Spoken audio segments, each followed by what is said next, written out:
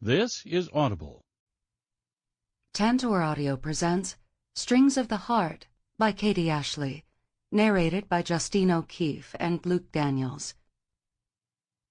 Sometimes I have the strangest feeling about you, especially when you are near me as you are now. It feels as though I had a string tied here under my left rib where my heart is, tightly knotted to you in a similar fashion. Charlotte Bronte, Jane Eyre. Never let anyone pull at your heartstrings unless they plan on permanently tying them to their own. Anonymous. There are strings in the human heart that had better not be vibrated. Charles Dickens. Prologue. Allison. "Go on, Allison," Mallory urged. "Yeah, do it now," Kim chimed in as she nudged me forward. I tore my gaze from staring out the ballroom's glass doors back to my two best friends. Their bright eyes danced with a mixture of excitement coupled with the champagne we'd been sneaking when the adults weren't looking. I'd downed 2 flutes myself, and it was strictly the bubbly fueling my courage at the moment to give in to their dares. "He's alone for the first time all night. It's the perfect time," Mallory said.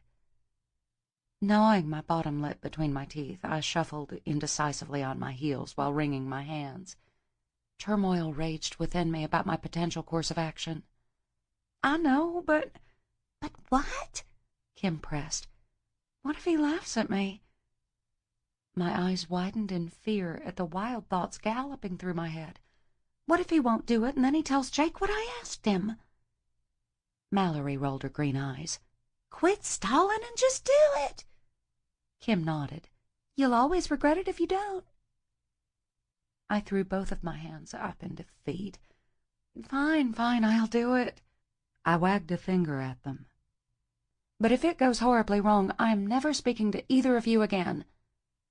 With a laugh, Mallory said, "Yeah, right." Glancing over my shoulder, I searched through the crowded room, teeming with party guests, for my parents. Relief flooded me at the sight of them completely occupied. Although intrigued by why my older brother, Jake, stood before them soaked to the bone in his dress suit with a sheepish grin on his face, I managed not to let my curiosity get the better of me for once. Instead, I focused on the task at hand. Just the thought of what I was about to do sent my spray-tanned legs shaking beneath the yards of satin on my Sweet 16 gown. I took a few deep breaths to try and calm my nerves. The last thing I needed was to pass out and have my dress around my head for all my friends from school to see. I'd picked the lavender perfection a few weeks before. It was exactly like what I had envisioned when I'd made sketches of my dream dress. The bodice was encrusted with silver sequins and beading, while the bottom of the gown flowed out, making me look and feel like a Disney princess. I tried my best to tune the voices of doubt out of my head. On my trembling legs that reminded me of the new colt at Jake's farm, I pushed myself forward and headed out the door into the courtyard. Standing in front of the sparkling fountain was the man I'd been in love with for the past 3 years. Rhys McGowan, the bassist for the world-famous band Runaway Train and my older brother's best friend. The man who had no idea how I truly felt about him because all he saw me as was Jake's kid sister. But that was all going to change. Tonight, I was going to make him see me as more. For a moment, I could only stare at his broad back, watching his movements as he smoked his cigarette. In an instant, I was transported back in time to the first time I'd met him. My older sister Andrea and I had gone up for a week-long camp out at Jake's farm. I didn't know at the time that he had invited his new bandmates to come along. The guys were just starting out, playing weekends at Eastman's Pub in downtown Atlanta. I knew AJ because he was our next-door neighbor when I was little, but the other 2 guys, Braden and Rhys, I'd never seen before. The moment Rhys stood up from his lawn chair and held out his hand to me, I was a goner. I liked every single thing about him, from his bygone-era manners to his wavy dark hair and chocolate brown eyes. He was younger than the other guys, and Somehow that made him seem more accessible to my teenage self. But my love for him was sealed the next day, the day he became my true knight in shining armor. During a swim at the waterfalls on Jake's land, I was deep under water when I swam by a downed tree and became entangled in the branches. Panicking, I flailed left and right, but I couldn't seem to get loose. And then out of nowhere, Reese's strong arms pulled me free. When I reached the surface, I was coughing and sputtering between fearful tears. "Hey now, don't cry, you're okay," he had said, pulling me against his bare chest. I'd melted against him. Even after I could breathe again and knew my life was no longer in danger, I couldn't bring myself to tear away from him. Instead, I kept trembling all over from my growing feelings, which Reese mistook as me still being shaky from almost drowning. When he started rubbing wide circles over my back, I sighed with contentment. I jumped at the sound of a voice behind us. "What the fuck do you think you're doing?" Jake demanded. A chuckle rumbled through Reese's chest. "Easy, man, I'm not putting the moves on your baby sister."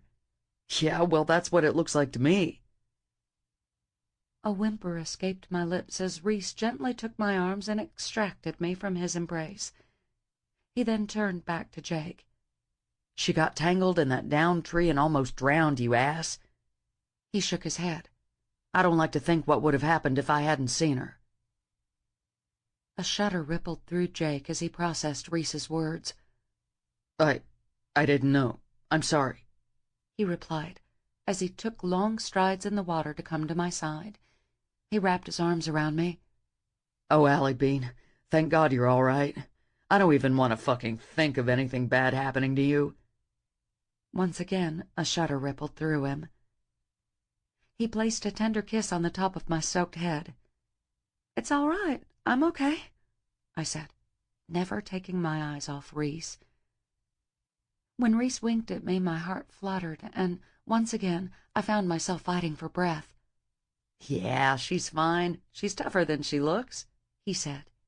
"Come on, let's get you inside," Jake said.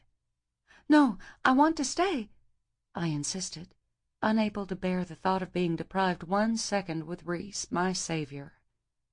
"Are you sure?" Jake asked, concern etched on his dark brows. "Hell, Jake, quit babying her. She said she's fine," Reese countered. "Fine, but just be careful, okay?" Jake replied. I bobbed my head. "I will, I promise." With a final glance at me, Jake swam back over to where the others were. As Reese turned to me, the sunlight hit the water droplets on his face, causing him to have an almost angelic glow. He gave me a beaming smile. "Stick close to me and you'll be fine. I won't let anything happen to you." "Thanks," I murmured. Now, 3 years later, I still loved Reese with all my heart and soul. Of course, he didn't actually know how I felt about him, and there was no time like the present to let those feelings become known. "Hi, Reese," I said. At the sound of my voice, he whirled around. "Hi, Allie Bean," he said, tossing his cigarette to the ground. As he stomped out the glowing embers with his shoe, I wrinkled my nose, both at the smell of the smoke and at him using Jake's old nickname for me. "What are you doing out here?" I shrugged. "I could ask you the same thing." "Well, I decided to have a smoke after finding your brother and Abby swimming in the fountain." I widened my eyes in surprise. "Is that why he's all wet?" Reese laughed. "Yeah, it is. Not sure how they both ended up soaking wet, but I'm sure there's a pretty good story about how it happened." He winked at me. "Maybe even a naughty one." A warm flush filled my cheeks at his words and gesture. From the smoldering looks Jake had been giving his new girlfriend all night, I could imagine there was definitely something naughty behind why they ended up in the fountain. But I had also been glad to see the way he looked at her with love in his eyes, too. Since I was a romantic at heart, I hoped he had found someone to settle down with. Shifting on my heels, I cleared my throat. "I just wanted to say thanks again for playing at my party. It was amazing." Reese grinned as he reached in his pocket. After he dug out a tin of mints, he popped a couple in his mouth. When he offered me one, I shook my head. "You're welcome," he said. Taking a few tentative steps closer to him, I said, "You always seem to be doing nice things for me. I mean, you saved me all those years ago, and now you're making my sweet 16 something that everyone will be talking about at school on Monday." Regardless of the fact that Jake would have whipped my ass if I had said no to your party, I was glad to do it. He cupped my chin. "Anything for you, Allie Bean." His simple touch sent my heartbeat thrumming wildly in my chest. Since it seemed so loud in my ears, I hoped that he wouldn't be able to hear it over the roar of the fountain. "I'm glad to hear that," I whispered breathlessly. "I have something for you." You do?" He cocked his dark brows at me. "Do you think I'd come play at your birthday party without getting you a gift?" "The fact you came and played is more than enough of a present," I countered. He reached in his suit pocket again.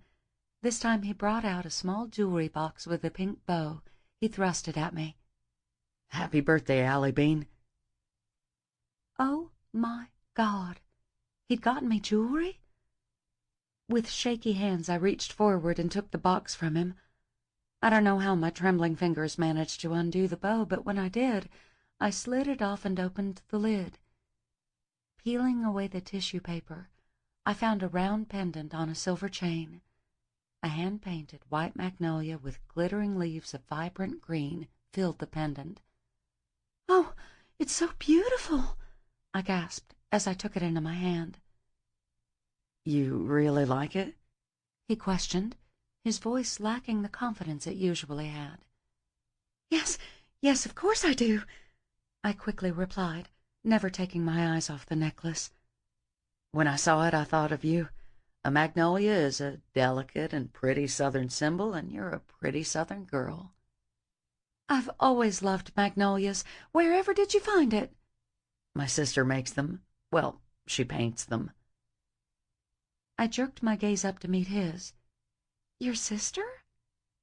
In the 3 years I'd known Reese, he'd rarely talked about his family, least of all mentioning a sister. I had assumed that he was an only child.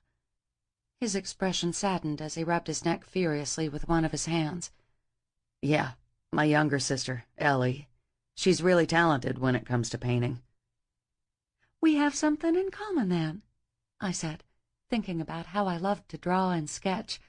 My dream was to one day become a fashion designer and have my own clothing line. "Yes, you're both artistic," he murmured softly. Sensing that was all I was going to get out of him, I smiled and replied, "Please thank her for me and tell her what beautiful work she does." Gratitude replaced the sadness on his face. "I will." I held out the chain. "Will you put it on me?" He frowned. "But it doesn't match your dress." "I don't care. I want to wear it." "You seriously want to wear it now?" he asked incredulously. There was something so endearing about how much he wanted the necklace to please me. It made me want to throw my arms around his neck and smother his face with grateful kisses. "Of course I do. I think it's my most favorite gift I've received tonight." As he took the chain from me, his lips quirked up as if he was smirking at me. "I think you're just humoring me." Furiously, I shook my head from side to side, trying to show him my sincerity. "No, I'm telling the truth, I promise." I turned around and lifted up my mass of loose curls so he could put the necklace on me. Once I heard the clasp fasten closed with a snap, I turned around. "Thank you, Reese. I'll always think of you when I wear it." He gave me a genuine smile that melted my heart. "You do that." As I absently ran my fingers over the magnolia, Reese asked, "Now, was there a reason why you came out here to see me, Allie Bean?" My fingers froze as I felt a warm flush fill my cheeks. "Oh, never mind. It wasn't important." "Sure it was." I nibbled on my bottom lip. "I just wondered if you would—" I swallowed hard, trying to muster my strength. "If I would what?" Reese prodded. "Give me a birthday kiss," I whispered. When a beaming smile lit up his face, I felt like I might combust. "Well, I'm happy to oblige your request, young lady."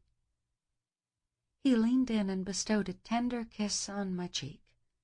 I couldn't hide my disappointment, and I guess he noticed when he pulled back.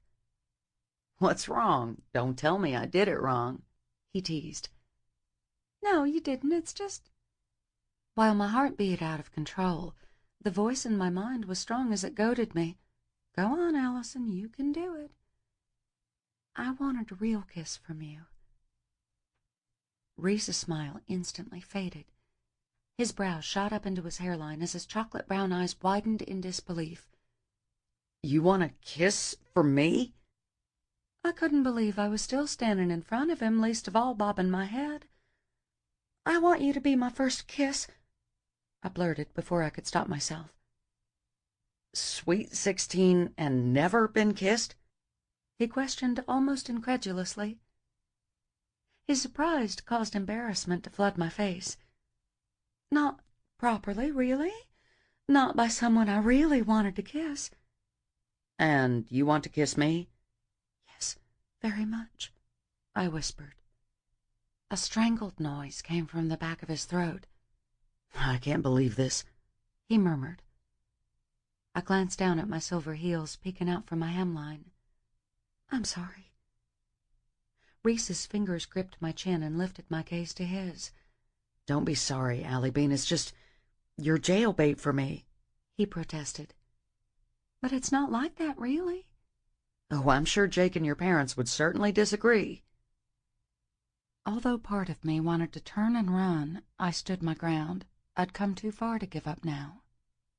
"It's just a kiss. No one will ever have to know but you and me."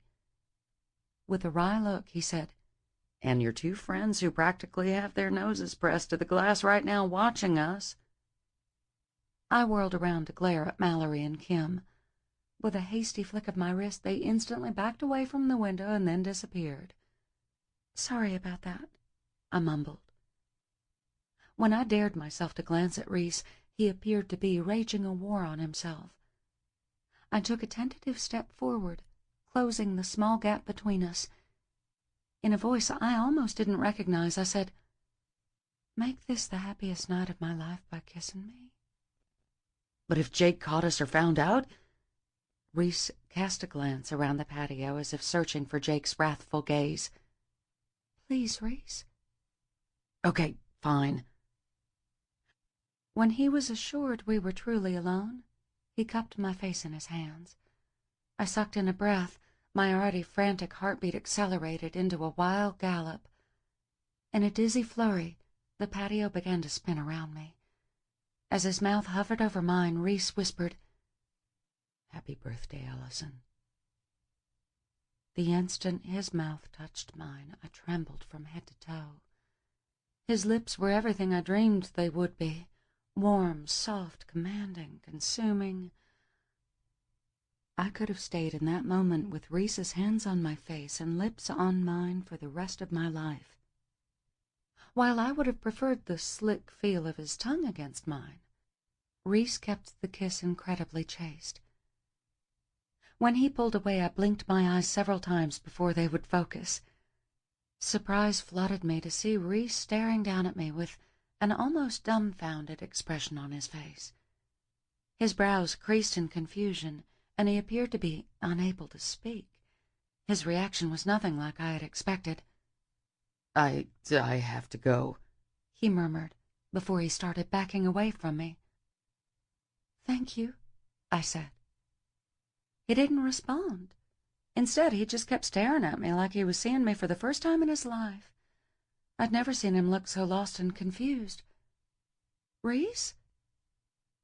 He got to the door of the ballroom before he finally turned around. With his back to me, he reached for the door handle. His hand hovered there for a moment before he glanced at me over his shoulder. His eyes still held the wild, confused look he had earlier. "You're welcome, Allison." Before I could say anything else to him, he ducked back inside the ballroom. Alone, I tried to sort through the out-of-control emotions careening through me. Long after Reese had disappeared back inside, I still remained by the fountain.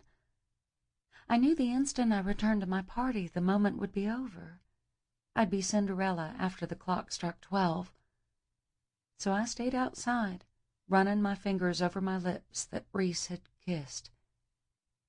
As I thought about his reaction, I could only hope that he had felt more than he had imagined, that in that moment he had seen me as more than Jake's little sister, as someone he could one day be with. Deep down I believed that someday we would be together. All the things that kept us apart for now, my age, what my parents and Jake would think, his celebrity status, they wouldn't matter. Regardless of the heartache to come, one day he would really be mine. 1. Reese. 4.5 years later. The tour bus jostled over a patch of uneven pavement, yanking the delicious, illicit dream of a beautiful, yet faceless brunette out of my mind. Although the dream faded into foggy wisps of images, I didn't even have to shift my hips to realize I'd sprung a massive morning boner. With my eyes still closed, I craned my ear to take in the sounds around me. Normally, a morning jerk-off session wouldn't have been an issue when I rode along with Eli and Gabe on the Jacob's Ladder bus, the reigning bachelor's oasis that harbored scantily clad women and free-flowing booze. But they had stayed back the night before in Nashville instead of following us on to Louisville, so I had to bum a ride on AJ and Mia's family-friendly bus, which meant I could be interrupted at any moment by a toddler or screaming infant. Just when I thought it was safe enough to let my hand trail over my bare chest and under the covers, a tiny voice shouted, "Uncle Weiss!" I had only a millisecond to react before the curtain to my roost was jerked away, and my drowsy world was invaded by AJ's precocious 3-year-old daughter, Bella. Somehow, in my hazy state, I had the presence of mind to bunch the covers around my waist to shield her innocent eyes from my unfortunate morning wood. When I reluctantly popped open my eyes, Bella pounced on me. "Oof! Easy, Bells," I grunted. "Wake up time," she ordered. She propped her elbows on the mattress while swinging her legs back and forth. I groaned. My idea of when it was time to get up and hers was much, much different. Of course, there was no way in hell I'd be able to get up in front of her. Boxers or no boxers, there'd be too much explaining to do, and she was just the kind of inquisitive kid to want to know what was going on below my waist. Shifting my hand under the covers, I winced as I cupped myself to keep the sheet from tenting. Cocking her head, Bella's dark eyes curiously surmised me. "Do you have a boo-boo on your pee-pee?" Fuck me. Was this seriously happening? How the hell was I supposed to answer that question without it resulting in AJ kicking my ass? Pausing for a moment, I tried to find a way to work her question to my advantage. Yeah, I do. Hurts pretty bad, too, so I better lie here a little while longer and let it get better. When she started to crawl onto my bunk, I shook my head. "No, don't wait for me. You go and get some breakfast." After a moment's contemplation, Bella asked, "Want Mommy to come kiss it and make up at her?" "Oh, hell no!" I cried, jerking my arm over my eyes to try to bleach out the mental image of Mia anywhere near my dick. Sure, Mia was fine as hell, but she was AJ's wife and a mother. You just don't fantasize about a chick once you've accidentally walked in on her breastfeeding. Since both her father and mother had mouths like sailors, Bella didn't even bother chastising me for cursing like Jude and Melody would have. Instead, she frowned. "Why not? When I have boo-boos, Mommy makes her feel better when she kisses it." AJ! I bellowed at the top of my lungs. At this point, I didn't care if I woke up baby Gabby. I needed him to get Bella out of here ASAP. Thankfully, he appeared almost instantaneously to put me out of my misery. "What's wrong?" he asked. I opened my mouth to explain, but Bella beat me to it. Uncle Reese feels bad because he has a boo-boo on his pee-pee. Why don't you kiss it and make it better, Daddy? AJ's dark eyes widened to the size of dinner plates. His mouth opened and closed a few times, but he didn't manage to get any words out. Finally, he sputtered, "No, I will not be kissing his pee-pee." He then turned his wrath on me. "What the hell are you doing talking about your pee-pee with my daughter?" he demanded. I held up my hands defensively, but then quickly dropped one when I realized I needed to keep one hand on the blanket. I didn't bring it up, she did, right after she busted in on me trying to hide my morning wood. Scrunching up his nose, AJ's expression morphed into one of disgust and anger. "Jesus, dude, could you tone it down? You're on the bus with my kids." Rolling my eyes, I snapped, "Like I have any control over that shit." While AJ opened his mouth to argue with me, Bella tugged his hand. Her lips had pulled down in a frown. "But why won't you kiss his pee-pee, Daddy?" "Because you just don't kiss pee-pees, ever." He gave her a serious look. "You certainly should now, and especially not even when you're older." I couldn't help the snort that escaped my lips. "Yeah, right. Like you would want Mia to adopt that mantra," I muttered under my breath. He shot me a death glare while Bella threw up her little hands dramatically, looking a lot like her mother when she was frustrated. "Fine. I was only trying to help." When she started to stomp away, AJ snatched her up and started tickling her, causing her to dissolve into giggles. "Stop, Daddy." "Not so fast, mija.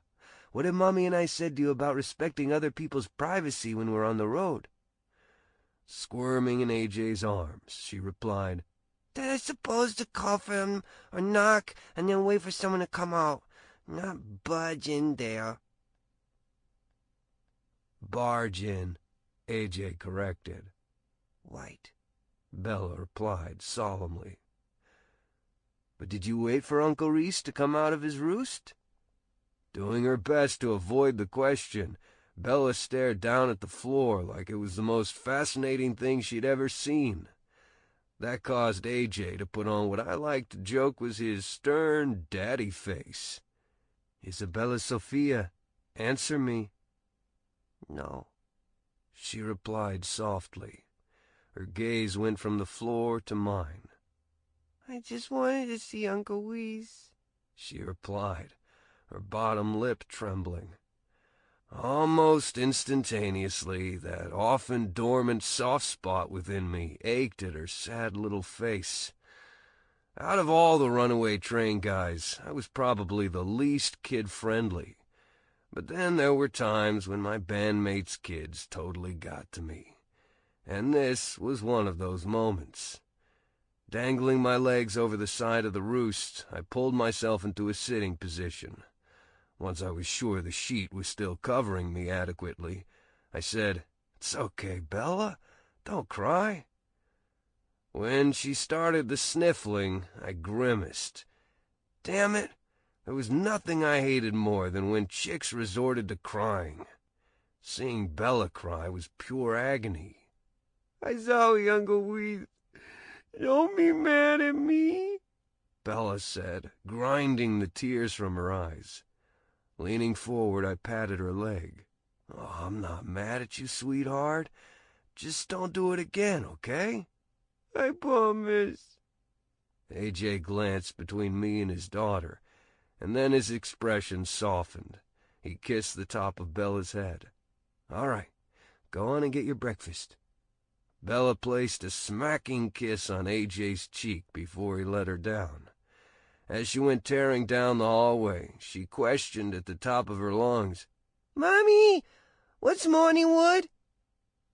At the sound of Mia's shriek of horror, AJ groaned and rubbed his hand over his face. Maybe having Mia and the girls out on tour wasn't the best idea in the world. I laughed. I think it was going fine until Bella achieved mastery and comprehension in talking.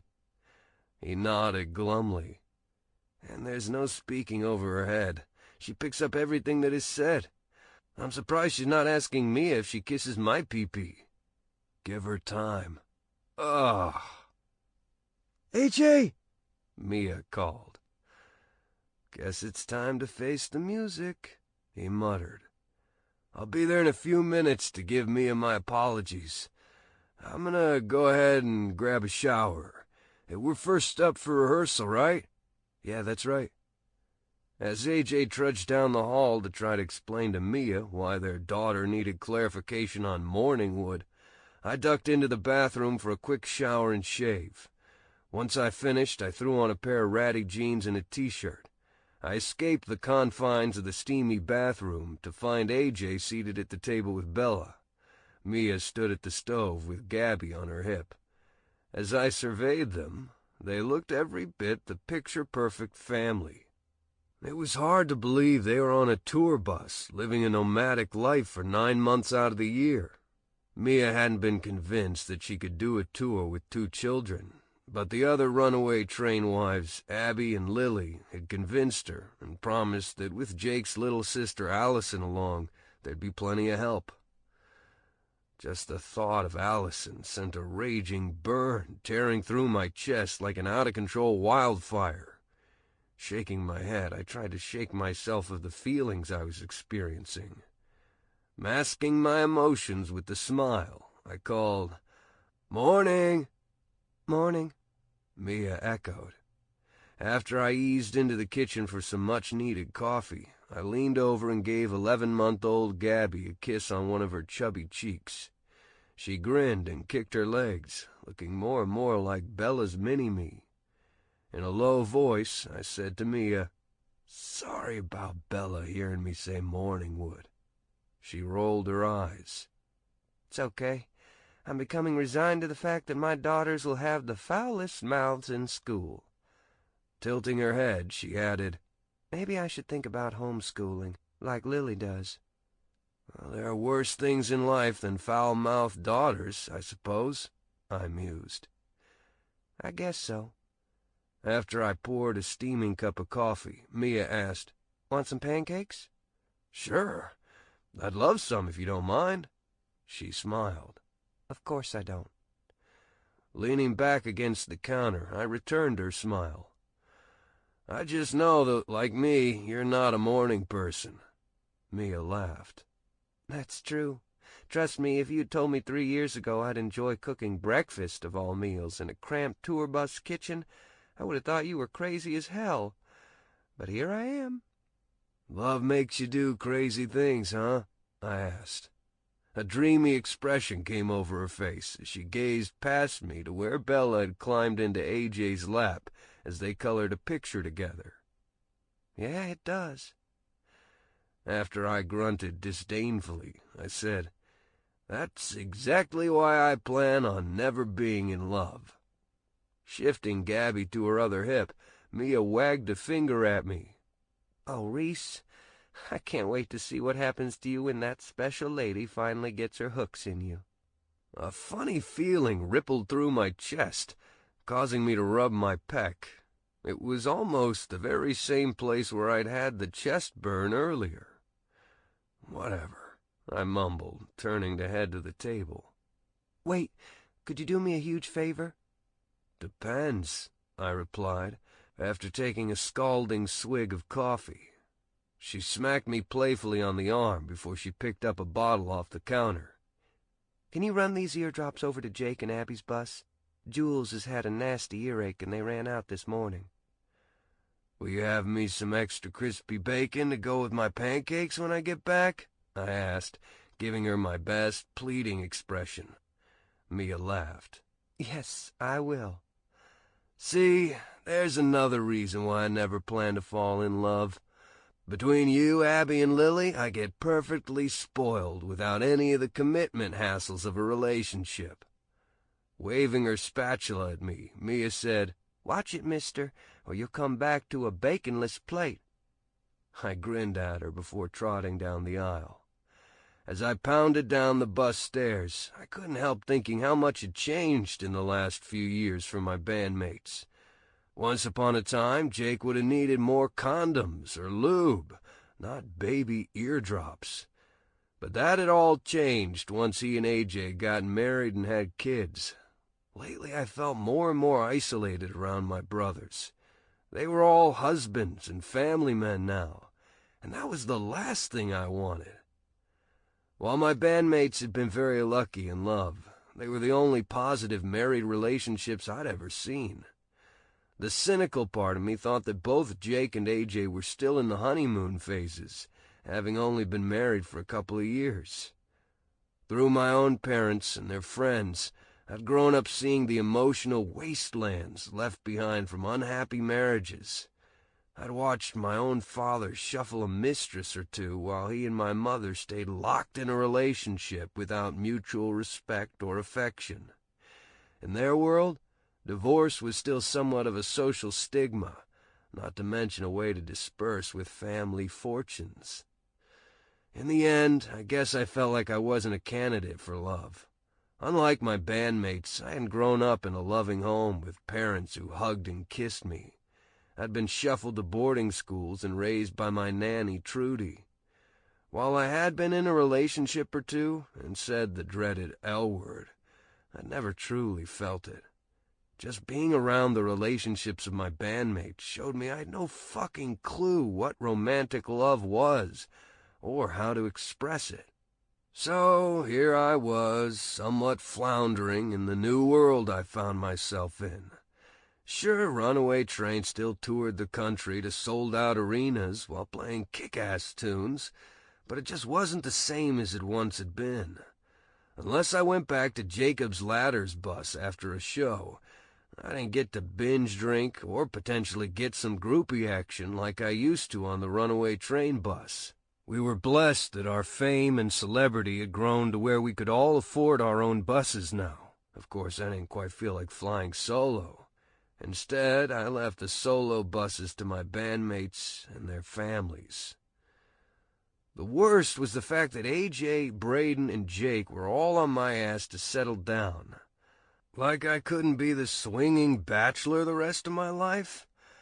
I guess at 27 I should have been thinking of getting married, but it was really the last thing on my mind.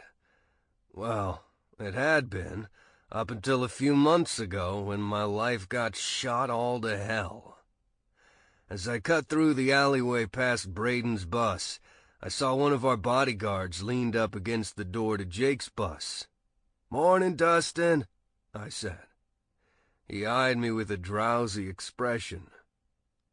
"You're up awfully early this morning," he mused. "I have an alarm clock, named Bella." He laughed as he unlocked Jake's bus. "Those are the worst kind. They don't have a snooze button." "You got that right." The musical sound of a cartoon greeted me as I shuffled up the bus steps.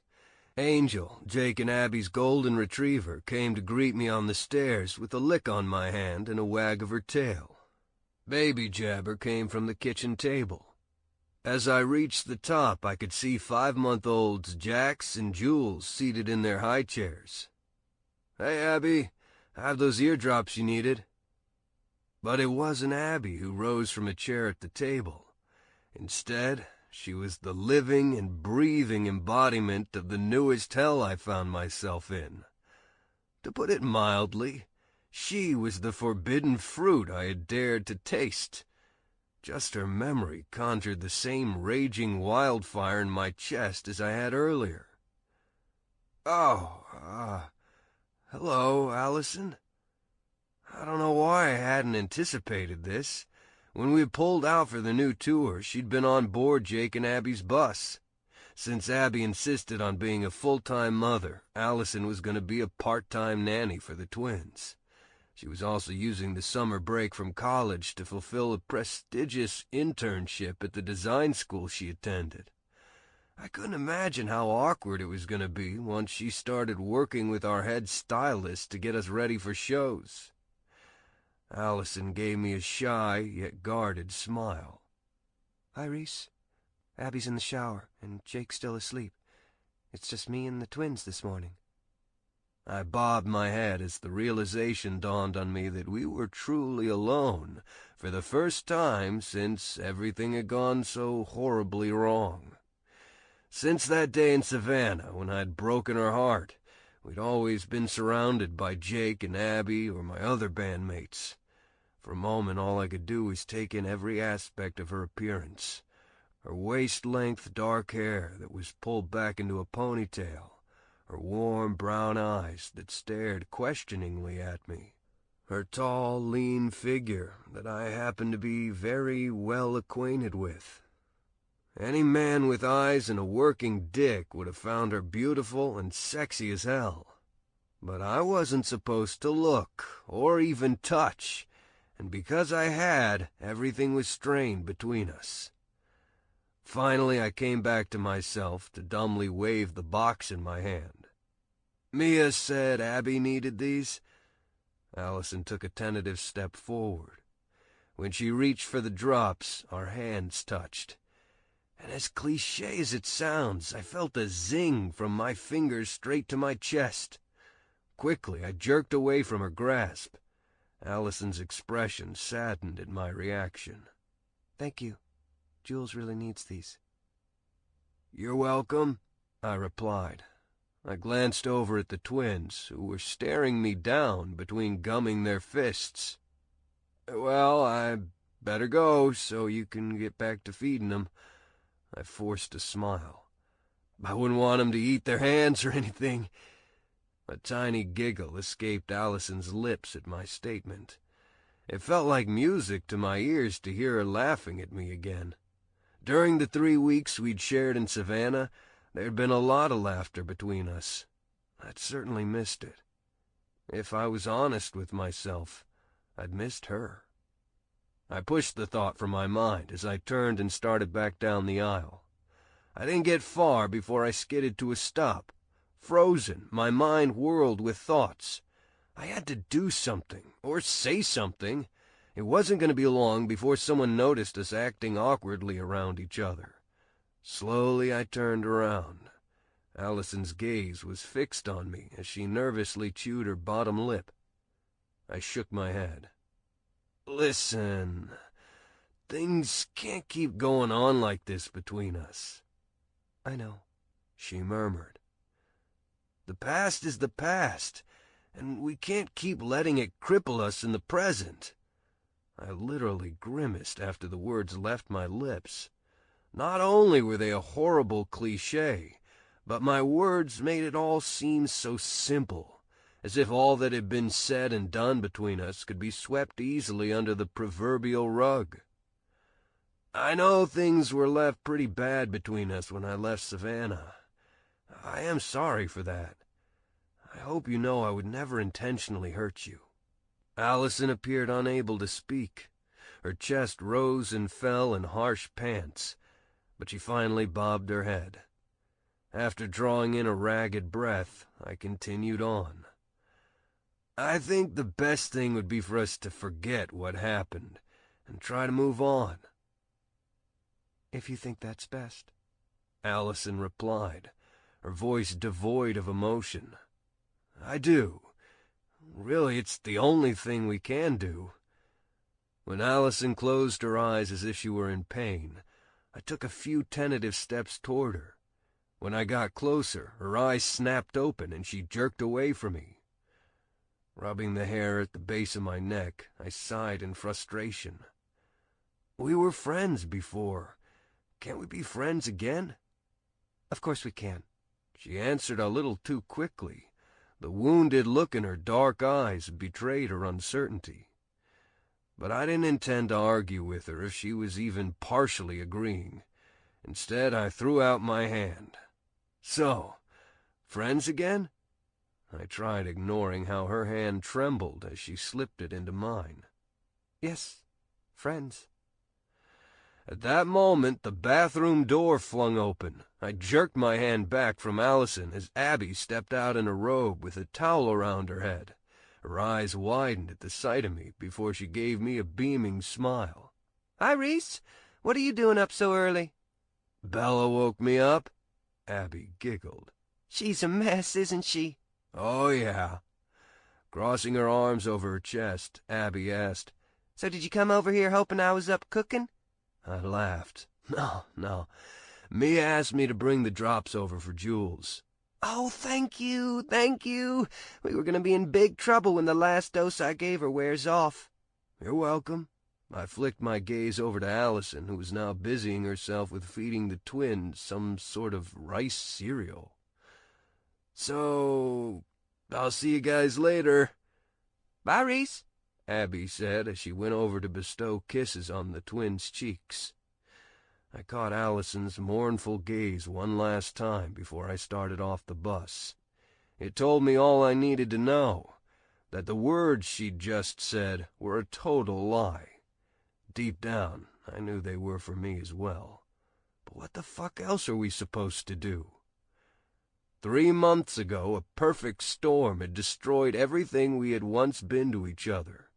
A homesick girl all alone in Savannah, my parents' loveless world of perfection and excess, and a bottle of silver tequila became the ingredients that fed the storm that forever changed our lives. And now, like the strings on a once finely tuned instrument that had bowed under the tension, we were broken, if not ruined. 2. Allison. 3 months earlier. As I lounged on the wooden railing of the wraparound front porch, I fought the urge to cry for the millionth time today. Nibbling on my bottom lip, I brought my legs up to rest my chin on my knees. In my hand I held the item that had set off my emotions yet again, my phone. Just as I was trying to delve into my assigned reading of a tome on the life of Coco Chanel, my phone had dinged, alerting me of a text. For most people, a picture of twins sporting matching onesies wouldn't necessarily cue the waterworks. But in my case, it was just a tangible symbol of the homesickness that cloaked itself around me like a heavy coat. At her baby shower, I had gotten my sister-in-law, Abby, a joke gift to go along with the other presents I'd bought my soon-to-be niece and nephew. They were a pink and blue onesie with the words, "Watch your language, asshole, I'm a baby." I had done the embroidery myself. Considering the mouth Jake had on him, coupled with his bandmates, I knew the twins were going to be exposed to a plethora of 4-letter words. Abby had squealed over the onesies, and even Jake had found them funny. I'd forgotten all about the onesies until the picture had come through via text of my almost 1-month-old niece and nephew sporting them, with Jake giving a double thumbs up over their heads. Immediately, an agonizing burn tore through my chest, and I wanted so much to be back home where I could hold them in my arms. Although my older sister, Andrea, had married 2 years ago, she hadn't had kids yet, so Jax and Jules were my first niece and nephew. It wasn't just the fact that I loved babies and children that made me want to be around them. It was more the fact that I was so very close to my family, especially Jake, that I needed to be with them. So, it didn't help that I found myself almost 300 miles away in Savannah. Not only was I so far from the twins, but the rest of my family, my friends, and everything I held dear in the world. I'd decided that instead of attending the satellite campus for the Savannah College of Art and Design in Atlanta, I needed to go 4 hours away from home to gain freedom and independence. With 10 and 12 years between me and both my half-siblings, I'd grown up pretty spoiled, not only by my parents, but by Jake and Andrea as well. I'd lived in an almost cocooned world of safety and comfort for almost 21 years. There was a part of me that felt to truly mature and grow as a person, I needed to clip the strings that were tied so tightly to my parents. I needed life experiences outside of the comfortable suburb I'd grown up in. Looking back now, I had been utterly delusional. Practically the moment my parents' SUV, coupled with a U-Haul, left the driveway of my new home, I realized I'd made a huge mistake. Now, 2 months later, my misery still hadn't dissipated. Of course, it also didn't help I was licking my wounds from a breakup with my boyfriend of 6 months right before leaving home. So now, I was in a strange city without my friends, family, and a boyfriend. More than anything in the world, I wanted to be back home where everything was familiar and comfortable. In the end, I guess you could say I wasn't a big fan of change. A lot of people in my situation would have just accepted defeat, thrown in the towel, and gone back home with their tail between their legs. But I wasn't that kind of person.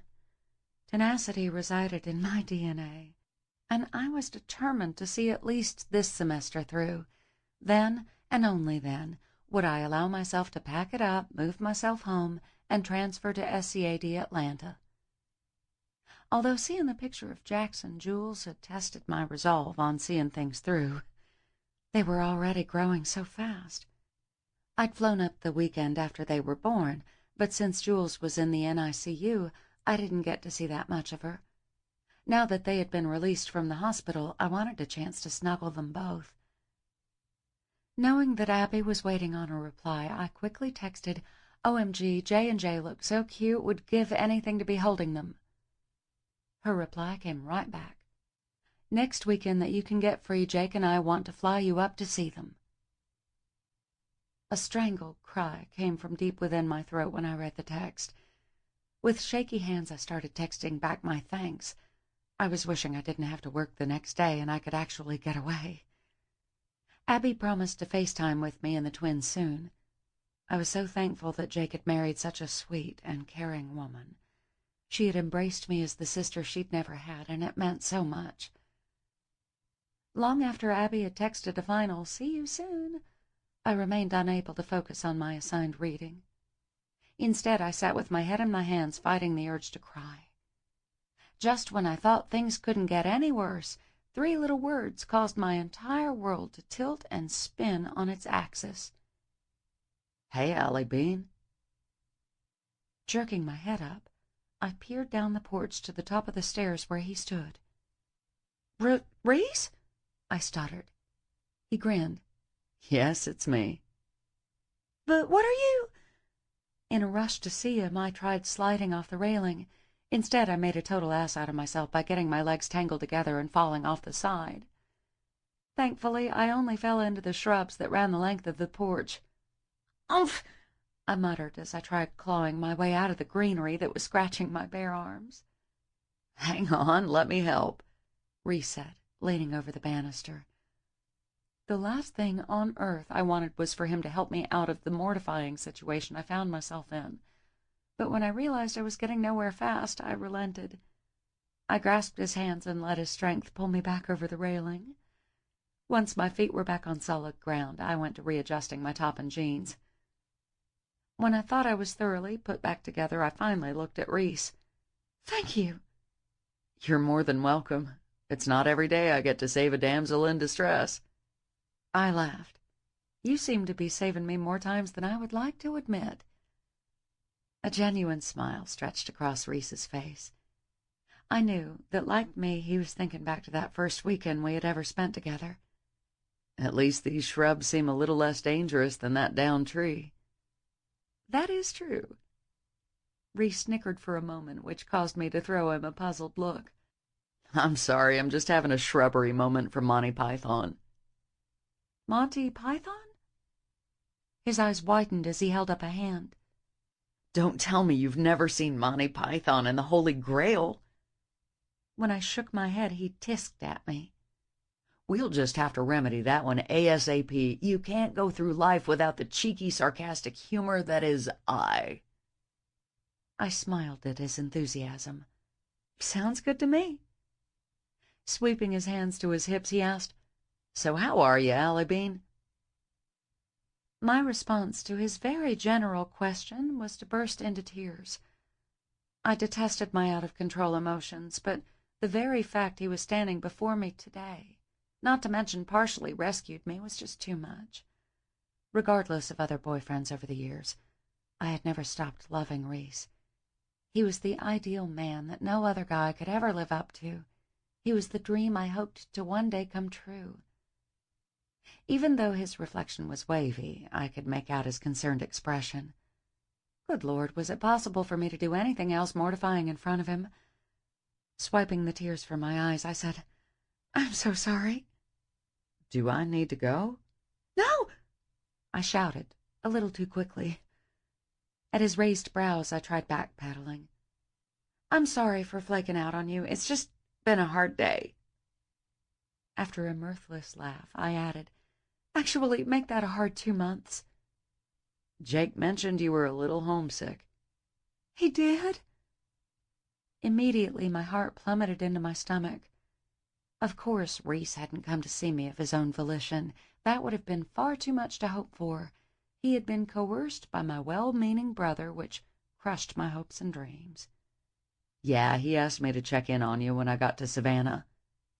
"When did you get into town?" "Just this morning." "And you came so soon?" I couldn't help asking while trying not to let my traitorous heart get too excited. Reese smiled. "Of course I did. Jake's my family, and that means you're my family, too." He patted my cheek. "Truth be told, I couldn't bear the thought of you homesick and miserable." "That's so sweet," I murmured. Cocking his head, Reese said, "Well, it would be pretty unchivalrous of me to say that you're a good excuse to get out of the house and away from my fucked-up family, right?" "Just a little." "So I guess the crying jag there tells me all I need to know about how you're holding up." I sighed. "Yeah, pretty much." Fiddling with his collar, Reese said, "Jake also said you'd just been through a breakup." I swept my hands to my hips. "Was there anything Jake didn't tell you?" "He just said you were homesick on top of the fact your boyfriend broke up with you because he didn't want to do the long-distance thing." With a laugh, I replied, "The long-distance thing is just what I told my parents and Jake. There was more to the story." "Oh?" "Since you're Mr. Inquisitive today, I'll give you the full scoop. Then you can decide if you'll report in all the details to Jake." Reese chuckled. "All right, Miss Sassy, hit me with it." "Mitchell didn't think our sex life was adventurous enough, so he wanted me to start going to this private sex club his father belonged to." Reese's usually tan skin paled, and he staggered back. "Fuck me, I didn't need to know that." "Well, that's the truth about what happened. We actually broke up a few weeks before I left, but I figured my parents could handle that story better. I mean, if Jake found out, Mitchell probably wouldn't need to worry about his sex life because Jake would render him dickless." After staring in disbelief at me for a moment, Reese finally threw his head back and howled with laughter. "Yeah, you got that one right. Of course, I'm tempted to find this asshole myself. Who the hell does he think he is trying to corrupt you like that? He should be happy some beautiful girl wanted to waste her time with him at all." My heart beat wildly like a jackhammer in my chest at his words. "Thank you.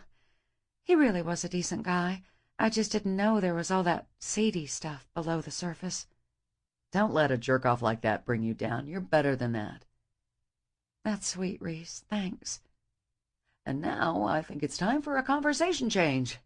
Somehow I feel like I fell into the Twilight Zone by standing here talking about sex with you."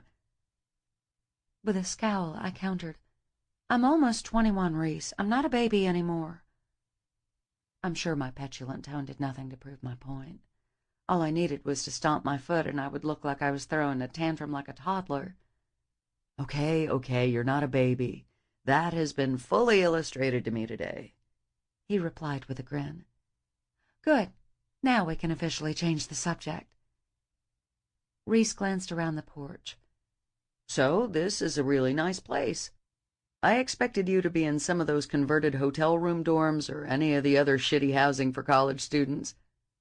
I laughed. "I lucked out on finding this place in a Craigslist ad of all things."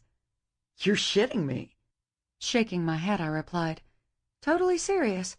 Of course, after I met the owner, Cassie, I wasn't too surprised that she listed the room like she did." Cocking his brows, Reese inquired, "Is she an eccentric old woman with a house full of cats?" I grinned. Actually, she's 25. She rents out 4 of the 5 bedrooms. Nice. My parents were much more sold on me living here than in some of the SCAD dorms, especially since I lived at home the past 2 years commuting to Georgia State. With a wink that got my poor heart stuttering and sputtering again, he said, "They wanted to keep their little angel out of temptation and trouble when she went away from home for the first time." Something like that. As Reese leaned in closer, an impish look twinkled in his eyes. "Tell me, Allie Bean, how much trouble have you been up to? I promise it'll just stay between you and me." "Huh, like I'd fall for that one," I countered. "Scout's honor," he replied, holding up the 3-finger salute. With a sigh, I leaned back against the banister.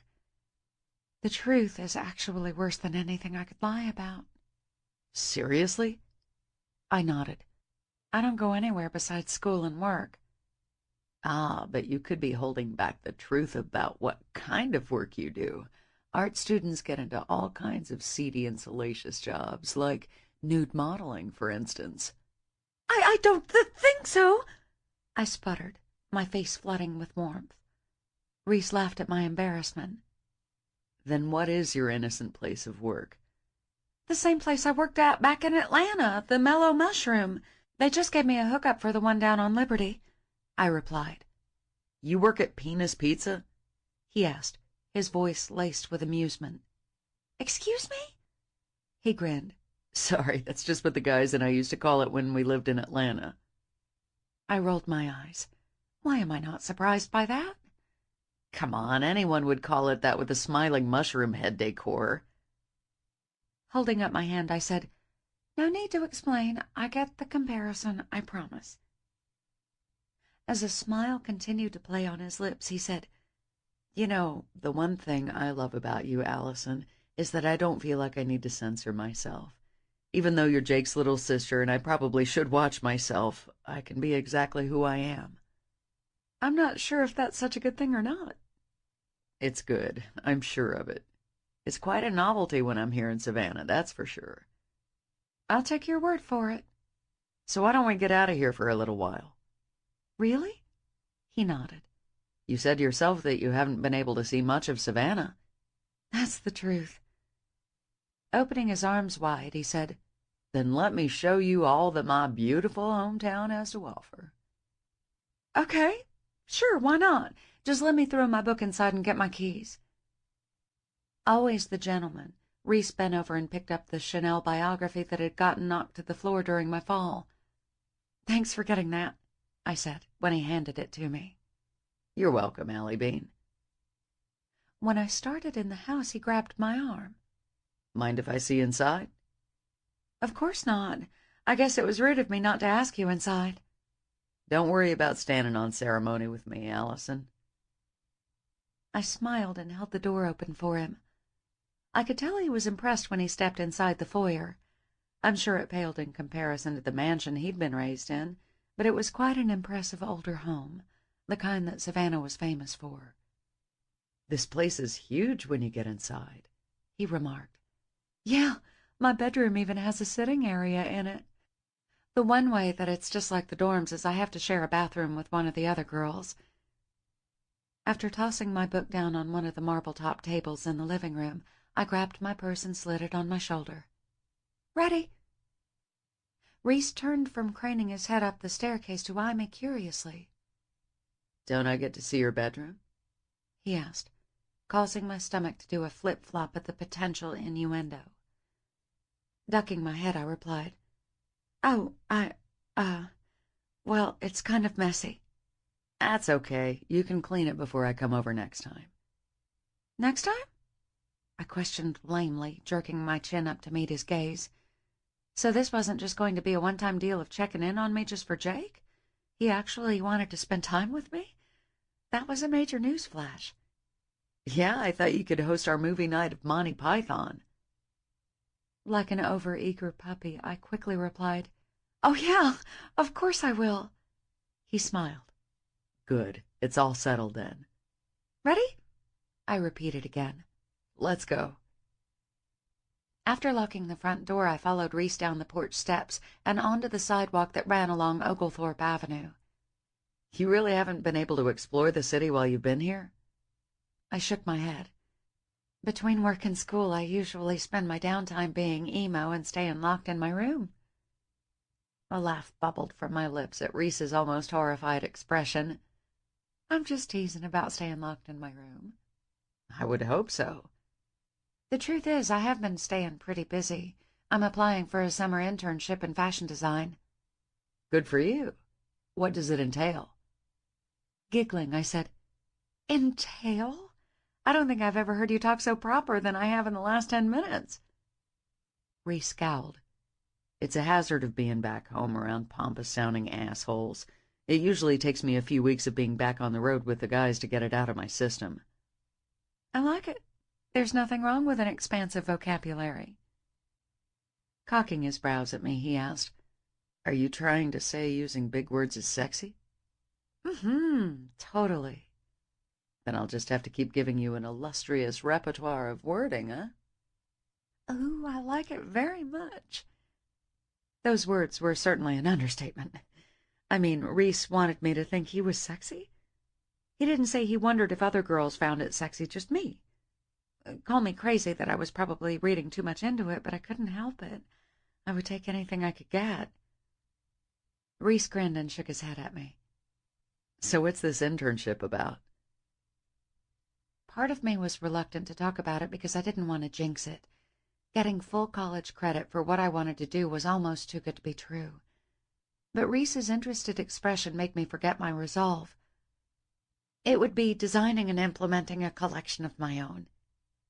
That sounds intense. It is. I would receive credit not just for this summer, but it would also take the place of several other fashion design classes. Who would you be working for? Here was the kicker of revealing everything. After nibbling on my bottom lip for a moment, I replied, Runaway Train? Huh? He asked, his expression waxing confusion. I would be designing and making some of the wardrobe for Runaway Train and Jacob's Ladder. I would also be doing hands-on work with a current stylist. Does that mean you'd be touring with us? Yeah, it would. Reese's expression was hard to read. It seemed like many different emotions filtered through him. When he smiled, I exhaled a breath of relief. That sounds like an amazing opportunity, Allison. Really? Hell yes. I mean, it's one thing getting to come out on tour and work firsthand with a tried-and-true designer and stylist, but then there's the fact that you would be creating your own collection at your age. That's very impressive. You sound as if it's a done deal, and I've already gotten it. I won't know for a few more weeks if I'm accepted or not. There are a ton of applicants, too. Shaking his head, Reese said, There's no doubt in my mind you'll get it. But how do you know how good I am at fashion design? I don't have to know how good you are at it. I know you, and that's plenty enough to tell me that you're one of the candidates at the top of the list. I couldn't help feeling extremely flattered by his high praise of me and my abilities. Thank you for believing in me. No need to thank me, Allie Bean. He cocked his head at me. Now are you ready for our tour? As ready as I'll ever be, I replied with a smile. After taking a left, Reese motioned at an imposing mansion. Do you know what that is? I nodded. The Juliet Gordon Low house. The founder of the Girl Scouts lived there. He smiled. See, you're not totally lost about Savannah culture and landmarks. I never got to go inside it, though. Tilting my head, I asked, Want to be my tour guide there? I would love to. After peering at the sign giving tour hours, he then glanced down at his expensive-looking watch and grimaced. Unfortunately, it's 4 and just closing. Flashing a grin, he said, I could try to use my VIP status, but I'm not sure how many of the tour guides would actually know me. I'm sure a lot of the Girl Scouts would. Runaway Train's audience is pretty vast on the age scale. Maybe. Well, bummer on the tour. Guess that means you'll have to bring me back another day, huh? I teased. With a roll of his eyes, he replied, You act like it would pain me to spend time with you. That is not the case. Really? I asked, as my heartbeat sped up. Of course not. Plus, I love history. As I dodged out of the way of some Girl Scouts leaving the museum gift shop, I eyed Reese curiously. I never pegged you as a history buff. He laughed as he shoved his hands in his jean pockets. Actually, I'm pretty sure I was more of a history nerd. I couldn't help laughing at the absurd thought of him being a nerd. Sure, it would seem from the way he had been speaking very formally and properly this afternoon that he could be a nerd. But at the same time, I'd spent lots of downtime with him, and he was the furthest thing from a nerd. That wasn't just my crush talking either. You can laugh, but seriously, I have photographic evidence of my nerddom, Reese argued. I find it very hard to believe, considering who you are now, that you were ever, even remotely, in the category of a nerd. Reese tisked at me as he checked left and right for traffic. I'm going to gloat pretty badly when I show you the pics and get to say I told you so. We'll just have to see. We then stepped into one of Savannah's many squares, Wright Square, as Reese was quick to inform me. He practically dragged me over to a giant rock sitting to the right-hand side of the square. This is the rock dedicated to Tomochichi. When English settlers arrived in Savannah in 1733, he was the Yamacraw chief who gave them assistance. This stone was erected over 150 years after his death. As Reese continued rattling along about Tomochichi, I tried to feign interest when I frankly could have cared less. When he eventually finished, I cocked my head at him and grinned. "Ooh, talk nerdy to me some more," I teased. He laughed before playfully nudging me with his shoulder. Twerp. Patting the stone, he said, "What if I was to tell you that the stone had some mystical qualities?" "Seriously?" He nodded. The legend is that if you circle the stone 3 times while continuously saying Tomochichi, whatever you wish will come true. Sweeping my hand to my hip, I eyed him suspiciously. That sounds like a load of bullshit, like a very warped wish upon a star. Reese shrugged. It may or may not be, but isn't it worth trying a chance at having a wish come true? I glanced between him and the rock, not really believing that at 20 I was actually going to take superstition seriously. While looking at Reese, I could tell he was silently daring me to do it. "All right, fine." "You're really going to do it?" he asked, a little incredulity in his voice. "Oh, yeah, I'm doing it." He chuckled. "Guess that internship is a wish heavy on your heart, huh?" I fought the urge to laugh in his face if he thought that I would actually waste my wish on the internship. Sure, it was important, but there was nothing more important to me than finally being with him. Without another word to Reese, I reached out my hand and touched the stone. "Tomochichi, Tomochichi, Tomochichi," I began as I started speed-walking around the rock. When I made my first lap, I found Reese grinning at me like the Cheshire Cat in Alice in Wonderland. Ignoring him, I kept walking and reciting Tomochichi. Of course, while I might have been saying the dead chief's name out loud, it was Reese's name I was saying inside my head. Once I was finished, I took my hand off the stone and turned questioningly to him. "Now what?" "You just wait for your wish to come true." "Have you ever done it?" "Nope. Not even when I was a kid here on a field trip and the tour guides told us about it." "Why not?" He shrugged. "I guess I didn't have anything to wish for." "Well, that's just sad. Life is all about having wants and desires, isn't it?" "I suppose so. I just never gave much time and effort to thinking about them." It was so strange that I had known him for 7 years, spent hours and hours of time with him in different places, yet when it came down to it, I felt like I didn't know him at all. He was a puzzle that needed to be solved, but at the same time I had the feeling that some of the pieces were missing, pieces that I would somehow have to dig deep to unearth. "Where to now, Captain Tour Guide?" "River Street is just a few blocks down there." He motioned to the north. "Okay, sounds good." "I'll sweeten the tour by taking you into River Street Suites for a famous praline." I love pralines. I don't think I've been down on River Street since our 8th grade overnight field trip. "I think you're totally overdue for one then." As we continued the walk down to River Street, Reese pointed out different landmarks of interest. He didn't just keep it to a history lesson. He also told me great places to eat and hang out. Of course, I didn't care about any of the places unless he planned to bring me back to them. When we got down to the cobblestoned pavement of River Street, Reese and I stopped into a few shops. I especially enjoyed the ones with gag gifts and T-shirts. Once we'd laughed and dared each other to buy several obnoxious ones, Reese steered me into the huge candy store. The moment I stepped inside, I closed my eyes and inhaled deeply. "That smell is pure heaven," I murmured. He laughed. I would have to agree. After eyeballing the many delicious goodies under the glass, I decided on some chocolate-covered pecan clusters along with a caramel apple dipped in nuts. I also added a famous praline. As I munched on one of the samples of chocolate bark, Reese put in an order that caused my eyes to bulge. "What?" he asked. "You're getting all that for you?" "I've been known to have them ship stuff to me when I'm out on tour," he replied, getting out his wallet. "Who knew you had such a sweet tooth?"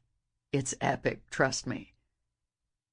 I couldn't help protesting when Reese had them ring up my sweets with his.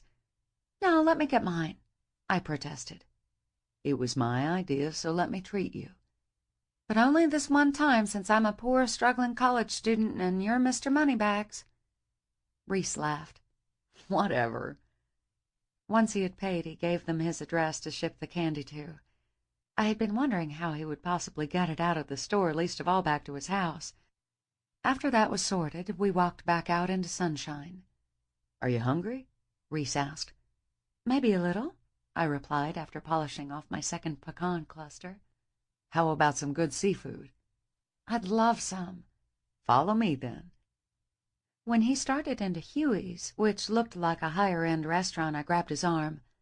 "No, I'm not dressed for this place," I hissed, motioning to my jeans and T-shirt. "It'll be fine." "No, Reese, please." His brows shot up. "Does it really bother you that much? Because I could give two shits about the way you're dressed, and I'm a VIP. A smile played on my lips at his words. "Are you sure?" I'd hardly call my Ralph Lauren shirt and shorts black tie. Besides, it's a tourist trap. Lots of people stumble in not realizing." "Fine, if you say so." "Trust me," he said, holding my gaze with his dark eyes. "Okay," I muttered lamely. He grinned as we walked up to the hostess stand. When the hostess glanced up from a pile of menus, she did a double take at the sight of Reese. I think it was safe to say she totally recognized him, not from being a hometown boy, but from his Runaway Train fame. "Oh, hi. How many?" "Just two. Can we get a table with a river view?" "Sure, yeah, 1 second." She wrote and rewrote some numbers on a whiteboard before grabbing 2 menus. "Right this way," she replied, with a megawatt smile that belonged on a Miss America contestant. As she started leading us through the maze of tables, I leaned in close to Reese. "I'm pretty sure your VIP status just jacked someone else's table for us." Reese chuckled. "I'm surprised she even recognized me. The bass player is never the noticed when in a band." I fought the urge to tell him that not all bass players were as hot as he was. Instead, I replied, "Here, I thought it was the drummer lost behind the kit." "Do you think AJ could ever be lost to fans?" I laughed. "Not really." The hostess motioned to our table, which gave us a great view of the river past the crowd sauntering down the street. Once she set the menus down, she swept a strand of hair behind her ear and smiled broadly at Reese. "Have a great dinner." "Thank you. I'm sure we will." Once she was out of earshot, I couldn't help laughing. "Frankly, I don't think she even noticed I was alive. She had total Reese tunnel vision." "You say that like it's a bad thing," he teased as he picked up his menu. "Now you're starting to sound like Jake or AJ." "That's an awfully cocky combination." I laughed. "Exactly." Glancing at my menu, I asked, "So what's good here?" "Since I've eaten your Nana's cooking before, I know you like Southern food." What kind of Southern girl would I be if I didn't enjoy collard greens and fried green tomatoes? Not a very good one, Reese replied. Waving his menu, he added, "This place is fucking fabulous when it comes to Southern food. The fried green tomatoes here are kick-ass. Plus, there's low country boil on the menu, so you should be able to get the greens I know you love." My stomach rumbled in appreciation at his words. Sounds good to me. Of course, everything looks good. When our waiter, with the name tag Lance, arrived, he had a starstruck moment as well at Reese's presence. "I know you're here to eat, and I don't want to bother you, but I'm a huge Runaway Train fan," he said, after he got our drinks and appetizer orders. "Thank you, that means a lot," Reese said politely. With the charm that I'm sure that had been bred into him from the time he was born, he added, "I'd be happy to sign something for you." Lance's eyes bulged, and he momentarily fumbled with his leather envelope for taking orders. "That would be awesome. Thank you. Seriously, thank you." He then proceeded to back into another waiter and almost mowed him down along with a tray of alcoholic beverages. I had to bring my napkin up to my face to hide my laughter. When I recovered, I put down my napkin and asked, "Who would have thought it would have been the guy who lost his shit for you rather than the girl?" "Oh, I guarantee she'll manage to find a way to slip her number to me." "You can't be serious." When he nodded, I said, "But you're here with me." He shrugged. "You could be a friend or a sister. To some women, it wouldn't matter if I was sitting here with a wedding band on." "That's disgusting," I huffed, while reaching for my glass of water. Reese chuckled. "Why are you getting so incensed?" "Because marriage is a sacred thing. A woman should see a gold band and understand that a man is off limits." When Reese raised his brows at me, I felt warmth flood my cheeks. With just that one action, he had made me realize the irony of my comment. After all, I wouldn't even be here if my parents hadn't had an affair. Obviously, my mother hadn't let the gold band on my father's hand stop her. With my gaze focused on the white tablecloth, I asked, "Mind if we change the subject?" "I'm sorry." "It isn't your fault." I glanced up to meet his gaze. I guess I should say that I truly meant what I said. Regardless of what my parents did, I think cheating is very wrong. It's something I could never do. Leaning forward, Reese patted my hand tenderly. "You don't have to worry about it. I know as well as anyone that we are not our parents." "You're right," I murmured. "Now why don't I tell you about Jack's peeing in my face when Jake made me change his diaper last weekend?" I giggled. "Oh no, he did?" Thankfully, the conversation then flowed just as easily between us as it had all day.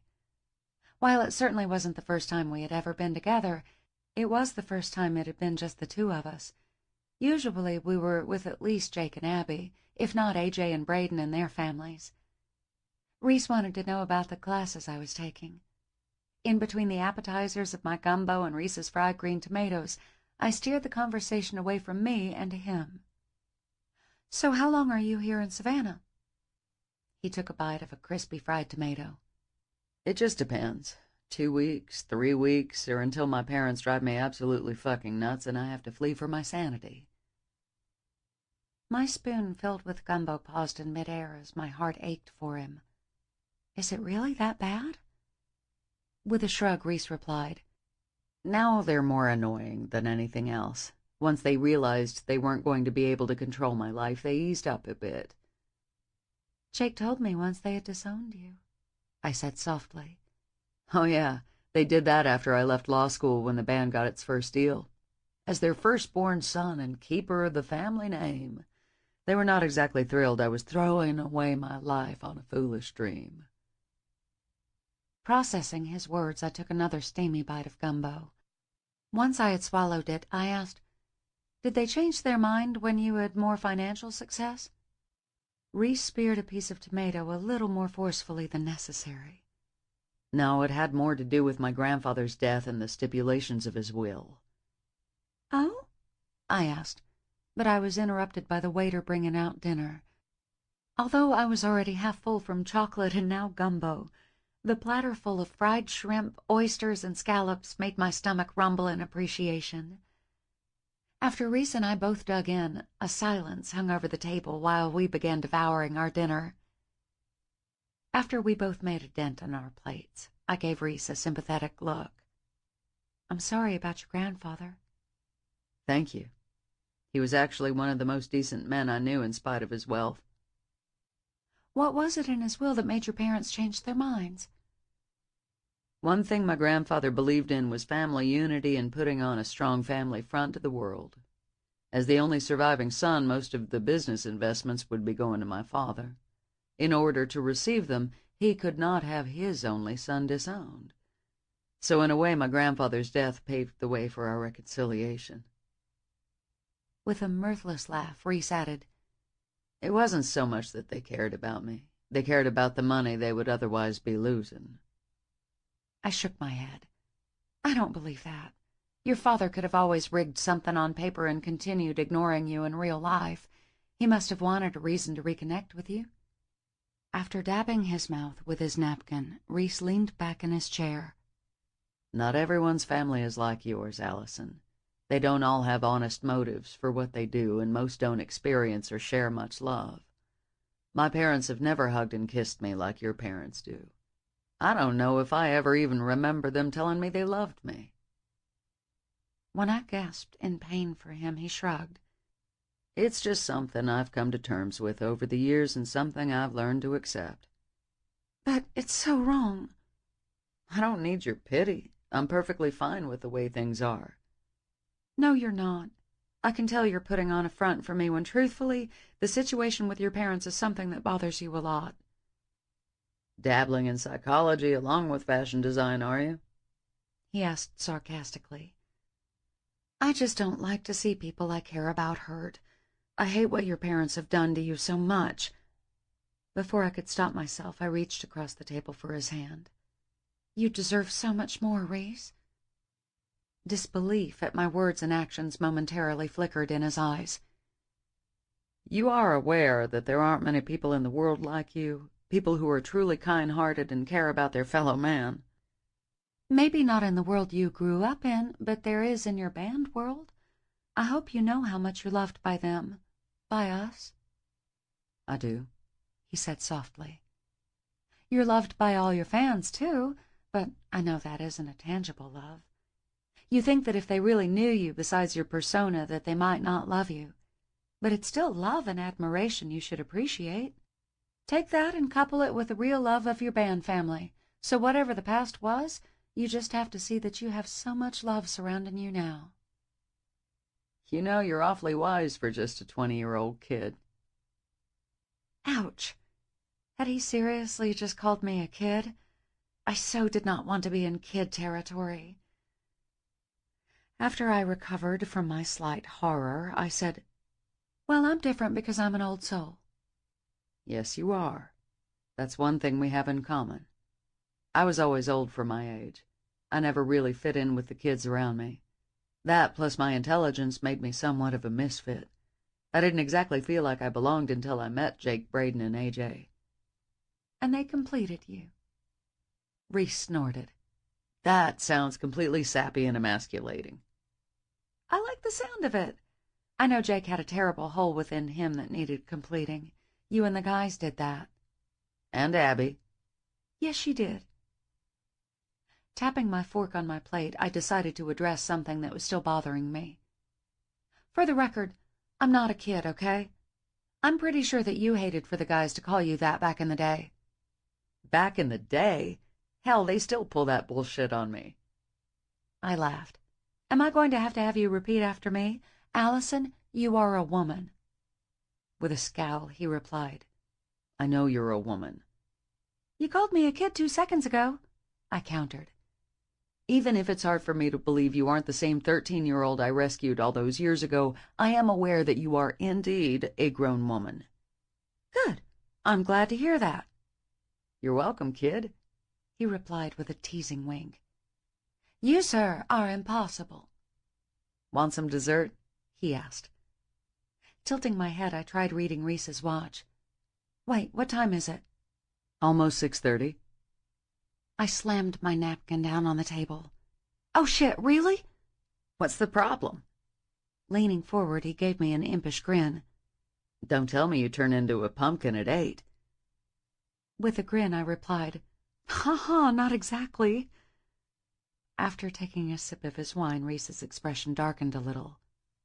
You didn't tell me you had a date tonight. No, it's nothing like that. Part of me debated lying to him and telling him I had to go to work.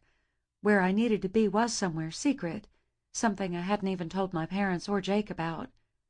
It wasn't something I was ashamed of, it was just something I wasn't sure how they were going to feel about it. When I continued to remain evasive, Reese said, Are you sure? You're certainly acting like there's some mystery man you have to get to. As he continued staring me down, I finally decided to give in. Do you promise not to tell Jake? Reese's dark eyes widened. You're doing something Jake doesn't know about?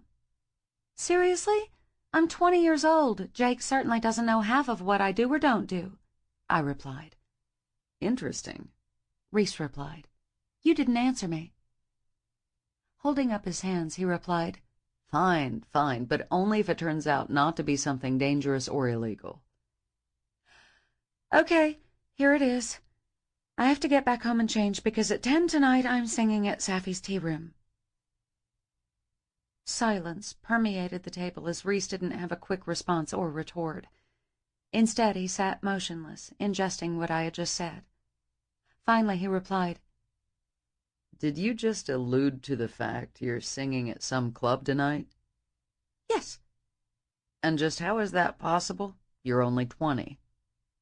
The owner happens to be Cassie, the woman who owns the house I live in. I see. Taking my napkin back in my hands, I twisted it nervously at his response. I don't know why I was so concerned with his approval. In the end, he wasn't my parents or Jake. He was just the guy I was completely in love with. You see, she has this band that plays during the week. Well, when the lead singer broke up with the drummer, she left the band, and in turn she left Cassie without entertainment. What's the name of this band? Pink Magnolia. Reese's brows shot up, sending my already frayed nerves into overdrive. I couldn't help hoping that the name of the band had made him think of the magnolia charm he'd given me on my 16th birthday. I was probably desperately clawing at straws on that one. I see, he once again replied. Anyway, so after she heard me singing in my room when I was unpacking, she totally ambushed me to take the singer's place until she could find a replacement. At first I didn't want to because Jake is the entertainer in the family, not me. Truth be told, I'm not that great a singer, but she was desperate, so I finally agreed to it. Safi's tea room? He repeated in an even voice.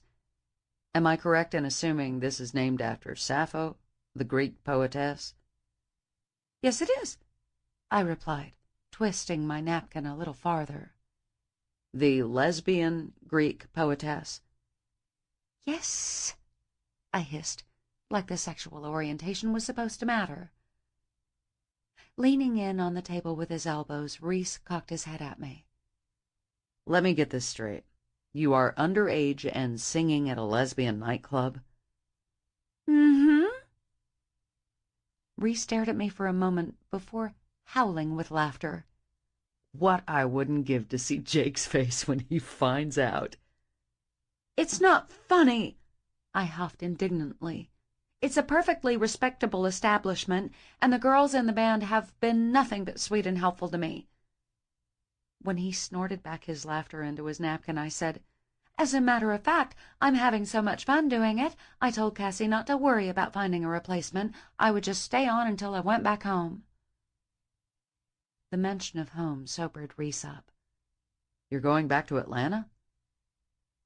Glancing down at the table, I sighed. I guess I'm just a big baby.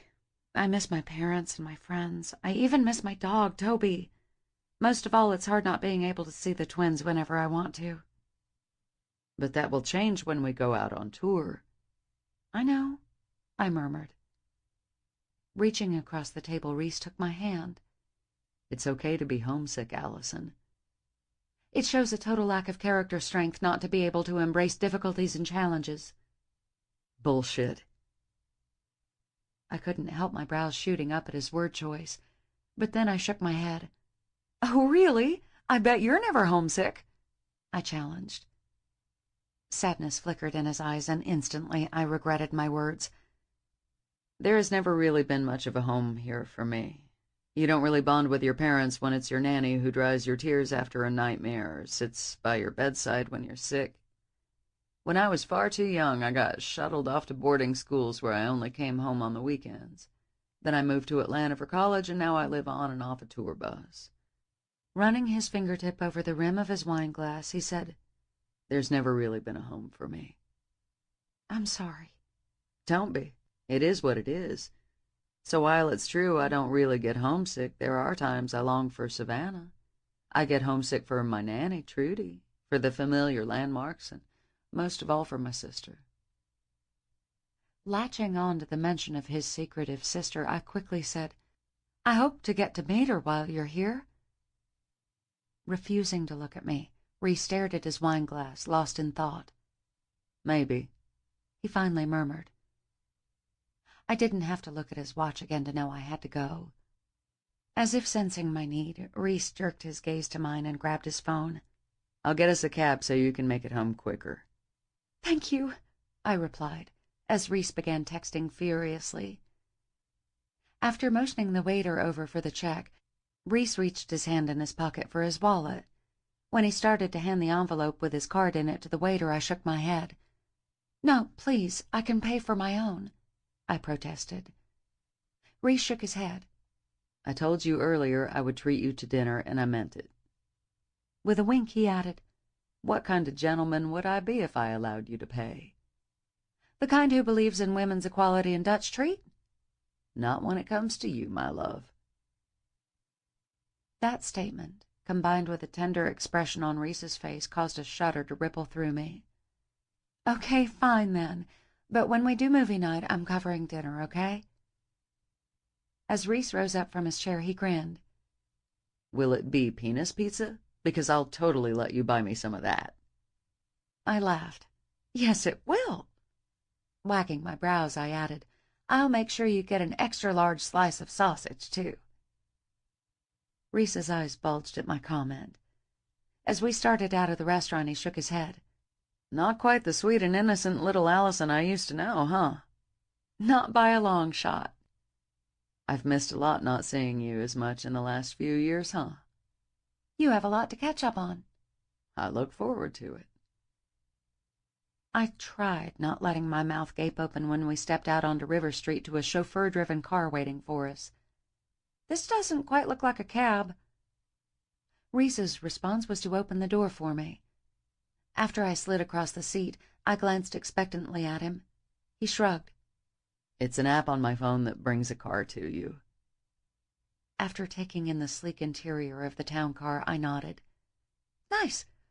Very nice. I'm glad you like it. We drove along the dusky streets in silence. Occasionally, when we hit a bump in the road, Rhys's leg would knock into mine. Each time he would apologize. When the car pulled up outside my house, Rhys once again held the door open for me. He asked the driver to wait a moment, and then he started to walk me to the door. Would I be overstepping my bounds if I asked to come see your set tonight? His question sent me reeling. I had never in a million years thought a Grammy-winning musician like him would want to hear me sing with a nightclub band. It seemed like today was the day for wonders to never cease. At my hesitation, he held up his hands. It's okay. I shouldn't have asked. No, that's not it at all. It isn't? I shook my head. It isn't that I don't want you to see me perform. The truth is, I would be honored. It's just I'm surprised someone like you would want to spend their evening listening to me sing in a lesbian bar. I shrugged. I guess I thought you had better things to do with your time. He barked out a laugh. Well, the setting will certainly prove to be interesting, although it might be nice not to worry about being hit on for once. Yes, how troubling it must be for you to be such a handsome and desirable millionaire rocker, I teased. Cocking his head, he asked, You think I'm handsome? My chest began to rise and fall in rushed, heavy pants as I desperately tried to catch my breath. Of course I do, I quickly replied. At Rhys's smile, I quickly added, In your mind, doesn't everyone? I'm not talking about everyone, I'm talking about you. Yes, you're very, very handsome, okay? Now can you please get out of my way so I can get ready? Excuse me, I wouldn't dare to deprive your adoring public of your presence. Smart-ass, I mumbled as I started digging my keys out of my purse. As I started to unlock the door, Rhys sidestepped me. Bracing his hand on the doorway, he smiled one of the smiles that had captured my heart when I was 13 and now made me both lovesick and horny. My very handsome self will see you at 10 tonight at Safi's tea room. Okay, I murmured. Just being in Rhys's presence was enough to make my libido go into overdrive, but when he started to lean in closer to me, I fought the urge to combust from both nerves and hormones. It didn't help that he smelled so amazing or that I could feel the heat pouring off his body.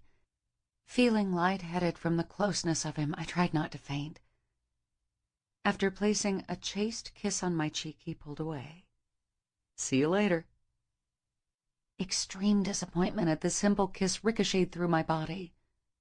Bye, I replied forlornly as he pounded down the porch steps. Why did he have to seem so approachable and so acquirable in one moment, and then in the next seem totally and completely unattainable? 3. Rhys. When I dared to glance down at my watch, I grimaced. I was officially half an hour late for Allison's set. I should have known better than to have gone back home before heading to Safi's tea room. I'd been roped into joining my parents in the dining room. They were halfway through their 3-course dinner with some of their friends from the Fortune 500 Club. It was a true hell on earth. The moment dessert had been brought out, I'd politely excused myself. While my mother threw questioning looks my way, I purposely evaded her. Even though I was 27, I knew she would give me grief when I returned for bailing on the Mastersons and the talk of their single daughter at Vassar, who was dying to meet me. Like I wanted to settle down, period. But the last woman on earth would be with a former debutante who cared not about a love match, but more about a status and society match. By the time I'd gotten to shower and thrown on some new clothes, it was the time I should have been showing up, not leaving. Because I was running late, I allowed my parents' driver to drop me off rather than driving myself. I figured I wouldn't lose time having to park. I shifted on the leather seats of the Bentley Mulsanne, one of my parents' pretentious and extravagant cars, as the driver inched through the weekday summer tourist traffic. In so many ways, it had been a mindfuck of a day being with Allison. Although I'd seen her at Jake and Abby's wedding and other events in the last couple of years, it hadn't truly hit me until today that she really had grown up. Hearing about her sex life had been a jolt to both the head and to the pants, if I was honest, that I hadn't needed. At the same time, I wouldn't have had to hear about the sex life to see how far she'd come from the gangly teenager I'd met so many years ago. As beautiful as she was, Jake and his dad Mark had a lot to worry about when it came to Allison and men. While it might have been her who was homesick, she had truly made my first day back home enjoyable. Since leaving home, my visits back to Savannah were purely out of obligation, not of desire. Being able to be with her in the next few weeks was certainly going to make my stay a lot easier, and it sure as hell wasn't going to be out of any obligation to Jake or to her. It was because I wanted to spend time with someone who was as beautiful, intelligent, and fun to be with as Allison.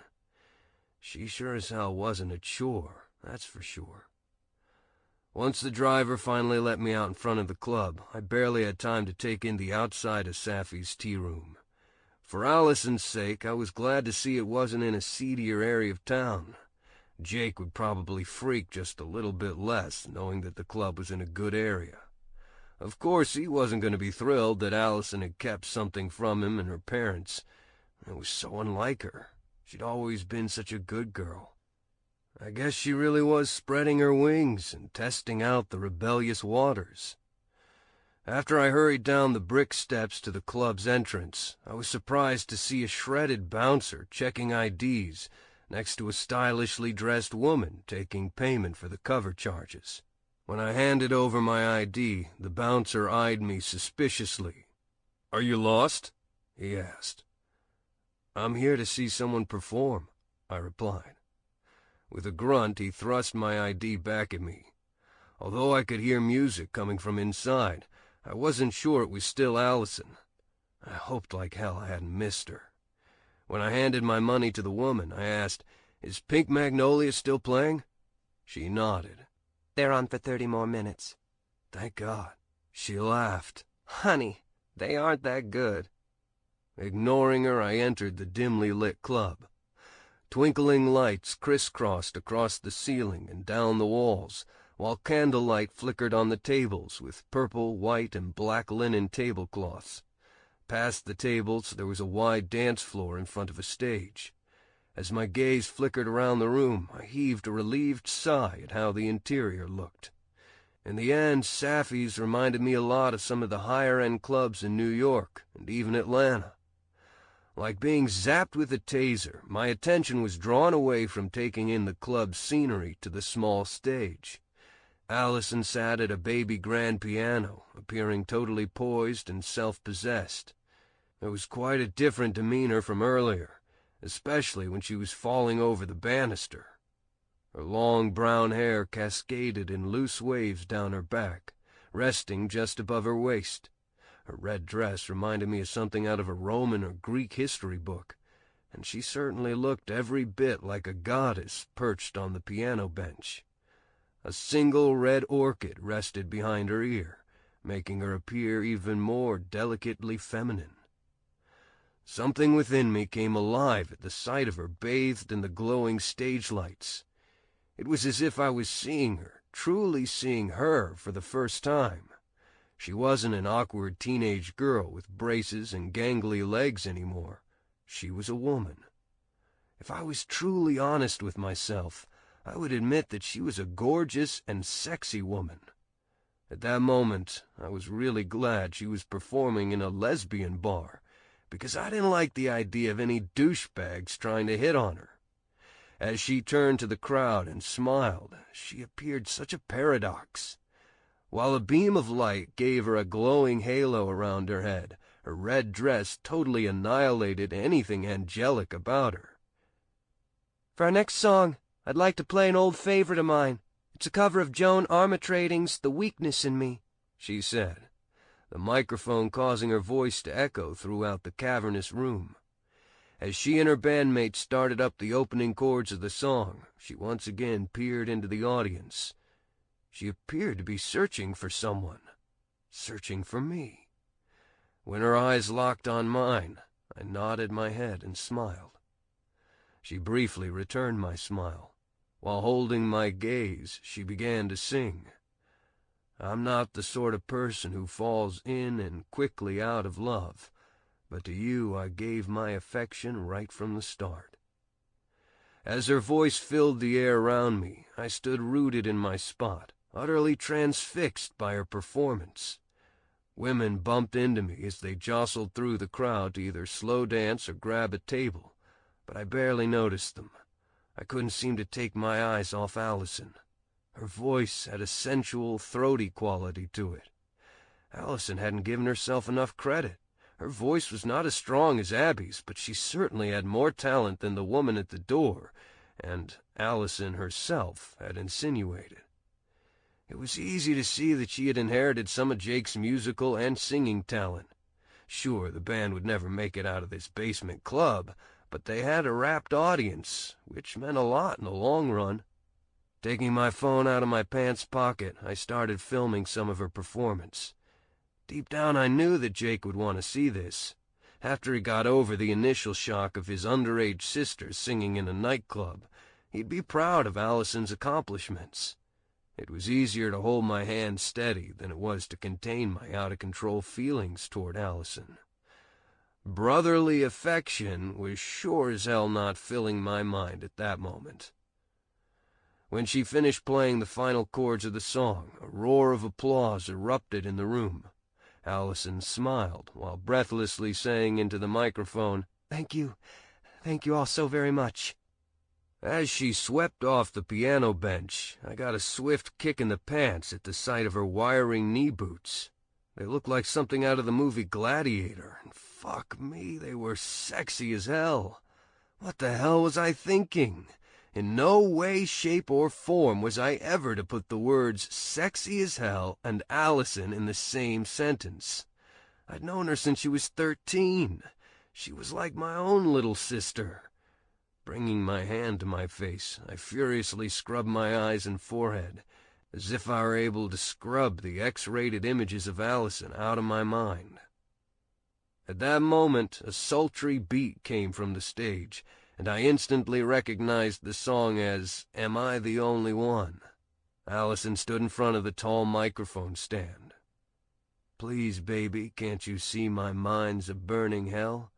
I got razors a-rippin' and tearin' and strippin' my heart apart as well. While I was able to hear more of Allison's vocal range on the song, I could have given a fuck less about her singing. Instead, my mind had drifted back into X-rated territory with the way Allison was rocking the microphone stand.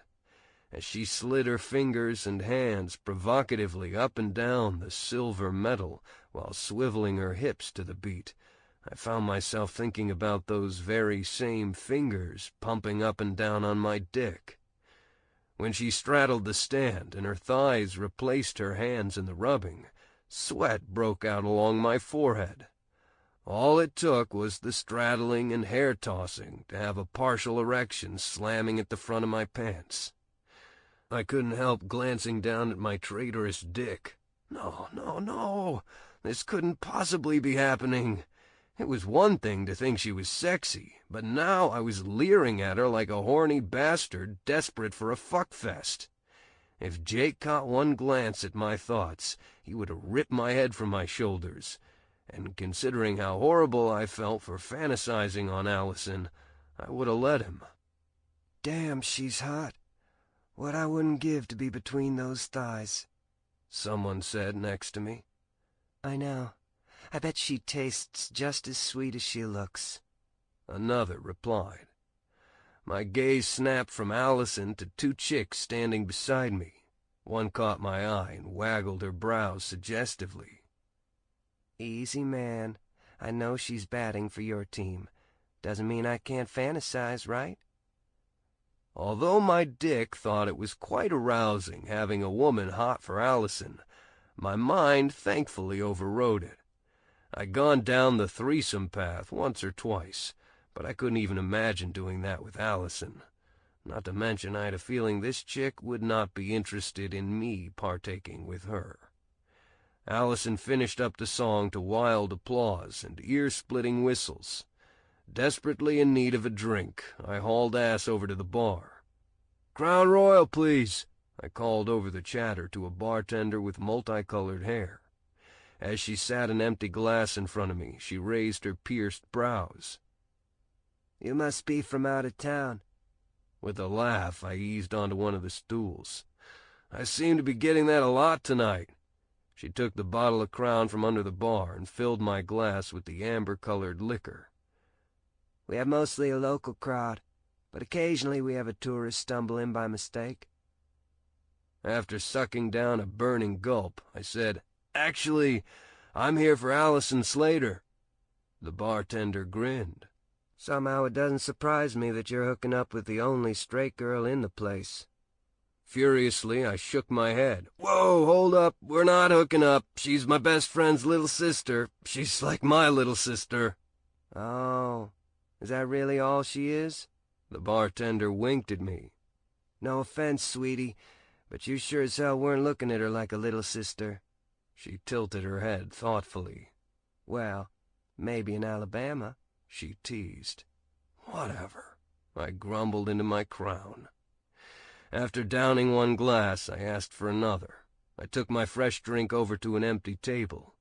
Thankfully, the alcohol helped cool my libido and any more salacious thoughts about Allison. After a few more cover songs, Allison performed some of the original songs of Pink Magnolia, which from a musician's standpoint weren't that strong. I was thankful that this wasn't Allison's dream, and she had other talents to see her through. It was just before 11 when they wrapped up the set. "Thank you all so much for your support. Have a great night," Allison cried into the microphone. Craning my neck, I watched as she headed off stage. While she received kisses on the cheeks and hugs from some of the patrons, Allison kept her gaze on mine as she bobbed through the crowd toward me. Breathless, she finally plopped down in the chair across from me. "So, what'd you think?" she asked, her dark eyes still dancing from the adrenaline high pumping in her veins. I smiled. "You were amazing." Her brows shot up. "Really?" "Come on, stop fishing for compliments." When her brows creased slightly, I reached over to take her hand. "You're good, Allison. I wouldn't tell you that if it wasn't true." A pink flush tinged her cheeks. "Thank you. Maybe I should invite Jake to the show." "Oh, I'm sure he'd get a real kick out of your pole dancing on the microphone stand." I couldn't help laughing when she squealed and then covered her face with her hands. "I would die, just die for Jake to see me like that," came her muffled reply. "You looked good up there." Peeking at me through her fingers, she asked, "Really?" "Very kick-ass and very sexy," I admitted. When she removed her hand, she stared at me. "You really thought I was sexy?" she asked incredulously. For reasons I didn't understand, Allison genuinely cared about my opinion. Of course I did. I would have been blind not to appreciate your microphone groping skills. While I was being honest, she didn't need to know everything, such as how she'd managed to get me hard. You know, I wasn't the only one either. 2 chicks beside me had a lot to say about you. "They did?" I nodded and leaned in closer to her. Lowering my voice as best I could over the booming house music, I said, "One was speculating on how good you would taste." Allison once again squealed and covered her face. Her innocent response caused me to laugh. "There's nothing wrong with having admirers." Pulling her hands away, she fanned her face. "I guess not, but I think it's time to change the subject." "If you insist." Tilting her head, she asked, "So, do you think Pink Magnolia could be opening for Jacob's Ladder and Runaway Train soon?" I laughed. "Not exactly." She giggled. "I didn't think so. But in a way, I'm glad. It's fun just doing it during the week, letting off some steam through the music. As far as ever really performing," she wrinkled her nose, "that's just not for me." "You were meant for bigger and better things in the world of fashion." "I sure hope so." An attractive girl with cropped black hair sat a fruity-looking drink with an umbrella down in front of Allison. "Drink up, Sonny. You sure as hell earned it tonight. That Etheridge cover was out of this fucking world." "Thanks, Cassie." Allison grinned as she picked up the drink. "I am feeling a little parched after all that singing." Glancing between the two of them, I teasingly said, "Wait a minute. She's not 21 yet." Cassie's dark eyes narrowed as she leaned in closer to me. "Yeah, well, you know what, pretty boy? I don't give a fuck how old she is." I felt like I had to stand my ground with this chick, who looked like she wanted to kick my ass at daring to question her. "The owner might. I'd hate to see you lose your liquor license." Both Cassie and Allison burst out laughing. "What's so funny?" I demanded. "I am the owner," Cassie replied. Nodding, Allison said, "Reese, this is my roommate I was telling you about, Cassie Broughton." My brow shot up in surprise. After all, Cassie didn't look like she was much older than Allison, and here she owned a club. I threw out my hand. "Reese McGowan, nice meeting you." Pumping my hand, Cassie gave me a genuine smile. "Nice to see you again." "Again?" I questioned. She nodded. You probably don't remember me, but our parents are friends. I think we were forced to attend some dinner parties together when we were teenagers. Knowing my mother, she probably tried desperately to get you to date me." With a dramatic flare of her hand, she said, "It's so unsettling to have your only daughter be a lesbian. One simply cannot spend every waking moment planning the society wedding of the year. Why, you'd have to go up north with all those—" she lowered her voice, "undesirable liberal Yankees just to have a legal wedding." Placing the back of her hand on her forehead, she gasped, "Heaven forbid." Suddenly it hit me. I had met her before at a party or two, and she'd been funny as hell. The much-needed comic relief in the situation we found ourselves in. "Cassandra, right?" Rolling her eyes, she huffed out a contentious breath. "Only society assholes call me that." I laughed. "Trust me, I have no love for our parents' world." Cassie grinned. "I knew I was going to like you. Allison talks about you all the time." She winked at me. "Nothing but good." With a strangled cry, Allison hurriedly corrected her. "The band. I talk about Jake and you guys." She once again grabbed her fruity concoction and took 2 long pulls of it through the small straw. An awkward silence fell over the table. Clearing her throat, Cassie leaned in on her elbows on the table. "So, what do you think of my club?" "It's great," I replied enthusiastically. "How is it you came to own it?" "My inheritance from my grandmother. It's her house where Allison and I live." A wistful smile graced Cassie's face. "She was kind of a society rebel herself. You know the type. She drank and smoked when it wasn't ladylike and cursed like a sailor. I like to think she would have approved of me buying an establishment that served hard drinks to people looking to engage in indecent acts." I chuckled at her summation of Safi's tea room. "Compared to a lot of clubs I've been in, this place seems pretty tame." "Trust me, it gets crazy on the weekends." My gaze flickered over to Allison. "Do you perform during these crazy weekends?" A flush entered her cheeks. "We've done a set on Friday nights before, but mainly it's a DJ." Cassie snickered. "I like to keep Allison out of here on the weekends. It never fails that some drunk chick wants to convert her to bat for the other team." "So I've seen," I replied, winking at Allison. Once again Allison sputtered with mortification at mine and Cassie's comments, and again I found it utterly endearing. She might have been 20 now, but in so many ways she was still the innocent, naive teenage girl I'd met so many years ago. Most of the girls and women I came in contact with were so worldly and stuck on themselves. Being with Allison was definitely a nice change. "If you don't mind, I'm going to change the subject away from my alleged allure," Allison said.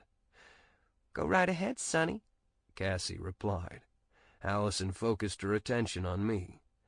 "I have tomorrow night free. Would you like to get together for movie night?" I grimaced. "I'd love to, but I have this stupid bachelor auction thing I'm emceeing." With a teasing roll of her eyes, Allison said, "Like I haven't heard that excuse a million times." I laughed. "I swear to you that it's the truth. More than anything in the world, I'd rather be watching Monty Python with you than in a monkey suit with a bunch of society assholes." "I think I've heard about that auction. Isn't your mother heading it up?" Cassie asked. "Unfortunately, yes. That's how I got roped into emceeing. The only time she likes to admit my fame is when it can best be used to suit her purposes. This time it appears having a celebrity MC will get more people out to empty their pockets. I would have told her no, but it's for a cause really close to my heart." "And which one is that?" Allison questioned softly. "Autism research?" While I kept my eyes on the table, I could feel Allison's inquisitive gaze on my cheeks. I'm sure she was trying to decipher the motives behind why someone like me would possibly be interested in the charity. "That's so sweet that you're thinking of Lucy. I'm sure it means a lot to Braden and Lily that you're working to raise money for research," she said. I jerked my gaze up to meet hers. Although she'd missed the mark, I replied, "I suppose they do." "Who are Braden and Lily?" Cassie asked as she glanced between the two of us. "My bandmate and his wife. Lucy, their youngest daughter, was just diagnosed as a child on the autism spectrum. Hers is more of a sensory nerve disorder that the doctors think can be helped, if not corrected, with a lot of extensive physical therapy." "That's a rough diagnosis. At least it sounds like there are some positives in it." Allison nodded. "There are no two sweeter and more patient parents than Braden and Lily." "That is the truth," I replied. With a sweet smile, Allison said, "Well, I miss having movie night with you, but at least I know it's for a really good cause." Leaning forward on the table with my elbows, I cocked my head at her. "Who says we can't spend the evening together?" "What do you mean?" "Why don't you come to the auction with me?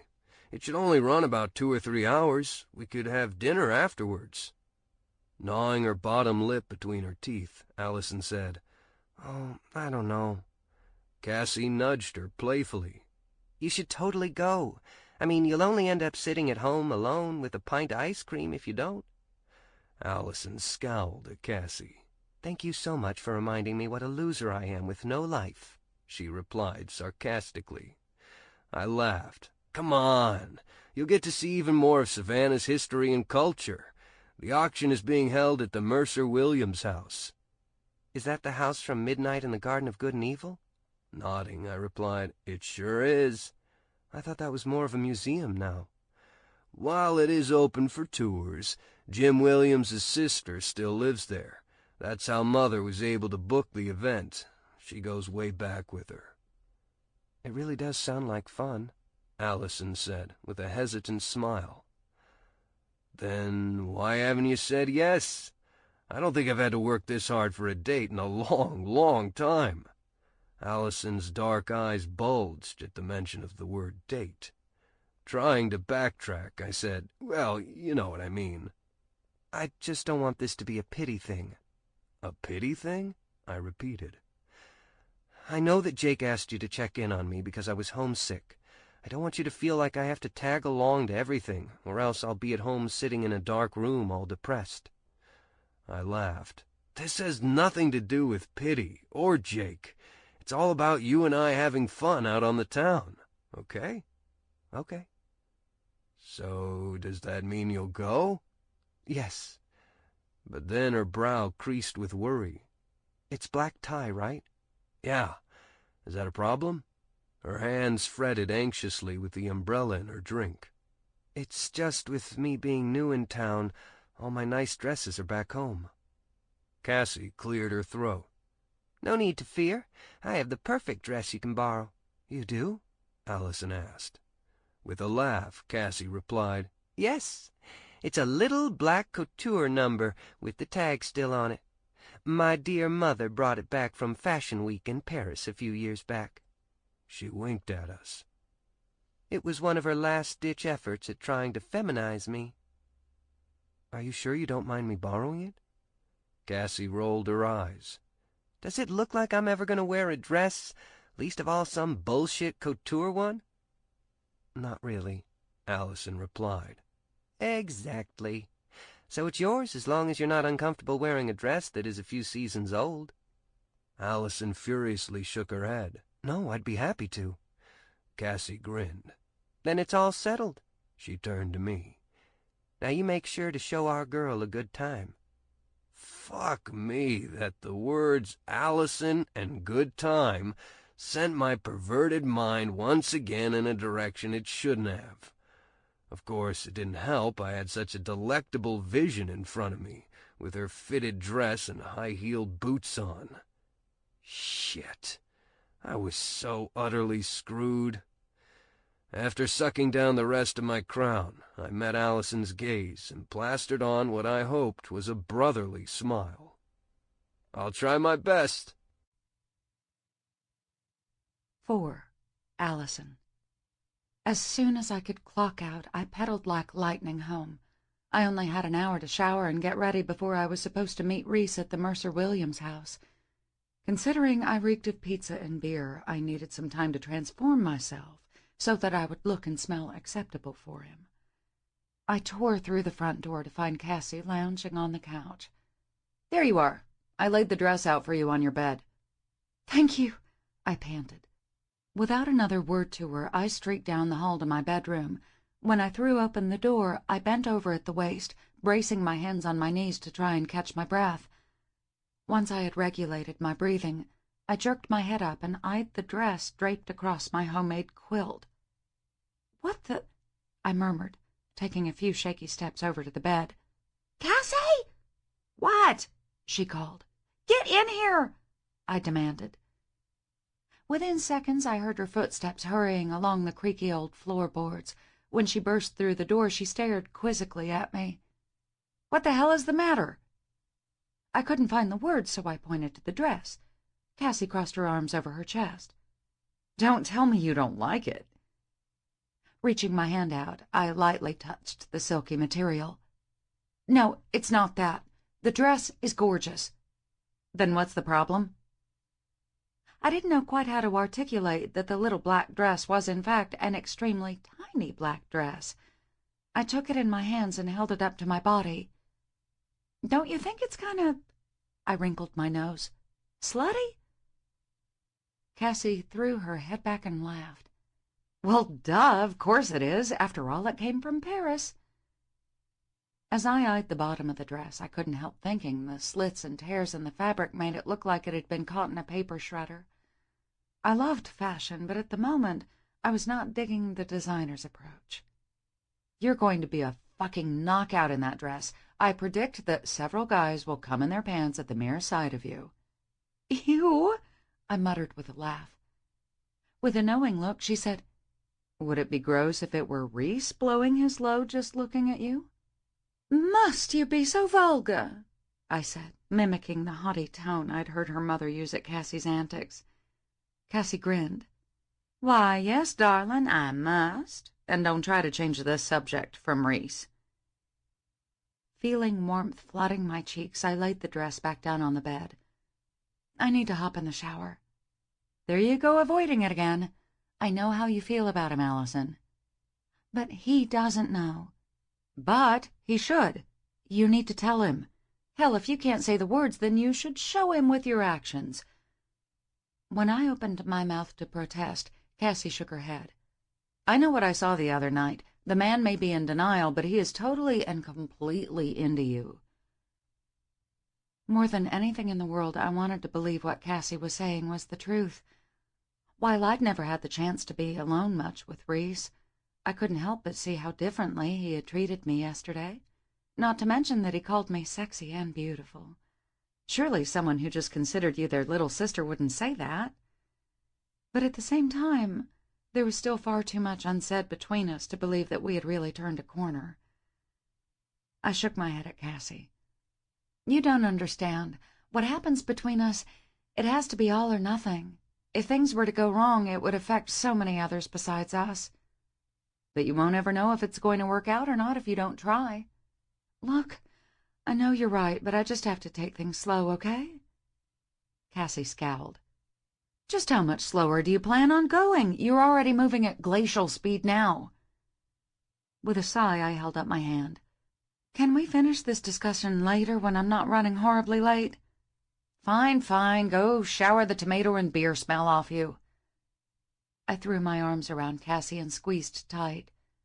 "Thanks for the dress, but most of all, thanks for caring about what happens between me and Reese." She squeezed me back. "I just want you to be happy, Sonny." "I know." After I pulled away, she smiled. "Now hurry up. You don't want to make Prince Charming wait too long." "Exactly," I replied, before hustling into the bathroom. Once I was undressed, I hopped into the steamy shower. I managed to wash my hair, shave my legs, and bathe, all in record time. After I dried my hair, I wrapped a towel around me to run out to get my dress off the bed.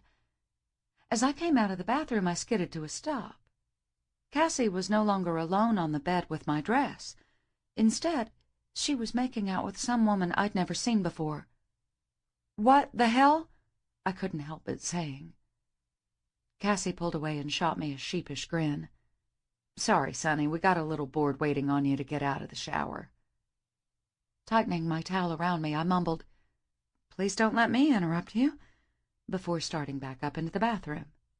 "Whoa, whoa, don't go anywhere." She motioned to the blonde, waifish girl next to her. "This is Shelley. She's going to do your hair and makeup." I glanced between Cassie and Shelley. "She is?" Shelley smiled. "I own a salon just up the street." Cassie nodded. "She was coming over tonight anyway, so I thought she could help you out. You know, make you absolutely drop-dead gorgeous for Reese." "Are you sure you don't mind?" I asked Shelley. "Of course not." With a wink, she added, "I'm happy to do anything in the name of love." I laughed. "Okay, if you insist, I would love for you to make me beautiful." "You've already got that in spades, love. I'm just going to enhance what you have." Glancing down at my lacking cleavage, I asked, "Can you enhance this too?" Shelley grinned.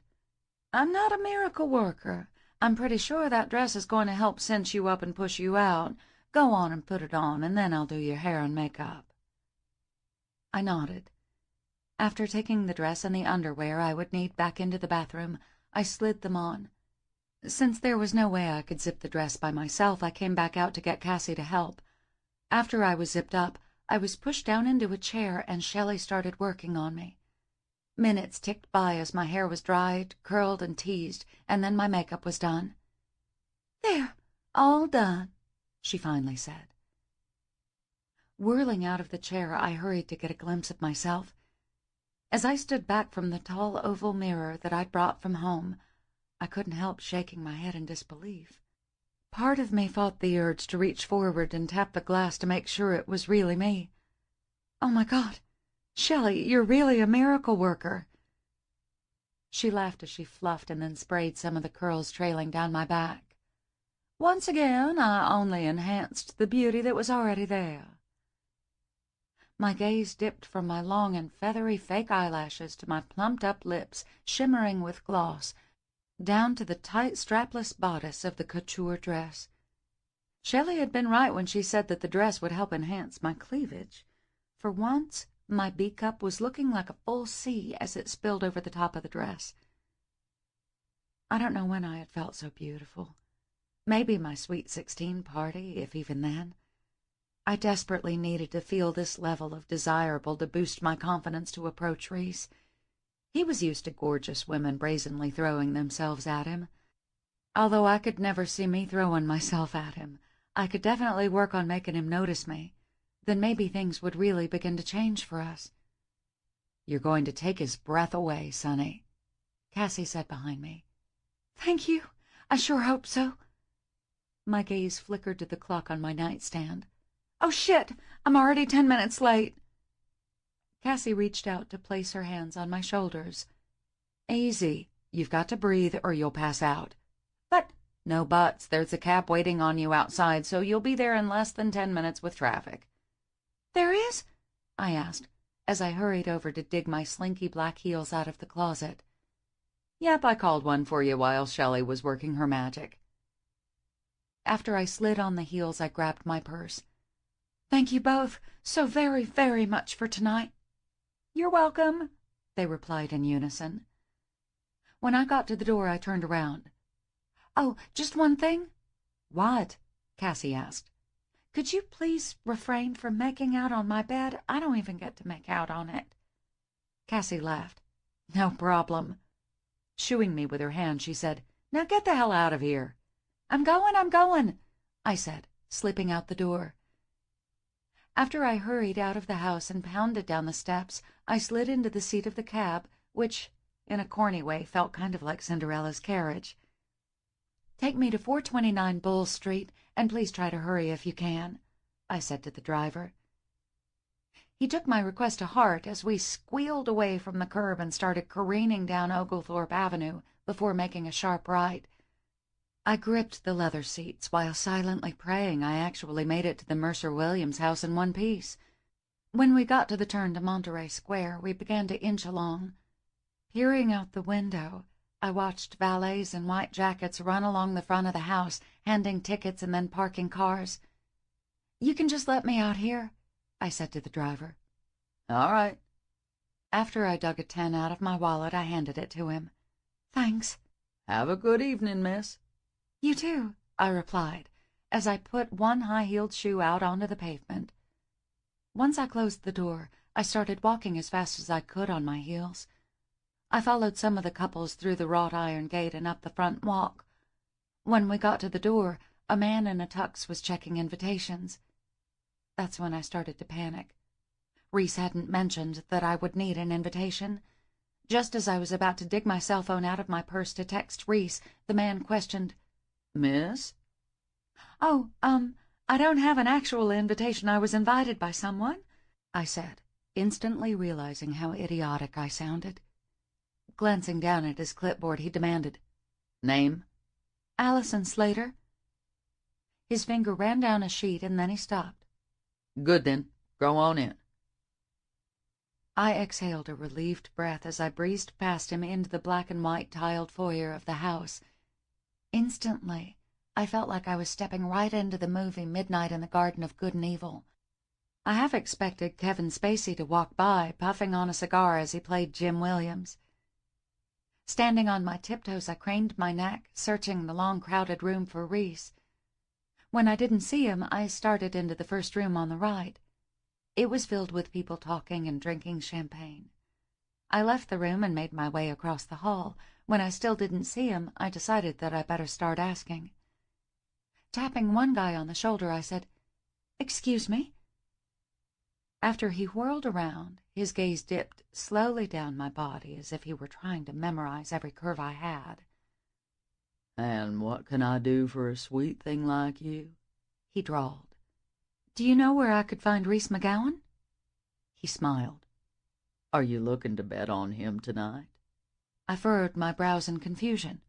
"Excuse me?" Leaning in much closer to me than I would have preferred, the guy said, "Why waste your money on him when you could go home with me? I guarantee I'd show you a screaming good time, all night long." "Give it a rest, Donaldson." Reese's voice came from behind me. At the feel of his hand on my lower back, I instantly relaxed. Tilting my head, I took in his tight smile. "I apologize for not being able to meet you sooner." "It's okay." Reese glanced from me to my lecherous admirer. "I see you're making some acquaintances." Donaldson, as Reese had called him, held out his hand. "Where are my manners? I didn't introduce myself properly to you. I'm James Donaldson." "Allison Slater," I replied, shaking his hand quickly. But before I could pull away, he was bringing the back of my hand to his lips. "I'll see you later then, Miss Slater. I certainly hope you'll be betting on me tonight." "Don't fucking count on it," Reese growled under his breath. James winked at me before thumping Reese on the shoulder. "Always a pleasure seeing you too, McGowan. Have a lovely evening." Reese scowled at James as he walked by us. Then he turned back to me. "I'm sorry you had to deal with that asshole." "He wasn't that bad." "Oh, trust me, I've known him since we were kids. Not only is he a bully, but he is a womanizing douchebag." "Then I should have kneed him in the balls rather than allowing him to kiss my hand." Reese stared wide-eyed at me for a second before busting out laughing. "While I would have loved to see that, I'm not sure you would have made the best impression." I giggled. "Me either." "Enough about that asshole. Thanks to him, I didn't even get to greet you properly." "It's okay." He shook his head and stepped out in front of me. Taking my hands in his, he surveyed my appearance. The heat of his stare caused my heart to break into a gallop. "You are absolutely breathtaking tonight." "Thank you," I replied breathlessly. Reese smiled. "Considering that you're putting every woman in this room to shame, I'm not surprised that jerkwad was coming on to you." "Aren't you the flatterer tonight?" I teased, while trying to keep my careening emotions in check. "I just call it as I see it." When his gaze dipped from my eyes down to my chest, his jovial expression momentarily faded. In one fluid moment, Reese closed the space between us, backing us into the corner of the drawing room. Immediately my head spun as I went into sensory overload at the nearness of him. His deep, musky scent filled my nose, while the heat radiating off his tux-clad body almost singed the skin exposed by my strapless couture. While I stared questioningly into his face, his dark eyes remained locked on my chest. To the average observer, one would have assumed Reese was exhibiting typical male behavior by ogling my breasts, but I knew better. Most of all, I knew him better than that. His attention was drawn to the pendant nestled in the valley between my average-sized cleavage. When his fingers grazed against the bare skin of my breastbone, I couldn't help the tremble that went through my body. I wanted nothing more than to feel his hands on me. If I was honest, I fantasized about them most nights, especially to get me through a dry spell without an orgasm. Once he had grasped the pendant, Reese weighed it in his hand, taking in every aspect of it before his gaze flicked up to mine. "I can't believe you still have this. Least of all, wear it." His almost accusatory tone momentarily stung me, and I jerked back from him. His grasp remained firm on the pendant, causing the satin ribbon to slice into my neck, almost like I was on a leash. Why wouldn't I still have it? He shrugged. "I guess because it was so long ago when I gave it to you." "It was at my Sweet 16 party," I reminded him. "I remember," he murmured. "You do?" He held my gaze as he fingered the raised magnolia on the pendant. "Of course I do." One side of his lip quirked up in a half-smile. "That was only 4 years ago, Allie Bean. I'm not so old that I'm having memory loss." A nervous laugh escaped my lips. "You're not old." "Just older than you," he mused. "Only by a few years," I countered, kicking my chin up determinedly. In his brown eyes, flecked with gold, I saw the question he would never dare to verbalize. 4.5 years had passed since that momentous night by the fountain at my party. There had been other loves and other life experiences for me. After all that time and distance, he wondered what it was about the simple necklace, hand-painted by his sister, that made me continue to wear it, especially on the choker so close to my heart.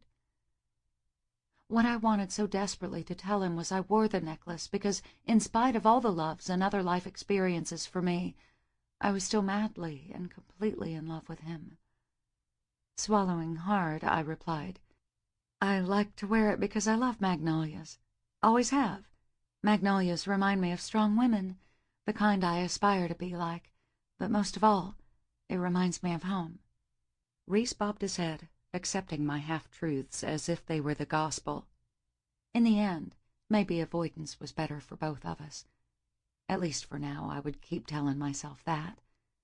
Now that we were on the cusp of uncharted territory, I would play the game for as long as I had to in order to win his heart. He tenderly placed the pendant back on my breastbone and then stepped back. "I'm glad you still have it and that it means so much to you." Just as we were about to lapse into an awkward silence, Reese asked, "Are you hungry?" Of course he would have to change the subject. "Maybe a little." "Come with me." He then led me back into the hallway and down to the dining room. He grabbed me a plate and started piling on some hors d'oeuvres. "You still like all things cheese, right?" I stared at him in shock. Yeah, I do." He grinned. "Try the spinach and cheese canapes. They're delicious." As he went about adding some fruit to my plate, I couldn't help asking, "How did you remember I liked cheese?" He shot me a withering look. "Like I haven't sat beside you at a million barbecues and dinners over the years. You even eat shredded cheese on your hot dogs." If this had been an old Southern novel or movie, I might have swooned at that very moment. Sure, it was just a detail about cheese, but he remembered it. About me. "You're right, I do. My mom claims it was because she craved it so much when she was pregnant with me. Apparently she never liked it before." I clamped down on my lips to once again keep from blabbering like an idiot. Reese smiled as he handed me the plate. There, that should take the edge off until we can go to dinner. Thank you, kind sir, I teased. With a laugh, he rested his hand on the small of my back. He then led me down the hall to a beautifully decorated living room or sitting room. Motioning up the length of the room, he said, "The auction is going to be in there. Most of the people who are betting will be in there and in here." Chewing on one of the canapes, I wrinkled my nose. It's still so bizarre to me that they have bachelor and bachelorette auctions. It seems so outdated. I totally agree with you. That's one reason why you won't find me listed in the program. What a shame. I might have been inclined to bet on you. Reese gave me a sexy smirk that outrivaled any of AJ's. Yes, but you're the lucky girl who gets to have me for free, he challenged. I swallowed hard. Trying to save face, I quickly said, "That's true. I wouldn't want to waste my money." Reese laughed heartily. He opened his mouth to say something else when we were interrupted by a woman in a glittering blue gown. "There you are," she said. Reese instantly tensed. After appearing to force a smile, he replied, "Hello, Mother." Although I tried not to stare, I couldn't help taking in every aspect of his mother. They both had the same dark hair and eyes. Her hair was swept back into a tight chignon at the base of her neck.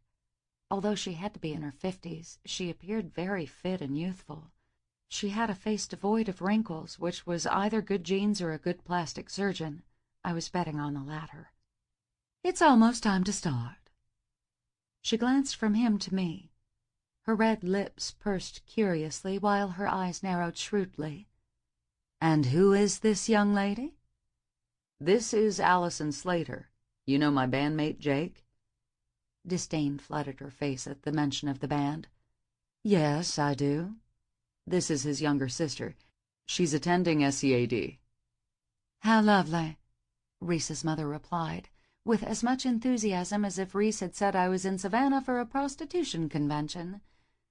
Instantly, I was assaulted by the line from Pretty Woman when Julia Roberts' character, Vivian, says about Edward's friend that you could freeze ice on his snotty wife's ass. That was the epitome of Reese's mother. Ignoring her tone, Reese said to me, "This is my mother, Margaret." "It's nice to meet you," I said, extending my hand. After she gave my hand a quick shake, she turned her attention back to Reese. "I hope that you'll fetch a good price tonight at the auction. I think we're going to raise a good deal." "You misunderstood me. I meant I hope you bring in a lot of money." Reese's dark brows knitted in confusion. "I don't think I understand." "You're the final bachelor of the evening." I couldn't help gasping in surprise, especially after the conversation we just had. Reese also appeared floored, but then his face reddened with anger. "I don't recall agreeing to be paraded around tonight, Mother. In fact, I'm pretty sure you know how I feel about auctions." She gave a dismissive wave of her diamond-encrusted hand. "It's all for a good cause, isn't it?" "I don't like being played like this. I think I will have to graciously bow out." Margaret narrowed her eyes at him. "With your name already in the program? I don't think so, Reese." When Reese started to protest further, Margaret shook her head. "I will not have my event ruined by your petty demands." As an antique clock struck the hour, Margaret jerked her chin up at Reese. "It's time to start the auction." Without another word, she turned and stalked away from us. Reese's jaw clenched and unclenched. Reaching out, I tentatively touched his arm. When he didn't flinch away, I patted him. "I'm so sorry." He momentarily closed his eyes. "It's okay. I don't know why I'm even surprised. She does bullshit like this all the time." "I know earlier I was teasing, but if I had any money, I'd totally bet on you." Reese's eyes popped open and a smile curved on his lips. "I think that's a great idea." "But—" I started to protest. He shook his head.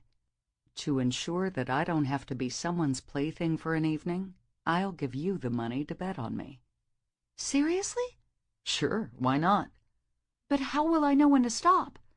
"That's the thing. You won't stop. You will be the winner, okay? I nodded. Okay.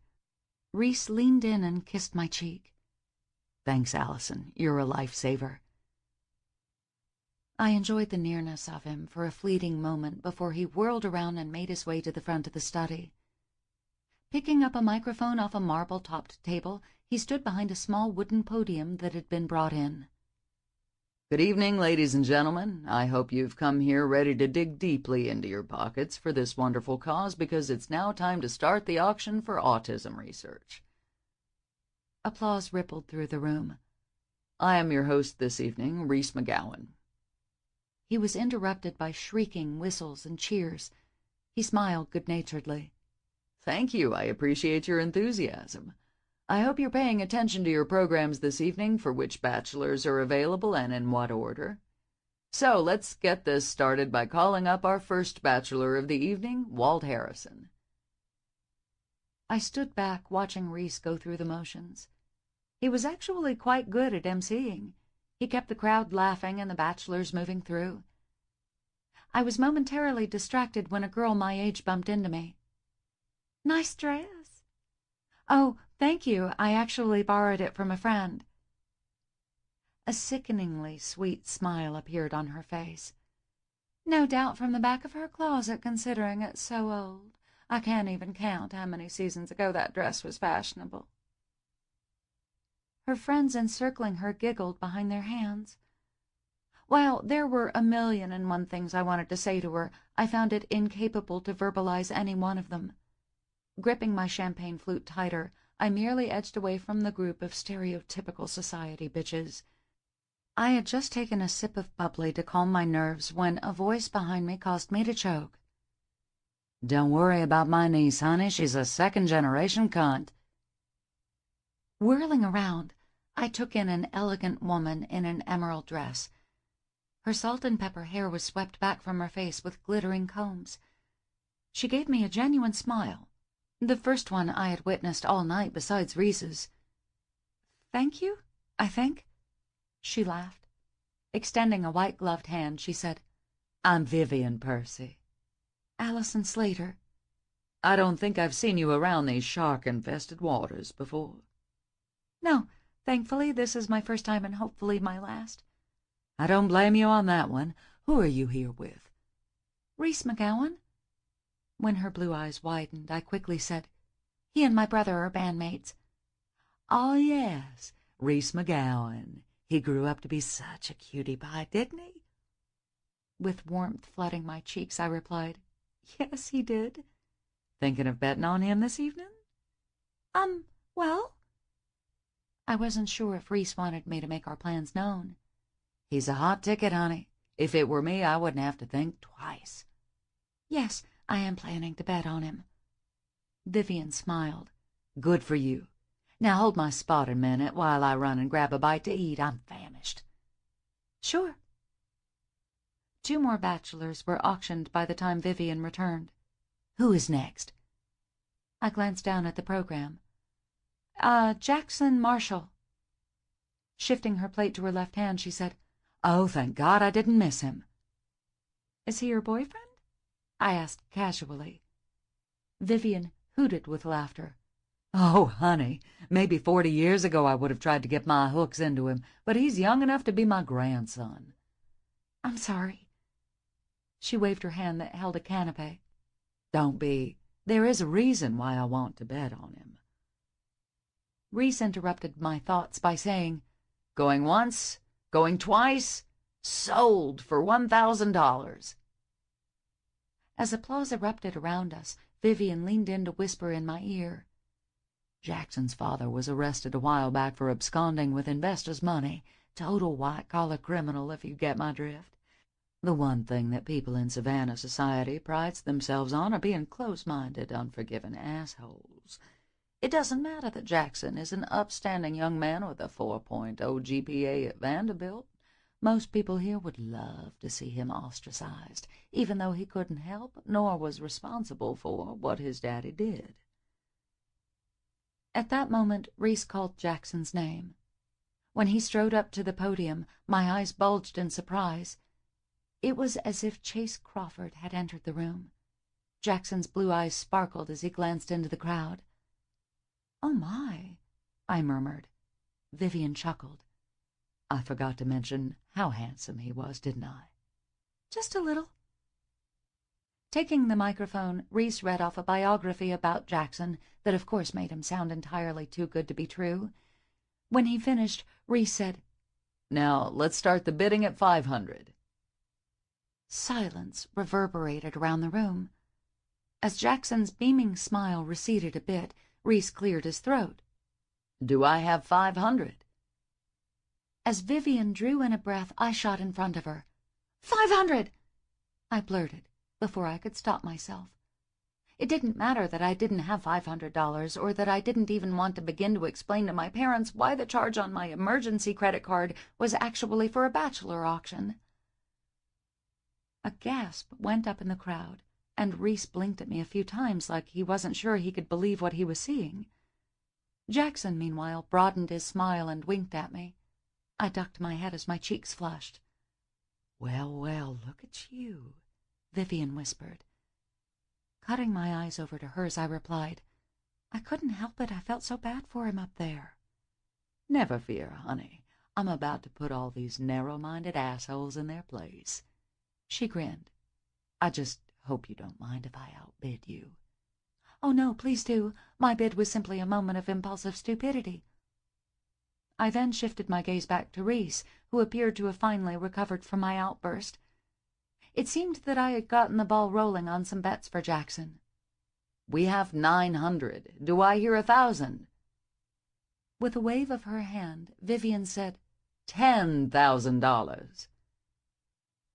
My mouth gaped open in shock while chatter buzzed around us. Jackson grinned and shook his head at Vivian. Reese coughed. "I believe that was for $10,000? "That's right, sugar," Vivian drawled. "So we have 10,000 for Jackson Marshall. Do I have 11? He then had the audacity to look at me and raise his brows. When I scowled back at him, he laughed. "That's 10 going once, twice, and sold to Mrs. Vivian Percy." As faint applause echoed around us, Jackson came striding toward us. He pulled Vivian into a bear hug. "Thank you, Miss Vivian. You once again have managed to be far too generous when it comes to me." She gave his cheek a smacking kiss. Rubbing her lipstick off him, she said, "I think it was just enough." She winked at me. "I'm sure that'll have their tongues wagging all night, especially when Jackson here goes for the highest price all evening." "I do appreciate it, and I hope you'll let me take you out for dinner and drinks, all on me, of course," Jackson said. "I would be honored. I'd love to catch up with you about how college is going." Vivian snapped her fingers. "Oh, my, I just remembered that Jules will be here for a visit in a few weeks." Jackson smiled. "I'd love to see her." "Then it's all settled." After he gave Vivian another hug, Jackson turned to me. "Thanks for betting on me, even if you didn't win, Miss—" "Slater, Allison Slater." "Nice to meet you, Miss Slater." "And you're welcome, for my bid."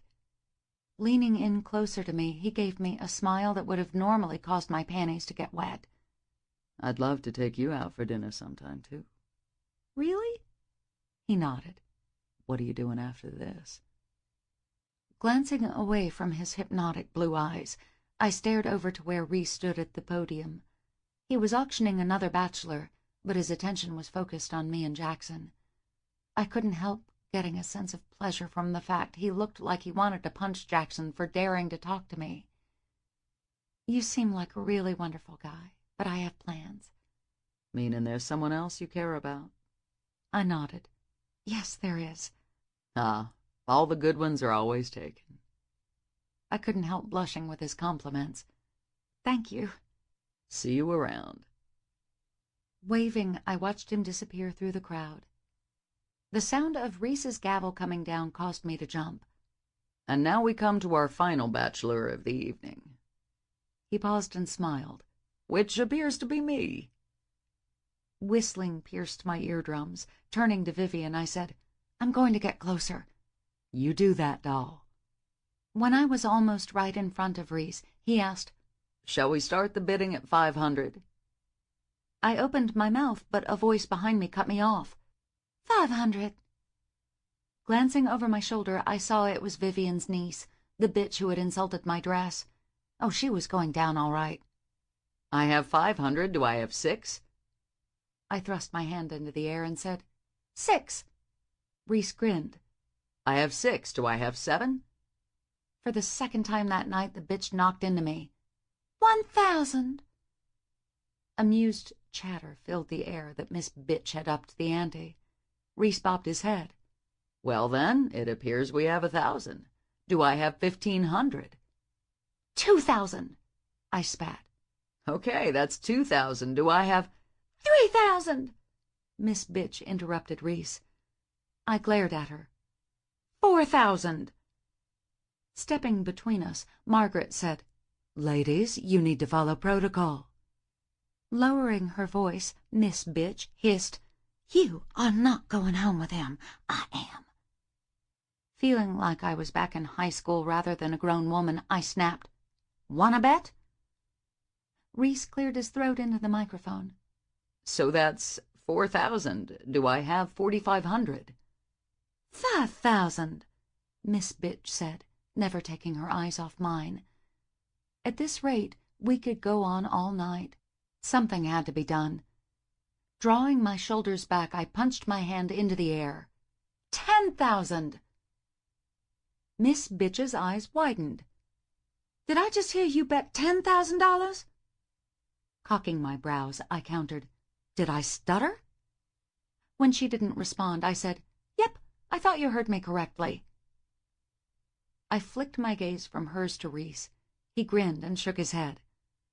Looks like we have a bid of 10,000. Do I hear 11? I shot Miss Bitch a look that dared her to try 11. She then huffed out a frustrated breath before crossing her arms over her chest. I took that as she was conceding. When no one else bid, Reese banged the gavel down on the podium. Looks like Mr. Marshall and I will be tying for the highest bids tonight of $10,000. Once again, applause and whistling assaulted my ears. Thanks to everyone who came to help make tonight such a success. Thanks also to the bachelors who have offered their time and services. Most of all, thanks to my mother, Margaret McGowan, for planning and executing this evening's festivities. When the applause started to die down, Reese bypassed anyone else waiting to talk to him and came straight for me. I couldn't help the beaming smile that lit up my face when he pulled me into his arms. I think I just want a date with you with your money, I said against his ear. He chuckled, causing my body to vibrate with his. When he pulled away, he was still smiling. I believe you have. And where do you intend to take me on your date? Since I had had enough high class for one night, I knew it had to be somewhere low-key. How about a B&D burger and some fries?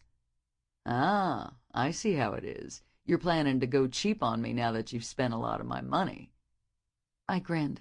Yep, sounds good to me. You're in luck, cheapskate. I happen to love B&D burgers. I'm glad to hear that, I replied, a little breathlessly since Reese still had his arms around me. Someone cleared her throat behind us. It was Margaret with her "I've been sucking on lemons" expression. Reese, darling, she began. He held up a hand. Mother, I'm sorry, but this young lady just bought my time fair and square. The newspaper wants to get a picture of us. When Reese scowled, I nudged him forward. Go on, your adoring public awaits you. I would happily like to tell my adoring public to get bent, he said in a low voice. I couldn't help giggling. Why don't you give me your keys and I'll wait at the car? He cocked his brows questioningly at me. I think you're just trying to abscond with my car. Could be. Guess you'll have to wait and see. Reese laughed as he dug a ticket out of his pants pocket. Go ahead and have the valet bring it around. I'll be there as soon as I can. No problem. As I started out of the study, I ran into Vivian in the hallway. Leaving, dear? Yeah, Reese and I are going to get some dinner. She grinned. Have fun. Oh, and do something I would do.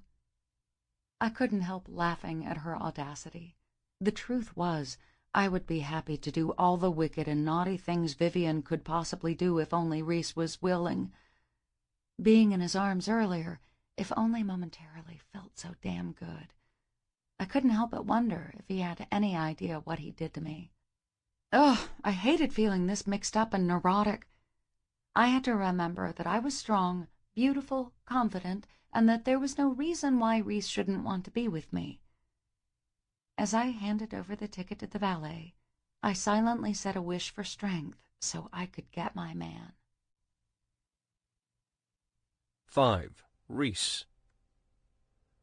Out the entire evening, the highlight for me was sitting in a tux at B&D's, stuffing my face with a burger and fries, with a beautiful girl across from me. Once we devoured our food and had gotten enough odd looks from the other patrons because of our formal wear, we headed back to Allison's place. I stopped off and picked up a six-pack on the way. After I parked the car, I turned to Allison, who hadn't made a move to get out yet. "What's wrong?" "I'm a little scared to go inside." Twisting in my seat to see her better, I asked, "What do you mean?" She giggled. "I have a feeling that Cassie and her date might be banging on the couch. They were already making out on my bed earlier tonight." "Damn," I muttered, trying to rid myself of any thoughts of Cassie having sex. After Allison got out of the car, she glanced up at the clear sky filled with stars. "It's such a pretty night. Why don't we have our drinks out on the veranda?" "Sounds good to me, Scarlet," I teased. "Oh, shut up. Like you don't have a veranda yourself," she said as we started around the side of the house. "Why, of course we have a veranda. I just like to be uncouth and call it a back porch." Allison laughed, causing my chest to have an odd clenching feeling. I'm not sure why I cared so much that she found me amusing, but more than hearing her laugh, I loved making her laugh. "What is it about being in Savannah that makes me want to talk and act like a proper Southerner?" she asked. "I'm not sure, but the city certainly has some kind of pull on you," I replied as I uncapped a beer and handed it to her. "Think it's the voodoo?" I snorted. "Could be." I then raised my beer up to the full moon. "Here's to all the voodoo and hoodoo that makes Savannah what it is." Thrusting up her long neck, Allison said, "To the hoodoo and voodoo." Then she took a long swig of the beer. I sat the six-pack on the table, and then we eased down onto the porch swing.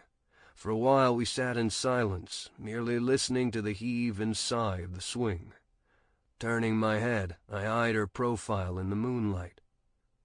"You know, I just keep learning more and more about you, Allie Bean." "And precisely what did you learn about me tonight?" I swallowed a large gulp of beer. Then I grinned at her. "First of all, you become a tough little cookie when provoked." Allison threw back her shoulders and huffed out a breath. "She was a bitch. No, actually, she was a cunt," she replied. Beer spewed out of my mouth onto the tiled floor. "Holy shit! Did you just say cunt?" Giggling, she ducked her head. "Yeah, maybe." "Okay. Chalk that up as something else I've learned tonight. You can have a real potty mouth when you want to." She smirked at me. "Like I didn't learn it from my big brother?" "Well, that's probably true," I conceded. "So what else did you learn about me?" Allison prompted.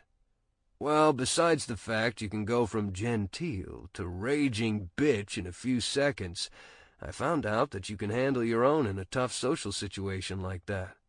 And you certainly know how to dress to impress." "Thank you," she murmured softly. "Most of all, I've learned you are a woman of many complexities, and it's very intriguing." Her mouth made a perfect little O at my declaration. Everything I said was the truth. In the last 36 hours, I truly had come to see Allison in an entirely different light. It was hard imagining that I'd known her 7 years and not realized it at all. Not only was she a woman now, but she was a very interesting one. I wasn't even sure Jake was aware of all the many facets that made up her character. "You've learned so much about me, but I'm still missing some things on you," she said. I'm sure all you would have to do is Google me, and a lot of shit would come up. She wrinkled her nose. "I don't want impersonal information like that about you. I want it straight from the horse's mouth." Fine. I've nothing to hide, so fire away. I cocked my brows at her. But be forewarned that turnabout is fair play. "I don't mind." So shoot. Tilting her head, Allison asked, "How old were you when you lost your virginity?" The audacious question, coupled with her interested expression, caused me to spew out the sip of beer I'd just taken. Swiping my hand across my mouth, I said, "Damn, going straight for the jugular on that one, aren't you?" She giggled. "Would you rather me have asked the last time you cried?" I shook my head furiously. I wasn't one of those emotionally stunted men who thought it was weak to cry. It was more the fact that I didn't want to have to acknowledge that it had been 3 days ago, after I saw my sister. I wasn't ready to go there with her yet. "So answer the question," she pressed. Actually, I was a late bloomer. I was 19. Her brows rose in surprise. "Seriously?" I laughed. You sound so shocked. With a shrug, she said, "I just imagined you being young, like 15. I was finishing up high school at 15. Trust me, for most of my teenage years, I wore glasses, had acne, and weighed 130 soaking wet. I shook my head as I was assaulted by a barrage of painful teenage memories of being bullied and being made fun of. It was just another reason that I hated living in the past. It was too fucking painful. Trying to lighten the dark mood pervading me, I motioned to myself. I was not always the stud you see before you today, I teased. My efforts were rewarded by a laugh from Allison. "I find that hard to believe." I couldn't help shuddering. Oh, trust me, there's photographic and video evidence. She shook her head. "Nope, I'm sorry, but I can't imagine a time when you weren't a hottie." As fucking misguided as you are, I gotta say, thanks for the compliment. With a grin, she took another sip of her beer. "So, who was she?" Shifting in my chair, I couldn't help feeling a little uncomfortable with her questioning. I mean, where the hell was she going with this? And now, because she'd brought it up, I couldn't help wanting to know the same shit about her. Or did I? You want me to elaborate about losing my virginity? "Of course. After all, elaboration is the key element of Southern storytelling, and we are in the most Southern city in the South." True. Very true. I took a long pull from my long neck. For reasons I couldn't even fathom, I felt the need to defend myself to Allison. The thing is, I'd gotten some action, but I still hadn't sealed the deal, so to speak. "Lovely," Allison said, wrinkling her nose. Hey, you're the one who wanted me to elaborate. She laughed. "You're right. Please, continue." By the time I'd turned 19, things finally were looking up for me. I'd just met Jake and the other guys, and we were starting to play at Eastman's. After being sick, I got put on steroids and started beefing up. I got LASIK surgery, and my mother actually gave me a year's supply of chemical peels for my acne as a birthday present. "But you digress," Allison said with a grin. I'm trying to save face here about why I was so old when I lost my virginity. "Pray, continue." I laughed. Anyway, her name was Melanie. She was in some of my law classes at Emory. Since I was feeling more confident, I got up the nerve to ask her out. Thankfully, she said yes, and we started dating. Surprise filled Allison's face. "Oh, so you have been in a relationship?" A few, yeah. None really lasted a long time. I did have my heart broken when I was 21. "Interesting," And where was the deed done? With a wink, I replied, in a pretty posh suite at the Ritz in Atlanta. Her eyes bulged. Really? Hey, give me some credit here. I'm not the type of guy to lose it in the back seat of a car. She giggled. No, I can't see you doing that. Leaning her elbows on the table, she added with a teasing lilt to her voice, Of course you had to pick somewhere high-end. Couldn't lose the V-card at the Holiday Inn, could you? Hey now, I can't help how I was raised, even if I try to escape it as often as I can. So we know you had a posh first experience, but what about the relationship itself? How long did it last between the two of you? Tilting my head, I delved into my past. 6 months. She was a few years older than me. At Allison's continued questioning expression, I said, she wanted more, a whole lot more than I was ready or willing to give at 19. I see, she murmured. And what about you? When her usual red flush tinged Allison's cheeks, I shook my head. Oh, no, don't think you're getting out of this one. I'm not, she huffed. Then spill it. Fine, she muttered. I turned a laugh into a cough when she squared her shoulders determinedly while downing the rest of her beer. I was 17. Man, you beat me by 2 years, huh? Sex is never a competition. Sometimes it is, to see who'll finish first, I mused, which caused her to blush. Anyway, please continue with the sordid details. Like you, I was in a relationship. Dylan and I started dating when I was 16. Holding up my hand, I asked, just how old was he? 18. Older man, huh? With a slight shrug, she replied, I was a junior and he was a senior.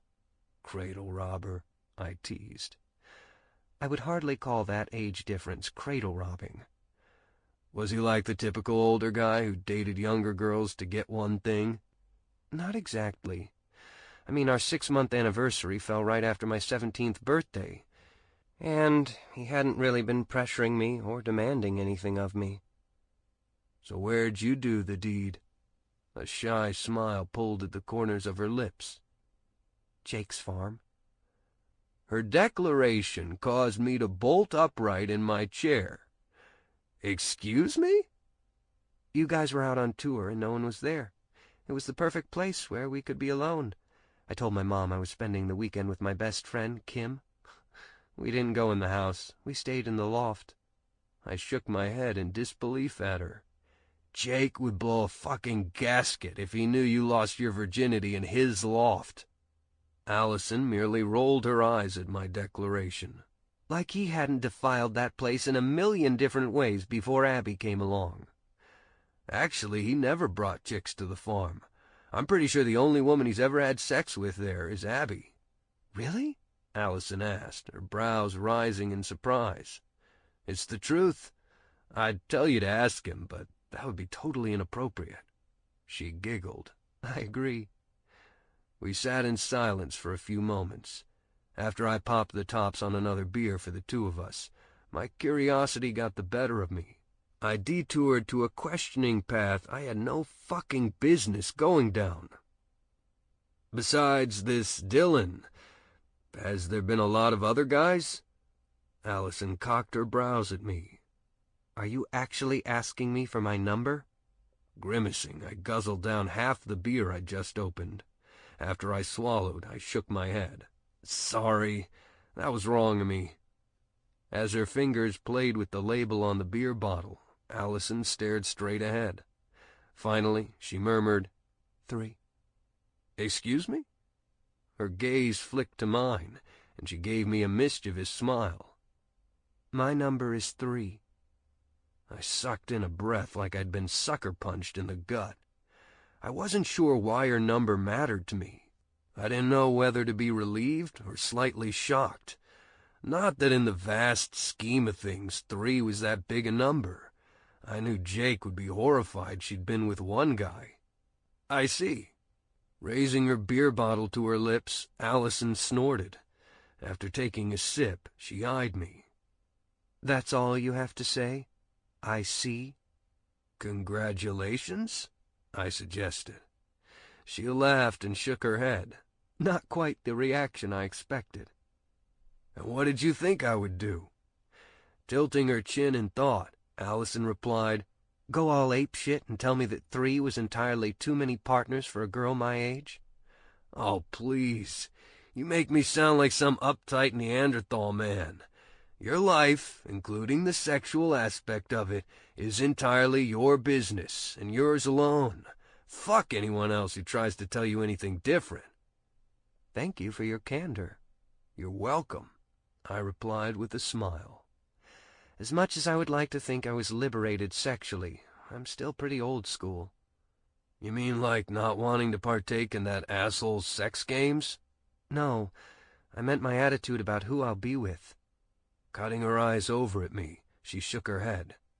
I can't believe we're having this conversation. It seems the alcohol is freeing my tongue more than I would like. The truth is that 2 were relationships, Dylan and then the douchebag of late, and then 1 was pure lust. Seriously? Now you're getting judgy? I laughed. No, it's just hard to believe that after how you've described yourself that you actually just succumbed to lust. A giggle burst out of Allison's lips. Did you just say succumbed? This time she snorted. Oh, Reese, you sound positively blue blood when you're down here and away from the guys. They would so call your ass out if they heard you. Whatever, I grumbled. Nudging my shoulder with hers, she said, Your turn. I don't think that's a good idea. And why not? I don't want you to think badly of me. She rolled her eyes. Like I don't already know you're a slut. You think I'm a slut? I sputtered indignantly. Yeah, I do. I'll have you know my number isn't over 100. How comforting, she mused. Rising to my feet, I stalked over to the trash can and tossed my beer bottle. You know, the fact that I'm now a famous musician and have that low a number is pretty impressive. Your brother's was off the charts. Not surprising that Jake surpassed slut to reside in dirty whore territory. My anger dissipated, and I found myself laughing at the summation of her brother. After popping the top of my 3rd beer, I sighed. I think it's time for a conversation change. More questions? Sure. Just ones that don't have anything to do with sex. Sounds fair to me. With a grin, she added, Fire away. I thought about a safe question to ask her. Okay. How old were you when you drank for the first time? 16. It was the champagne at my party. Ah, I see. And you? 12. Allison's eyes bulged. 12? That's just a baby. It was just one drink. I didn't start down an alcoholic path at that age. She giggled. I'd hope not. Taking another sip of her beer, she asked, So where was it? It was during a society party of my parents. I wanted to be like the older guys who were there. We've already established that I was a socially awkward misfit, so it should make total sense that I was being a dick to try and fit in. So when they dared me to drink a glass of scotch, I downed it in one gulp. I shuddered as the memory flickered through my mind. I thought I was going to die. I think I ended up puking most of the night and lying to my nanny that it was some stomach bug. Allison frowned. You poor thing. I chuckled. Nah, I deserved it. But it did teach me a lesson about trying to fit in with the older kids. From that point on, I didn't give a shit about what they thought. I was really my own person. Such a wise revelation to have for such a young person. Allison mused. Shaking my head, I replied, Kids in my world grow up fast. When you're shuttled away to boarding school practically as a baby, you learn to only rely on yourself. In the end, that's all you have. When I looked up at Allison, tears shimmered like diamonds in her dark eyes. Trying to ease the tension of the moment, I laughed. Okay, no more beers for you. Sometimes you remind me so much of Jake. I do? She nodded. He tried for so long to close himself off to other people, not to let them see his weaknesses. A lone tear streaked down her face. His pain? Allison. I see you, Reese, she whispered. My heartbeat thrummed wildly in fear at her statement, causing me to feel like an utter pansy. Christ, what had I done to make it so easy for her to be able to see through all my bullshit? The better question was why she was still sitting beside me after seeing the real me. As if reading my mind, Allison said, I see all of you, and I'm not disgusted. Not liking the direction the conversation was taking, I rose out of the swing. I needed to put distance between Allison and myself. Things were getting too personal and deep too quickly. I couldn't remember the last time I'd opened up to anyone like I had with her. It wasn't enough that she was so compassionate and caring. At the same time, she distracted me by being so fucking hot. At one moment, I wanted to hug her to me for the comfort she could provide. Then at the next, I wanted to peel her sexy-as-hell black dress off that could make a guy spring wood at 50 paces and stroke every inch of her creamy white skin. Yeah, well, I think that's enough for tonight. You have class in the morning, and I need my beauty sleep to gird up strength to deal with my parents. After wiping her tear-stained cheeks, Allison bent over and picked up her sexy heels that she had discarded when we sat down. Her eyes held so much emotion that I could tell she was fighting hard to hold it back. Thank you for inviting me tonight. It's me that should be thanking you. I might have been auctioned off to a cunt, as you called it, if it hadn't been for you. A shadow of a smile played on her lips. I'm glad I could save the day. Without second-guessing myself, I leaned in and gave her a hug. As we swayed back and forth, Allison's hands came up to grip the back of my shirt. Having my arms around her stirred me on both an emotional and physical level. But with her sexy curves pressed against me, I was certainly focusing more on the physical side. She was so delicate, just like the magnolia on the pendant I'd given her. With her scent and softness overwhelming me, my mind railed at me to pull away. All right, asshole, you have about 2 seconds to pull away before she feels just how much you're enjoying copping a feel. When I finally pried myself away, I smiled at Allison. I'll text you about doing movie night soon. I'll look forward to it. After placing a tender kiss on her cheek, I turned and walked away. But even as I put distance between us, I couldn't shake the feeling of that hug. Even when I lay down that night, I could almost still feel her in my arms. And that made me scared as hell. 6. Allison. The following 2.5 weeks flew by in a whirlwind of school, work, and, most importantly, Reese.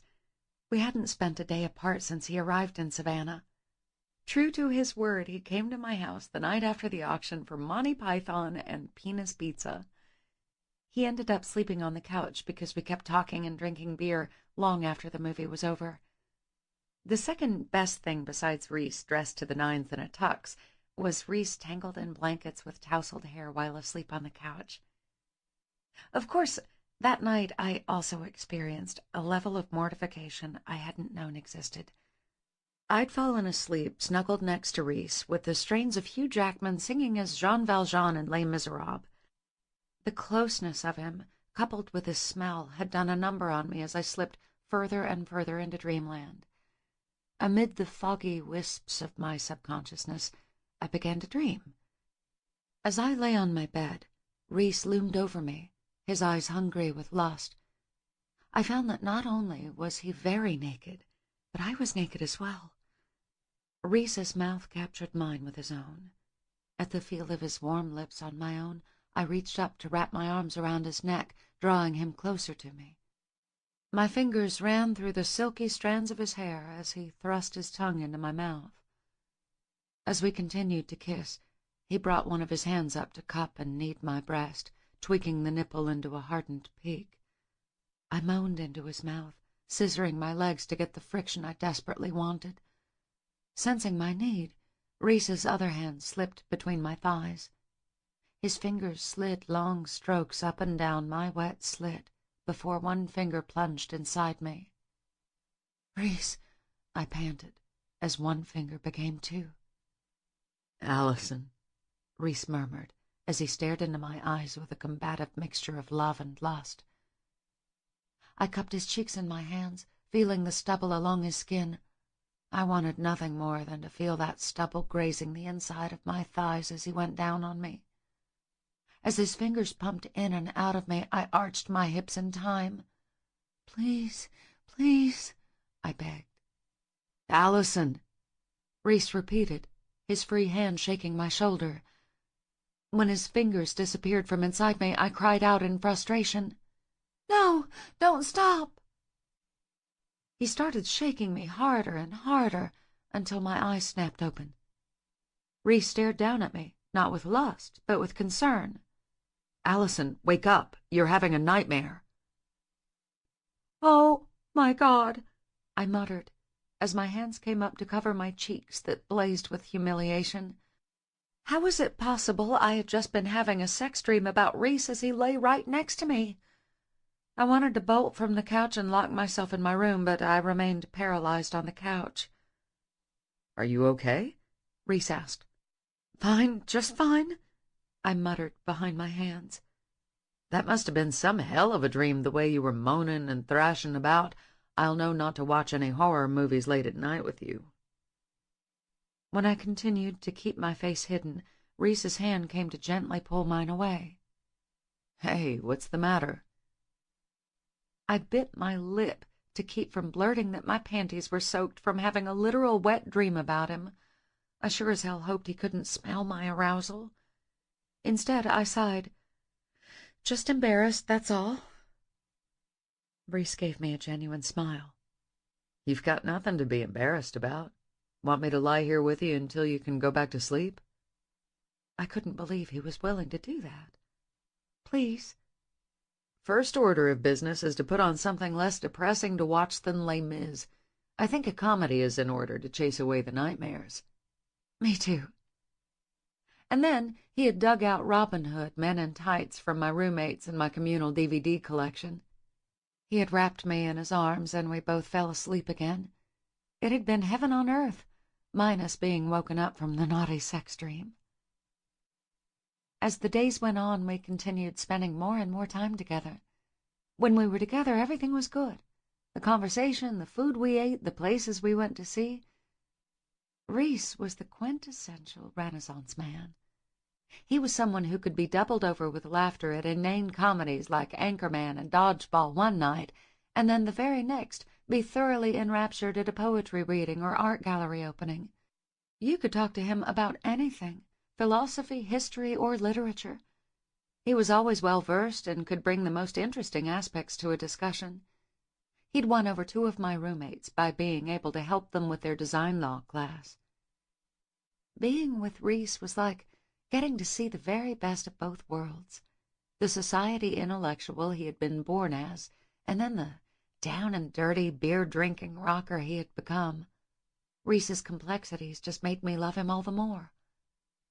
In each and every way, we seemed like the perfect loving couple.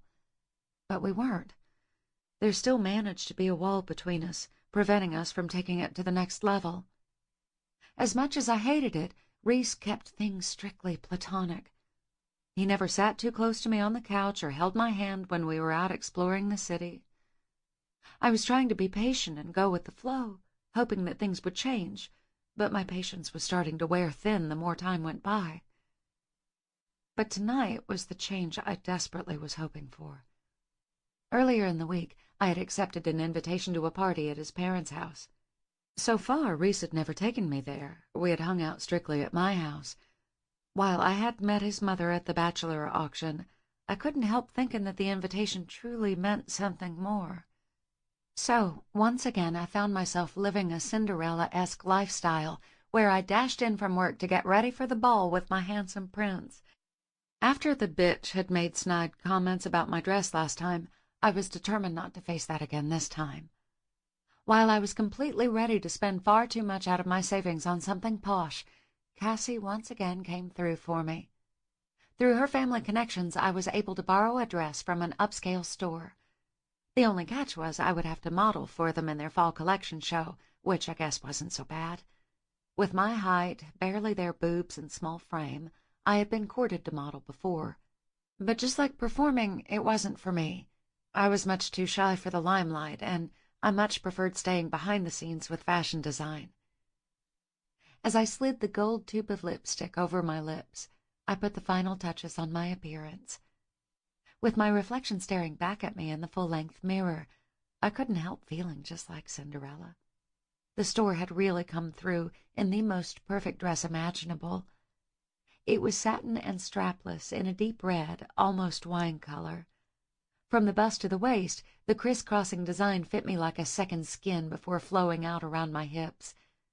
Rather than the magnolia necklace, I was wearing the pearls Jake and Abby had given me for my high school graduation, and on my feet were the sexiest strappy heels that matched the color of the dress. Glancing at the clock on my nightstand, I realized it was almost time for Reese to pick me up. I grabbed the glittery clutch purse I would be carrying and then hurried down the hall. In the kitchen, I could hear Cassie chattering away with two of our other roommates, Kelly and Tammy. When I appeared in the doorway, I received several whistles. I couldn't help grinning. "Thank you." "You're gonna knock 'em dead tonight," Cassie said. Sticking my foot out from beneath the dress, I asked, "Are you sure these heels aren't too much?" "No, they're sexy as hell," Cassie replied, to which Kelly and Tammy nodded. "They just don't feel like me." Running my hand over the satin, I sighed. "I guess that none of it feels like me." Cassie shook her head. "You look absolutely sensational, heels and all. You're just dressing the part that's expected for you tonight. Be thankful that Reese seems to appreciate you just as much when you're in jeans and smelling of tomato sauce after work." I laughed. "I guess you're right." The sound of a car pulling up interrupted any more of my self-deprecating tirade. "Is that him?" Tammy asked. "I hope so," I replied. "Damn, Reese has one sweet-ass ride," Cassie exclaimed. When I turned around, she was at the window peeking outside through the blinds. "Would you please stop that? It makes you look totally creepy spying on him like that." "I'm not spying, I'm being a concerned homeowner. A strange car pulled into the drive, so I am checking it out." Rolling my eyes, I muttered, "You're impossible." "What kind of car does he have?"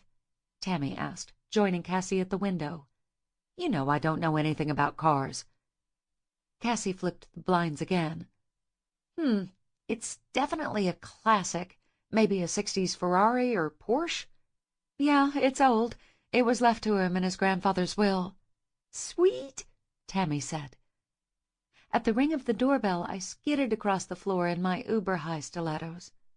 Once again, I'm thinking these shoes were a mistake.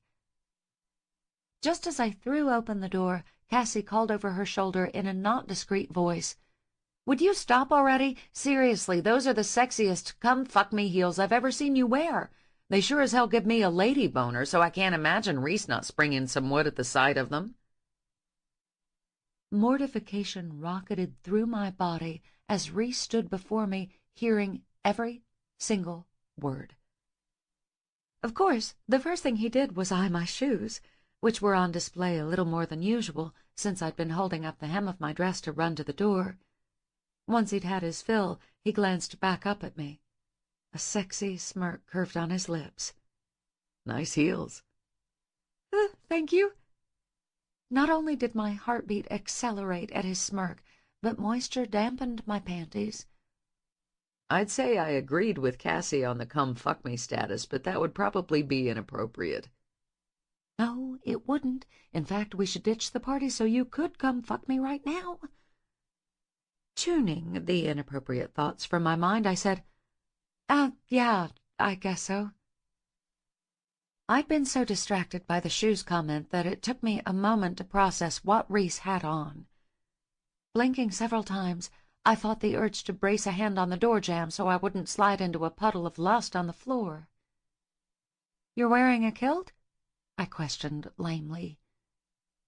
His cocky smirk faded and was replaced by a sheepish look as he glanced down at himself. I guess I forgot to mention that my parents' party recognizes Tartan Day. At what I imagined was still my deer-in-the-headlights expression, he continued on. It's when people with Scottish heritage celebrate the Declaration of Arbroath. I didn't realize you had such strong Scottish roots. I mean, I kind of gathered your family origin from your last name. Yeah, my great-great-grandfather was a lord with a pretty expansive estate. My brows shot up at his declaration. Does that mean I should start addressing you as my lord? He laughed. Not quite. My great-grandfather was the 5th son, so he didn't get to inherit the title. I see. Cassie came to join me at my side. She gave a low whistle at the sight of Rhys. Look at you, styling and profiling in a skirt. Didn't take you for a cross-dresser. With a good-natured chuckle, Rhys replied, It's a kilt, not a skirt. Cassie motioned to his crotch. You free-balling under there? Although my mind had certainly gone there, I still let out a horrified gasp at Cassie's question. Rhys wagged a finger at Cassie. A gentleman never tells. Whatever, Cassie replied.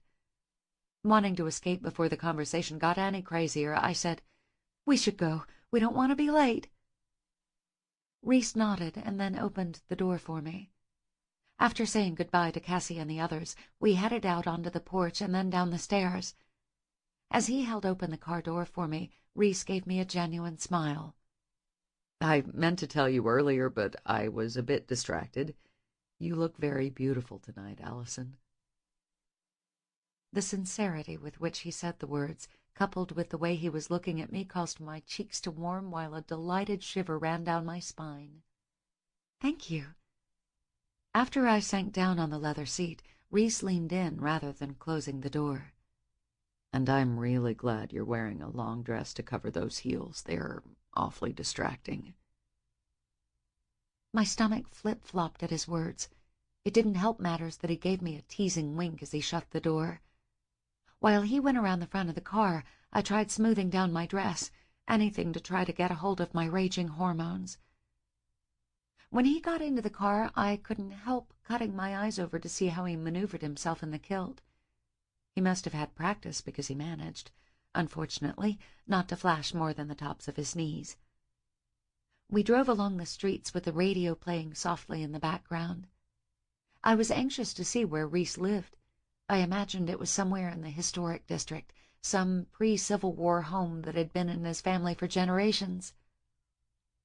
As we neared Forsyth Park, Rhys turned off on a street I'm not familiar with. It doesn't take me long to spot his house, or, I should say, mansion. It's the one where expensive cars are lining up to the valet stand. It's pretty much everything I envisioned in my mind. Instead of waiting for the valet, Rhys pulled into the driveway that wound around to the back of the house. After turning off the car, he glanced over at me. Pretentious, isn't it? It's magnificent. I love antebellum homes. Well, it's from the 1830s. I can't wait to see inside. Then let's go. Rhys then climbed out of the car and came around for me. Once he opened the door, I slid out, careful not to stumble on my heels. When we continued up the pathway to the back of the house, I couldn't help asking, We aren't going in the front? Rhys rolled his eyes. And have to pass through the doorman and all that bullshit? I don't want any part of that. Oh, I murmured. What do you mean, oh? He questioned as he walked ahead of me. I just thought you might be embarrassed of me, I murmured. Skidding to a stop on the brick walkway, Rhys stared at me with an incredulous expression. You are not serious. I shrugged. It's not like I fit into this world. Neither do I, he countered. But you were born into it. You're a blue blood, for God's sake. Besides, your mother made it very clear a few weeks ago that I wasn't the type of girl that you should be interested in. Realizing I had said too much, I quickly tried backtracking. I mean, the type of girl you should be hanging out with, I hurriedly added.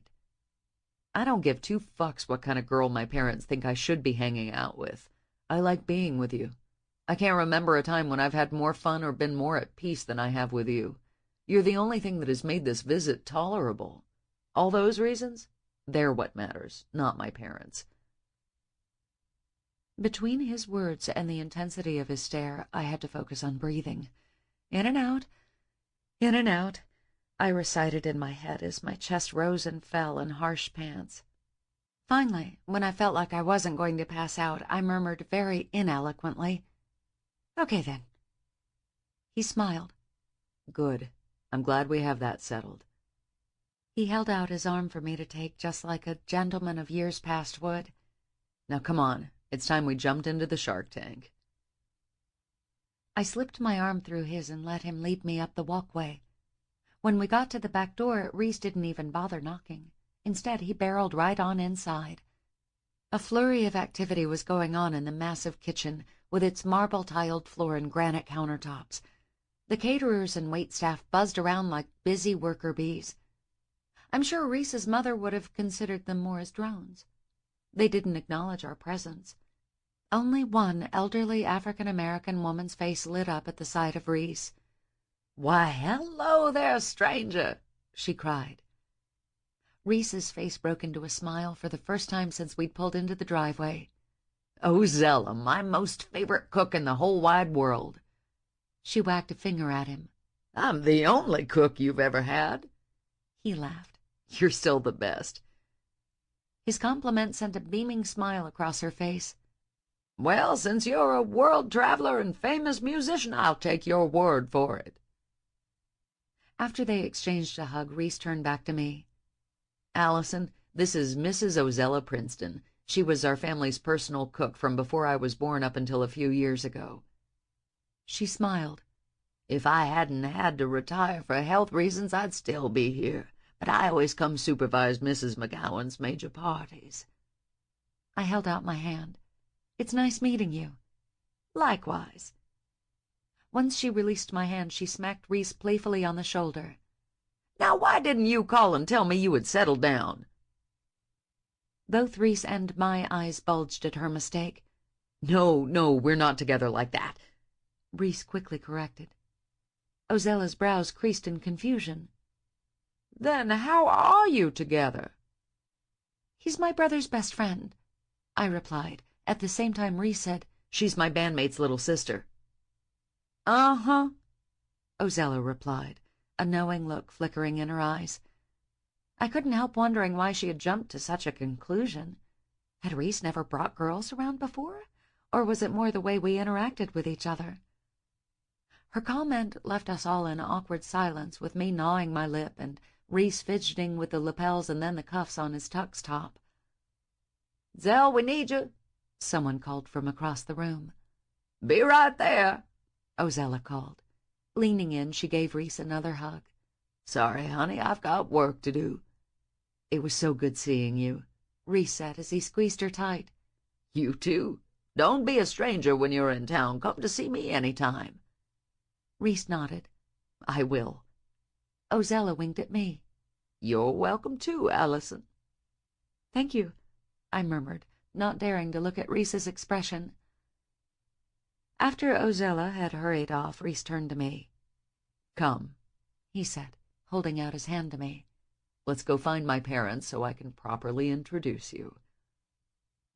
Although I nodded in agreement, I fought the urge to stay in the kitchen or anywhere that was far, far away from his parents. It had been bad enough spending any time with his mother. I couldn't imagine his father would be any better. Tucked close to his side, I followed him out of the kitchen and into a long hallway. It reminded me a lot of the entrance hallway at the Mercer Williams house. My heels clacked along the marble floor beneath my feet, while two glittering crystal chandeliers lit our way. From ahead of us, I could hear the sound of a string quartet playing. A classical repertoire floated through the air, and for a moment the relaxing music calmed me. Pointing up the hallway, Reese said, "The first room on the right is the ballroom. That's where the music is coming from and where most of the party guests are. The door's open to a veranda." I widened my eyes. "You have a ballroom?" He shrugged as if it was the most normal thing in the world to have a ballroom. We also have a study, library, and a billiard room, just like in Clue. A nervous giggle escaped my lips. You do? It was fun growing up with such a big house to explore, but now it seems a bit pretentious. Inwardly, I agreed with him. I'd never been comfortable with over-the-top expressions of wealth. While my parents made good money, we lived rather modestly compared to a lot of their friends. I was thankful that when Runaway Train took off, Jake stayed very true to his roots, which meant staying at the farm he grew up on. I never knew you were this rich. Reese shook his head. Just remember, this is my parents' world. It isn't mine. It never has been, nor will it ever be. I'll try, I murmured, as Reese swept me into a room to the left. This must have been the formal living room. It was heavy on the formal part, with chandeliers, Persian rugs, and ornate furniture. It certainly wasn't the type of living room where you kicked off your shoes and watched TV. "Reese, darling, there you are," Margaret called from the corner of the room. She, and who I assumed was Reese's father, were talking with another couple. As we approached, the couple excused themselves, and then it was just the four of us. "Mother, I believe you have had the pleasure, but Father, please allow me to introduce to you Allison Slater." Reese's father's dark eyes narrowed slightly at me as he took a puff of a foul-smelling cigar. "It's a pleasure to meet you, Miss Slater. I'm Elliot McGowan," he said, extending a hand. Just like Reese, he was outfitted in a blue and green checkered kilt. As I shook his hand, I quickly replied, "It's a pleasure meeting you too, sir." "I understand you're here in Savannah for school." "Yes, sir. I attend the Savannah College of Art and Design." "And what exactly do you plan to do with your degree?" "Fashion design." At his father's obvious lack of enthusiasm for my major, Reese cleared his throat. "Allison's just been accepted for a very prestigious internship." I smiled. "Reese flatters me, but I will be fulfilling my internship while out on tour with his band." Margaret made a strangled noise beside me. When I turned to her, she asked, "So, you and Reese will be spending a lot of time together?" With a nod, I replied, "Yes, just for the summer. I'll pick up classes again in the fall." "I see," she said, not bothering to hide her disdain. Craning his neck around the room, Reese asked, "Where's Ellie?" Margaret immediately stiffened before exchanging a glance with Elliot. "Tonight just isn't the place for Eleanor," Elliot replied. Reese's pleasant expression instantly darkened. "What the hell is that supposed to mean?" A nervous titter escaped Margaret's lips as she gave a flippant wave of her hand. "You know your sister's limitations. A crowded party full of strange people isn't the place for her." "What, you mean to say it's the perfect place for you to be embarrassed by your own daughter?" "Reese, you may be a grown adult, but I will not have you speak to your mother with that tone," Elliot warned. Shaking his head, Reese questioned bitterly, "I don't know why I'm even surprised. Is she even here, or did you keep her as far away as possible by having her stay at the Brandywine Institute?" "She is here, just like she is every weekend. She just will not be attending the party." "You two really disgust me sometimes," Reese bellowed before he turned and strode determinedly out of the room. I exchanged a horrified glance with Reese's parents. "Excuse me," I said, before hightailing after him. When I got back into the foyer, I glanced left and right to see where Reese had gone. I heard a door slam in the back, so I raced as best I could in my heels and dress to catch up with him. As I got outside, I saw him stalking across the garden area. "Reese, wait!" I called. He froze. He still hadn't turned around by the time I got to him. Instead, his broad shoulders were drawn, his head tucked into his chest. Tentatively, I reached my hand out to touch his arm. Words seemed to escape me. There was obviously a sordid history about Reese's younger sister that I wasn't privy to, one that hurt him very deeply. "I'm so sorry. Are you okay?" Reese turned his head to look at me. There's nothing you need to apologize for. It's my fucking parents and their bullshit way of thinking. My hand rubbed up and down his arm. I'm still sorry they upset you. It's obvious that you love your sister and that you don't want to see her mistreated. I do love her. Reese's shoulders slumped farther. Sometimes I think I'm the only one who does. Then let's go see her. I'm sure she wants to spend time with you. With a slight nod of his head, Reese started toward the front door of the carriage house. His hand hovered over the ornate door knocker before he pulled it back. Allison, before you meet her, I guess I need to explain about Ellie. Okay, I replied cautiously. At that moment, I didn't know what to expect behind that door. Between what Elliot and Margaret had said, coupled with Reese acting so mysteriously, I didn't know if Ellie was just your typical rebellious daughter that her uptight parents were ashamed of, or if there was something else, something much more serious. Ellie is different. Different how? I pressed. He grimaced. I hate even saying that about her. The truth is she's severely autistic. She isn't anything like Lucy. He shook his head. It's a horrible thing to do, but I guess to prepare you in the best way, she's an autistic savant, like Rain Man, except she's nonverbal. My heart ached for the pain I could feel coming from Reese. Why don't your parents want her coming to the party? I questioned softly.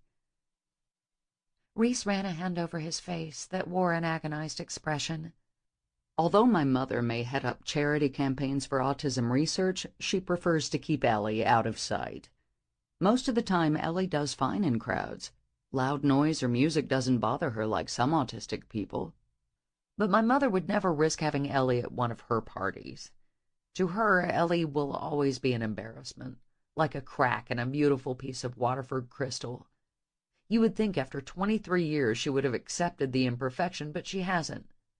During the week, Ellie lives at the Brandywine Institute, which is a group home for adults with disabilities. Basically, it's a place where a lot of wealthy society families from Georgia and South Carolina stick their mentally challenged adult children. That's so sad. I wouldn't stand for it if Ellie wasn't happy there. She fits in well, and she spends hours painting. He stared pointedly at me. That's where she painted your necklace. She really enjoys painting intricate details like that on small objects. She truly has a gift. Reese gave me a sad smile. She's good at so many things, but unfortunately my parents refuse to see it. They only focus on what she can't do rather than what she can. She never got to be a debutante and have a coming-out party, and she'll never be in the papers for a society wedding. Reaching out, I once again touched his arm. I still want to meet her. Okay, Reese replied, with an edge of caution in his voice. A few seconds after Reese tapped on the brass knocker, the door flew open. A silver-haired woman with a warm, friendly smile appeared before us. "Reese McGowan, aren't you looking dapper this evening?" she exclaimed. Reese bounded forward to hug the woman. "Thank you, Trudy. I do clean up well, don't I?" Squeezing him tight, Trudy patted Reese's back. "Yes, you do. Why, I almost wouldn't have recognized you out of your ratty jeans and T-shirts." With a chuckle, Reese argued, "Hey, now, you act as if I look like some homeless person. I may wear that around the house, but I always dress up at the Brandywine Institute when I come to see Ellie." I couldn't help raising my brows at Reese's admission of how he had been sneaking around the past 2 weeks. Truthfully, it was none of my business what he had done during the times he wasn't with me, but it was surprising that I was just now learning about Ellie. "Yes, that's true. It doesn't matter what you have on. You'd be as good-looking as any movie star, even in a potato sack." "Thank you, Trudy. You always flatter me." Trudy grinned. "I bet Ellie is going to be excited to see you again. She lights up whenever you were around." Reese grimaced. "I know. I've been down to the Brandywine Institute every day since I've been back, but it isn't enough. I've got to start coming home more when I'm on break, if only for Ellie's sake." Patting Reese's arm reassuringly, Trudy replied, "In her own way, she understands, and she loves to do those camera talks with you on the computer." Reese smiled. The Skype chats. Trudy snapped her fingers. That's it. She then turned her attention to me as if realizing for the first time Reese wasn't alone. Well, who do we have here? This is my friend Allison. She's my bandmate, Jake's little sister. A knowing look came over Trudy's face.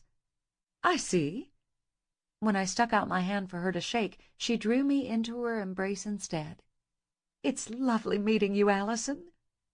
Thank you. It's nice meeting you, too. As she pulled away, she tenderly cupped my cheek as if we were lifelong acquaintances. What a beautiful young woman you are, she remarked. Warmth rushed to my face at her compliments. Thank you. She glanced from me to Reese. How fortunate you are that your bandmate has such a pretty sister. Reese cleared his throat, and I could tell he was uncomfortable with the attention that Trudy was giving me. Yes, I am, although I'm pretty sure Jake wouldn't appreciate me saying that. Did you make the trip down with Reese? Trudy asked. I shook my head wildly at her assumption. No, I'm from Atlanta, but I'm here in Savannah for college at SCAD. Oh, how interesting. What's your major? Fashion design. Glancing at my dress, she nodded. I can see that. You have impeccable taste. Thank you very much. After clearing his throat, Reese asked, Where's Ellie? Trudy's bright expression dimmed a little. She's at the front window. She's been glued to watching all the catering trucks coming and going. Trudy shook her head. Even though she's in her own world most of the time, she does seem to love a party. Reese clenched his jaw. I know. After nodding to Trudy, he once again reached for my hand, and I took it. He led me through an arched doorway into a room filled with floor-to-ceiling windows. At the far end of the room I saw Ellie, or at least her back. Each of her hands gripped the sides of the lace curtains as if they were the lifeline to keep her upright as she leaned her entire upper body into the window. Her dark hair fell just at her shoulders, and it was styled like a page boy. With jeans and a striped shirt, she appeared as any other 20-something. But from the way she hummed and carried herself, you could tell there was a difference. Ellie Belly Melly, Reese called, his voice vibrating with affection. The moment the words left his lips, I thought of Jake's nickname for me. Reese had always called me the same thing, and although I hated it, I saw now that it meant something to him to call me that. Slowly, Ellie craned her neck in Reese's direction. A bright smile lit up her face. With her dark hair and dark eyes, she looked so much like Reese. Without a word to Reese, she hurried over to the other side of the room where a baby grand piano sat. After she eased down on the bench, Reese grinned. Must we play now, Ellie? I wanted to introduce you to my friend Allison. She didn't reply, nor did she look in my direction. Instead, her posture remained ramrod straight, fingers poised over the keys. Okay, if you're sure, he said. Still, Ellie made no gestures or noises. I watched in amazement as Reese crossed the room to Ellie and sat down next to the piano. Out of a case on the floor, he produced a sleek black cello. Easing it between his legs, he took the bow in one hand. Once he had everything adjusted properly, Ellie began to play. Within a few beats, Reese chimed in with her. Recognize it? He questioned over the music. Closing my eyes, I tried to put a composer or a title with it. Beethoven? I asked, as I opened my eyes again. Reese nodded. Moonlight Sonata, he called over the music. I love Beethoven. He's the perfect classical emo composer. With a laugh, Reese replied, That is true. Then he focused his attention back on his instrument. He had never mentioned being able to play the cello. I suppose it made sense, since in a way the bass guitar was in the same family as the cello. With rapt attention, I watched as he closed his eyes and effortlessly drew the bow across the strings with infinite precision. His left hand moved deftly across the fingerboard, and I couldn't help but shudder a little watching the strength in those fingers. Although sex should have been the furthest thought from my mind, There was something very erotic about watching him with his eyes closed, biting his lip in extreme concentration as he worked his fingers up and down the neck with the massive cello standing between his legs. As I felt the urge to fan myself, Trudy came to join me at my side. "They're very talented, aren't they?" she asked. "It's amazing how well they complement each other." "Yes, they both were born musically gifted. Ellie learned by listening to Reese's early music lessons. Then one day I found her repeating what she had heard on the piano." "So she's pretty much completely self-taught?" Trudy nodded. "She doesn't read music. She simply hears a piece and commits it to memory." As the duet came to a close and Trudy and I clapped wildly, Ellie made no move to get up from the piano, but Reese seemed to anticipate her silent request. "Okay, but just one more. How about instead of the classics, we try Les Mis this time?" Reese said. I sucked in a breath when he jerked his chin up at me and grinned. It meant so much that he had picked a musical he knew was my favorite.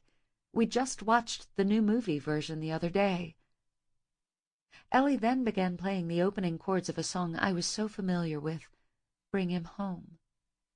As they each played their separate parts that melted into one melody, they complemented each other so well. Tears sprang to my eyes as I watched them execute the music so beautifully. Swiping my cheeks, I realized how precious these moments had to be to Reese. For a short time, he was wholly connected with Ellie in a world where they were both equals and understood each other so completely. I couldn't help but imagine that from the time they were little, their bond had been tightly woven through the strings of music. No matter where he had gone in life or what celebrity status had come to him, Reese had never let his bond break with his sister. It warmed my heart to see him have such a wonderful connection. For someone I had feared didn't know how to love or be loved, he had thankfully proved me wrong. When they finished, I clapped until my hands were stung red. That was...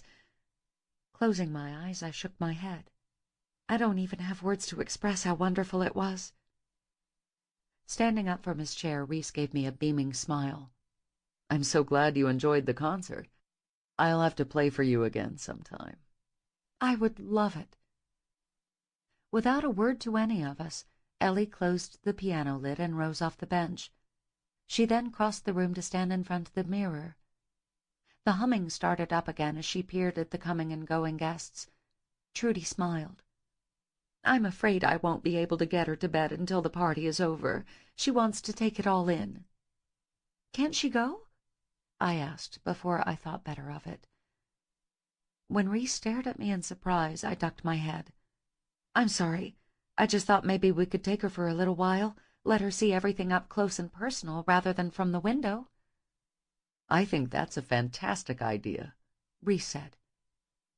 I jerked my head up. The intensity of his stare caused me to shiver. There were so many emotions radiating in his eyes, but gratitude was one that I could plainly make out. "Really?" He turned to Trudy. "Can you find her something more appropriate to wear?" "Yes, I believe she has a few dresses in the closet."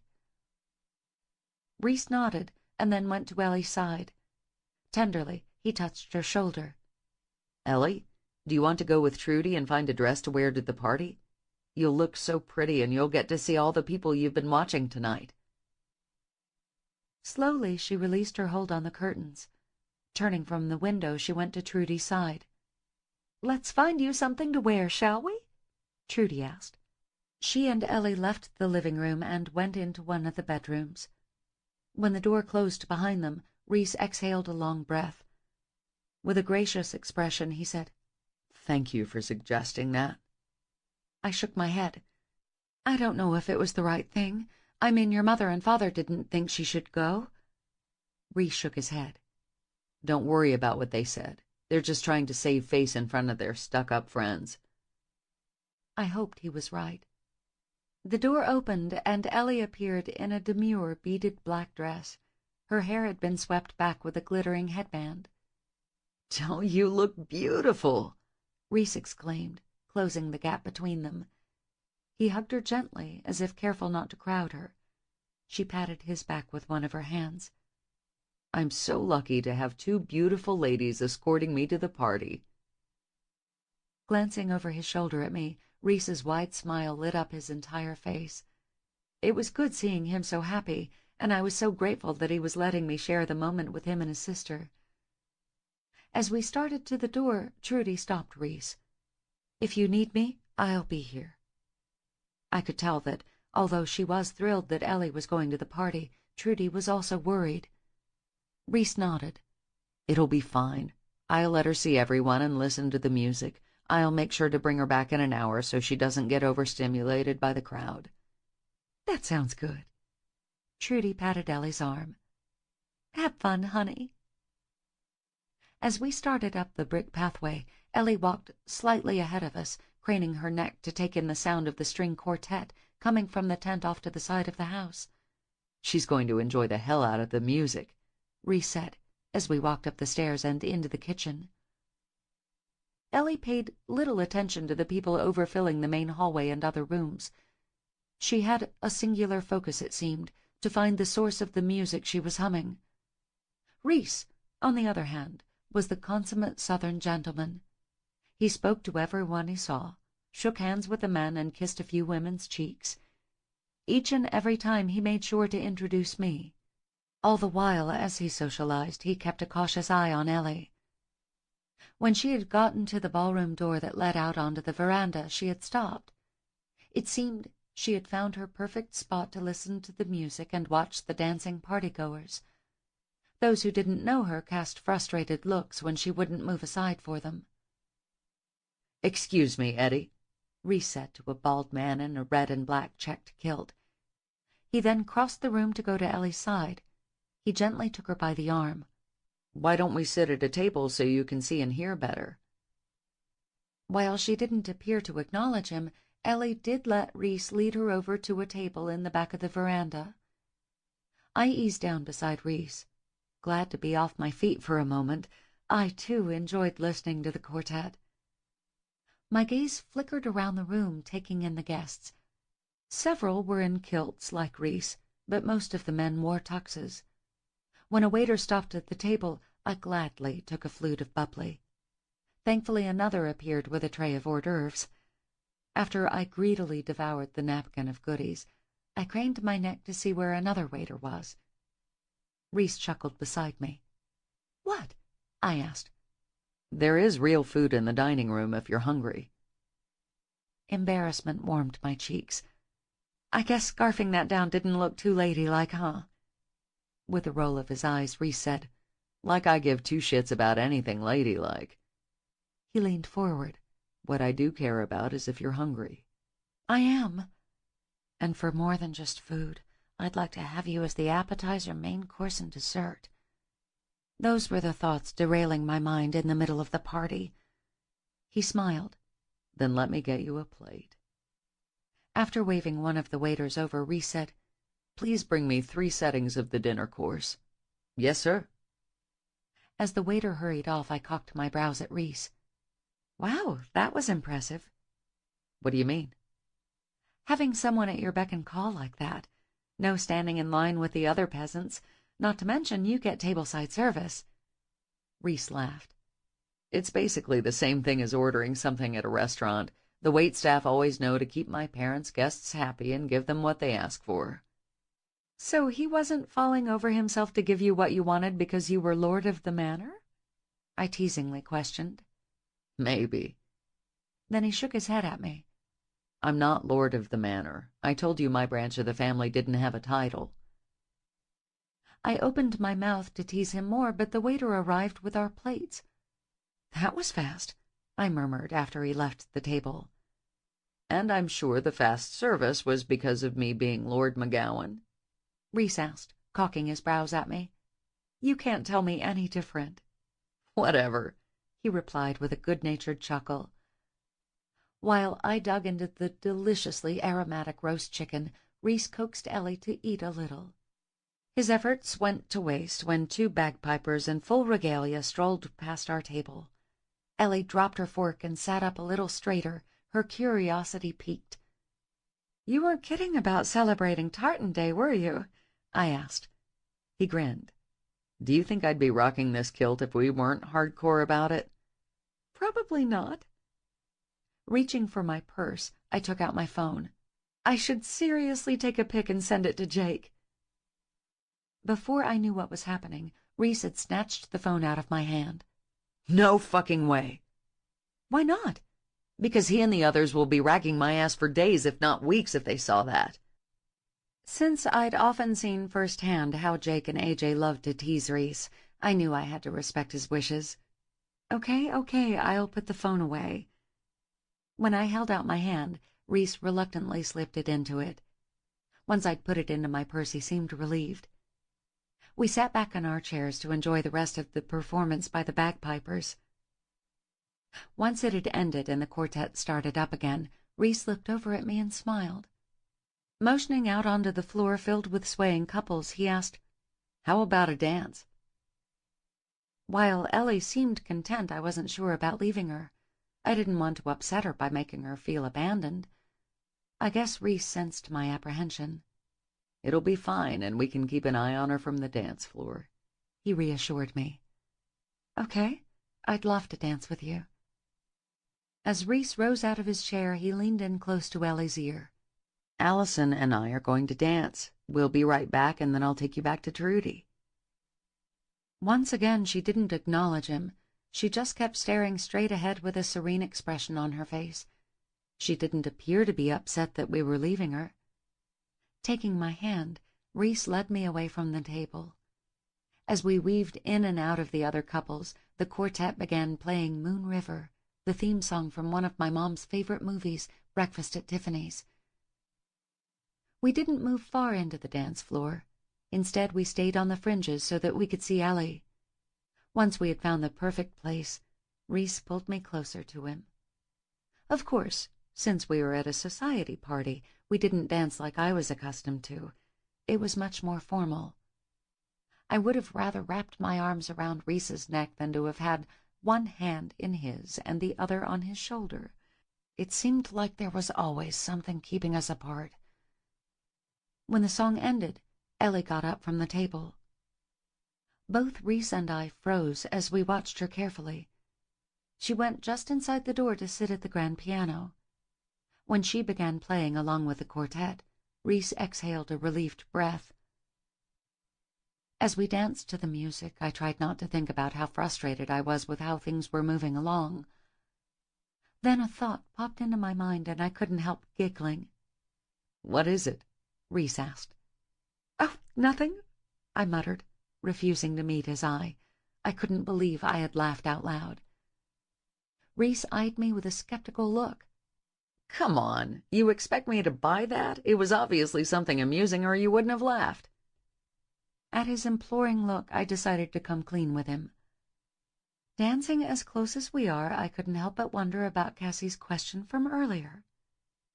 Reese's brows furrowed. "What are you talking about?"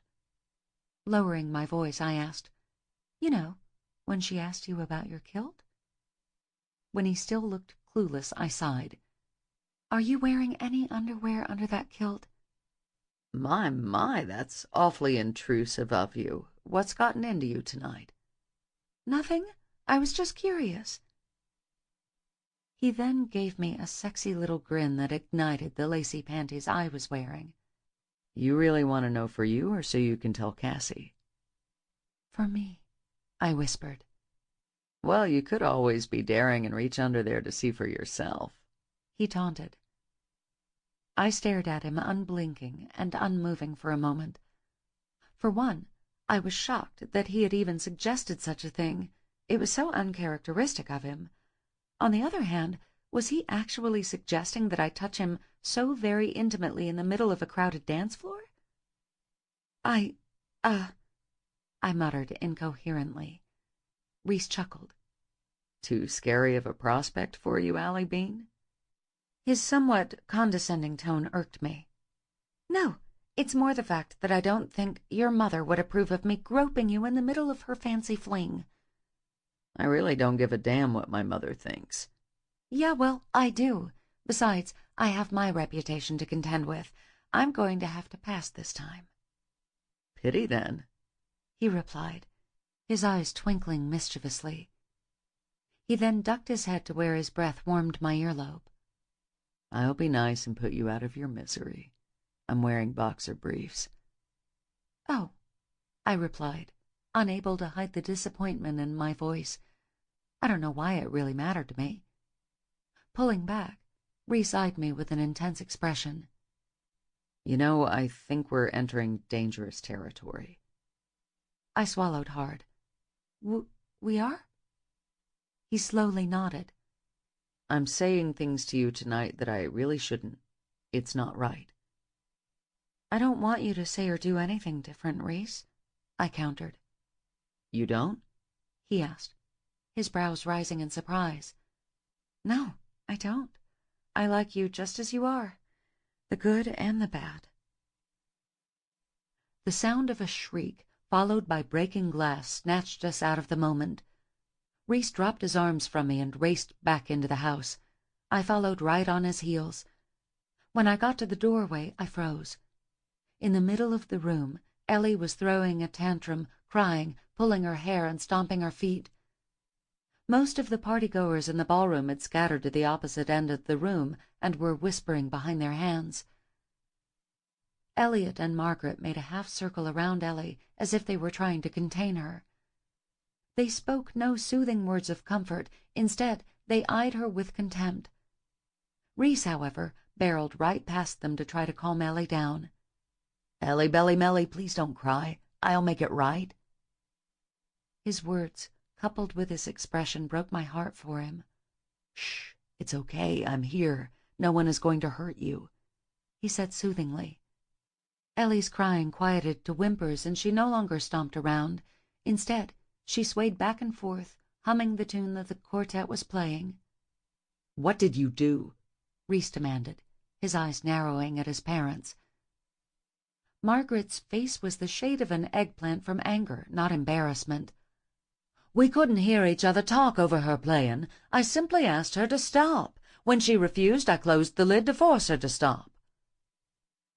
The veins on Reese's neck bulged in fury. How could you? She wasn't hurting anyone. She was ruining your mother's party. She should never have been here in the first place, Elliot replied. Ignoring his father, Reese tentatively put an arm around Ellie's shoulder.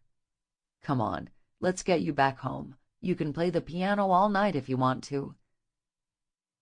When Ellie started to resist, Reese began humming the same music she was. It seemed to calm her, and she willingly let him lead her out of the house. I followed close behind them, unsure of what to say or do. Part of me felt responsible. I'd worried about suggesting she come to the party. Of course, I'd feared some stranger ridiculing her. I never could have imagined her own mother would have treated her so horribly. When we got to the doorway of the carriage house, Ellie balked and pulled away from Reese. She started walking across the lawn to the garage. She wants to go home, Reese murmured. But isn't this her home? Not when she feels hurt and angry. I guess you could say it's her way of running away, putting distance between her and my parents. Trudy opened the door. The moment she saw Reese's face, she gasped. What happened? I need to take Ellie back to the Brandywine Institute, now. With a nod, Trudy replied, Let me get my bag. You know you don't have to stay with her there, Reese said. Trudy smiled and patted his cheek. I don't have to, but I want to. She needs me tonight. She then disappeared back into the house. Across the yard, Ellie waited patiently at Reese's car, swaying to the music that floated back from the tent. Tentatively, I took a step forward. Placing my hand over Reese's heart, I said the words that were sorely lacking in the moment, but the only ones I could think to even comfort him. I'm so, so sorry. He brought his agonized gaze to mine. I could see he was troubled, not at Ellie, or it seemed not even at me, but he was too highly strung to form words. Instead, he just nodded his head in acknowledgment at my words. Look, I know you need to be with Ellie tonight. Don't worry about me. I'll call a cab and... Reese furiously shook his head. No, please don't go. Stay here and wait for me to get back. He squeezed my hand that still rested on his chest. I need you tonight, Allison. The emotional weight of the moment and his words made it hard to breathe. When I could finally speak again, I didn't realize the irony of my words until after I'd spoken them. "Of course, I'll wait for you, no matter how long it takes." Thanks, Allie Bean. We were interrupted by Trudy coming out the door with a small suitcase. You can wait for me in the pool house. That's where I've been staying. I nodded in acknowledgement, like I knew what he was talking about. A shadow of a smile played on his lips. It's right over there. He motioned to the side of the carriage house where a building with a glass roof was connected. "Okay, I'll wait for you there." I watched as he and Trudy made their way across the yard and got Ellie into the car. I stood in the same spot until the car backed down the driveway and disappeared into the night. Thankfully, the backyard was lit up for the party, and I didn't have any trouble finding the front door. As I pushed it open, I let out a low whistle. The house was actually one long glassed-in room that appeared to have been built over an existing pool. I couldn't help wondering if it had been done as a safety means for Ellie. On one side of the pool, there was a fully stocked bar that I was tempted to stop at. After the last half hour, I desperately needed a drink to calm my nerves. As I kept on walking, I couldn't help shaking my head. Of course, Reese's parents didn't have just your average pool. Oh, no. It had a partial waterfall in the deep end that led into an alcove with faux rock formations. There was also a large jacuzzi within the alcove. At the end of the room, my attention was drawn to two wooden doors. With my heels clicking on the tile, I headed to the room. When I opened the door, my nose was assaulted with the smell of Reese. It must have been where he had been staying. There was a large four-poster bed along with several pieces of furniture. His suitcases and clothes were strewn all around on the floor. Several picture frames adorned the nightstand. Most were of Reese and Ellie, while there were some of Runaway Train. With my heart beating wildly, I reached forward and snatched up one of the frames. It was a candid picture from Jake and Abby's wedding with the guys and their families. Instead of the professional one I'd seen in the wedding album, this one captured everyone in a moment of brevity. As my finger traced over the glass, I saw an island paradise in the background as Jake, wearing a teasing smirk, grabbed Abby's boob while she stared wide-eyed with horror out at the camera. Reese had his head thrown back, laughing at something AJ had said about Jake's antics. One of his arms was slung around my waist, drawing me close to him. I stared up at him with an adoring smile. Out of all the pictures, I wondered why he had chosen this one to frame. Surely he could see both by my eyes and expression that I felt far more for him than friendship. After I set it back on the nightstand, I left the bedroom, closing the double doors behind me. With nothing to do but wait for Reese, I sat down on the edge of the pool. Taking off my naughty heels, I slid up my dress and let my feet drop into the water. I leaned back on my hands, swirling my feet through the cool water. I don't know how long I had been sitting there, lost in thought, when Reese's voice caused me to jump. "Hey," he said softly. "Hi," I replied. He dropped down to sit beside me, stretching his legs out on the tiled floor. "Is Ellie okay now?" I asked. A sad smile formed on his lips. "Yeah, she was just fine when I left. She was listening to music and painting. I suppose I should be grateful for the small mercies of life." "That she's able to find happiness?" I questioned softly. He exhaled harshly, his head falling back to gaze up at the moon glowing over the glass roof. "While my heart aches each and every day for Ellie and her situation, sometimes there are days where it aches more for Lucy." I stared curiously at him.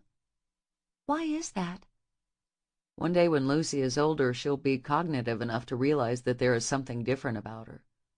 While I know that Bray and Lily will never do anything to cause it, Lucy will compare herself to Jude and Melody. Most likely she'll feel anger and sadness that she isn't the same as them." Reese glanced over at me. "Ellie never has to do that.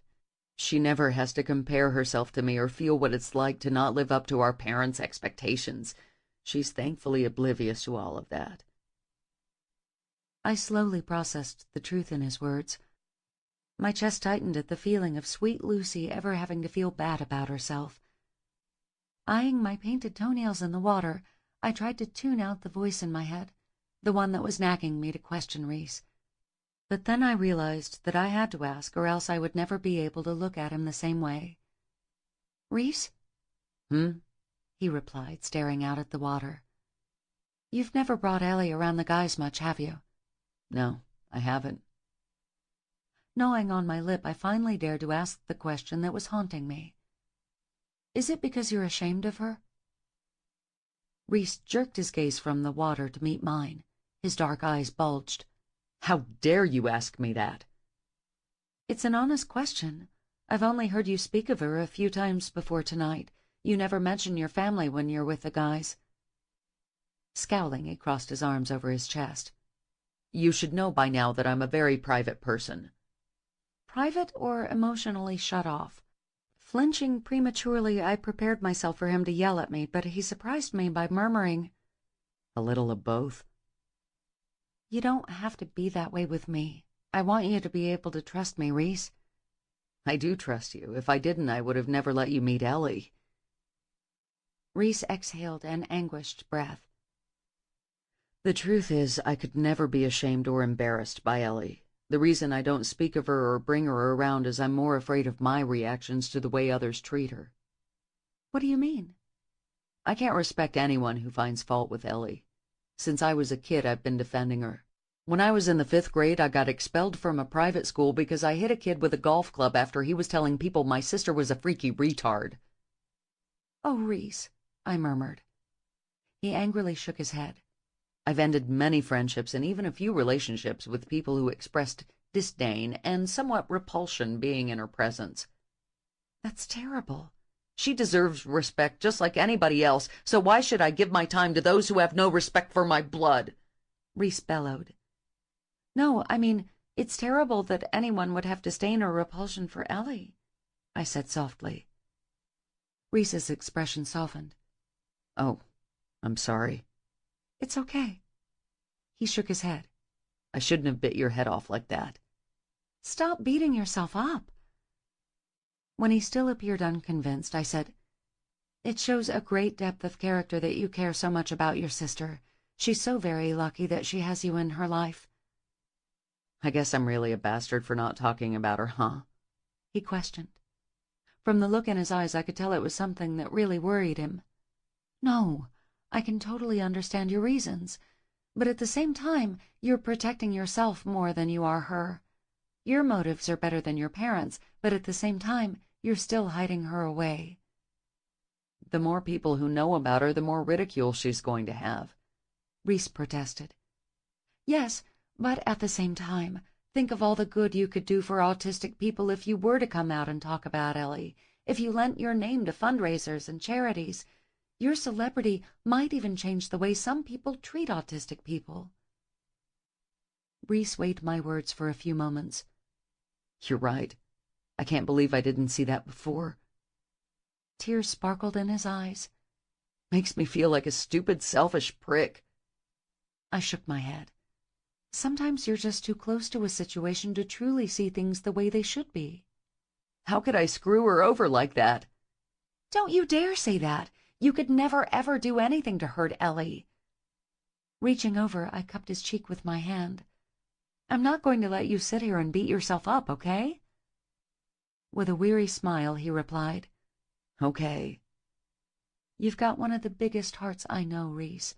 There isn't a malicious bone in your body. You would walk barefoot through a field of glass to make sure Ellie was happy."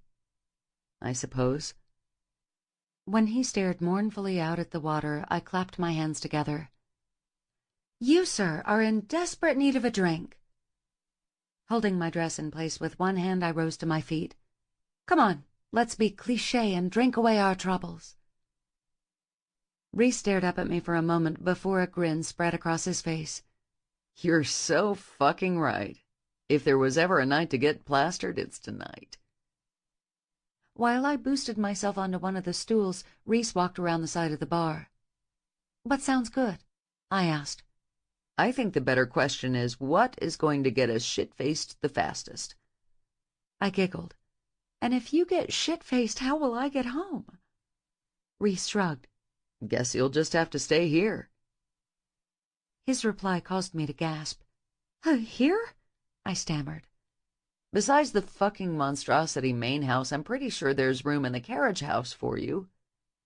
"Oh," I murmured, trying not to hide my disappointment. As Reese plopped a bottle of tequila down on the bar, he winked. Of course, my bed is pretty big and I wouldn't mind sharing it. My mouth dropped open as I tried processing what he had just said. Like a typical guy, he'd been able to go from emotionally broken to teasing sex fiend in less than 2 minutes. I don't know how guys could inflict such whiplash with their feelings. But was Reese's joke just something to lighten the mood, or was this really it? A proposition to be with him? Deciding not to let him get one on me, I replied, "I'd be happy to share your bed." Reese's dark eyes twinkled. I think you'd change your mind pretty quick after you heard me snore. I laughed. "I hogged the cover, so we're even." 2 horrible bedmates, huh?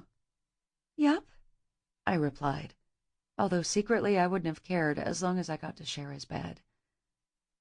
Taking out 2 shot glasses from under the bar, Reese set them in front of me. Think you've got it in you to do some hardcore shots?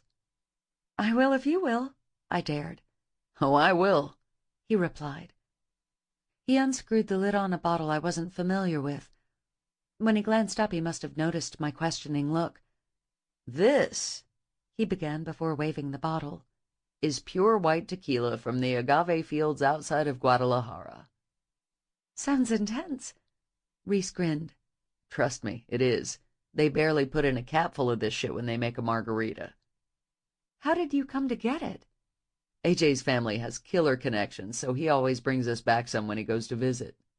I see. As Reese picked up his shot glass, I frowned. No limes or salt? Glancing at me over the rim of the glass, Reese said, You're not totally hardcore then. If you don't have any, that's okay. Reese sat down the shot glass. He held up one finger to me before walking to the end of the bar and bending over. Leaning up on my stool, I saw that he was rooting around in a small refrigerator. When he stood up, I saw 2 limes in his hands. As he started back to me, he started juggling them. I didn't know you were a man of many talents. Oh yeah, I totally wanted to run away with a circus when I was a kid. I giggled. Seriously? He cocked a brow at me. You've met my parents. Anything, including the circus, would have been better. My smile faded as I once again felt the intensity of his pain. When I started to say something to him, Reese shook his head. No more of that, or we'll have to down the entire bottle. Then I'm pretty sure we'd end up with alcohol poisoning. After cutting the limes, he brought out a salt shaker. He placed it all before me before he walked around the side of the bar. He took a seat on the stool beside me. I think we're good to go now. Thanks for humoring me with the salt and lime, I said. It's nothing. Besides, I owed you. Furrowing my brows, I asked, How did you owe me? Not meeting my eyes, Reese ran a finger along the wooden groove in the bar. You stayed tonight. Of course I did. His gaze flickered from the bar to me. You didn't have to, though. After seeing what happened with Ellie and all the fucked up shit that is my family, you could have bailed. Hell, you probably should have. I shook my head. What happened tonight was horrible. My heart aches for Ellie and for you, but it could never make me care about you less. As his jaw clenched and unclenched, Reese's eyes remained firmly on mine. You do care about me, don't you? Very much. I always have and always will, I replied, my voice humming with emotion. I reached across to close my hand over his. I'll always be here for you, Reese. Take a shot, he commanded, his expression tense, his eyes unreadable. Goosebumps pebbled my arms at his assertive tone. I wasn't used to him being so forceful. For a moment I couldn't process his words. It was like the tone of the entire conversation had veered off course. Reluctantly, I followed his orders. When I started to reach for a lime, he stopped me. As I eyed him curiously, he took the shaker of salt in his hand. Tilting his head, he shook the bottle along his neck. Then he leaned over and brought the shaker to my neck. My breathing became erratic at the nearness of him, but most of all, it was the way the tension crackled in the air between us. Nothing really had been spoken out loud, nothing had been done to change things, but in that moment, everything was different. "Take a shot," he repeated. With trembling fingers, I reached for the glass. I took it in one hand and the lime in the other. Leaning forward on the stool, I dipped my head down to his neck. My lips hovered over the warmth of his skin. Flicking out my tongue, I brought it against the stubble on his neck. Reese sucked in a harsh breath at the contact. Slowly, my tongue trailed upward over the faint line of salt, eliciting a small groan from Reese. Once I finished, I pulled away. I didn't dare look at Reese. My skin burned just from the intensity of his stare. Tipping up the glass, I downed it in one fiery gulp. As my eyes pinched shut in pain, I slammed the lime against my lips. My teeth cut through the fruit as my mouth sucked off the juices. When I swallowed again, a shiver echoed through me. I opened my eyes to find Reese still staring at me. His dark eyes shone with such intensity that I would have given anything to know what he was thinking. He reached for his glass and lime. His eyes never left mine as he bent over. I tilted my head to give him better access. At the feel of his warm tongue on my neck, I shuddered, and I remained trembling even after he pulled away. He then downed the tequila without even bothering with the lime. "Another?" "Yes." We repeated the process again and again, until we had downed 5 shots and licked and sucked our way up each other's necks. My skin still tingled from the feel of his tongue. Of course, my entire body was tingling from the strong alcohol pumping through every cell and molecule. It made me feel so alive. Where it had just been his tongue on my neck, the feel of his hands drove me crazy as they brushed on my shoulders and whispered across my collarbone. I fantasized that his tongue was following the same path across my chest and down to my breasts. More than anything in the world, I wanted this man, and tonight I was going to get my wish. From the lust-filled looks he'd been giving me, along with the groans of pleasure when I had licked his skin, I knew what was going to happen. I was finally going to have Reese. 7. Reese. It was official. I was fucking wasted. Swaying on the bar stool, I licked the remaining salt off my upper lip as my last shot of tequila burned its way down my stomach. When I glanced over at Allison, my dick jerked in my pants. Damn, she was so fucking sexy. The feel of her tongue on my skin had lit me up like I'd never imagined possible. If she could do that, just touching my neck, what would it feel like for her to have her hands and mouth on the rest of my body? I shuddered at the pleasurable thought. Not only had her tongue felt good on me, but her skin had felt satiny smooth under my own tongue. I could have spent days kissing and licking up her neck and face. More than anything, I wanted to kiss those lips that parted each and every time my mouth came close to hers. Staring at Allison was getting to be too much, so I turned my gaze to the pool. "I think we should swim," I blurted out of nowhere. Considering how we were both looking at each other like we were in heat, it would probably be a good idea to cool the fuck off before things got out of hand. Allison stared at me in surprise. "Seriously?" "Mm-hmm." Without another word to her, I fell off the stool and staggered over to the pool. The water appeared so cool and inviting. Beads of sweat had popped out all over my body from the tequila, while itchy warmth had spread its way over my skin. I didn't give it another thought. I just dove right into the deep end. The coolness of the night made the water chillier than normal. Gliding through the water felt like I had tiny pellets of ice nicking my skin. When I surfaced, Allison stood at the edge of the pool, staring down at me with a worried expression. "What the hell are you doing?" "Treading water," I replied. "Swimming? In your tux top and kilt?" "Fuck the tux! I wanted to swim!" I grinned up at her. "Come in. It feels wonderful." Allison's brows lined as she gazed down at her dress.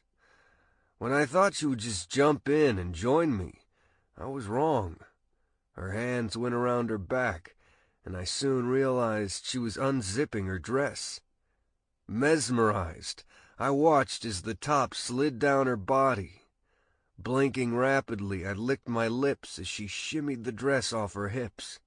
When it lay in a puddle of satin on the floor, she stepped out of it, standing before me in nothing but a strapless bra and panties.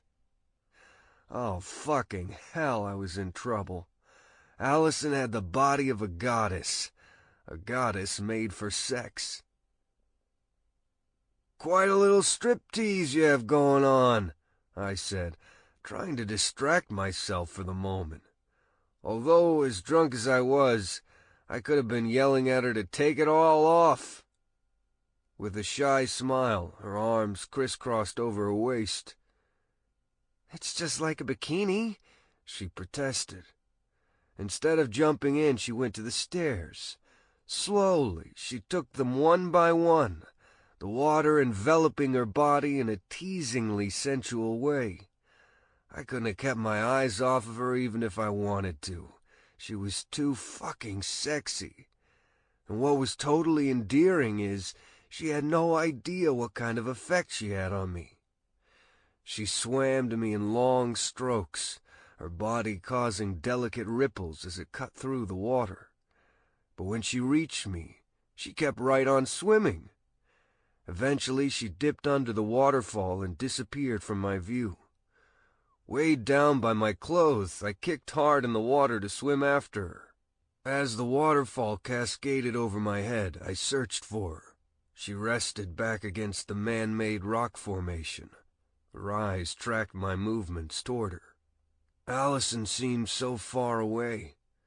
I knew what I had to do once I got to her. I had to fucking devour her. I had spent the last 2 weeks playing the gentleman by keeping my fucking perverted thoughts at bay. I'd also kept reminding myself that she was just a friend, and more importantly, she was Jake's sister. But I'd spent way too much time denying myself someone I truly desired, which was Allison. There was no way I was letting this night end without making her body mine. When I reached her at the rocks, I tugged her to me. Her slick body fused against mine, causing my cock to twitch with anticipation. "What have you done to me?" I asked as I stared into her eyes. Allison's brow lined in confusion. "I haven't done anything." I shook my head. "You've done something to change me, to make me want you." "Maybe you wanted me all along and didn't realize it," she challenged softly. "You mean these past few weeks?" "I mean for a long, long time. Longer than you would like to admit." Blinking several times, I tried processing her words in my inebriated state. Through the haze, I wondered if Allison was right. Had there been something between us for a long time? And what the fuck did she mean by longer than I would want to admit? She had been just a kid, a teenager for most of the years I'd known her, and I sure as hell wasn't some pervy dude who got off on young girls. I don't know about that, but I do know I want to kiss you again.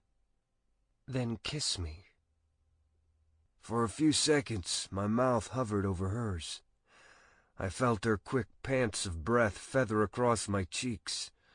Then, without another moment of delay, I pressed my lips to hers.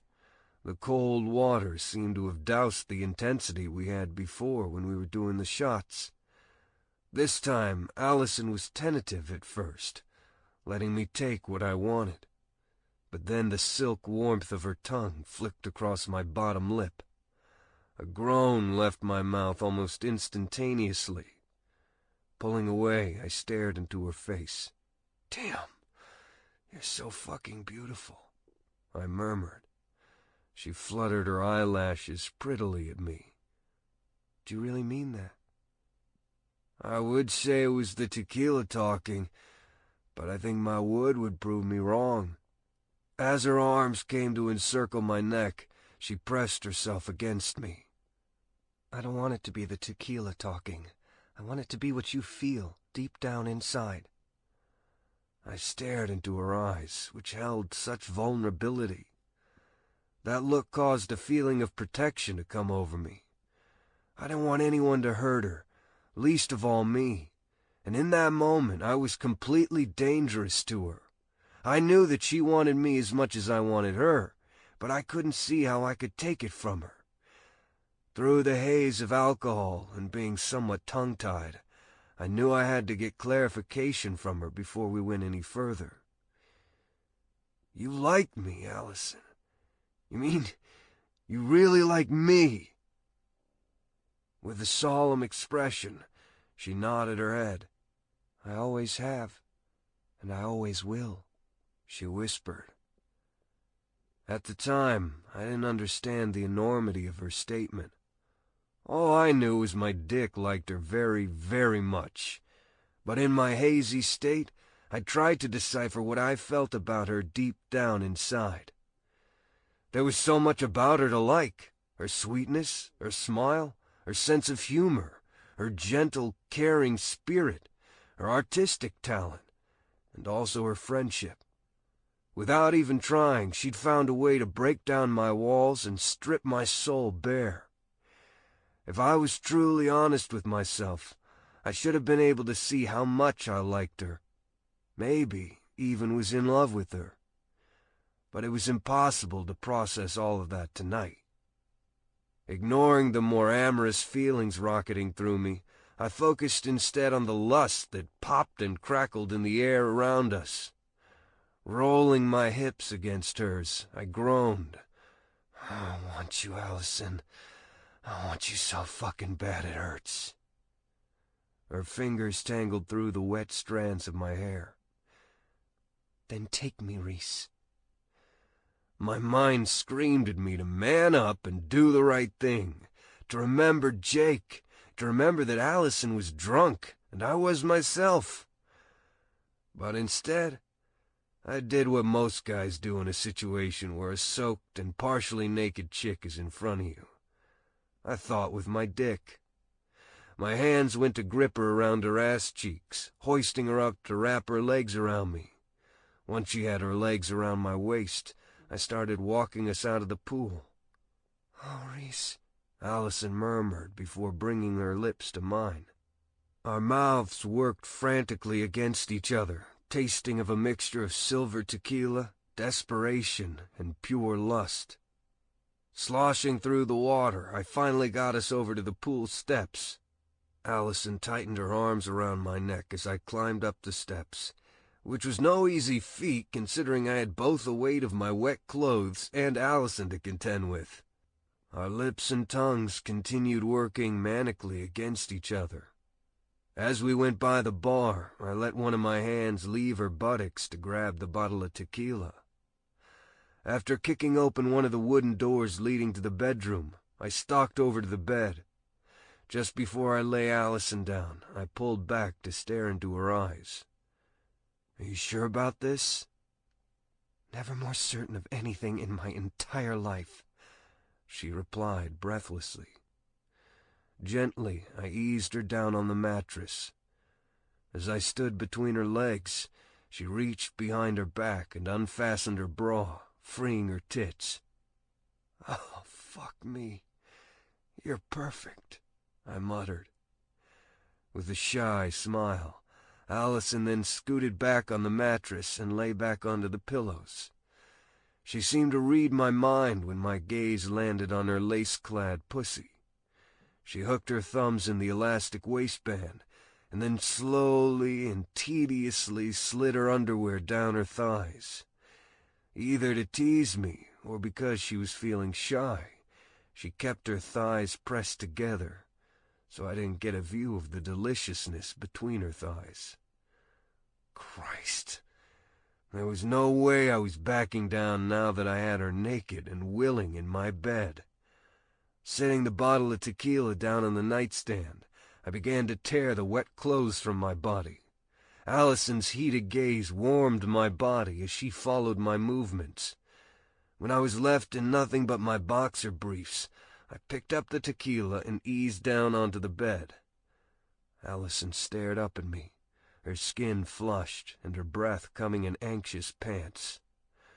Looming over her, I brought the bottle over her body and began pouring out the silver liquid onto her exposed flesh. A stream of tequila ran from her breastbone to pool in her navel, while tiny rivulets streaked off her stomach onto the sheets. I dipped my head and swirled my tongue into her belly button, lapping up the tequila. Flattening my tongue, I then licked and sucked the tequila off her abdomen up to her chest. Tiny tremors ran throughout Allison's body as goosebumps puckered her skin. Pressing her breasts together, I drank up the remaining tequila before sucking and pulling her nipples into my mouth. Allison's whimper fueled me on to continue my assault. "More, Reese," she whispered, tugging at the strands of my hair. As I reached her mouth again, my tequila-laced lips met hers in a harsh kiss. My hand dipped between her legs to thrust a finger inside her. Sliding a second finger inside her warm, wet walls, I continued licking and sucking her breasts. She felt and tasted just like heaven. I couldn't wait to get my mouth on her pussy. When Allison started to get close, my thumb began to rub her clit. She came with a shriek, clawing my shoulders with her walls clenching around my fingers. I fought to keep the smirk off my face, from the fucking ego trip of having her so responsive to me and coming so quickly. While our lips and tongues melted together, I removed my fingers. Our bodies then began to move in perfect sync. I rubbed my now painful erection against her core, causing us both to hiss with the delicious friction. I continued thrusting my hips against hers.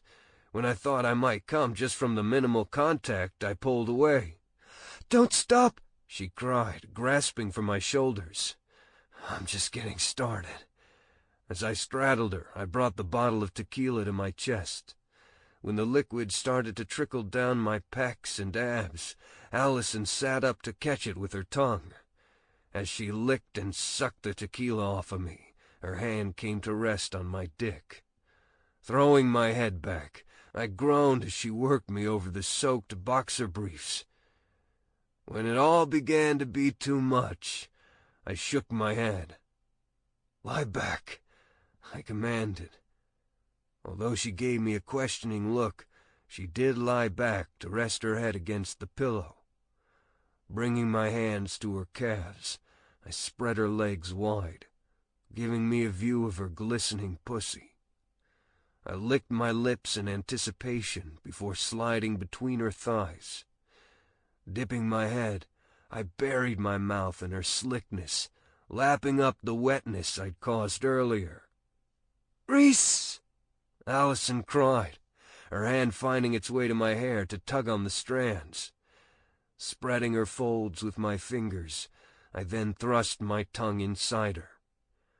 As I began to find a rhythm, Allison's hips bucked in time with my tongue, and she mewled with pleasure. I continued to alternate between sucking her clit and tonguing her deep.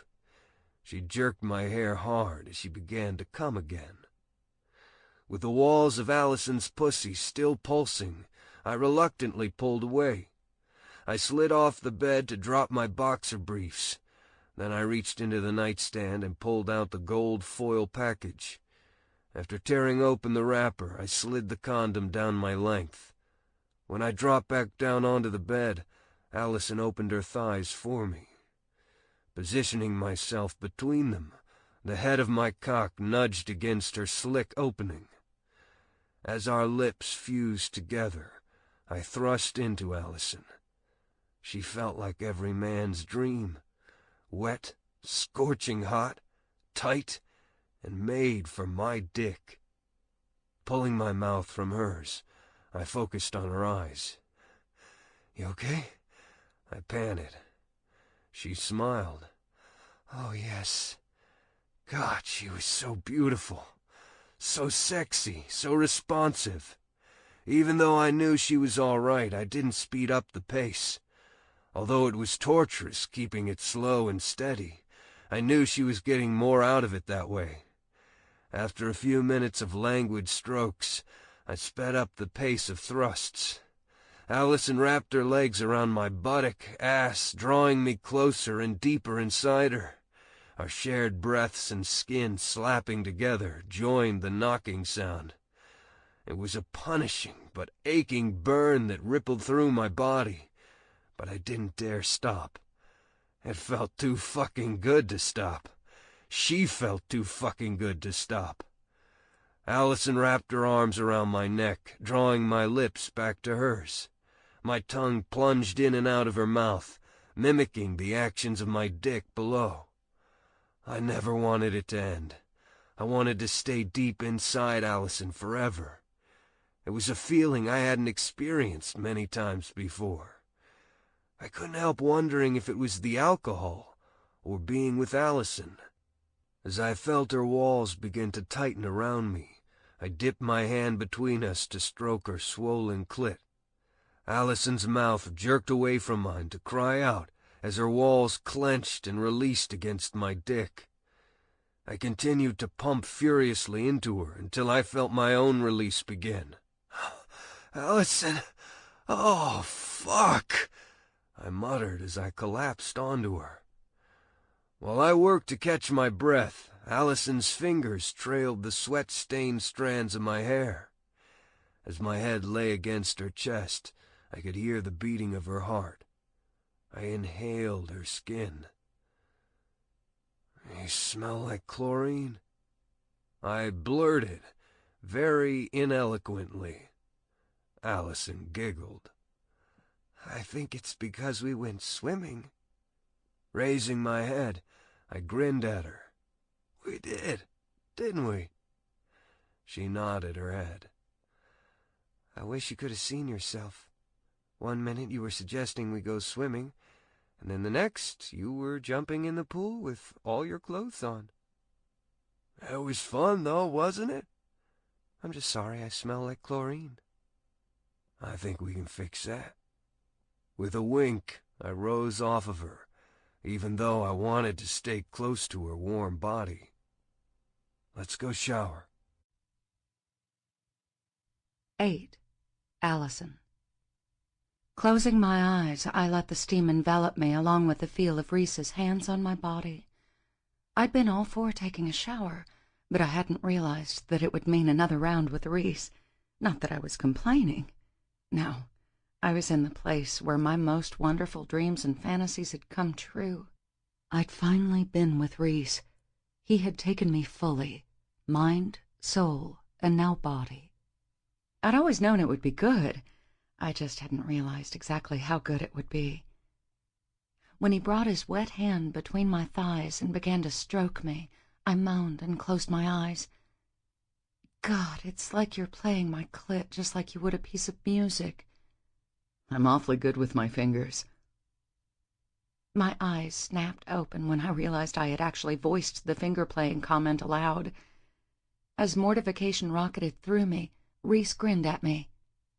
Let me oblige the fantasy a little further.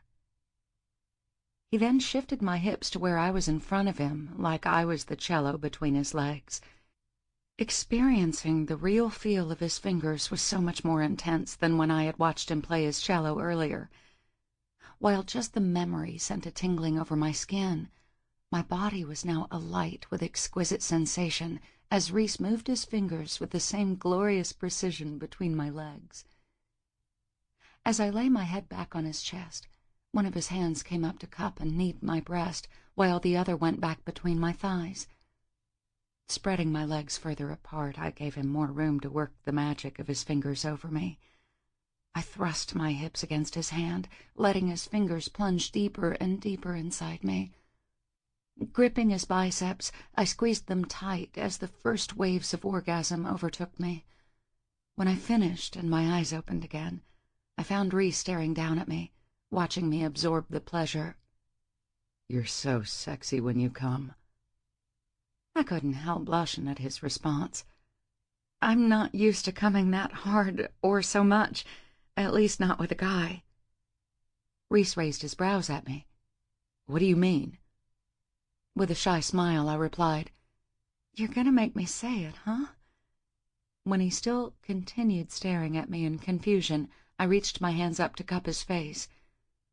"You are the only person I've been with who has ever made me come that hard."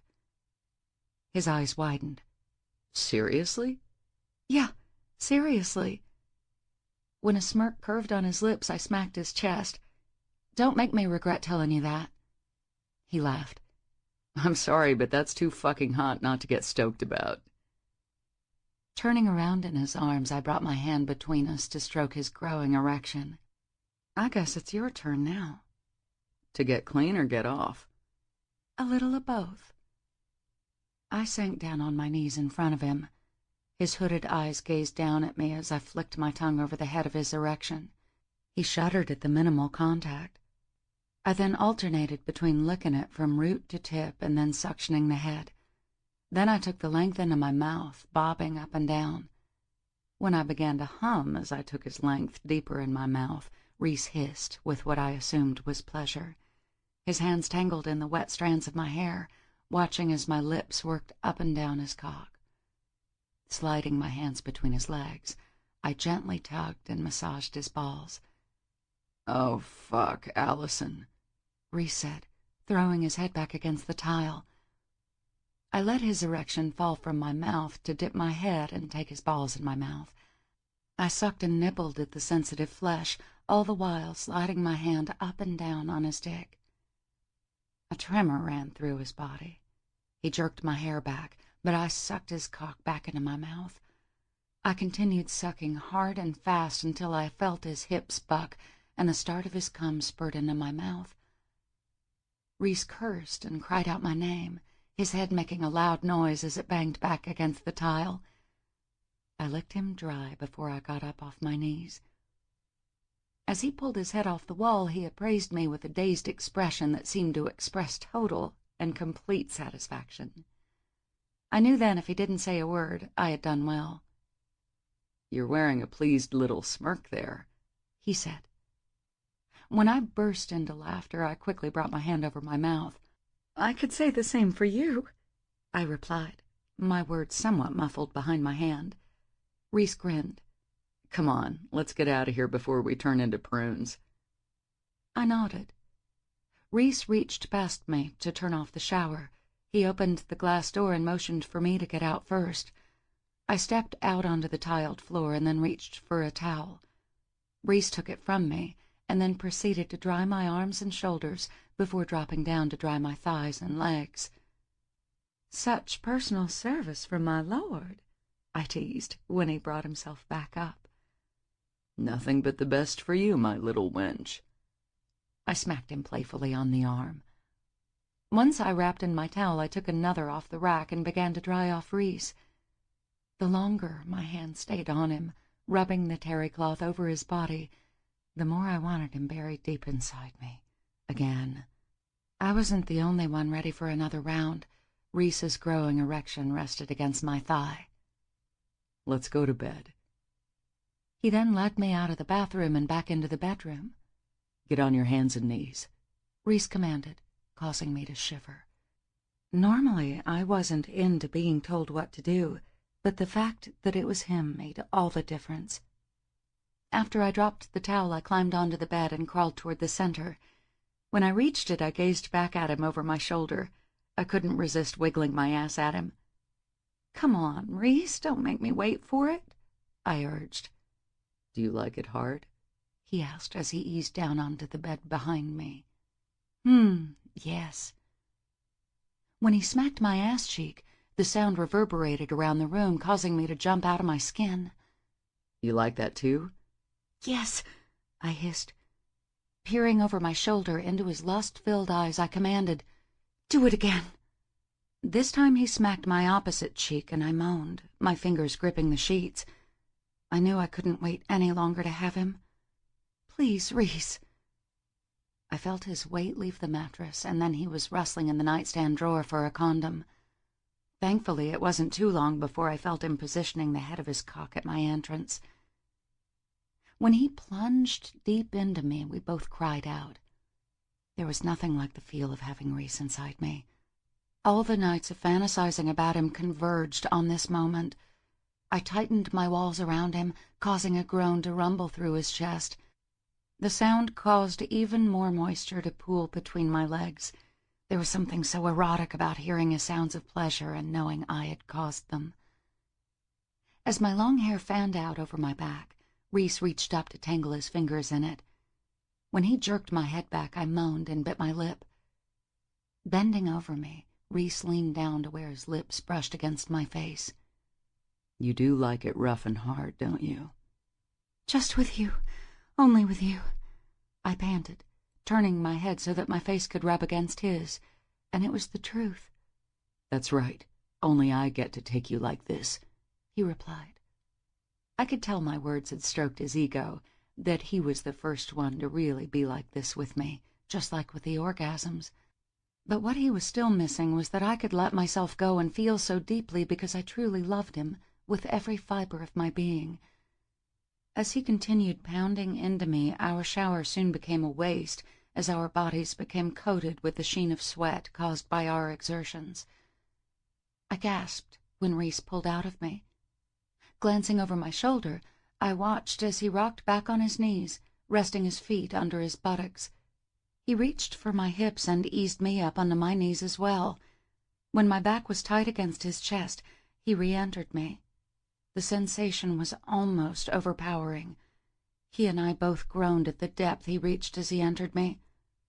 As Reese started slowly gliding in and out of me, I started to see the benefit of this position. He was able to reach around me to cup my breasts and pinch my nipples, or he could dip his hand down to stroke me between my legs. As my head fell back against his shoulder, I brought a hand up to tangle through the strands of his dark hair. My heart melted when Reese dipped his face down to meet my lips in a frantic kiss.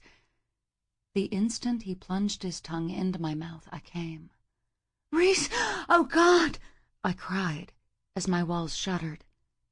As I was still riding my orgasm, Reese eased me down onto my stomach and began to pump furiously until he came.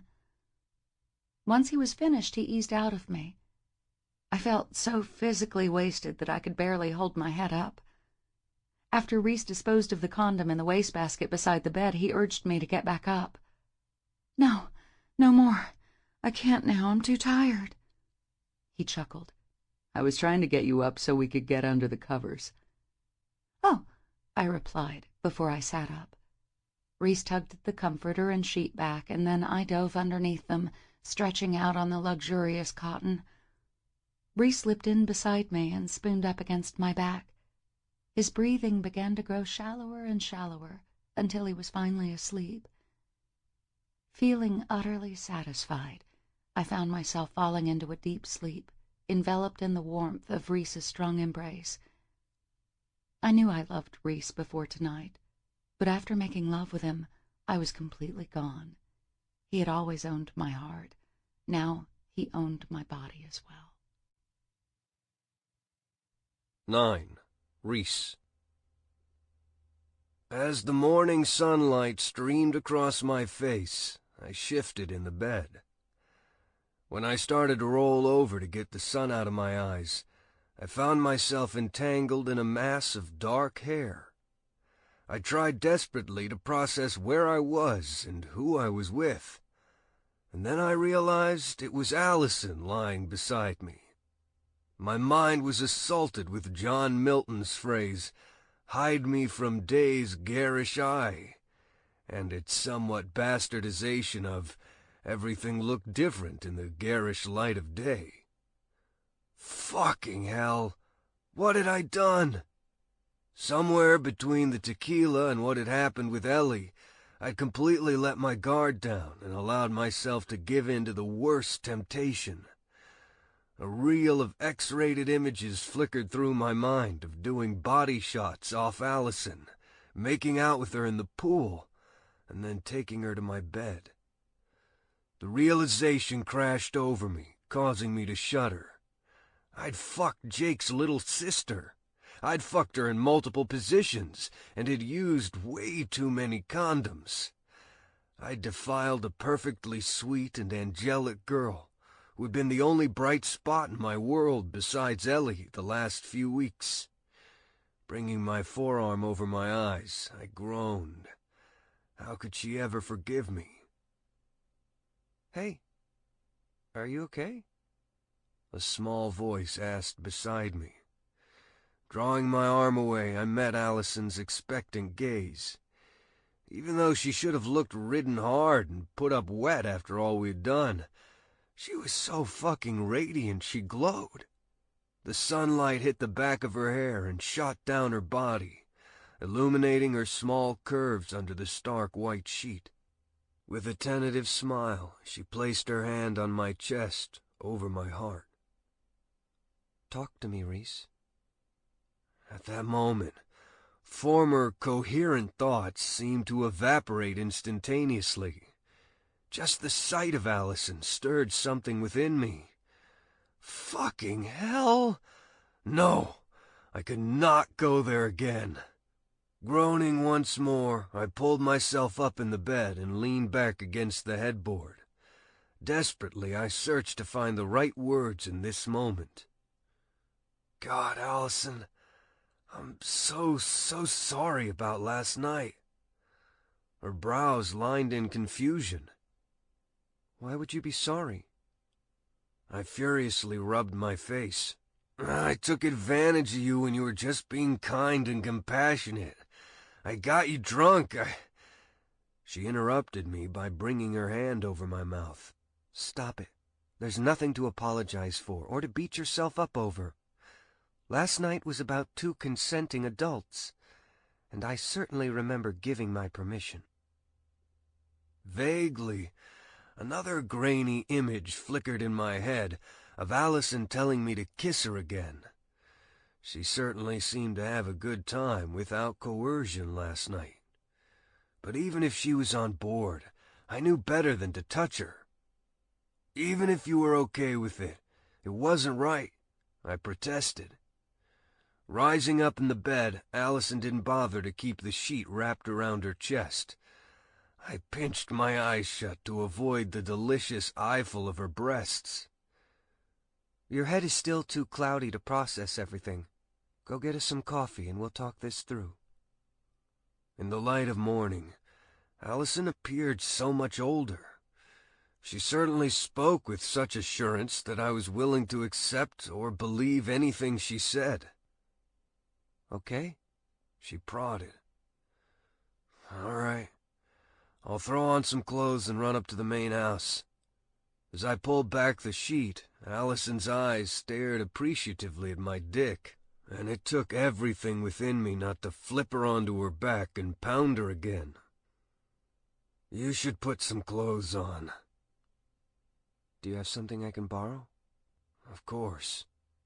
She gave me a beaming smile, one that lit me afire from the top of my head to the soles of my feet. At the same time, it comforted me. It was like Allison possessed the answers to all the questions and worries I had about my life. I couldn't imagine why the hell I was thinking that about her. She was just a friend. A friend I had now had sex with. Fuck! Shaking off the weird feelings swimming around in my head, I went to the chest of drawers and took out a t-shirt and some shorts. "Here." "Thank you." She took them in her hands and then slipped out from under the sheet. I couldn't believe how uninhibited she was in front of me. When she ducked into the bathroom, I headed out the side door to the house. When I let myself in the back door, the kitchen was empty. Knowing my mother, she had asked the cook to bring her a breakfast tray after feigning exhaustion from the party. That, or she had insisted on taking her meal outside on the veranda, so she could survey any potential damage done by the partygoers. It was always about her, not what was convenient to others. I dug a thermos out of the back of the pantry and then filled it with steaming coffee. Several different types of muffins and fruit were laid out on the island. I grabbed a plate and started piling up a sampling in case Allison was hungry. Just as I turned to go, my mother's voice stopped me. "There you are. After I didn't see you again last night after the party, I thought you might have left us again. But when I went for my morning walk, I saw your car was still here." I drew in a deep breath, trying to temper my response. I turned around. I went to take Ellie home and make sure she was okay. My mother's dark eyes narrowed slightly. "This is Eleanor's home." "This'll never be Ellie's home, Mother. You have to be welcome at your home, and we know that will never be the case. Whenever she comes here, she's banished to the carriage house." "It isn't banishment. It's giving her freedom." Rolling my eyes, I started backing toward the door. I don't have the fucking time or energy for this conversation. Mother crossed her arms over her chest. "Did you take the same care with your date to make sure she made it safely home?" Her name is Allison, and from your tone, I'm sure you already know she stayed last night with me in the pool house. "This is the second time I've seen you with this girl. Are you serious about her?" I gave a mirthless laugh. Don't tell me you're actually interested like a real mother is about who her son might be involved with. I'm sure with you it's more of a concern about her social stature and what type of blood runs in her veins. She narrowed her eyes at me. "Honestly, Reese, isn't it enough that you have to defy your father's and my wishes by abandoning law school and a future at a prestigious law firm? Must you now bring further shame by dating a girl who is so far removed from our social sphere?" "Mother, it's far too early in the morning for your snobbery," I retorted sarcastically. "Don't be a fool, Reese. This girl is so completely enamored that she's even found a way to get her claws further into you by touring with your band on the pretense of this internship." Since my mother wasn't the type of woman to confide in about my confused feelings and emotions, I merely shook my head. "Look, I'm hoping this'll shut you up on the matter. I'm not dating Allison, not now and not ever. There's absolutely nothing between us but friendship, and there never will be anything else." At the sound of a gasp behind me, I whirled around. With a horrified expression, Allison stood in the doorway, outfitted in the shorts and t-shirt of mine that were way too big for her. Before I could say anything to her, she turned and fled out the door. "Fuck!" I muttered, throwing everything in my hands on the counter. I raced out the door after her. "Allison, wait!" I called. When Allison turned toward me, tears pooled in her eyes. "What you just said to your mother, is that how you really feel about me?" I couldn't understand why she was crying, but I knew I needed to get her to calm down. "Look, can we just calm the fuck down for a minute and think about this?" "What is there to think about exactly?" she pressed. "Oh, I don't know. Maybe the fact that we made a horrible mistake last night?" Flinching like I had hit her, Allison questioned in a strangled voice. "Is that what it was to you? A mistake?" "Of course it was. We were both drunk. It had been a hell of a night for me, and you were so sweet to comfort me. I swear to God that I never intended to seduce you." Allison's eyes widened. "You think you seduced me?" I grimaced.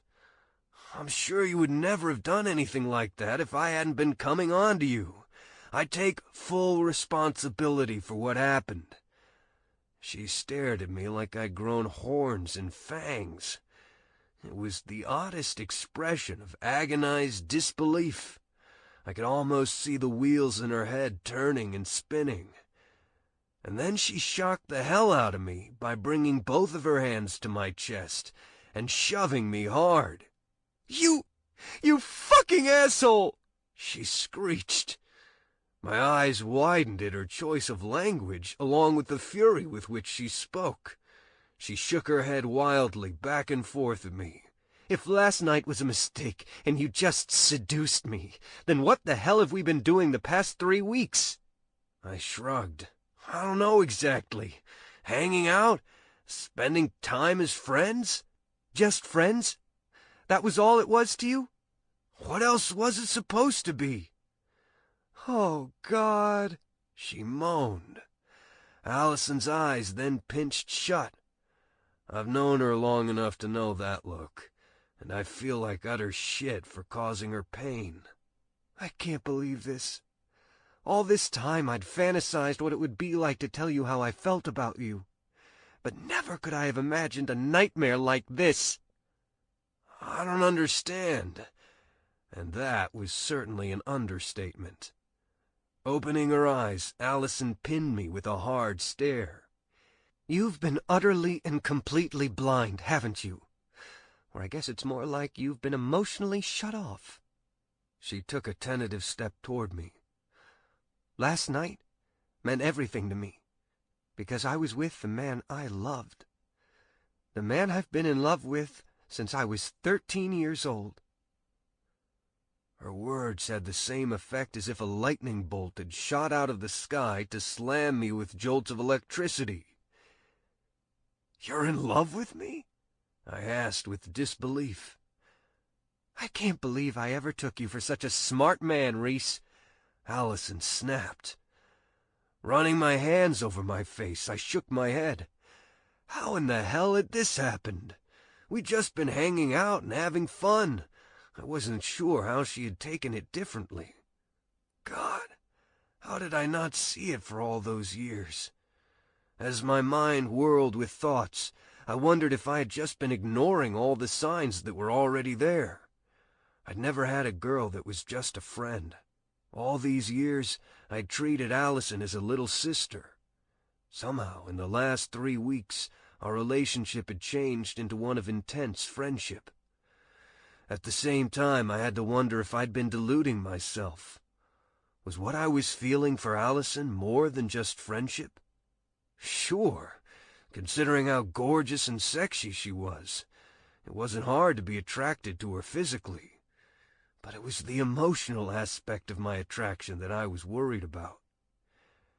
After exhaling a ragged breath, Allison said, "I've waited and tried to be patient. I thought once I was of age you'd be able to see me differently. And then when that didn't happen, I almost gave up hope that we could ever be together.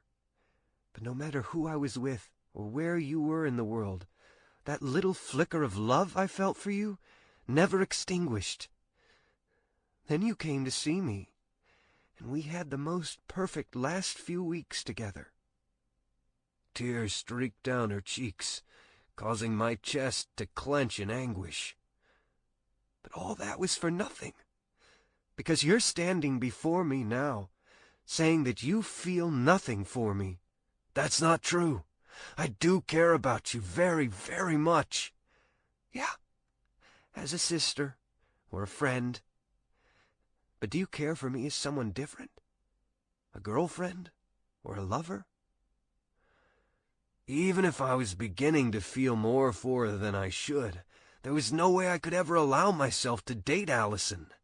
Jake would never allow or accept it. The band could implode under the stress and tension. There was also the fact that I didn't do relationships anymore.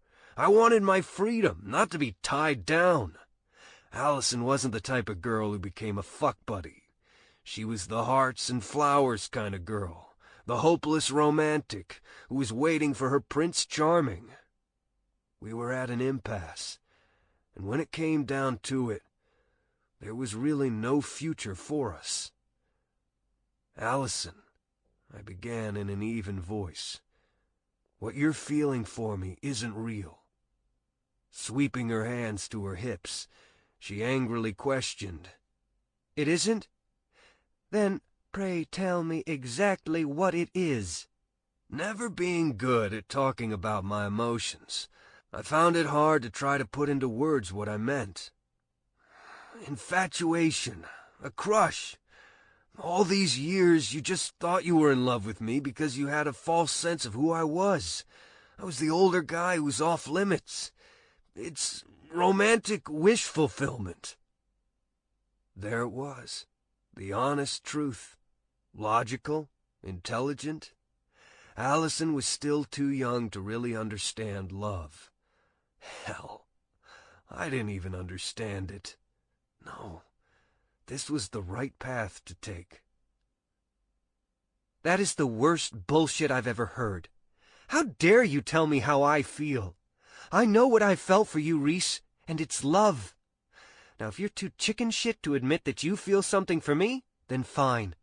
That's how we'll leave things between us. But don't you ever tell me that I don't know what love is. I'm sorry, I didn't mean it like that. I'm just trying to find the right things to say to you. The right things to let me down easy? The right way to put the sad, confused little girl out of her misery? Allison, please. She shook her head. Why? Why can't you be honest with me? Why can't you be honest with yourself? I am being honest, I argued feebly. So, in your warped frame of mind, last night was just a mistake? It wasn't an amazing connection between two people who care for each other? We can't get caught up with what happened last night. Yes, the sex was amazing, and it was an incredible time, but we were wasted. We have to think about Jake and everyone else. Whatever this is between us, it has to stop. Too much is at stake for us to just throw it all away because of a drunken night. Her hand swept to her throat as a strangled cry escaped her lips. Once again, tears began flowing down her cheeks. Okay, then. I'll put it all behind me. We'll go on like this never happened. If that's what you think is best. I'm sorry, but I really do. It'll be fine in the end. You'll see. We'll be able to be friends just like nothing happened. She gave a quick jerk of her head. I'll just try not to think each and every time I see you that you're the man who didn't just break my heart. You shattered it. I didn't anticipate her next move. Wrapping her arms around my neck, she dipped my head down to where she could kiss me. Her lips tasted salty from the tears she'd been shedding. And as the fading thought of her lips left my mind, it was like every molecule in my body jolted, causing me to shudder. The years melted away to another time when I'd felt the same way as I kissed Allison. In the moment itself and over the years, I denied the feelings I'd experienced with the 16-year-old Allison in my arms. But here I was, experiencing the exact same reaction again to kissing her. In that instant, I knew I'd been deceiving myself for the past 3 weeks. I hadn't been just hanging out and having fun with Allison. She'd been getting under my skin. I'd slowly been falling for her. But all along, I'd been lying to myself. I'd wanted someone as beautiful, talented, and kind-hearted as she was to care for me on a deeper level. And now that I had it, I was throwing it away. But it really was the only choice I had to keep the peace with Jake. Allison was young, too young to really know what she wanted. When she matured, she would realize I was the last person she could truly love. She would come to believe, as I did now, that she deserved far better, because I sure as hell knew I didn't deserve her. She was too precious, with too much of a bright future ahead of her to be saddled with someone like me. In that moment, I would have given anything to have stayed with my arms around her, with her sweet, soft lips on mine. But it just wasn't meant to be. Allison's hand slowly fell from around my neck as she pulled away. Without another word to me, she turned and started walking down the path that led to the street. "Wait! Let me at least give you a ride." She shook her head. "I'd rather walk." "Please, don't leave like this." "There isn't any other way to do this. Goodbye, Reese." She then continued on down the path, before heading out the gate and disappearing from my gaze. Long after she was gone, I continued standing in that same spot, wondering what the fuck had just happened to me. Regardless of the emotions that tightened in my chest, I had to accept the same words I'd given her. Nothing could ever work between Allison and me. There were too many obstacles to overcome. I would just have to keep telling myself that. 10. Allison. It had been 10 days and 3 tour stops since I had talked to Reese alone on Jake and Abby's bus. Although 3 months had passed since our time together in Savannah, the pain was just as fresh as the day he had broken my heart. Whoever said time healed all wounds was deluding themselves. Every time I had to see Reese or be around him, the flimsy gauze I'd placed over my heart was stripped away, leaving the wound to ache and fester. I'm not sure how I made it through the rest of the semester without completely flunking out. After that agonizing last day when Reese shattered my world, I found it hard to cope. The first few days I didn't get out of bed. Cassie and my other roommates force-fed me soup and some of my favorite takeout. Then Cassie used tough love on me to get me out of bed. Once I finally came out of that emotional coma, I began a somewhat zombie existence. I went through the motions of school and work, even singing at Saffy's, but my heart wasn't in it. It was too obliterated after the dream I'd harbored since I was just a 13-year-old kid had been destroyed. I didn't hear from Reese again after he blew out of town that day. While my dress and shoes arrived in a dry-cleaned garment bag, there was no note attached to it. Part of me couldn't believe he didn't at least call to check on me. That would have been the decent thing to do, but I guess I'd been deceived about who he really was all along. At the end of the day, I almost wanted to believe that he was as cold and callous as his parents, but I knew better. Years of watching Jake slowly self-destruct when it came to his relationships with others had made me better able to see Reese as he truly was. He just couldn't handle what had happened between us. At the end of the day, I truly believed he felt more for me than he could let himself acknowledge. Thankfully, I hadn't had to see him until Jackson Jules's baptism. I couldn't help wondering if he would try to avoid the ceremony altogether. As godmother to Jax, he knew I would be there. Part of me had so desperately wanted him to be there so I could see him again, while the other part hoped that he wouldn't, so my heart wouldn't be torn in two yet again. When he had walked into the room where we had all congregated before the ceremony, I found it hard to breathe. I'd clutched Jax tighter in my arms to keep me grounded so I wouldn't pass out. He'd given me one small smile and a hello, the same kind you would give to someone you were barely acquainted with. It was like I had spent 3 weeks with an entirely different person, that I'd made love with an entirely different person. And the fissure that had been etched into my heart by his previous behavior grew even wider.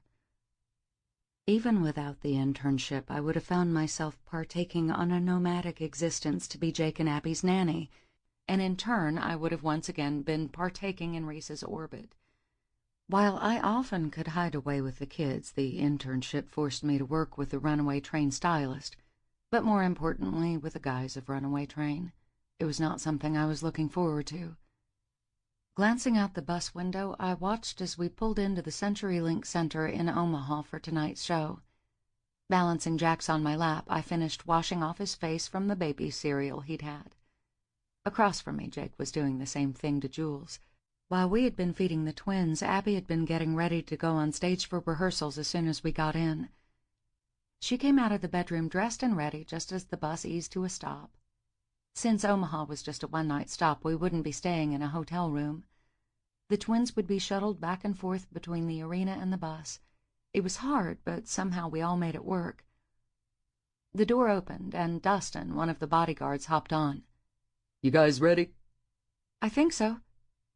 When Abby began glancing frantically around, I said, "Everything for the twins is packed. They're all taken care of."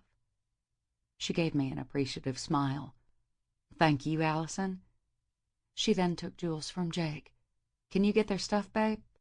"Sure," Jake replied, a little less than enthusiastically.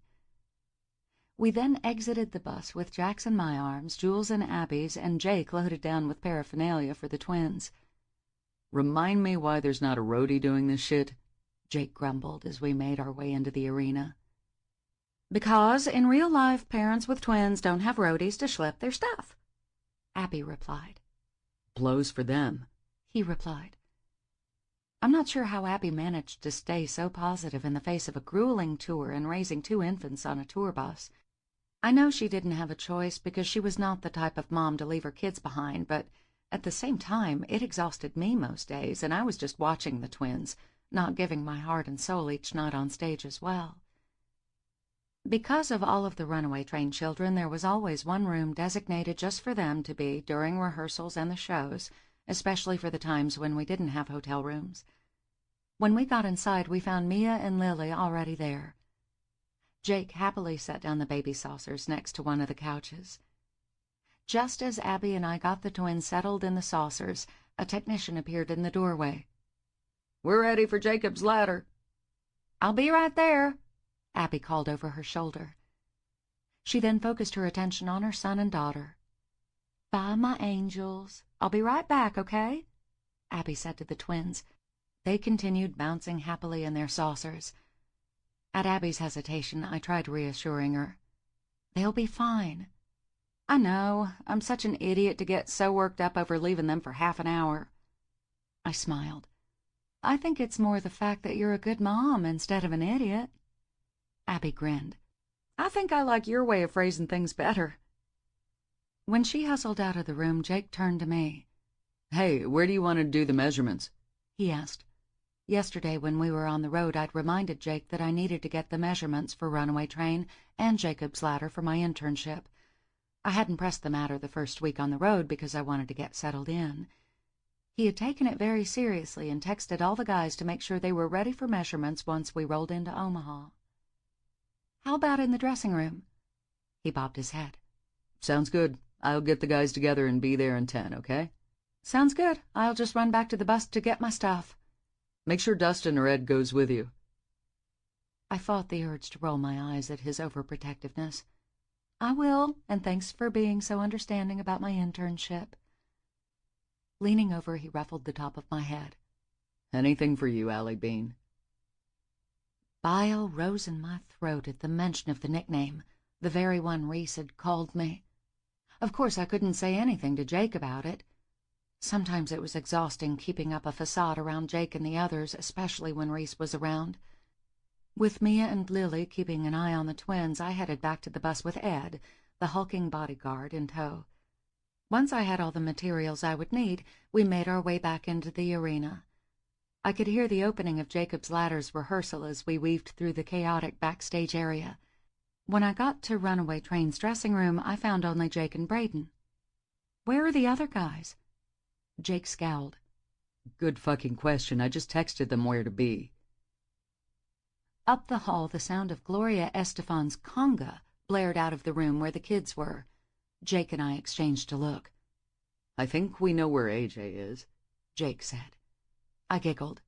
"Yeah, that has him written all over it. Of course it doesn't hurt that all the kids are 80s fans."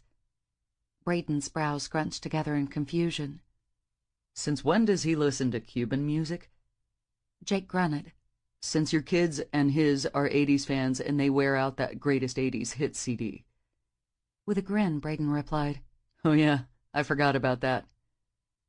Pointing his finger at me, Jake said, "I'll go get AJ and you can find Reese." No, that's all right. I'll grab AJ and I'm sure Reese will show up," I quickly replied. The last thing on earth I wanted to do was try to hunt Reese down. Before Jake could argue with me, I dipped out into the hallway. When I opened the door to the kids' room, I couldn't help laughing. Jude, Melody, and Bella were all encircling AJ while dancing around. AJ had Gappy in his arms and was putting down some serious moves. Even Jax and Jules were bouncing wildly in their saucers at the music. At the sight of me, AJ began singing along.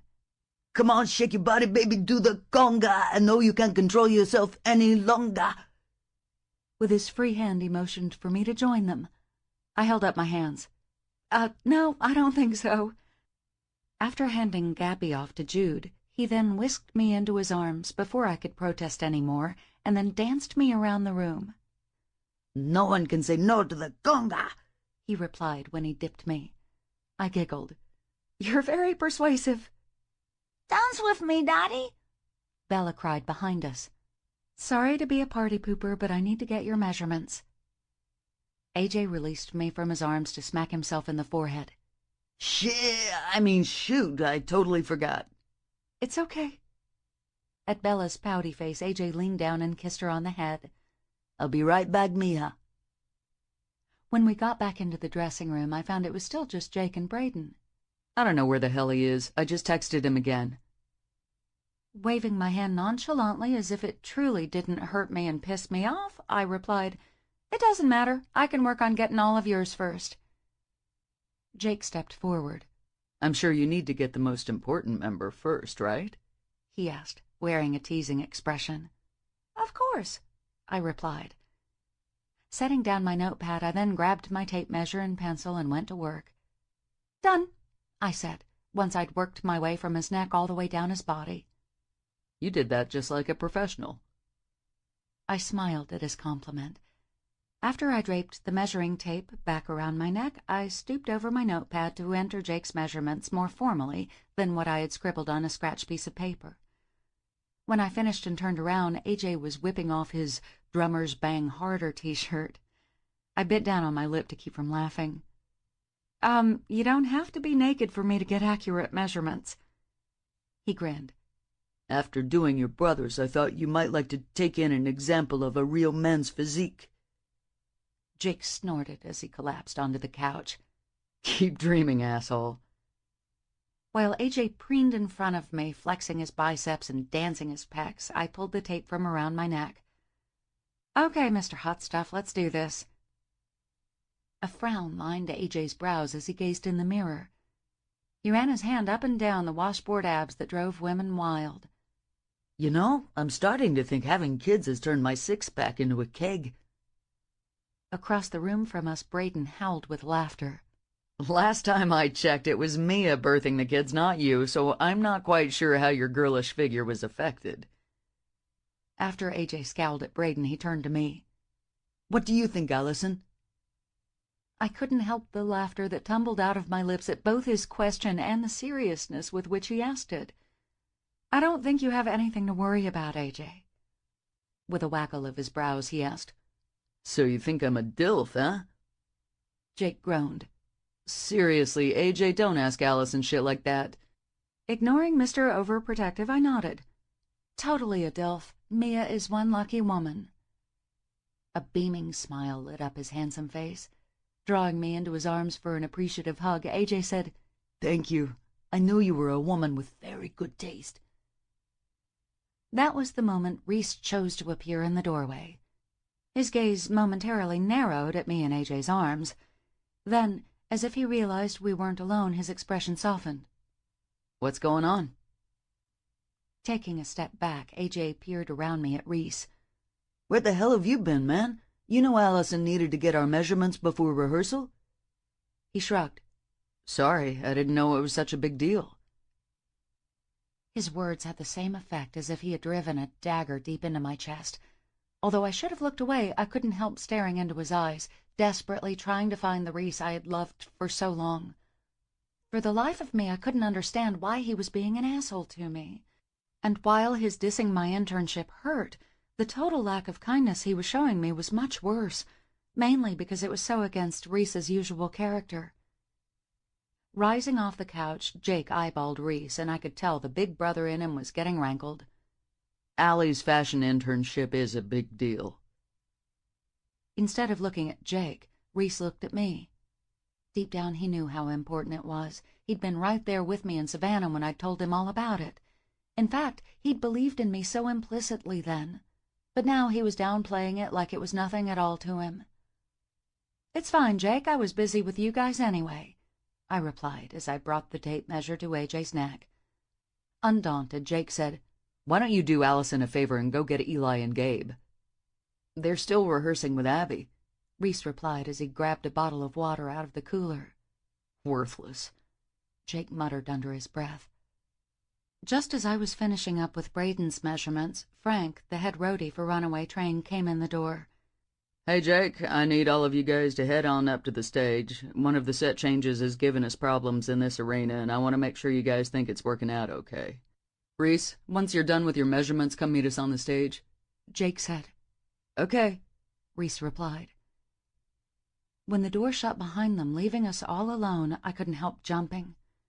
Loud silence reverberated around the room, as if we were locked in a tomb. As I stood in front of Reese, I slid my measuring tape off my neck. I knew I was going to have to break the silence between us. "You know, I thought we had agreed to be friends." Reese's brows shot up in surprise. "Who said we weren't?" I gave him a sad smile. "This," I motioned between us, "doesn't feel much like friendship." With an apologetic expression, Reese protested. "I'm trying my best, Allison." "By blowing off this fitting? You of all people know how important this internship is. You were there cheering me on from almost the beginning. Now you act as if you couldn't give a shit." "Please believe me when I say that I am sorry for being late to the fitting. I wasn't intentionally blowing it off to be an asshole. I couldn't say it in front of the others, but I've been trying to give you some space to work through your feelings for me. That's what I was doing this afternoon when I lost track of time. Then I thought by acting like I didn't care in front of Jake, he wouldn't think there had been anything between us." I couldn't help feeling wounded by the fact he was actually working to avoid me and treating me with kid gloves. But instead of showing my hurt, I plastered a smile onto my face. "I see," I replied. I then brought the tape measure to his neck. The moment my fingers touched his bare skin, he jumped. "Sorry if my fingers are cold." "It's fine," he replied as I turned away to scribble down the inches. "Raise your arms," I requested.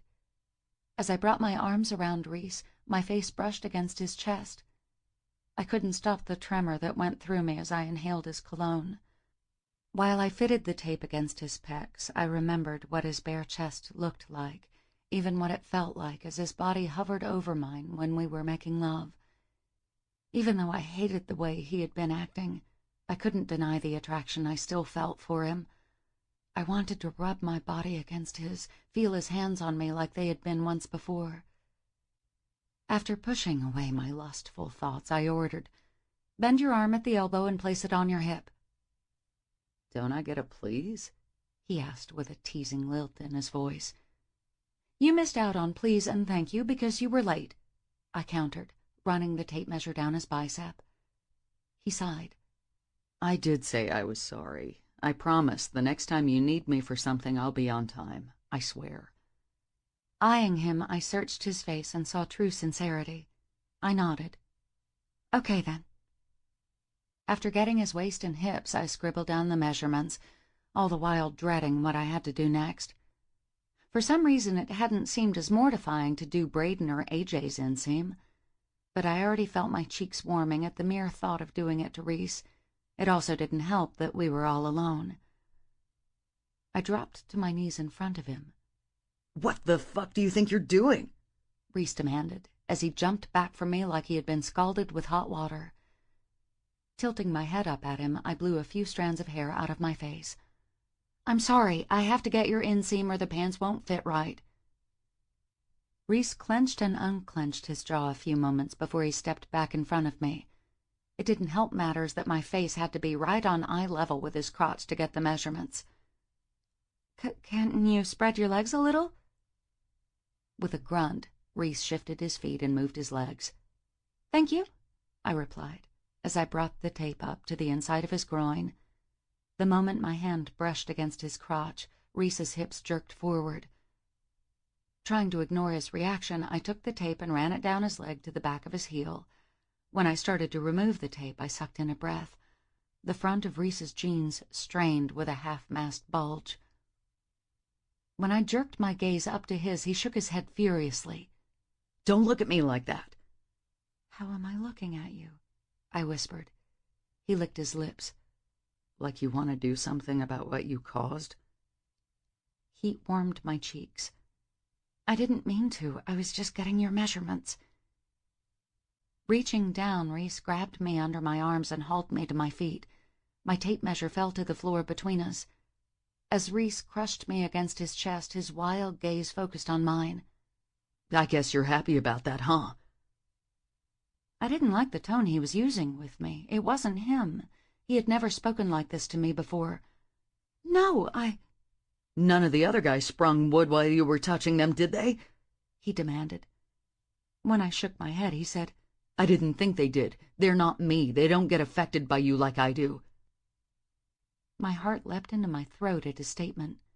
You do?" He slid his hand over my hip to cup my buttocks.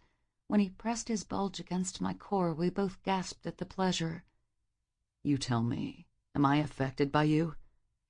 "Yes, very much." Grinding his pelvis into mine again, he asked, "Are you affected by me?" "Yes, always," I murmured, staring into his hooded eyes.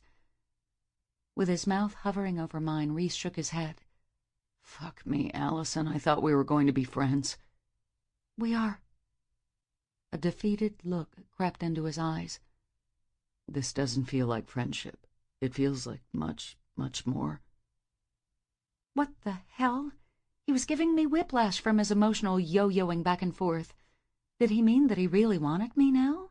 Or was he just teasing me for more of his own sadistic fun? I was starting to think Reese could be one cruel bastard.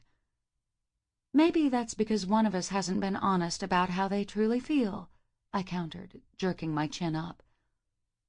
As the color drained from his face, Reese froze his movements against me. Just when he opened his mouth to say something, the door flew open, and Eli burst in, followed by Gabe. "Here we are, reporting for our fitting," Eli said, giving me a mock salute. Reese jerked back from me so fast I was sure he was going to end up with whiplash. He spun around to hide the evidence of his arousal from Eli and Gabe. I turned to face the twins. "Hey, guys, I'm ready when you are." Glancing past me, Gabe's brows furrowed at Reese. "You okay, man?" he asked. Instead of replying, Reese grabbed a shirt off the rack that I was sure he was going to drape in front of his crotch. Plastering on a smile for Gabe, I replied, "It's all my fault. I accidentally stuck him with one of my pins when I was getting his inseam measurements." Thank goodness they bought my lie, considering there was no need for pins at the moment. Both Eli and Gabe grimaced. Bringing his hand in front of his crotch, Eli said, "You better take extra care around my junk. It's very precious to me." I laughed. "I'll try hard to remember that." When I bent down to scribble in the last of Reese's measurements, he finally turned around. The color had returned to his face, and he flashed a smile at the twins. "If you guys are done rehearsing, guess it means we're up. See you later," Reese said. He brushed past me without another word. While I fought to keep my emotions in check, Eli stepped in front of me, blocking my view of Reese's retreating form. He surveyed me with a dead serious expression. "I'm ready for you, Allison. Are you ready for me?" he said in a throaty, sexy voice. I burst out laughing at his teasing. "What?" he questioned, running a hand seductively down his chest to stop right above his belt buckle. "You're an idiot," Gabe said behind us. "Don't be jealous of the fact my maleness is overpowering Allison right now," Eli countered. My hand flew to my mouth to hide my laughter at his antics. Over the last 3.5 years, I'd gotten to know Gabe and Eli somewhat well. It wasn't until Eli and I were brought together as Jax's godparents that I got to know him even better.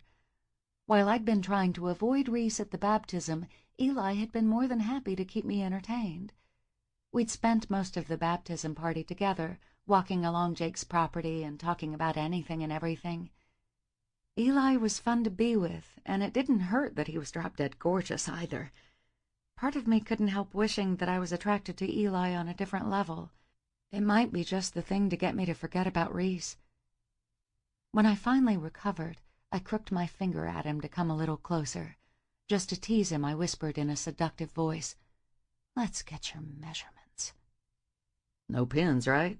He questioned. "It's fine, I promise." While Eli stood stock still, I got his upper body measurements.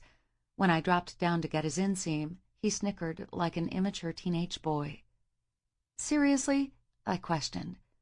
Sorry, it's just I usually buy a girl dinner before I expect her on her knees. "Really?" He grinned. Okay, so I barely have to buy her dinner first.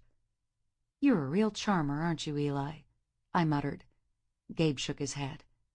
Better be glad Jake wasn't in here to hear you say that. He'd have your dick for sure. I sighed. Honestly, Jake has got to get over being so overprotective. When I started to rise off my knees, Eli reached down to help me up. "Thanks." He gave me a sincere smile. You're welcome. And don't be giving Jake a hard time. It's only natural for older brothers to feel protective of our sisters. We felt the same way about Abby. Gabe bobbed his head. Even though she was totally of age, we all almost shit a brick when she ended up on a bus full of strange rockers. I laughed. But that had a happy ending, didn't it? Yes, and that's exactly the only reason why your brother is still breathing and not 6 feet under. Eli replied with a wink. Once I finished with Gabe's measurements, I gathered up my sketch pad. "Thanks again, guys, for helping me out with this internship." We're glad to do it, Gabe replied. As I started for the door, Eli stopped me. Where are you going? "To my real summer job, watching your niece and nephew." Want some help? I raised my brows in surprise. "Don't you have better things to be doing before the show?" He shrugged. What could be better than spending time with a beautiful girl as well as my flesh and blood? My cheeks warmed at his compliment. With everything happening with Reese, it felt good to have a desirable guy call me beautiful. "I guess not." Eli grinned as he followed me down the hall to where the kids were corralled. Thankfully, Mia and Lily were watching the twins for me while I was with the guys. But of course, Abby had come straight in from the rehearsal to be with her babies. She had Jules in her arms, rocking her back and forth to quiet her cries. "Everything okay?" I asked, after I sat my notebook down on the table. I then eased Jax out of his saucer and took him into my arms. "It's fine. I think she's just ready for a nap." While the room had been booming with noise earlier with AJ playing DJ, it was quiet now. In the far corner at a table away from the others, Lily worked on schoolwork with 8-year-old Jude and 5-year-old Melody. Across the room, Mia sat on a pallet full of toys, playing with Bella, Gabby, and Lucy. Eli swooped over to take Jules into his arms. What's wrong, baby girl?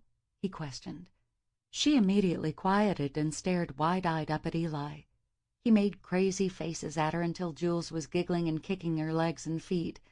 I couldn't help smiling at him along with Jules. Eli certainly had a good heart, and when it came to him and Gabe, he was always much more interested in holding and spending time with the twins. A roadie appeared in the doorway with a guitar in his hand. There you are, he said to Eli. He then crossed the room over to us. Did you get it fixed? Eli asked, with an anxious expression. The roadie nodded. Try it out and see for yourself. Eli handed Jules back to Abby. Then he took the guitar in his hand. Easing down on the couch, he propped it on his knee and began strumming some chords. He glanced up and grinned.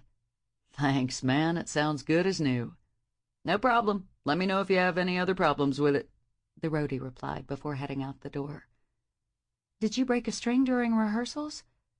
Yeah, the E string, which is totally Eli glanced around at all the kids within earshot.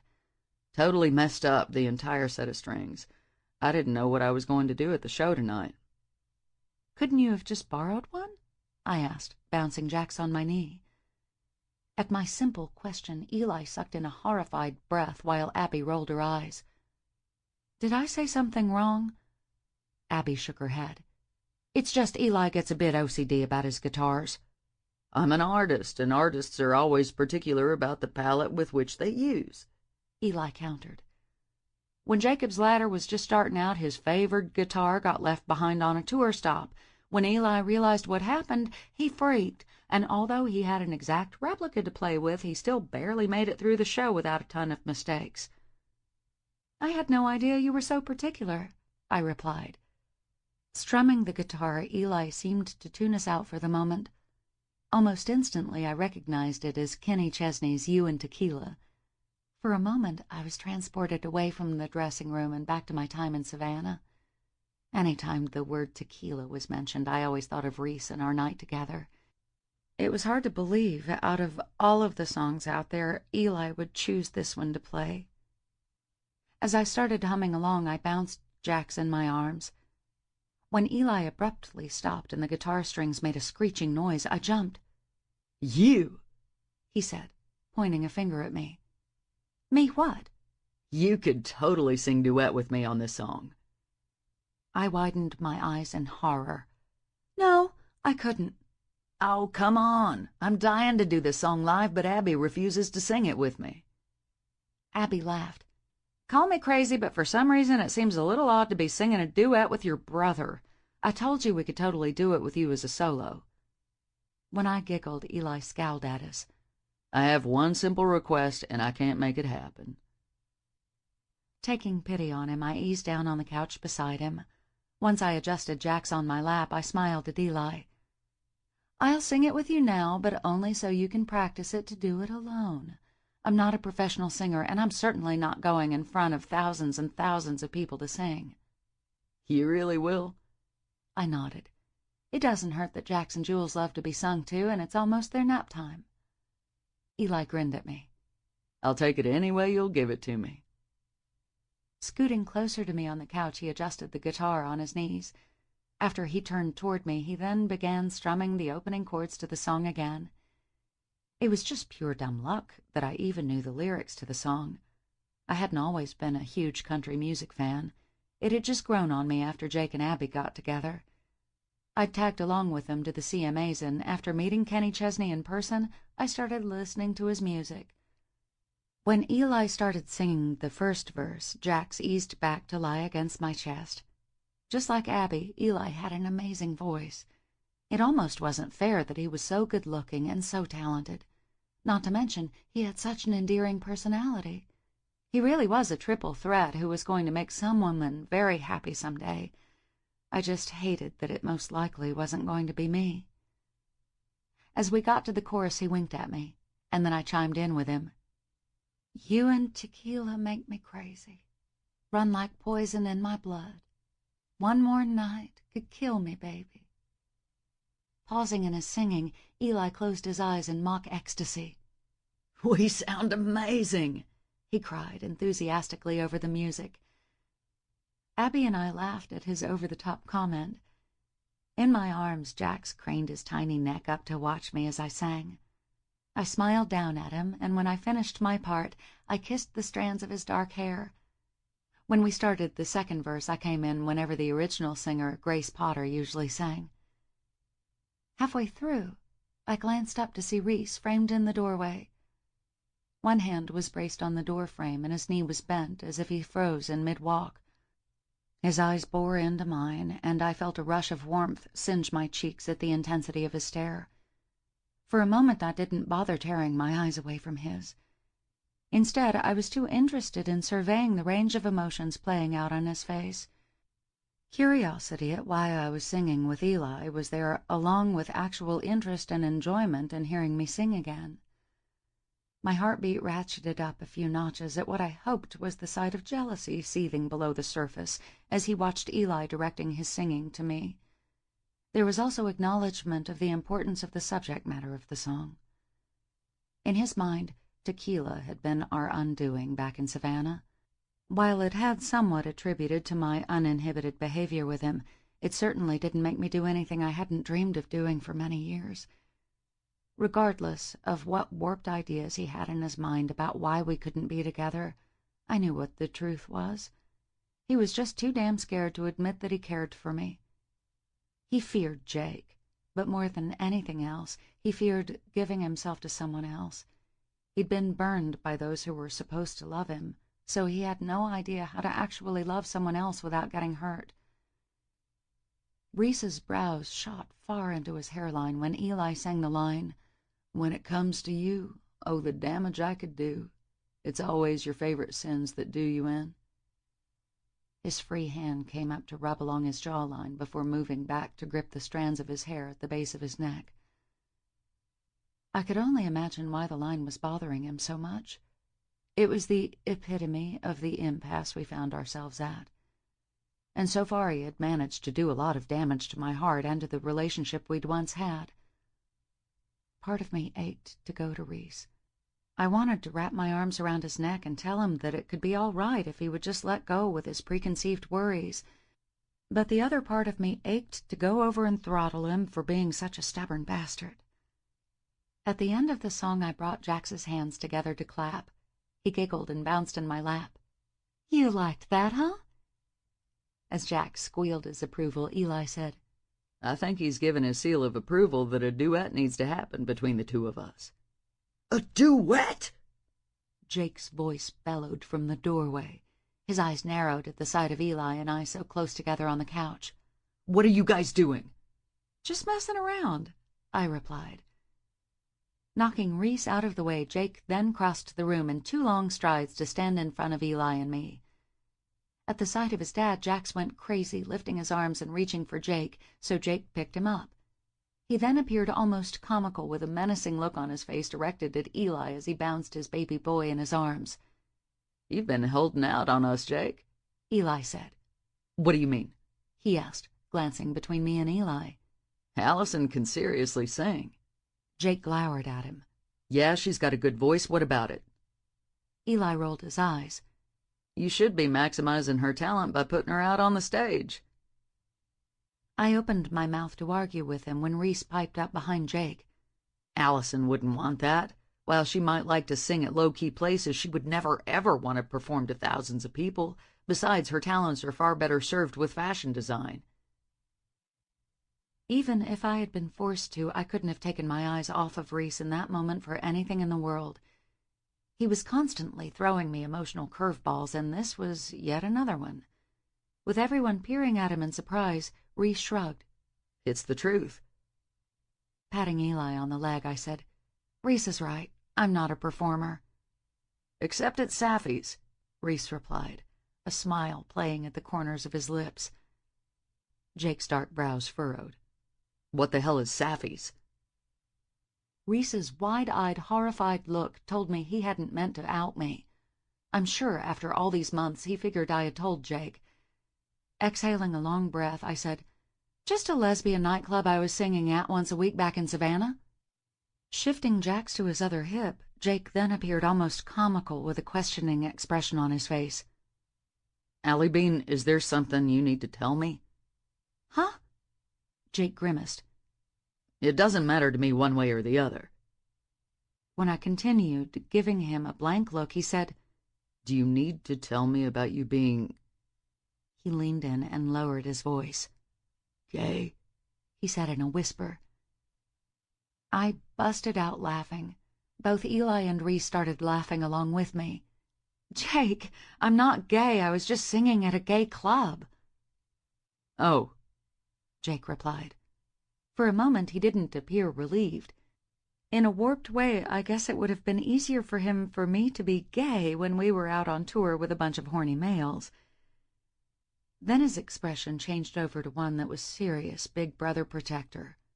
"You were underage and singing at a nightclub? I'm pretty sure that Dad and Nancy don't know about this." "They do now. I didn't tell them at first because I figured they would freak out just like you're starting to do." "You should have seen her, Jake. She was amazing," Reese said. Jake's gaze snapped from mine to Reese's. "What the hell, dude? You knew about this?" Reese nodded. "I went to one of her shows." "And you never thought that maybe I needed to know?" With a shrug, Reese replied, "It wasn't for me to tell." He glanced over at me. "She's good. Really good." My heartbeat accelerated at his words. I was momentarily distracted by Abby's hand on my shoulder. "Oh, Allison, I wish we could have seen you." "I have it on video," Reese said, digging his phone out of his pocket.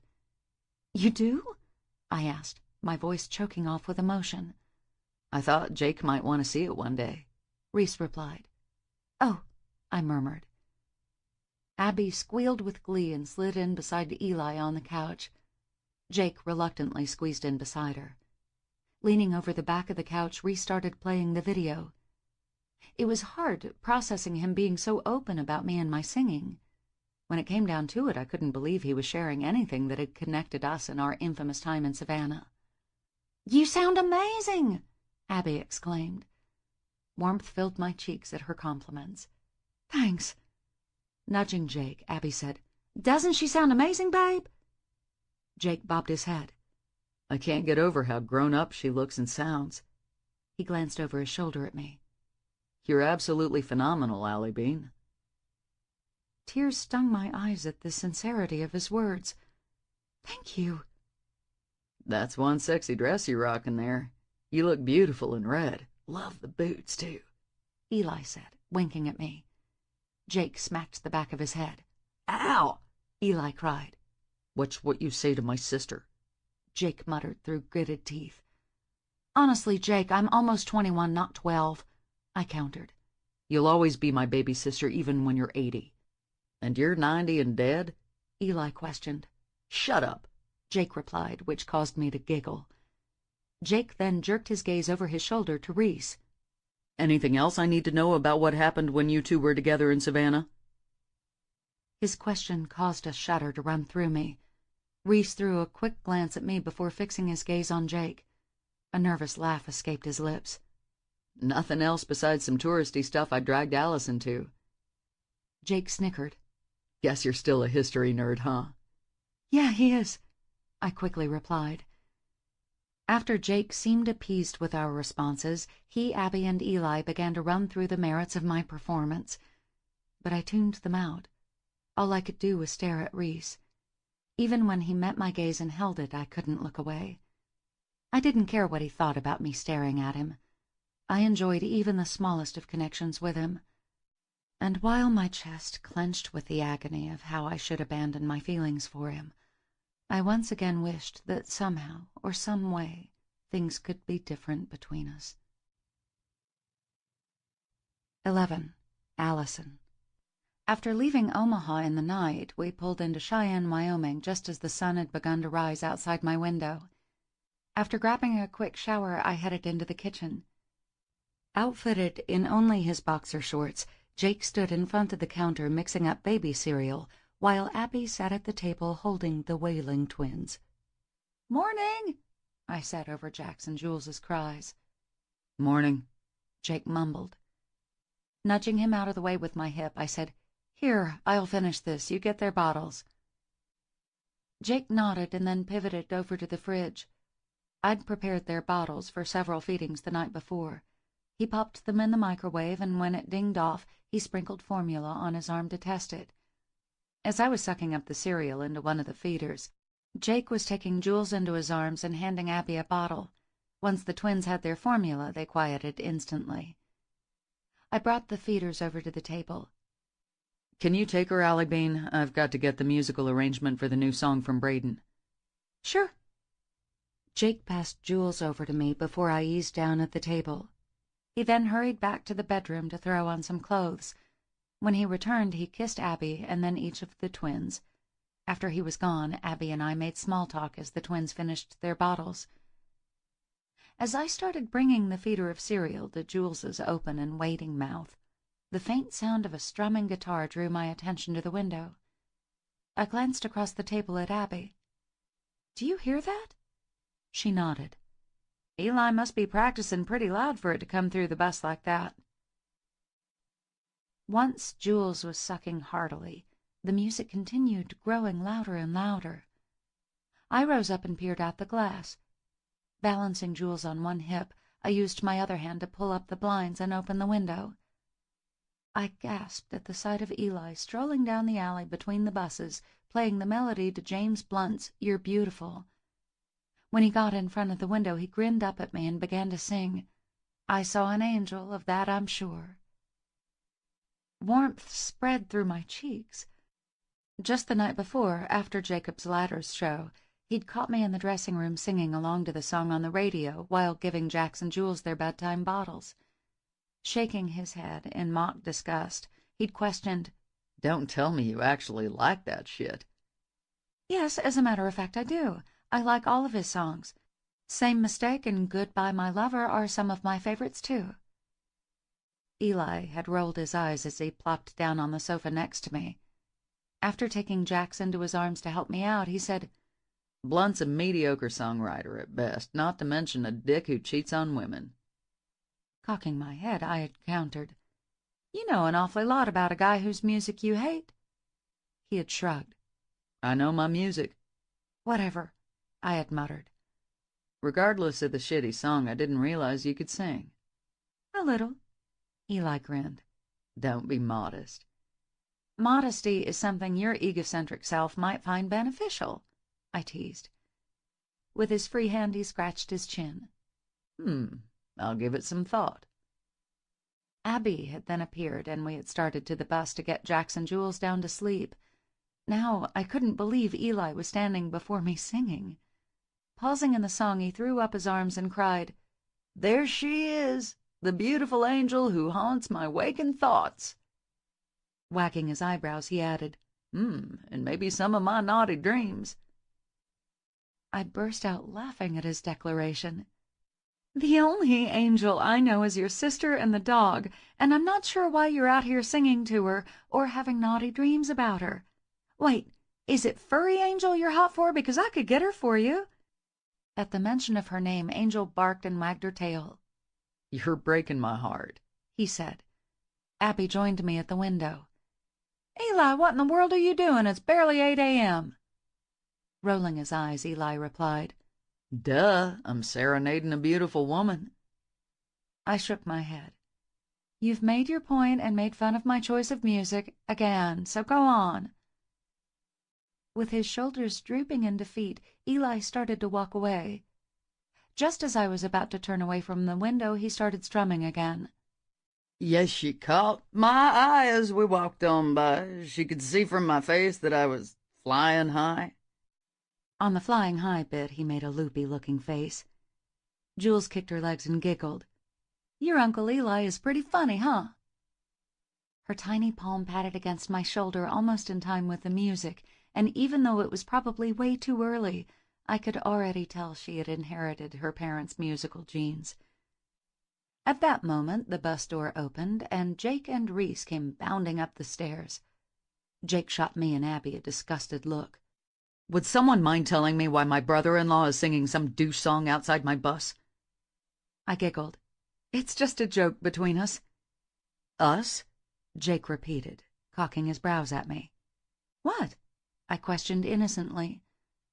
Crossing his tattooed arms over his chest, he asked, "Is there an us you'd like to tell me about?" "Get real, Jake," I muttered as I swung a now fussy Jules back and forth in my arms. "What the hell is that supposed to mean?" Jake demanded. I narrowed my eyes at him. "It means even if there was something between Eli and me, it's none of your business." "Oh, really?" When I nodded, I caught Reese's intense gaze over Jake's shoulder. He seemed just as interested as Jake was in what was going on between me and Eli. It infuriated me that he acted like he even cared, considering the way he had been treating me lately. One minute he completely ignored me, and then the very next he hovered around as if I was his. It was so damn confusing. As Eli continued with the second verse, Jake groaned, "Enough is enough." Choosing to ignore his tirade, I went back to the window and grinned down at Eli. Just as he was about to finish, he started up again. "Eli!" I giggled. Before I realized what was happening, I saw a flicker of Jake's black t-shirt out of the corner of my eyes. Then in a flash he was beside me with a bucket of water. He then proceeded to dump it out the window, sending water crashing all over Eli. "What the fuck?" Eli sputtered. "That'll teach you to sing douche songs to my sister outside my bus window." Jake replied through his laughter. Leaning against the kitchen counter, Reese snickered as well, and it took everything within me not to go over and slap his arrogant face. Sweeping my free hand to my hip, I demanded, "You two think this is funny?" Reese shrugged. He obviously needed cooling off to stop torturing us with singing. Jake nodded. My man speaks the truth. The two of you should be glad he wasn't plugged up to an amp. I glared at both of them. "You assholes!" Kissing Jules on the cheek, I then thrust her into Jake's arms. Without another word to them, I grabbed a towel out of the closet. Then I hustled down the aisle and pounded down the bus steps. After throwing open the door, I jumped off the steps onto the pavement. Eli had propped his guitar against the side of the bus and was wringing out the bottom of his soaking t-shirt. "I'm sorry about Jake. That was a real asshole thing to do." "It's okay," Eli replied with a good-natured grin. "That wasn't your favorite guitar, was it?" I asked, already cringing at the thought. "No, thankfully it wasn't." "Oh, I'm so glad to hear that." When I offered him the towel, he shook his head. Then, in a flash, he had his sopping wet t-shirt over his head, leaving me to stare at his broad, tattooed, and very naked chest. He dropped the shirt, and then he reached for the towel. Since I was still staring at his chest, he had to whistle at me to get me to hand over the towel. "Sorry," I mumbled. As he wiped off his chest, Eli grinned. "It's all good. I like the fact you were ogling me." Crossing my arms over my chest, I huffed. "I wasn't ogling you. I was admiring your ink." "Right," he replied with a smirk. I shook my head at him. "Well, for what it's worth, thanks for the songs." Eli draped the towel over his neck. "You're welcome. The performance was actually a lead-in for a question I wanted to ask you." My heartbeat kicked up a notch. "You wanted to ask me something?" He bobbed his head. "Tomorrow night, Jake's taking Abby to visit some of his mother's family outside Boise, and they're taking the twins with them." "Yes, Abby had mentioned something about it." "Since you had the night off, I thought you might like to come out with me and Gabe." "Out?" I questioned lamely. "I'm sure Boise doesn't have a whole lot of happening sights, but we're going to try to find a club or two to hang out in." Leaning closer to me, he asked, "You game?" I blinked my eyes in disbelief. Was Eli asking me out? Like out? Or was he just being nice and giving me something to do besides staying in my hotel room on my off night? And if he was asking me out, did I want him to? Was I ready to try dating someone new? My head spun so hard with all the crazy questions swimming in it that I brought my hand to my forehead to calm it. "So, what do you think?" Eli asked. "I think it sounds like fun," I answered honestly. He grinned. "Good, I'm glad to hear you think so." "Just drinks and some dancing, huh?" "Yep, unless the mood strikes for more," he replied, wagging his eyebrows. I couldn't help laughing. "I'll be sure to keep my mood under control then." "What a pity. We could have some real fun together."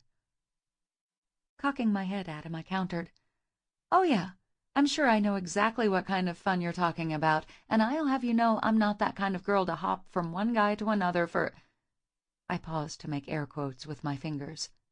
"Fun." He winked at me. "That's good to know, Allison. You can keep me an honest man." "Sounds like a challenging job," I replied with a smile. "It is. It might even be a full-time one." "We'll just have to see about that." "Look, since it's freezing out here, I gotta go get out of these wet clothes. But we're on for tomorrow night, right?" "Yes, we are." "Good." He grabbed his wet shirt off the pavement and then picked up his guitar. "Bye, Allison."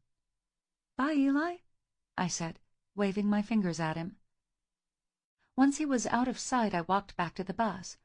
When I came back up the stairs, I found Jake and Reese had left, and it was just Abby and the twins. "It seems that Eli has a crush." I shook my head. "It's not like that. We just like to joke around with each other." Abby gave me a pointed stare. "I know my brother, Allison. Deep down, he isn't kidding." "Oh," I murmured softly. "He asked you out tomorrow night, huh?" My brows shot up in surprise. "How did you know?" Motioning to the window, Abby replied, "As much as I wanted to give you privacy, I was kind of held hostage with the twins." "I see. So do you think you could like Eli?" "I already like him. You know what I mean." With a sigh, I flopped down on the couch. "Of course I could like him. He's good-looking, talented, and funny." "But he's not Reese," she said with a knowing expression. I vaulted off the couch. "There's nothing going on with me and Reese," I protested. Abby shook her head at me. "Do you really think I'm that stupid?" Panic sliced its way through me. If Abby knew, then that meant she could tell Jake. Everything Reese and I feared would come to fruition. "Please don't tell Jake," I whispered. "Of course I won't tell Jake. What you two feel for each other is not my place to tell." "How long have you known?" "Since the twins' baptism. You needed a chainsaw to cut through the unresolved sexual tension between you two." My cheeks warmed at her words. "We'd already resolved the tension by then. That was part of the problem." Abby gasped. "You slept with Reese?" "Shh!" I cried. Since we were alone on the bus, I wasn't sure why I was trying to quiet her. It wasn't like the twins were going to spill anything. "When did it happen?" I realized it was time to unburden myself of everything that happened in Savannah. So I took a seat across from Abby and filled her in. When I finished, she sighed. "I had no idea that had happened. No wonder you two practically combust when you're in the same room together." "It doesn't matter what happened then. Reese made it perfectly clear then that he doesn't feel the same way I feel about him, and that's that." "Well, he's deluding himself if that's what he thinks. He doesn't look at you the way AJ or Braden looks at you." Images flashed in my mind of Reese during his fitting. "But that's just lust. I want him to look at me with more in his eyes." Feeling tears pricking my eyes, I said, "I want him to love me." "He does look at you with more than lust, Allison. He's guarded with his feelings for you, but it's there." Swiping the tears away from my eyes, I shook my head. "Even if he did realize how he felt, he's never going to go against Jake by pursuing me. You don't know that." "It's hopeless," I murmured. We were interrupted by Jax and Jules beginning to fuss at being held captive in their high chairs. As we picked them up and took them to their pallet, Abby said, "There's something else I need to say." "What is it?" I asked, putting Jax's favorite stuffed animal within his grasp. Her expression had saddened since we left the table. "You know more than anything, I want you to be happy." "Yes." "Regardless of what happens between you and Reese, I don't want to see Eli get hurt." "Me either. I know that everything between you two is just fun and games right now, but Eli's already putting himself out there for you far more than he has for a girl in a long, long time. I know it would be easy to use him to get back at Reese." "I would never do that to him." Abby sighed. "Deep down, I know you wouldn't knowingly do anything to hurt Eli, but just be careful how far you let this go with him. If you go out with him and see that there's nothing really there but friendship, let him know. Just don't lead him on." "I promise I won't. I know the agony of caring about someone who doesn't feel the same way about you." Satisfied with my response, Abby nodded. "Good. Now, exactly what are you going to wear tomorrow night?" I laughed at the complete change of conversation. "I have no idea. I'm not even sure I have anything with me that is club-worthy. I didn't exactly pack that kind of thing for this summer." "You and I are pretty much the same size. I'm sure you could borrow one of my show dresses off the rack that I haven't worn." Her eyes widened excitedly. "There are several really sexy dresses from my pre-twins days." When I opened my mouth to protest that she looked like she had lost all her baby weight, she shook her head. "I've gone up a dress size." Then with a devious little grin, she said, "I'll refrain from telling you what Jake had to say about why he liked the weight gain." Holding up a hand, I said, "Knowing him as well as I do, I really don't want to know." Abby's girlish giggle sent a longing ache ricocheting through my chest. More than anything in the world, I wanted what she and Jake had: a great romance, a deep love, and lots of fun and heat in the bedroom. As much as I wanted that with Reese, maybe it was time for me to try to move on. He obviously wasn't going to suddenly become emotionally available or decide that all the reasons not to be together didn't really matter. Maybe it was meant for me to truly give Eli a chance. I mean, it didn't hurt that he seemed to really like being with me, either as a friend or romantically. He had so many admirable qualities, like being kind, thoughtful, and good with the twins, not to mention the fact he was funny as hell. I could see us getting along really well. So there was really no reason for me to hesitate about giving him a real chance. After all, Reese had made it very clear that we should forget about Savannah and move on. Maybe this was how I was supposed to do it. Clinging to that thought, I decided that tomorrow night I was going to be wearing the sexiest dress imaginable, even if I had to make some alterations to it myself.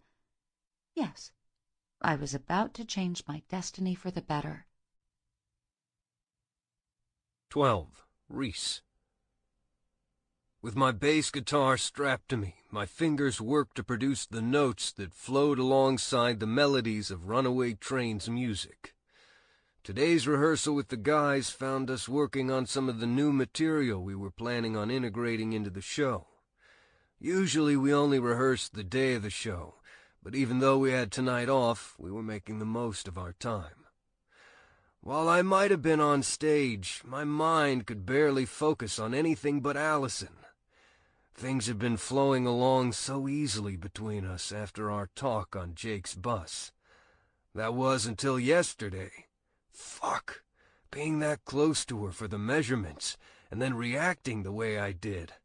I'd wanted nothing more than to bury myself deep inside her, or have her luscious lips wrapped around my dick. But it wasn't just the thoughts of screwing that had invaded my mind. No, it had to do with my heart as well, and how Allison had called me out on not being honest about the feelings I had for her. She'd always been a smart girl, and she was smart enough to see I had been lying to her. "Okay, I think that's good for today. Let's get the hell out of here," Jake said. After I handed off my guitar to a roadie, I started out of the arena to the car that was waiting to take us back to the hotel. "Reese!" Jake called behind me. Pausing, I waited for him to catch up. "Hey, man, I need to ask you a favor," Jake said. "Sure. What is it?" Jake glanced behind us before he spoke. "You got plans tonight?" I grinned. "Besides ordering in room service and crashing? Hell no. Trust me, that sounds like pure heaven to me too. But I'm taking Abby and the twins out to visit my mom's brother." "That sounds cool, but where does this favor come in? Don't tell me you have some cousin you want to fix me up with." With a grimace, Jake replied, "Actually, I need you to go out with Allison tonight." I skidded on the pavement and almost pitched face first into the limo waiting to take us to the hotel. "Excuse me?" "She's going out to some club with Gabe and Eli. Normally I'd be stoked to have her chaperoned with two guys, but the way Eli's been looking at her and treating her lately has me fucking wigged out." My mind instantly went to Eli's serenading Allison yesterday morning. Ugh, the douchebag. Maybe his actions weren't just teasing, and he was really going to pursue something with Allison. When I really thought about it, it did seem he had been spending a lot of time with her after the rehearsals and shows. Fucking hell. I knew I had to drive her away, but the thoughts of driving her straight into Eli's open arms pissed me off.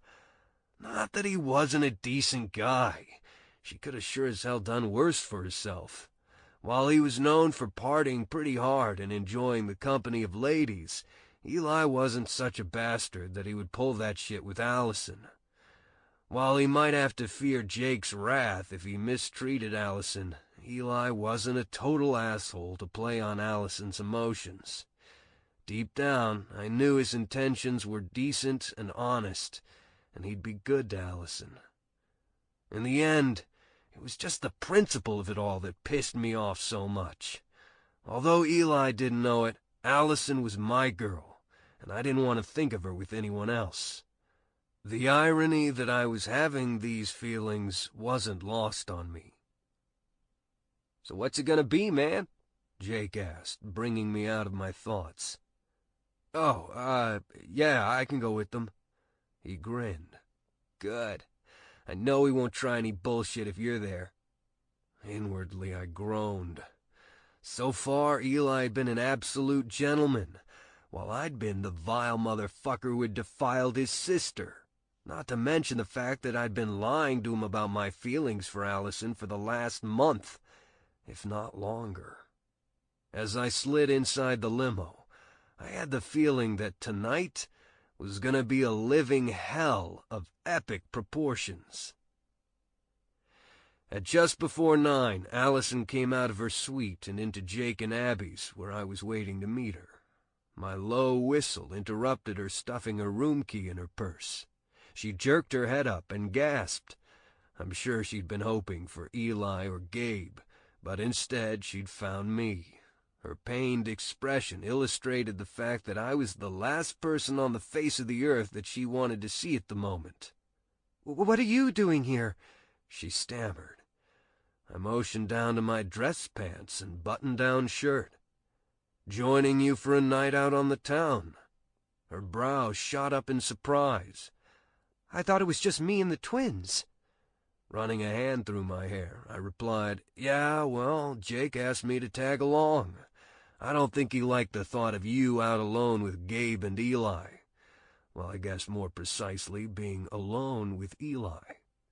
I couldn't help letting my gaze dip down to hungrily take in her appearance. Her long, dark hair fell in loose waves over her shoulders and back. But that wasn't what had me practically stupefied with lust. It was the fact she was wearing one hell of a red dress. Unlike the one she'd had on at Safi's, this one molded against her body like a second skin, showing every curve in delicious detail. With its one strap and tight bodice, her cleavage was cinched up again, causing my dick to jerk in my pants. Of course, I don't think he would have let you out of the suite in that dress. "This is utter bullshit." "Tell me how you really feel about me going," I teased. Throwing one of her hands up in frustration, Allison challenged. "I'm an adult. It's none of Jake's business what I do." She closed the distance between us in 2 angry strides. "And I sure as hell don't need you tagging along." "Is that right?" "Yeah, it is. I desperately need to have some fun tonight, not be constantly reminded of the past." Her words had a greater effect on me than she could have imagined. While I had to get her to fall out of love with me, I didn't want to hurt her now, or ever.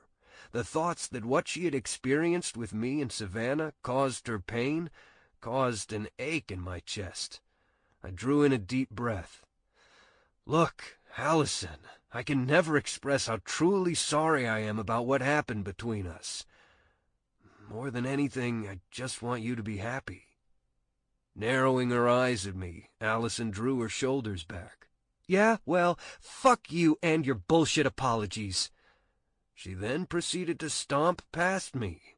I stared open-mouthed at her retreating form. When she flung open the door, she turned back to me. "Ready, Mr. McGowan?" "What the hell is this Mr. McGowan business?" I demanded as I joined her at the door. She shrugged.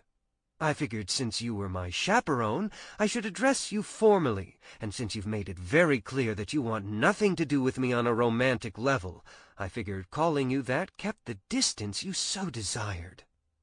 I blinked at her several times. This was a side of Allison I was not used to. Immediately the expression, "Hell hath no fury like a woman scorned," flashed in my mind. Okay, I finally managed. When we got out into the hallway, Gabe and Eli were waiting for us down by the elevators. The sight of Allison in her dress caused both of their eyes to bulge, but Eli stepped forward to draw Allison against him. "Damn, you look mighty fine tonight," he said. Allison gave him a girlish giggle. "Thank you. It's one of Abby's old dresses. I just made some alterations to it." Eli pulled away to grimace at Allison. "Ugh, you just totally killed all the naughty fantasies I had running through my head about you by telling me that dress was my sister's." As Allison smacked Eli playfully on the arm, I rolled my eyes. At the rate it was going to be a long fucking night, and Jake was going to seriously owe me. That was if I managed not to get arrested for throttling Eli. After taking the elevator downstairs, we hopped into the limo waiting for us. Eli was a quick bastard. After he allowed Allison to get in first, he then slid in behind her. I was left to sit across from them, giving me a fucking eyeful of Allison's legs. I wasn't sure just how happening a nightlife Boise had, but I sure as hell hoped I could get a few good beers in me to numb my mind. It wasn't too long before the limo pulled up outside a club. Once we got out, we bypassed the others in line and headed straight inside. Not that there was a massive line like it was the old Studio 54 or something, but it was enough to show we were VIPs. As we made our way through the crowd, multicolored strobe lights lit up the darkened dance floor. Couples of different sexes and different arrays of dress gyrated to the beat. "This place is amazing!" Allison called over the thumping bass of the music. When Eli's hand came to rest on the small of her back, I momentarily saw red. Quickly, I tried getting a hold of my raging, testosterone-fueled emotions before I went into full-on Hulk mode and ripped Eli's arm from its socket. "Come on, we've got a table reserved in the VIP section," Eli said. I snorted. "You mean this place actually has a VIP section?" Ignoring my comment, Allison tilted her head up at Eli. "Oh, so am I a VIP tonight since I'm hanging out with you?" He flashed her a cocky grin that made me want to punch him. "Maybe." After we took the stairs to the second floor, the hostess motioned to our table. From our seats, we could see all the action on the dance floor, but at the same time we were hidden from view. Considering how dark and foggy it was from the smoke machine, I hoped we wouldn't be recognized. "What can I get you all to drink?" A waitress in tight black spandex shorts and a halter top asked. Rubbing his hands together, Eli said, I'm in the mood for shots tonight. Who else is in for a bottle of 1800 silver?" "Me," Allison replied, which caused Eli to grin. He then glanced from her over to me. "What about you, man?" With my eyes fixed on Allison's, I replied, "No thanks. Tequila really isn't my thing." She sucked in a harsh breath as she took in my words. I knew it was a real fucking asshole thing to say, considering our history with tequila, but I had to keep pushing her away and get her to forget about me. Once Allison had recovered, she gave me a sickeningly sweet smile. "I'll take Reese's shot then. I adore tequila." Eli chuckled. "Ooh, I like your way of thinking tonight." "So a bottle of 1800, and what else?" the waitress asked. "A Bud on tap," Gabe replied, while giving the waitress his best sexy grin. "Bud in a bottle," I replied. The waitress bobbed her head. "Be right back." As she walked away, she gave Gabe a lingering look over her shoulder, to which he winked at her.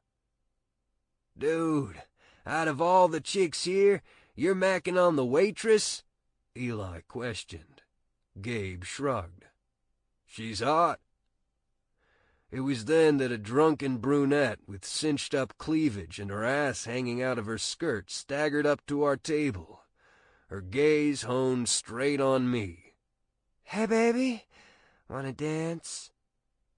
Ordinarily, I might have been tempted, but there was no way in hell that I was going to hook up with a chick tonight. I'd promised Jake to keep an eye on Allison, and it'd be pretty hard to do if I was banging some chick in the bathroom.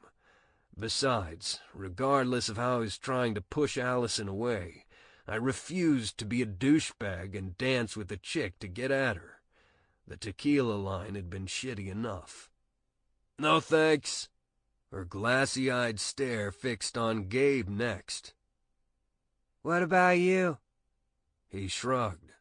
"Sure, why not?" "What about the waitress?" Eli asked. Gabe winked. "The night is still young?" "Ugh, you're disgusting," Allison said, wrinkling her nose. I got up so Gabe could slide out of the booth.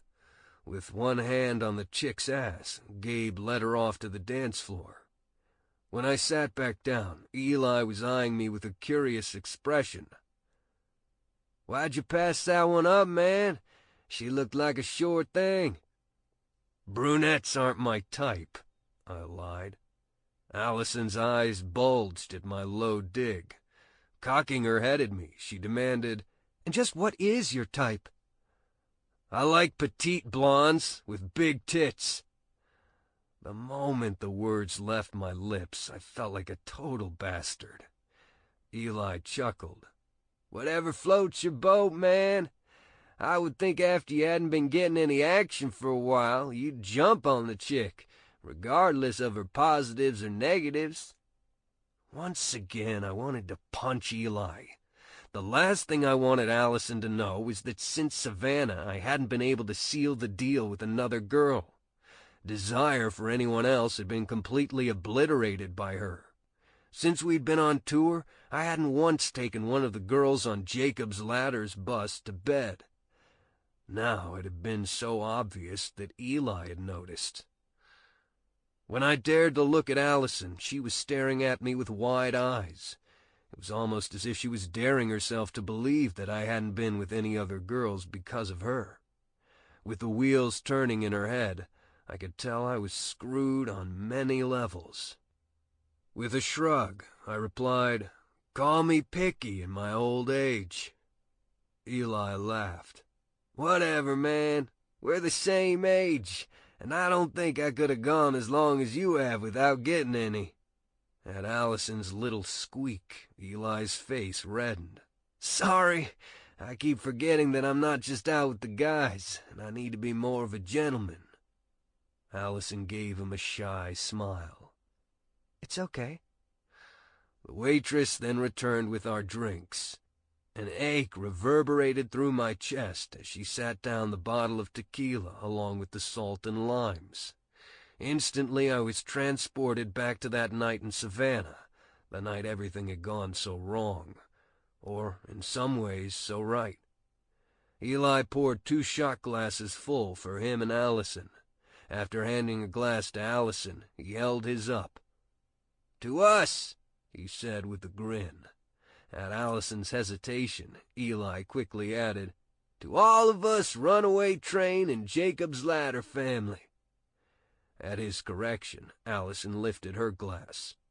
"To us," she replied, before clinking it against Eli's. She then took the glass and tipped it back, sucking down the contents in one gulp. As she grabbed the lime and hastily brought it to her lips, I remembered almost too painfully what her lips had tasted like after she did her shots in Savannah. The way the salt from my neck had clung to them, the way she tasted. Quickly I looked away and tried to erase the memories from my mind, but they continued to flash in front of my eyes, just like the changing strobe lights. "Another?" Eli asked. When Allison nodded, I snorted. "What?" she demanded. "I was just thinking that maybe multiple tequila shots aren't such a good idea for you." My gaze left hers and went to Eli's. She's not one for holding her liquor well." Allison seethed at me from across the table. I'm pretty sure if given the chance, she would have thrown herself across the table to beat the shit out of me for my smart-ass comment. Tossing her hair over her shoulder, she got her composure back. Her eyes narrowed in on mine. "As much as I hate to admit it, Reese is right. Although I love tequila, I usually make stupid-as-hell decisions that fuck up my life when I drink it." Once again, this was a side of Allison I wasn't used to seeing. The bitch with claws. But at the same time, I knew I deserved it. I'd pushed her into making the comments. After glancing between us, Eli slid the bottle of tequila away from Allison, which caused her to giggle. "Does that mean I don't get another shot?" she asked, batting her eyelashes at him. I think it's a pretty good idea for you not to do something that fucks up your life when you're out with me. I have a feeling it'd be like a domino effect, where Jake would then fuck up my life," Eli replied with a grin. "Just one more?" Allison pleaded. Eli rolled his eyes. "Fine, fine. I can never tell beautiful girls no." "And here I thought it was beautiful girls who couldn't tell you no," I countered as he poured Allison's shot glass to the brim. He wagged his eyebrows. "Oh yeah, man, that too." Allison shot me a disgusted look before she took her shot glass and downed it. Once again a shudder went over her fabulous body from the alcohol. She then slammed the glass down onto the table. "Let's dance," she suggested to Eli. "Sounds good to me." Watching Allison head off to the dance floor with Eli was like a punch in the gut. It took a few seconds to catch my breath. I reached over and grabbed the tequila bottle. Taking Allison's glass, I poured it full before downing it in one fiery gulp. I repeated the process twice to try to numb myself better. Gabe arrived back at the table, sans the girl he'd been dancing with earlier. "What happened to your sure thing?" He chuckled. "My sure thing ended up passing out on the dance floor. I got her to a table and then came back here." I laughed. "That's classy. Tell me about it." We sat in silence for a few minutes, just drinking our beers. It was a good thing Gabe wasn't feeling talkative, because I don't think I could have focused on a fucking thing he was saying. My gaze remained firmly on Eli and Allison dancing. Each time his hands started to wander on her body, I tensed. It took everything within me not to get up and go drag her back to the booth.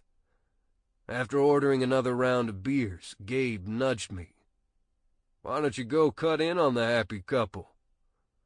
"Why the hell would I want to do that?" I questioned lamely.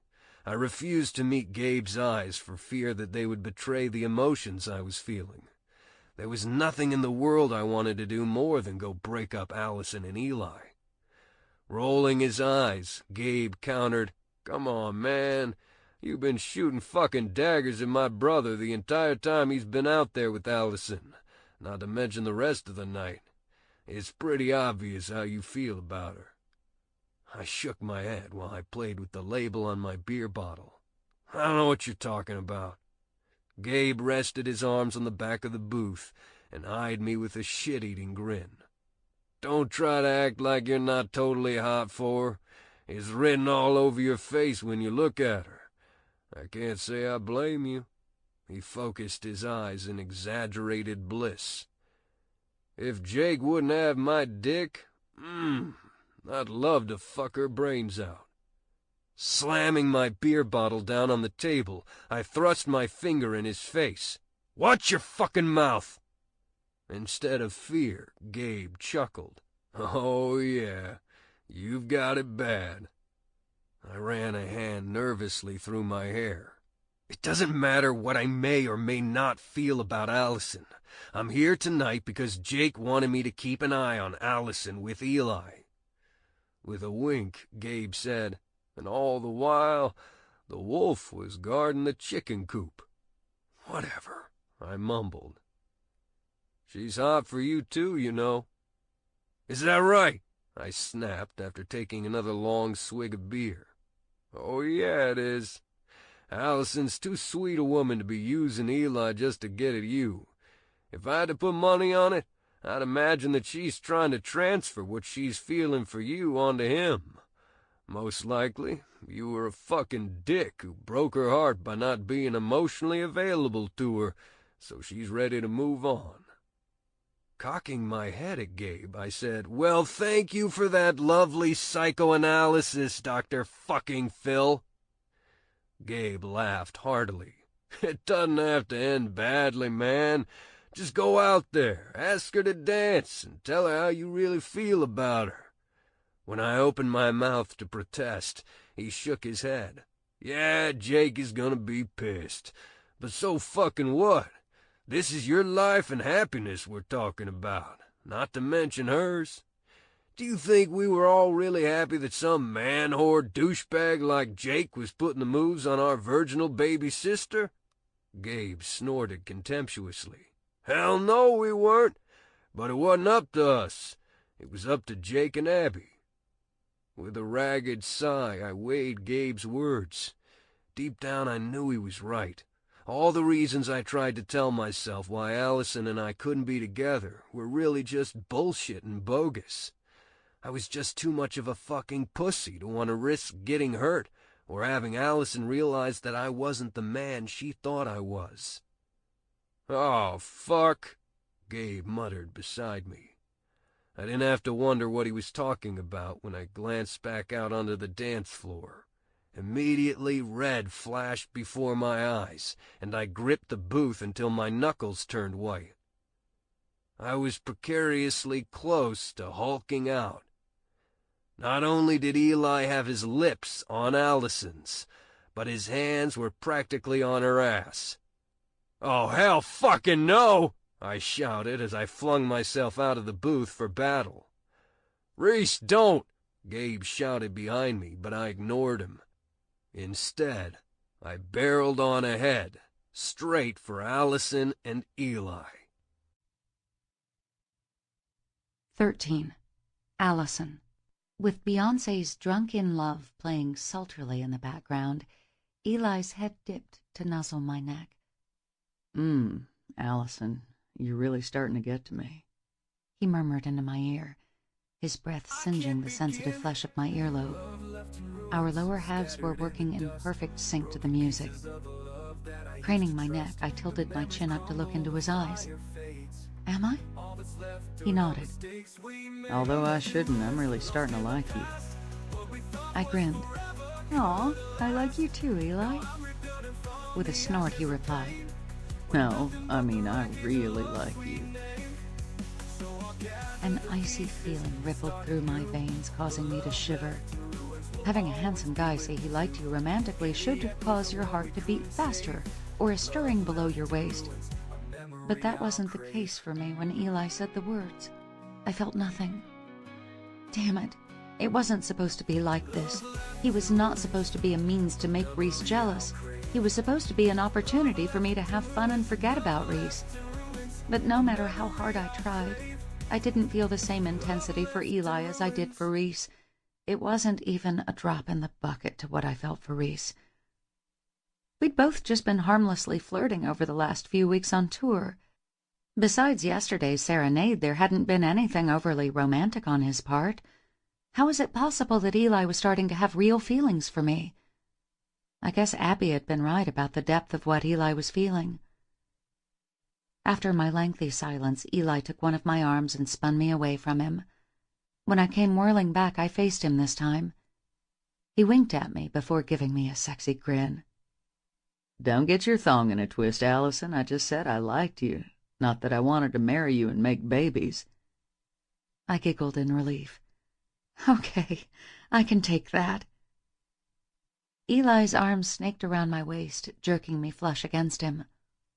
With his lips hovering precariously close to mine, he said, "More than anything, I'd like to go back to the hotel and screw you so fucking hard that you would scream my name over and over again." When I jerked back and widened my eyes in shock, he laughed. Sadly, it's the truth. But since I'm working on being more of a gentleman, I'll refrain from thinking that about you. Instead, why don't you let me take you out? On a date? Yep, a real date. Just the two of us. Dinner in a movie or dinner in a club, whatever you want. I stared into his twinkling blue eyes. He really was a decent guy, not to mention the fact he was so handsome. If given the chance, he would really be good for me.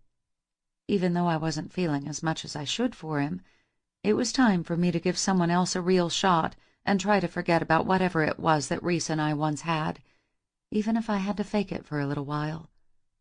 With a groan, Eli mused, You're killing me here. I don't think I've ever had to work so hard for a date. I grinned. I'm sorry for bruising your gigantic ego by playing a little hard to get. You've more than bruised my ego. I think you dented it. The answer is yes. I would love to go on a date with you. Eli's blue eyes lit up. I'm glad to hear it. I'm glad you asked me. You're welcome. Before I realized what was happening, Eli's hands dipped down to rest above my ass, pressing me harder against him. And then in the next moment, Eli's lips were on mine. He seemed to have completely misinterpreted my agreeing to go on a date with him. While I was in total shock that he had kissed me, I also didn't feel a single zap of electricity like I had with Reese. I jerked back. Eli, I thought we were taking this slow, I protested. He gave me a pouty, puppy dog look. You mean I don't even get a kiss? I thought it was pretty tame after telling you I wanted to screw your brains out. His expression and comment caused me to laugh in spite of myself. It's a little too soon for a kiss. I'm sorry, Allison, he said genuinely. I opened my mouth to tell him it was okay when a commotion behind me interrupted us. With an expression of pure fury, Reese appeared beside us. Get your damn hands off of her, Reese growled. All at once, his hand was around my arm and he was pulling me away from Eli. What the fuck, dude? Eli questioned. Reese shook his head. What the hell do you think you're doing, groping her and kissing her? Eli narrowed his eyes at Reese. I'm sorry, I didn't realize she answered to you. I don't, I countered. Ignoring Eli, Reese turned his wrath-filled gaze on me. He closed the gap between us. What the hell do you think you're doing, letting him run his hands all over you? Standing toe-to-toe with him, I snapped. You're not Jake or my father, so you can't even begin to try to tell me what I can or can't do. No, but I'm pretty sure Jake would be appalled that you're acting like a cheap whore. Fuck you, Reese! I spat, planting my hands on his hard pecs and shoving him away from me.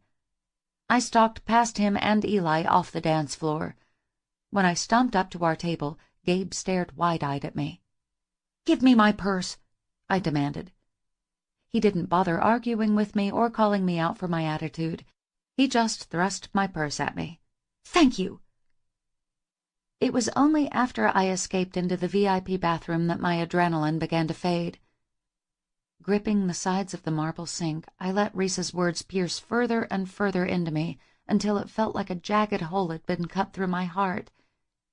He hadn't fought for me because he wanted me. He'd fought because he believed I was acting like a whore. He continued seeing me as only a little sister, not someone he wanted to date or be with. The bathroom door flew open and Reese stormed in. Glancing at his reflection in the mirror, I shook my head. I have nothing left to say to you, so leave me alone. No. Whirling around, I narrowed my eyes at him. Excuse me? I said no. I threw up my hands. Fine, I concede. You win. Does that make you happy? When he started to open his mouth, I shook my head furiously from side to side. Don't you fucking dare say no again. I didn't come in here to gloat. Then what did you come in here for? When he cocked his brows at me, I demanded, What do you want from me, Reese? Everything.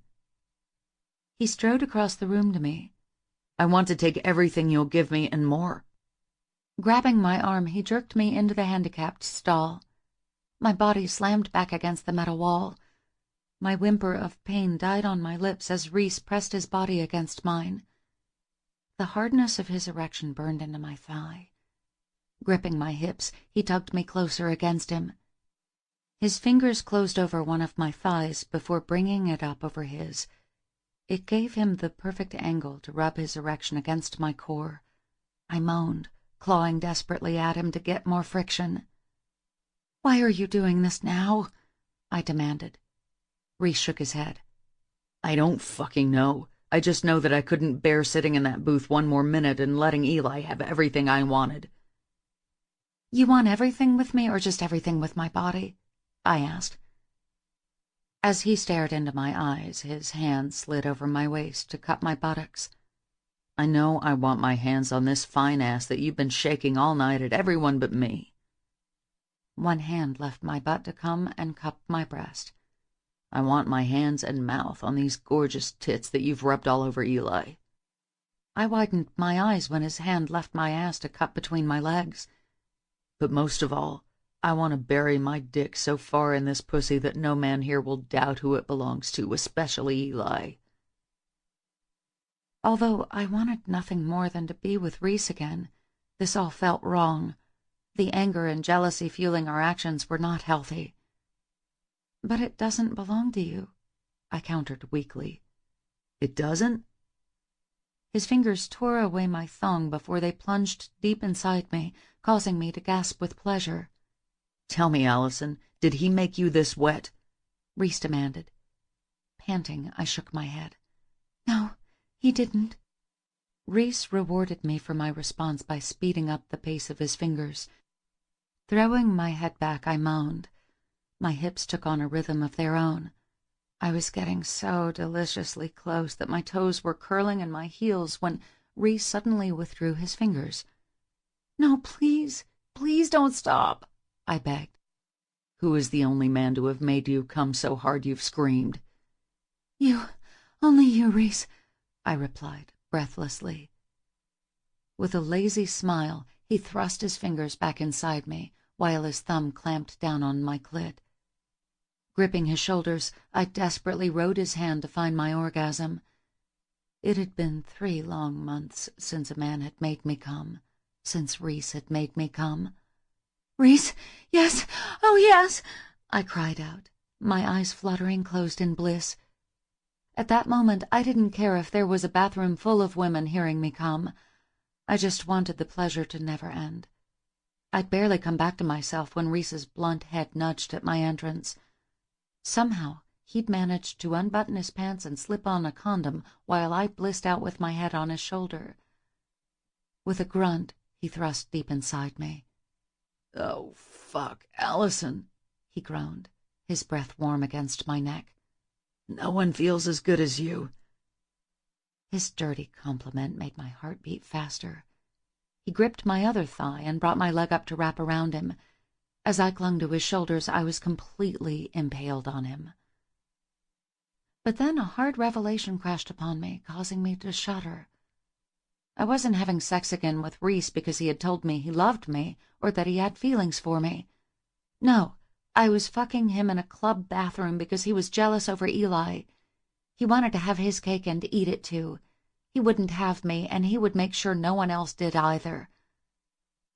Deep down, I knew I deserved to be treated a hell of a lot better by Reese.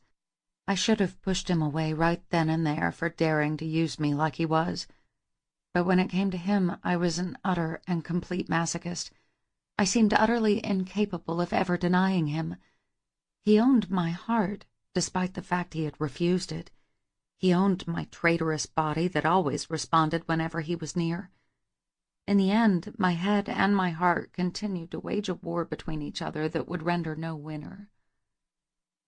When Reese dipped his head down to kiss me, I jerked back. For some reason, I felt I could give him my body, but I couldn't kiss him. It was too intimate, and it meant too much. His brows lined in confusion. "Give me your mouth," he demanded. "No." A roll of his hips caused us both to moan. "Give me your mouth," he growled. When I shook my head, he grasped my chin with his fingers as his movements inside me stilled. "Why not?" "Because you don't really want me. You just want to use me, and it hurts too much." I narrowed my eyes at him. "What's it to you? You don't care about me. You just came in here to fuck me, so keep fucking me." Reese's brows rose in confusion. "I could fuck you but not kiss you? What the hell does that mean?" "Kissing is personal, so I won't do it with you. Not until I know with absolute certainty that I'm not just an easy lady, you Reese. Not until you acknowledge you have feelings for me, not just lust." At my declaration he stared at me, unblinking and unmoving. As his expression began to lighten, I brought one of my hands up to cup his cheek. Closing his eyes, he leaned his cheek into my palm as if he were savoring the gentle touch. "Don't you really want me, Reese?" "I can't," he murmured, his voice laced with agony. "Please?" I whispered. "You deserve to be loved." He grimaced as if he were in pain. "And we both know I don't know how to love anyone." Shaking my head furiously back and forth, I countered, "That's not true. You love Ellie, and you love the guys. You have a lot to give me if you would just open up. You could love me as much as I love you." "Damn it, Allison, we've been over this. It can't work between us. It won't work." His refusal caused white-hot anger to pulse through my veins. Dropping my hand from his face, I stared at him in disbelief for a moment before bringing my hand back up again. But this time it wasn't for comfort. It was to slap the hell out of him. Hard. "Fine then. Finish fucking me since that's all you seem to be good at. Fucking me and fucking me over." Reese stared at me in utter disbelief. His mouth opened, but no words came out. And then he surprised the hell out of me by pulling out. He eased me down to where my feet were touching the floor. After sliding off the half-used condom, Reese tucked his slackened dick back into his pants. When he finally met my gaze, he shook his head forlornly. "Jesus, Allison, what have I done to you? What am I doing to you?" When I didn't respond, he muttered, "I'm so fucking sorry." He then exited the stall. When I heard the bathroom door close, I staggered over to the toilet seat and collapsed down onto it. As my body shook with sobs, I tried desperately to get a hold of my emotions. Wrapping my arms around myself, I finally just let go and cried until there wasn't anything left within me. When I finished, I wiped my eyes and left the stall. Standing in front of the mirror, I looked like the hell I felt like. Mascara and eyeliner streaked down my cheeks, while my lipstick was smudged from Eli's kiss. Once I had cleaned up as best I could, I made my way out of the bathroom. I skidded to a stop at the sight of Eli waiting on me. His eyebrows shot up in surprise at the sight of me. "Jesus, Allison, are you all right?" I shook my head. "No, I'm not. I'm so sorry, Eli, but I need to go back to the hotel." "Of course, whatever you need," he said. He took a tentative step forward to wrap an arm around my shoulder. "Lean on me. I'll get you out of here." His kindness caused the waterworks to start up again. Turning my head, I buried my face into Eli's chest and let him lead me out of the club. When I got to the limo, Eli helped me inside. Even though I shouldn't have, I snuggled up to him when he opened his arms to me. "Do you want to talk about it?" he questioned softly as we began to make our way along the quiet streets. "No, not really." Eli sighed. "I knew trying to start something up with you was going to be difficult, but I sure as hell didn't know I'd have competition." I twisted out of his arms to stare at him in shock. What do you mean?" "Come on, Allison. I may act like a fool sometimes, but I'm not really one. I know there's something between you and Reese. Hell, any idiot could see that." Wincing, I said, "I'm sorry to have put you in the middle of all this. What's happened between Reese and me is such a mess. I don't even know if it is still possible to even be friends with each other." "That bad, huh?" "Yeah, it's pretty abysmal." I shook my head sadly at him. "I'm sure after all this you aren't still interested in our date, huh?" Eli held up one of his hands. "Whoa, wait a minute. I never said that I didn't want to be with you." "But you deserve better than a girl who is hung up on some asshole who will never feel the same way about her," I protested. Why don't you let me be the judge of that? You're just too good to be true, aren't you? He chuckled. I wouldn't get too carried away singing my praises. Part of me is hanging on because girls with broken hearts or girls with something to prove to asshole ex-boyfriends are easy lays. My eyes widened in horror at his statement. Eli Renard, how could you think that about me? With a wink, he replied, I'm just being honest with you, Allison. I don't want you losing sleep worrying about breaking my heart when my motives aren't exactly pure. He cocked his head at me. Just like I said on the dance floor, I want to have a good time with you, see where it leads us, but I'm sure as hell nowhere near ready to go ask Jake for your hand in marriage. Even though I should have been appalled at him, I couldn't help but laugh. You are so bad. I know. I'm a bad boy with a somewhat heart of gold who just wants to have some fun with you. Staring intently at me, he asked, Think you can handle that? I think I can try. Eli then leaned in and kissed my cheek. Good. And the date is still on tomorrow night? I gave him a tentative smile. Yes, it is. 14. Reese. Rolling over in bed, I thumped my pillow for the millionth time. I guess it was more like punching the hell out of it instead of thumping it. After my hellish evening with Allison, I'd found it hard to sleep. I guess it was a combination of a guilty conscience and my mind racing with thoughts. As sleep continued to evade me, I kept tossing and turning while reliving each and every painful detail in my head. Jesus, how had things gone so wrong between us? I was such a fucking selfish bastard. I'd become the epitome of the douchebags I hated, the men from my parents' world. Every time I tried to do the right thing by pushing Allison away, I just pulled her back to me, hurting her even more. I'd become barely recognizable to who I once was. The old me would have never used Allison like I did in the skeezy club bathroom. I'd been an enraged bastard because she was kissing Eli and telling me I had no control over her. So I'd gone in to prove to her that she did belong to me, even though I had no plans to emotionally claim her. God, I was such an unimaginable bastard. For the life of me, I couldn't fathom why I kept treating Allison the way I did. The old law school part of me started making a case against my own self in my head.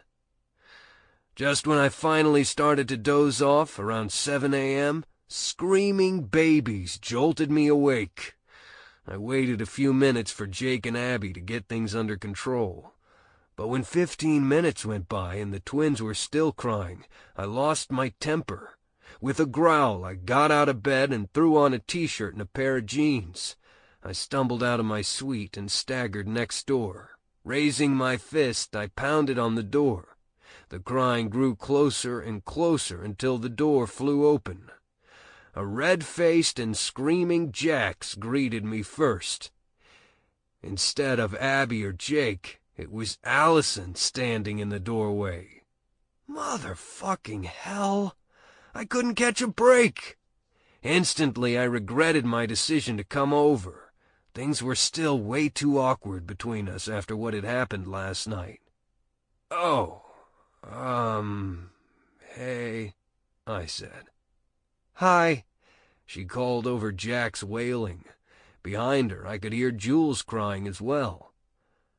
I came over to see what all the commotion was about. Allison grimaced. Jake and Abby just left for the doctor, food poisoning or something. They were sick and feverish all night. I think Jake might be pretty dehydrated. Are the Spawns sick too? I asked, gesturing to Jax. That would certainly explain the fucking scream fest. No, they're fine. Well, except for the fact they seem to be going through some early separation anxiety when it comes to their parents. The moment Jake and Abby left the suite, they freaked out. Nothing I do seems to help. As I glanced from Jax to Allison, I noticed how frazzled she looked. Loose strands of dark hair had escaped from her ponytail, and her face was almost as red as Jax's. "They're not wet or hungry or sleepy. They just want to cry," she said, her voice wavering as if she might cry at any minute as well. At that moment, I had two options. I could have pulled an utterly douche move by telling her good luck with the screaming hellions and then escape to my suite.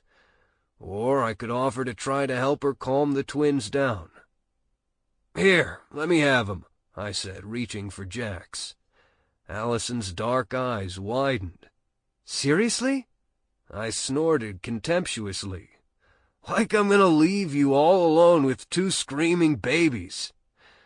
Somehow I imagined that in her head she was thinking that was exactly what an asshole like me would do, especially after the way we had left things last night.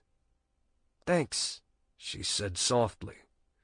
As I took Jax into my arms, he eyeballed me for a moment. When Allison started across the room for Jules, Jax picked up his wailing. "Okay, Mama's boy, you certainly have a fine pair of lungs." Allison jerked her head over her shoulder and scowled at me. "Don't call him that." "It's the truth, isn't it?" "Maybe, but he can't help it." Jack's lip quivered as I stared at him. A smile tugged at my lips. "Come to think of it, you're just like your daddy. He was a pansy-ass mama's boy back in the day, too." "Reese!" Allison admonished, as Jack stopped snubbing to momentarily grin at me. I laughed at both of their reactions. Staring into Jax's face was like looking at a mirror image of Abby, except he had Jake's dark hair. "I guess I should give you some slack. I would have been a mama's boy, too, if I'd been blessed with a mama as sweet as yours." Allison laughed while bouncing a fussy Jules on her hip. "Abby is a sweetheart, and the best mom." A thought popped into my mind, and before I could stop myself, I blurted it out. "You want that someday?" With her dark brows lining in confusion, Allison asked, "Do I want to have kids someday?" "Yeah." "Yes, of course I do." Allison stared into Jules's face, a slight smile on her lips. "I can't imagine going through life without kids, but at the same time I don't want them anytime soon." Her response surprised me. For some reason, I thought she'd be just like Abby with wanting to have a family right away. "Really?" She nodded. "There's a lot I want to do and see before I settle down to get married, and even after, I'd like my husband and I to have some time just to ourselves." "I see." As Jules started to ratchet up her fussing into full-fledged crying, Allison asked, "What about you? Do you want kids?" I exhaled a long sigh. "Yeah, sure, I wouldn't mind having a kid someday. Like you, I sure as hell don't want it to be any time soon." It seemed that Jax took my comment about not wanting kids soon a little too personally, because he started wailing again. My ears rang as he and Jules seemed determined to outdo each other with their screams. "Guys, please don't cry. Mommy and Daddy'll be back very soon," Allison said over the noise. Both of us started walking around the room, bouncing a twin in our arms. But nothing that we did seemed to work.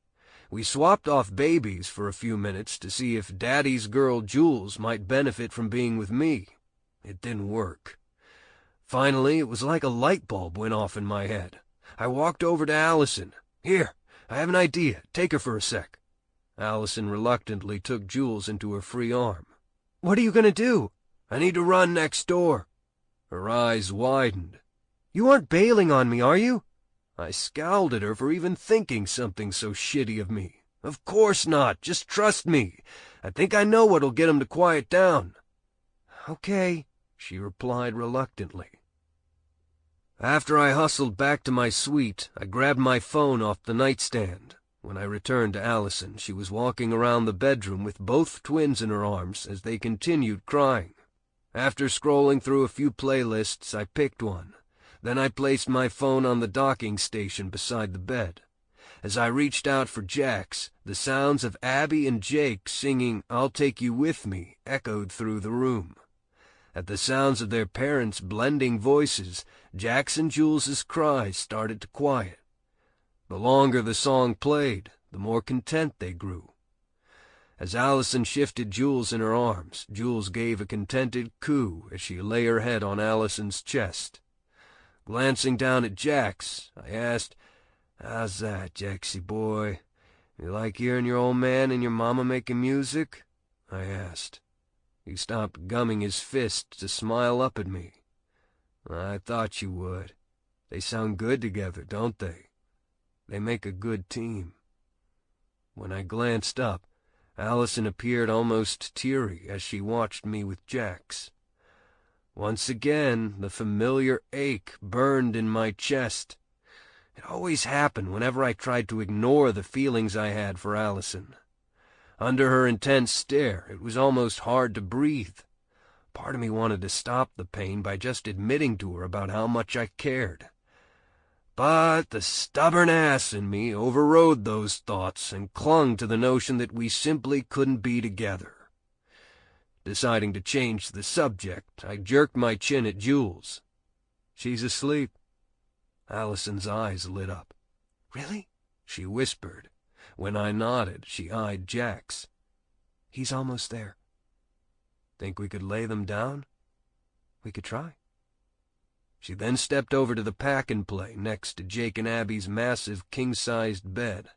She eased Jules down onto the mattress as if she was a ticking time bomb that could go off at any minute. Once she pulled her hands away, she waited a moment to see if Jules would start crying.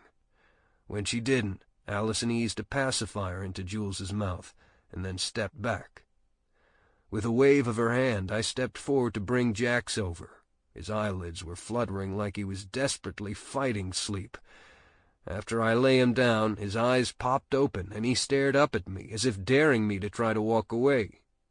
"Easy, buddy," I whispered as I patted his tummy. Allison squeezed in beside me to slide a pacifier between Jax's lips. Once he was sucking voraciously, his eyes started to droop, and then he was finally asleep. When I stepped back from the bed, Allison and I both exhaled a ragged sigh in unison. "That was intense," I murmured in a low voice. "Yeah, it was." Standing side by side with her across from an extreme cuteness overload of two sleeping babies was just a little too much for me. In a weird way, it was like we'd been parenting together, and that was far too much of a commitment than I could ever allow myself with Allison. We were not meant to be, regardless of whatever I continued to feel. Well, I guess now that everything is under control, I'll head back to my room. After grabbing the baby monitor off the nightstand, she gave me a sincere smile. "I owe you a big thank you. I don't think I could have survived without your help." "No need to thank me. I was glad to help," I replied. After I grabbed my phone, I started out of the bedroom. Allison followed me out and then closed the door of Jake and Abby's bedroom. We stood there, staring at each other, both silently daring the other one to mention the white elephant in the room. After what felt like an eternity, neither one of us spoke up to acknowledge it. "Yeah, well, I'll see you later," I muttered before starting for the door. When I reached for the doorknob, Allison's voice caused me to freeze. "Reese, wait." I whirled around. "What is it?" Nibbling her lip, she appeared to be trying to find the right way to tell me something. Finally, she just blurted, "Eli's asked me out on a date. Alone." That motherfucker. It wasn't enough he had dry-humped and kissed her last night on the dance floor, but now he was upping the ante by wanting to take her out to wine and dine her. Alone. Jake was going to love the hell out of that. At her expectant look, I knew I needed to get out of there before I betrayed any of my emotions. "Good for him. I hope you have a great time." I replied, unable to contain my sarcasm. "That's all you have to say?" she asked, her expression one of betrayal. I shrugged. "Were you looking for my permission or something? You told me last night I'm not Jake, so what does it matter to me what you do?" Tears pooled in her eyes, causing me to feel like the biggest asshole on the face of the earth. But of course, it didn't make me man up and tell her how I felt about her. No, I was still letting myself be deluded into the notion that I was doing what was best for the both of us. While Jake wasn't keen on the idea of Eli dating Allison, he would feel a hell of a lot different if it were me, his bandmate and brother. "I just thought—" She shook her head. "Never mind." "You thought what?" I urged. Her dark eyes took on a pleading expression as they bore into mine. "Regardless of how badly it ended last night, I don't believe you could be so callous as to use me the way you did," she replied in a hushed whisper. Seeing her trembling body, coupled with the haunted look in her eyes, broke me. I almost barreled right through the wall that I had so carefully constructed between us by ensuring her that she wasn't wrong about last night. It had almost been my undoing. And then, at the most inopportune moment, a scene from my childhood flashed in my mind. It reiterated to me once and for all where my horrible sense of self-worth and self-esteem come from. I was sick and home from school, a 7-year-old boy who desperately wanted some of his mother's love and attention. Peeking through the banister, I watched as her heels clicked along the marble floor as she headed out the door to some charity function. Just as she reached the door, I raced down the stairs to grab hold of her waist. "Stay with me, Mommy." Her venomous voice rang in my ears as if she were standing right in front of me. "Reese, I told you earlier that I do not have time for you today. Go back to Trudy." Desperately I clung to her, but she shook me off, as she always did. After all, I was always too much of a bother for her to pay any attention to. She stared down at my frail form. "Why can't you do as you're told? God, you're almost as worthless as your sister." I'd barely been able to make out her face through the blur of my tears. "Don't you love me, Mommy?" I'd asked in a soft voice. "I could love you more if you weren't such a nuisance." That day my mother had once again broke my already fragile heart into even more unfixable pieces. I toughened up after that, but the hurt was always there. With such a loveless past, how was it possible that I could ever give Allison all that she needed? No. I had to stay strong. I had to keep my true feelings concealed. As much as I wanted to, I could not give in. I had to drive her away once and for all. Crossing my arms over my shoulder, I asked, "So you were thinking that having angry sex in a club bathroom was supposed to have some underlying meaning besides just fucking?" A lone tear streaked down her cheek. When she raised her hand, I thought she might slap me. I sure as hell deserved it. But instead she used it to swipe the tear away. "You can say what you want to save face, Reese, but I know you better than that. It may have started out as ownership or just sex, but you wanted to kiss me. You wanted me just as much as you had 3 months ago. Keep telling yourself that, little girl." Her face crumpled, and she turned and fled to her bedroom.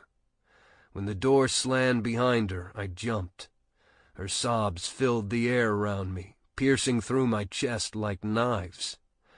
I wished for the moment that she was more like Abby and Mia, that she had verbally berated me for the bastard I was. But no, tears were worse, especially for a girl, or a woman like Allison. Unable to stand the sound of her cries any longer, I fled from Jake and Abby's suite. I bypassed my room and kept stalking down the hallway. When I got to the elevator, I hit the button for the lobby. Once I got downstairs, I headed straight for the revolving doors that took me out into the city. Then I began to walk aimlessly up and down the streets. I stopped for coffee and something to eat at a small diner. But no matter how long or how far I walked, one thing was still true. Once again, I'd behaved like an utter asshole to Allison, a far cry from the gentleman I'd been raised to be. After all, it was only the best for Mommy and Daddy Dearest. But worse than the despicable things I'd said was the fact I'd lied to her. Again. Why the fuck did I keep doing that? Last night had meant something.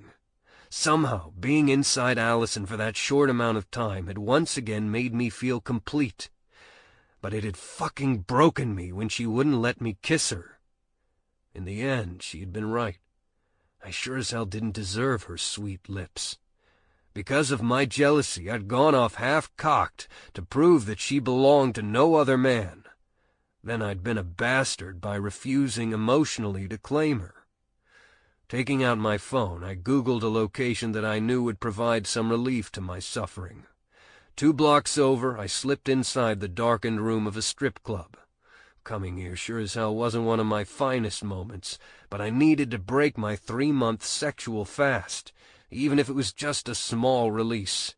I desperately needed something simple and no strings attached. If I could free myself of Allison, then in turn I could set her free from me as well. With a 50, I motioned over one of the 3 girls dancing. She was also the only blonde. I sure as hell didn't want a brunette.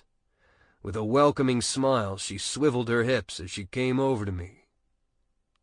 "Hey, sugar, you want a private dance?" "Yeah, I do," I mumbled. "I'm Sierra," she said. "Reese," I replied, not even bothering to give a fake name. Hopping down from the stage, she took me by the hand and led me back to a private room. A stacked bouncer eyed us before we dipped inside the room. She eased me down on the couch. When her hands went up to undo the strings on her flimsy top, bile lurched in my throat, and I felt like I would throw up. "Wait, stop!" I croaked. Her hands left her top. One came to rest on my cheek. "What's the matter, sugar? Is this your first time? You don't have to be afraid. I'll take real good care of you." I shook my head. "That's not it. This was a mistake." When I started to rise off the sofa, she pushed me back down. Instead of slithering across my lap, she sat down next to me. "Having girlfriend or wife troubles?" When I didn't respond, she asked, "Boyfriend troubles?" A nervous laugh escaped my lips. "I'm not gay." She shrugged.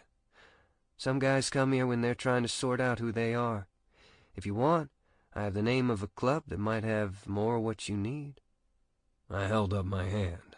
"Trust me, a dude is not the problem." Her hand came to rest on my thigh. "Then what is?" Closing my eyes, I couldn't believe I was not only sitting in a strip club, but I was about to unburden my troubles on a stripper. She was hardly a therapist, but for some strange fucking reason, her open objectivity loosened my usually stubborn tongue. I sure as hell wasn't one to share my feelings with just anybody, but Sierra's willingness to listen compelled me to open up. "So you really want to know?" She nodded. "I'm on your dime, or you're 50 right now. I'll do whatever you want to do, including listening." After drawing in a deep breath, I told Sierra the whole story. Her eyes widened in a few places, and she gasped in horror. When I finished, she smacked my chest. "What the hell is your problem?" "I'd love to know." "You march your ass back to that hotel room right now and beg for that girl's forgiveness." "It's not that simple." "Yes, it is. Do you want to spend the rest of your life feeling like this?" "Hell no." "Then it's that simple." Taking my hand in hers, she squeezed it. "Do you know how lucky you are to have someone so wonderful to love you? People search their entire lives to find it, and most end up desperately alone during the pursuit. You just have to stop being afraid of the what-ifs. The what-ifs of this Jake guy being pissed at you, or the what-ifs of you being afraid you can't love Allison like you should. It'll all come together, because it's meant to be." As I sat there on the leather sofa with my sage stripper, I couldn't believe how everything had fallen together, not to mention that the catalyst for my self-discovery had been in a strip club. "You're really wise, you know that?" Sierra smiled. "Years of hearing people's troubles, sugar." Digging into the pocket of my jeans, I coupled 100 with the 50 I originally had. "Here. But it isn't really enough to show you my gratitude." Shaking her head, Sierra took the bills from me. "While the money is nice, you're only going to show me your gratitude by not fucking things up with this girl." She eyed me pointedly. "Are you going to go beg her forgiveness now, and tell her how much you care about her?" I nodded my head. "Today, I swear." "Good. I'm glad to hear it." Rising off the couch, she held out her hand for me. "Now get the hell out of here." With a laugh, I let her help me up. "Yes, ma'am." Leaning over, Sierra planted a kiss on my cheek. "This Allison is a lucky woman to have you." "I hope after everything I've done, she'll believe that." "Keep the faith, sugar." I nodded, and then hurried out of the strip club. One glance at my phone told me I needed to haul ass back to the hotel. The car would be leaving to take us to the auditorium soon. Unfortunately, I'd given all my cash to Sierra, and my debit card was in my wallet back in the hotel room. I'd have to run to make it back on time. After drawing in a deep breath, I started sprinting back to the hotel, but more importantly, back to Allison. Now I knew I was ready. I was ready for all that would come with loving Allison. I sure as hell didn't deserve her, but I wanted, no, I had to make her mine. As for Jake, well, he'd just have to accept that fact. After all, he was just her brother, not her father. No, I wasn't going to fuck up my life any longer. I needed Allison in my life, and I was going to prove to her that I could love. She had faith in me, and I would die trying to prove her right. 15. Allison. After crying myself to sleep, I woke up to Jake and Abby returning from the doctor. The diagnosis was food poisoning, which was terrible considering they had eaten with Jake's family the night before. Even after getting fluids, they were still a little weak and collapsed into a deep sleep. After Jax and Jules woke up again, I moved their pack-and-play into my room to let Jake and Abby get some rest before their rehearsal at 2. Playing with the twins was a welcome relief to get my mind off Reese. I truly felt like I was at a breaking point with his emotional whiplash. With the way things were at the moment, I couldn't imagine making it through the rest of the tour. Although I would hate to let Jake and Abby down, I didn't see how I could stay on as their nanny. I just wanted to go home. I didn't give a shit about the internship. I just cared about my crumbling sanity that had been wrecked by Reese. The man that I had loved for 7 years, and the man I'd spent time with in Savannah, was not the man I saw now. He didn't want to change, and I had to accept that. At 1, Jake and Abby reluctantly pulled themselves from their bed so we could all head to the arena for rehearsal. We took the tour bus since the twins were in tow. Abby never liked for them to be far from her, so we didn't stay back at the hotel until showtime. After we arrived at the arena, Abby and I worked to get the twins to sleep in one of the empty dressing rooms. But unfortunately they were fussy and didn't want to lie down. They were enjoying their time with Abby too much to sleep. Finally they started to calm a little when Abby took them both in her arms and began rocking them in the antique rocking chair they carried with them on tour. With their eyes beginning to droop, Abby glanced at the clock. "Shit, it's almost time for me to be out there. Can you go tell Jake it's just going to be a little while longer?" I can put them down for you, I said. She shook her head. No, they want me, so I want to do it. I nodded. Okay, I'll go tell him. When I got out to the stage, Runaway Train was just finishing up, and it was time for Jake and Abby to run through their duets with Jacob's ladder playing the musical accompaniment. At the sight of me, Jake's brow lined with worry. Where's Abby? The twins are taking a little longer to go down for their nap today, so she said to give her just a few minutes more. Groaning, Gabe stopped twirling one of his drumsticks between his fingers. Can't she let you put them down? You're the nanny after all. Jake whirled around and pinned Gabe with a hard stare. The most important thing in Abby's life is being a mother. She worked hard to get those babies, so if she wants to delay rehearsal by 30 minutes so she can be a mom, then she'll fucking do it. Okay, Gabe mumbled. Motioning me with his hand, Jake said, Help us out a minute, Allie Bean. What do you want me to do? Well, the fucking suits at the label want me and Abby to do an emo duet. Apparently we sing too many happy love songs. Abby picked one out, and I've got to learn it. I have no clue about the song because I don't listen to emo love songs. I giggled. No, I don't imagine you do. While we're waiting on Abby, could you play the piano and sing her part? Sure, I guess so. What's the song? Say Something. My heart clenched so tight I found it hard to breathe. Out of all the songs in the world, why would Jake have to pick that one? The very one I had listened to on repeat last night as I cried myself to sleep. For me, that song represented everything that was mine and Reese's screwed-up relationship. Anytime it came on the radio, it was agony hearing it. I couldn't even imagine singing it. I didn't know if I could. As Jake thrust the sheet of music in front of me, my shaking hands could barely grasp it. Jake, I don't know if this is such a good idea. You sing and play the piano, don't you? When I nodded, he added, Then I don't know why it would be a bad idea. Staring at the sheet music, I could barely make out the chords. I should go back and check on Abby and the twins. I'm sure Eli could do it with you. Eli snorted. Oh yeah, it'd be a dream come true to duet with Jake. Jake shook his head. That's so not happening. Taking me by the shoulders, Jake led me over to the piano and urged me down onto the bench. Come on, Allie Bean, help your big brother out.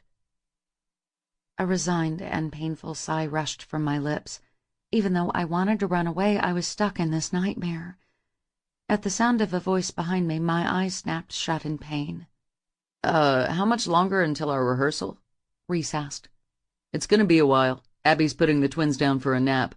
But I'm going to make the most of the time by working on that fucking duet the label wants us to do. With Allison? Reese asked. Jake chuckled. Yeah, why not? Glancing at him over my shoulder, I watched him shrug while giving me a shy smile. Just surprised, that's all. Focusing my eyes on the sheet music, I then reached out my shaky fingers to the piano keys. I began playing the melancholy chords. They echoed loudly through the practically silent auditorium. Jake came in with his part. Say something, I'm giving up on you. I'll be the one if you want me to. The deep bravado of his voice echoed through my mind, momentarily making me forget about Reese. I never tired of hearing Jake sing. As a child, it was a source of comfort to me when I was sick or hurt. But there was no comfort now.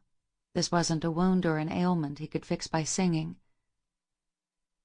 Just as it came time for me to sing, I felt Reese's presence looming over me. He began to walk slowly around to the front of the piano. With my voice harmonizing with Jake's, I refused to look up at Reese, even though I could feel his heated gaze singeing my cheeks.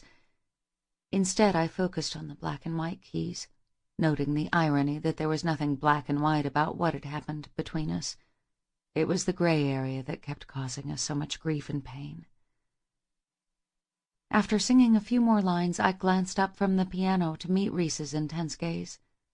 I knew what line was coming, and since it meant something for me, I wanted it to mean something for him too. As I held his stare, I sang the line directly to him because in so many ways it was the ugly truth. You're the one that I love, and I'm saying goodbye. And I was saying goodbye. There was no way around it. No other way to claw myself out of the suffocating pain that overwhelmed me than to say goodbye. An expression of pure agony stretched across his face. It caused an ache in my chest so harsh that I had to look away from him. With my tears blurring the music to where I could no longer read it, I shot up off the piano bench. It clattered noisily to the floor. When I turned around, Jake stared at me in surprise. "I'm sorry, I can't," I whispered, before running past him into the wings. I could hear both Jake and Reese calling my name, but I ignored them. Instead, I just kept running until I got to the Runaway Train dressing room. After slamming myself inside, I stumbled over to the makeup table. The pain cut through me again, causing me to cry out. I doubled over at the waist. I would have collapsed onto the floor if I hadn't gripped onto the sides of the table. As I glanced up to gaze at my broken self in the mirror, I knew I had no other choice. I had to escape the torment. I had to get away from Reese. I was leaving.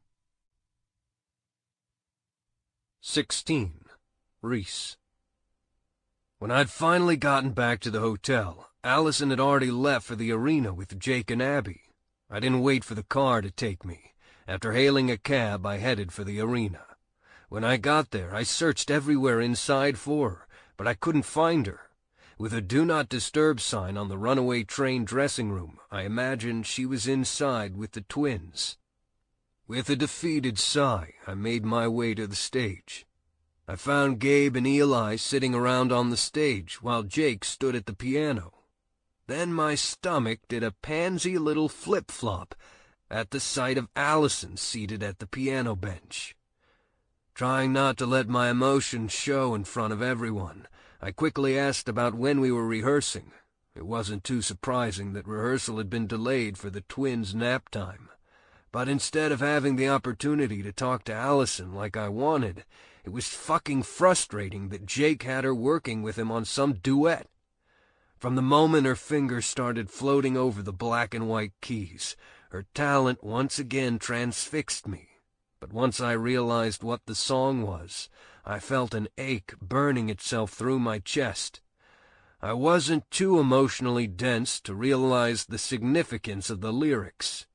If there was one song that epitomized our relationship, it was this song. When Allison began to sing with Jake, the wildfire raged stronger in my chest. I desperately needed to see her face, so I began to slowly walk around the edges of the baby grand piano. When her face came into my line of sight, I closed my eyes in pain. Her expression read the agony she was feeling. It appeared she was trying to keep her emotions in check with every fiber of her being. Silently, I willed her to look up from the keys, to look into my eyes and see that all was not lost between us. But when she did, it drove the knife even deeper into my chest. Staring straight at me, she sang, "You're the one that I love, and I'm saying goodbye." When I started around the piano for her, the keys banged as she bolted from the bench, sending it crashing onto the stage floor. The next thing I knew, she was sprinting away into the wings. "Allison, wait!" Jake called. At the same time, I shouted, "Allison!" When she continued running, he whirled around and pinned Eli with a death glare. "What the fuck have you done?" he demanded, his fists clenched at his sides. Eli's eyes widened as his face paled considerably. "Nothing, Jake, I swear." "Then why the hell did she just run out of here like that?" Glancing from Jake to me, Eli shrugged. "I sure as hell don't know, but I do know everything is good between us." With a gutted feeling, I turned and ran off the stage. I started peeking in each and every one of the empty rooms. All the doors were open, except two. I paused only momentarily at the Runaway Train dressing room before I flung open the door. Allison was bent over the makeup table across the room from me. At the sound of someone behind her, Allison jerked her head up. An odd sense of déjà vu came over me as I met her gaze in the mirror, like a sickening repeat of last night. "Please, leave me alone." I remained standing exactly where I was, my chest rising and falling with heavy breaths. Allison smacked her hands on the table. "If you have any decency left, you'll walk out of here right now." My head jerked back like she'd slapped me. I don't think I'd ever seen her so visibly angry. While extremely passionate, she was usually able to keep her emotions in check. Fuck! I had so screwed up. Unable to form the right words, I mumbled a weak, "I'm sorry." She gave a mirthless laugh. "I'm so fucking tired of you saying that." Shaking her head at me, she said, "I can't do this anymore. Tonight, after the show, I'm leaving on the first flight out of here." Her words had the same effect as if she had punched me in the gut. Gut-wrenching pain caused me momentarily to double at the waist. I struggled to breathe so that I could find the words necessary to make her stay. "No, you can't do that," I argued. I closed my eyes as the agony washed over me. "Please, if I stay here 1 minute longer with you, with the way things are between us, I'm going to go crazy." Extreme panic crept along my spine. This was sure as hell not what I had envisioned happening when it came time to beg for Allison's forgiveness. I started grasping at straws, anything to earn Allison's forgiveness. What about the internship? You can't just walk away from the opportunity. It means too much. "I've completed most of the field work, and I can finish the designs and clothes at home. I'm sure Miriam would work with me over Skype." I felt myself drowning even more in the quicksand of panic about her leaving. "But what about the twins? As much as you love them, you're just gonna leave?" Tears streaked down Allison's face. "I love them more than anything in the world. But right now, I have to love myself more." I shook my head back and forth. "No, you can't do this. I won't let you." Her dark eyes narrowed at me. "Here's a news flash, Reese. You don't get to tell me what to do. Since you're not my boyfriend, let alone a true friend, you don't even get to suggest anything for me to do. In the vast scheme of things, you don't matter at all. You're just the heartless bastard who broke my heart." Her words cut through my chest to pierce my soul. "Allison, please believe me when I say that I'm so fucking sorry. If I could take it all back, I would." "No, you're not. You say those words because they're easy, but your actions, they'll just keep on torturing me." When she started to brush past me to make it to the door, I reached out for her. "Please, Allison, let me make it right," I said. "Don't touch me!" she cried, slapping my hands away.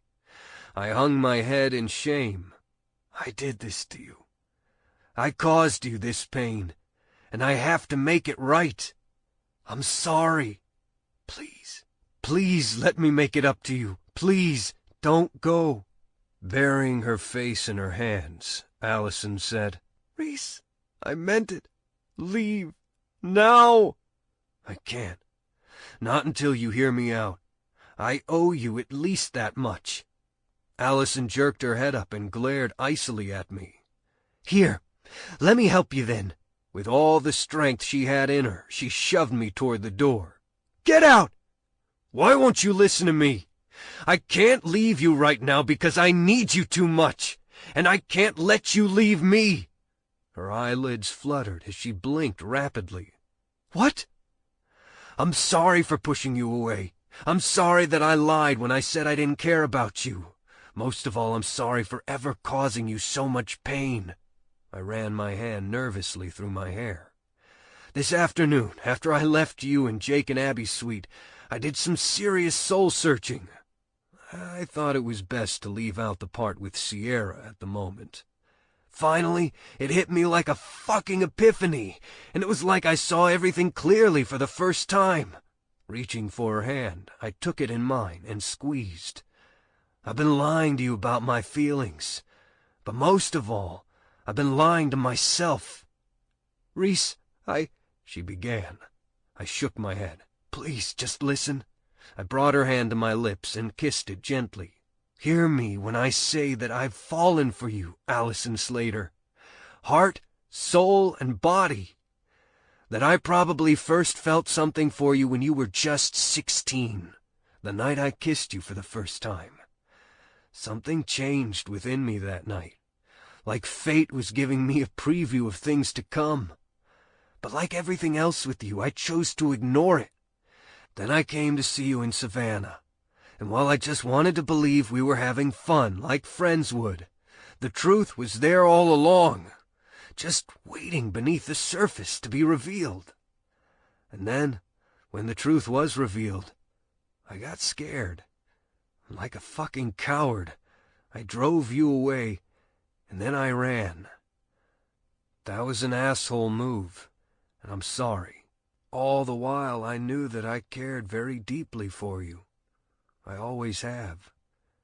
When it came time to see you again for the tour, I again convinced myself it would be better off to be friends, to forget that wonderful night of mind-blowing sex had ever happened.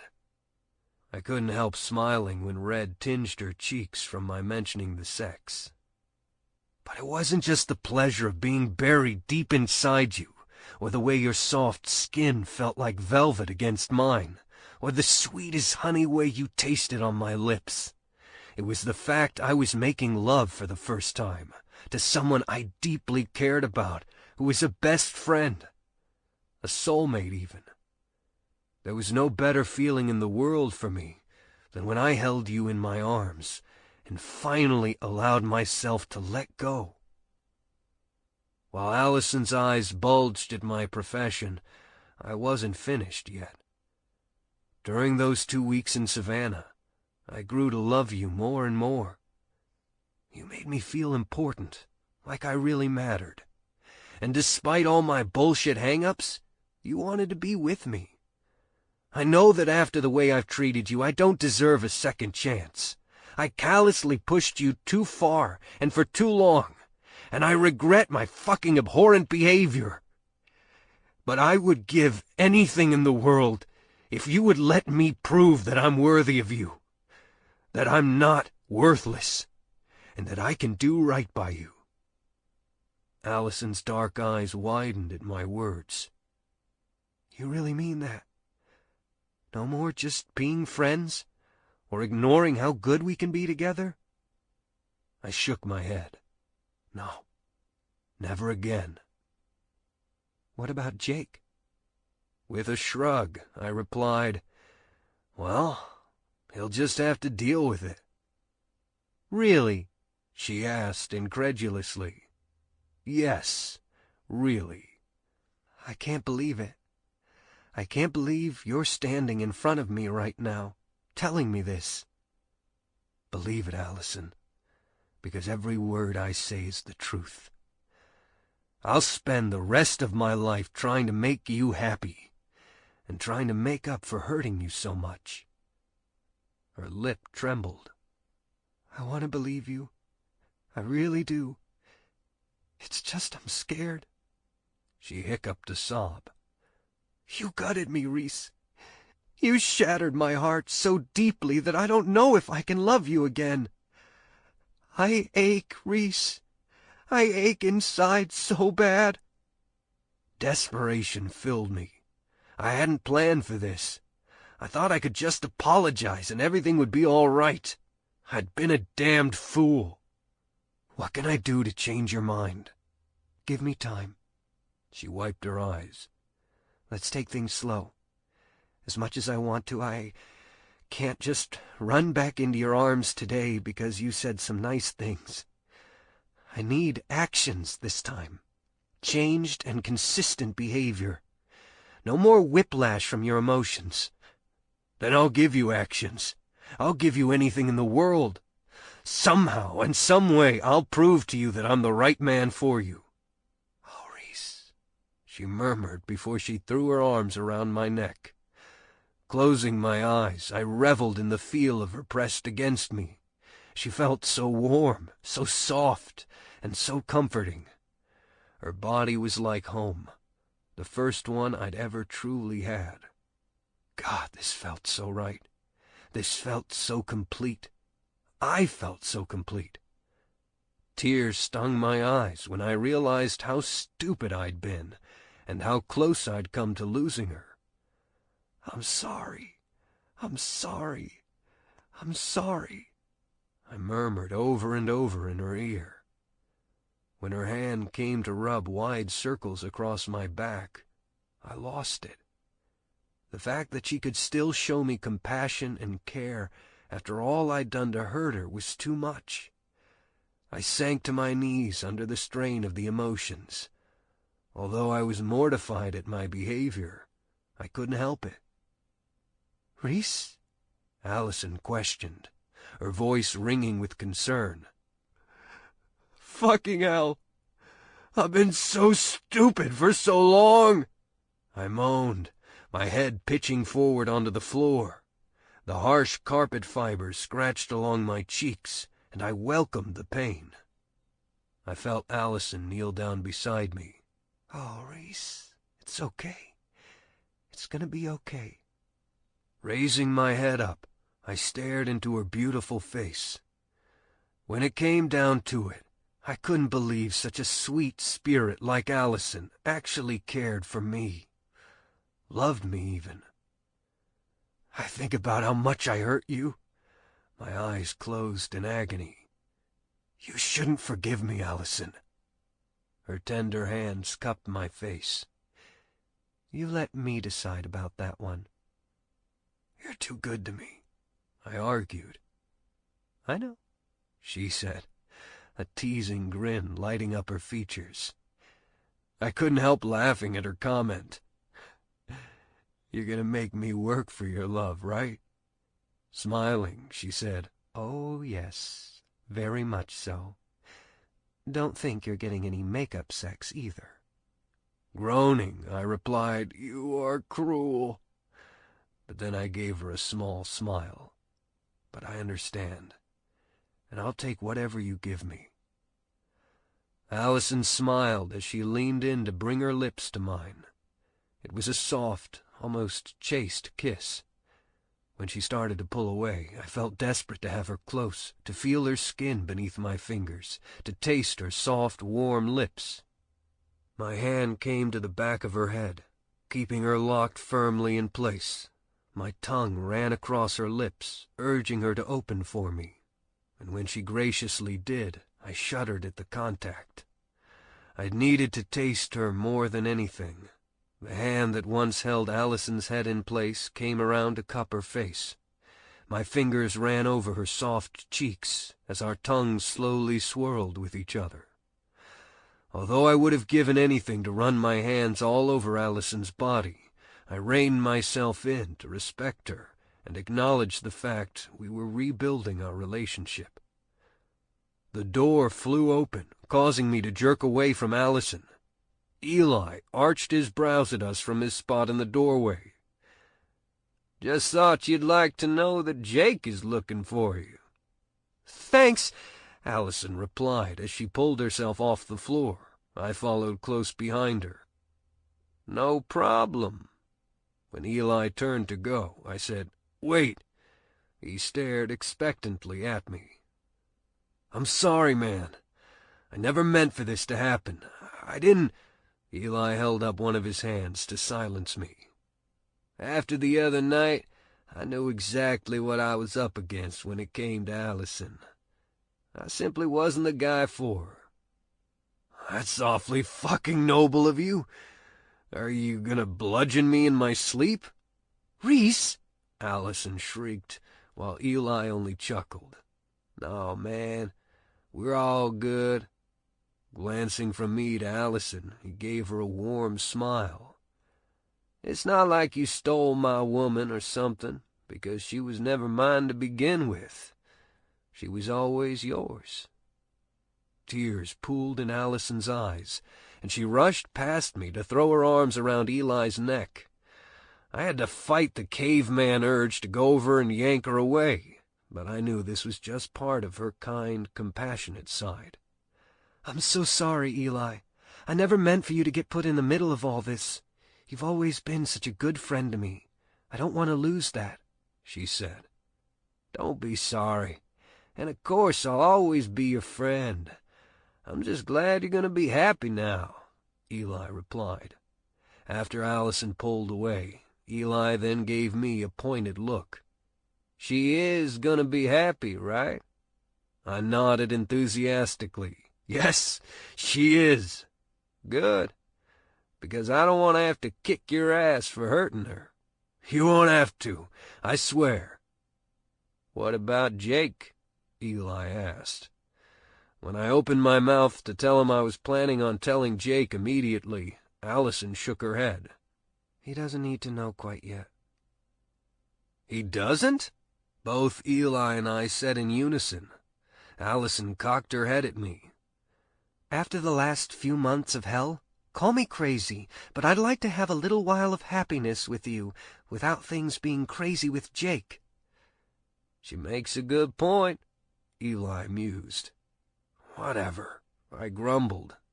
Before I could argue with her that it probably was a horrible idea not to tell Jake, the man in question came barreling through the door, knocking Eli out of the way.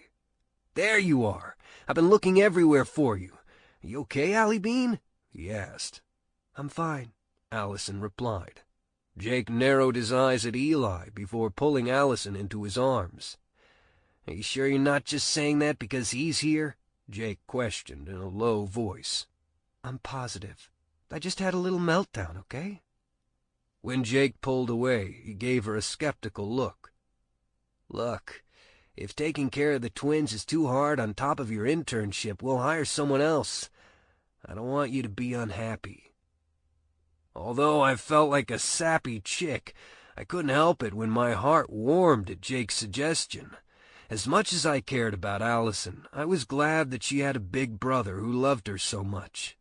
I hoped that intense love also meant that Jake would take the news of us being together a little easier. I mean, he did claim that he didn't want her to be unhappy, right? Deep down, I knew I was grasping at fucking straws on that one. No, it's fine. I love taking care of the twins, Allison protested. But I'm just having a really hormonal PMS day, okay? All three of us males groaned in unison at the mention of the dreaded PMS. And singing that song just made me think of Mitchell, Allison added. It was completely wrong of me, but I couldn't help being a little impressed by how well she was able to lie so convincingly on her feet. Jake seemed to buy the story. He gave Eli a sheepish look. Sorry for busting your chops, man. Eli shrugged. It's all good. But you might want to start chilling the fuck out when it comes to who Allison is dating. Is that right? Jake challenged, jerking his chin up defiantly. If you don't, you're gonna have a stroke before it's time for Jules to date. Jake winced. Don't even say the words Jules and date in the same sentence. He rubbed his chest. My heart can't bear the thought of some douche trying to take advantage of my baby girl. A roadie appeared in the doorway. Excuse me, Jake, but Abby's on stage and ready to rehearse. Jake nodded his head in acknowledgement. I'll be right there. When the roadie left us all alone again, Jake eyed Allison. You'll be all right. Allison smiled. I'll be fine. I better go relieve Mia and Lily of twin duty. Jake and Eli then headed out the door, leaving Allison and me alone again. Walk with me? She suggested. I nodded and then followed her down the hall to the Runaway Train dressing room. Allison eased open the door. The darkened room was quiet. Jax and Jules were snoozing away in their portable pack-and-play.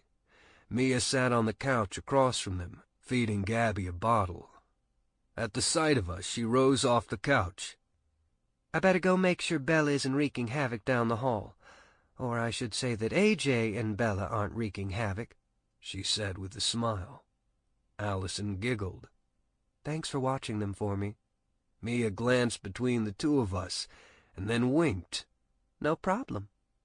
Once she was gone, I slid my arm around Allison's waist, and we stood there together, staring down at the sleeping babies. At Allison's sigh of contentment, I whispered in her ear, I'm so glad you don't have to leave them." She bobbed her head in agreement. Then she glanced up at me and smiled.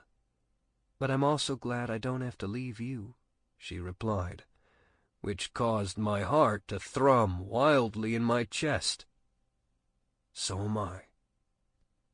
And we stayed just like that until I heard my name being called in the hallway for rehearsal. Then, and only then, did I tear myself away. 17. Allison. After Reese poured out his heart to me and begged for my forgiveness, I wanted nothing more than to hole up somewhere alone with him for weeks and weeks. But nothing in our lives seemed to want to go the way I fantasized. After Eli found us in the dressing room, we didn't have another moment to ourselves that night. We were constantly with Jake and Abby and the other members of Runaway Train. When it came time to pull out of Portland for Seattle, I couldn't hide my surprise when Reese bypassed the Jacob's Ladder bus and started for Jake and Abby's with me. "What are you doing?" He rolled his eyes playfully. "Staying with you? What does it look like I'm doing?" As we climbed up the bus stairs, I replied, "While I'm touched by the thought, I think we wouldn't want to be doing anything to call attention to ourselves." "Yeah, well, I was thinking that although Eli seemed all right with the two of us, it might be a good idea to give him some space tonight." "What are you going to tell Jake and Abby?" Reese shrugged. "I'll think of something."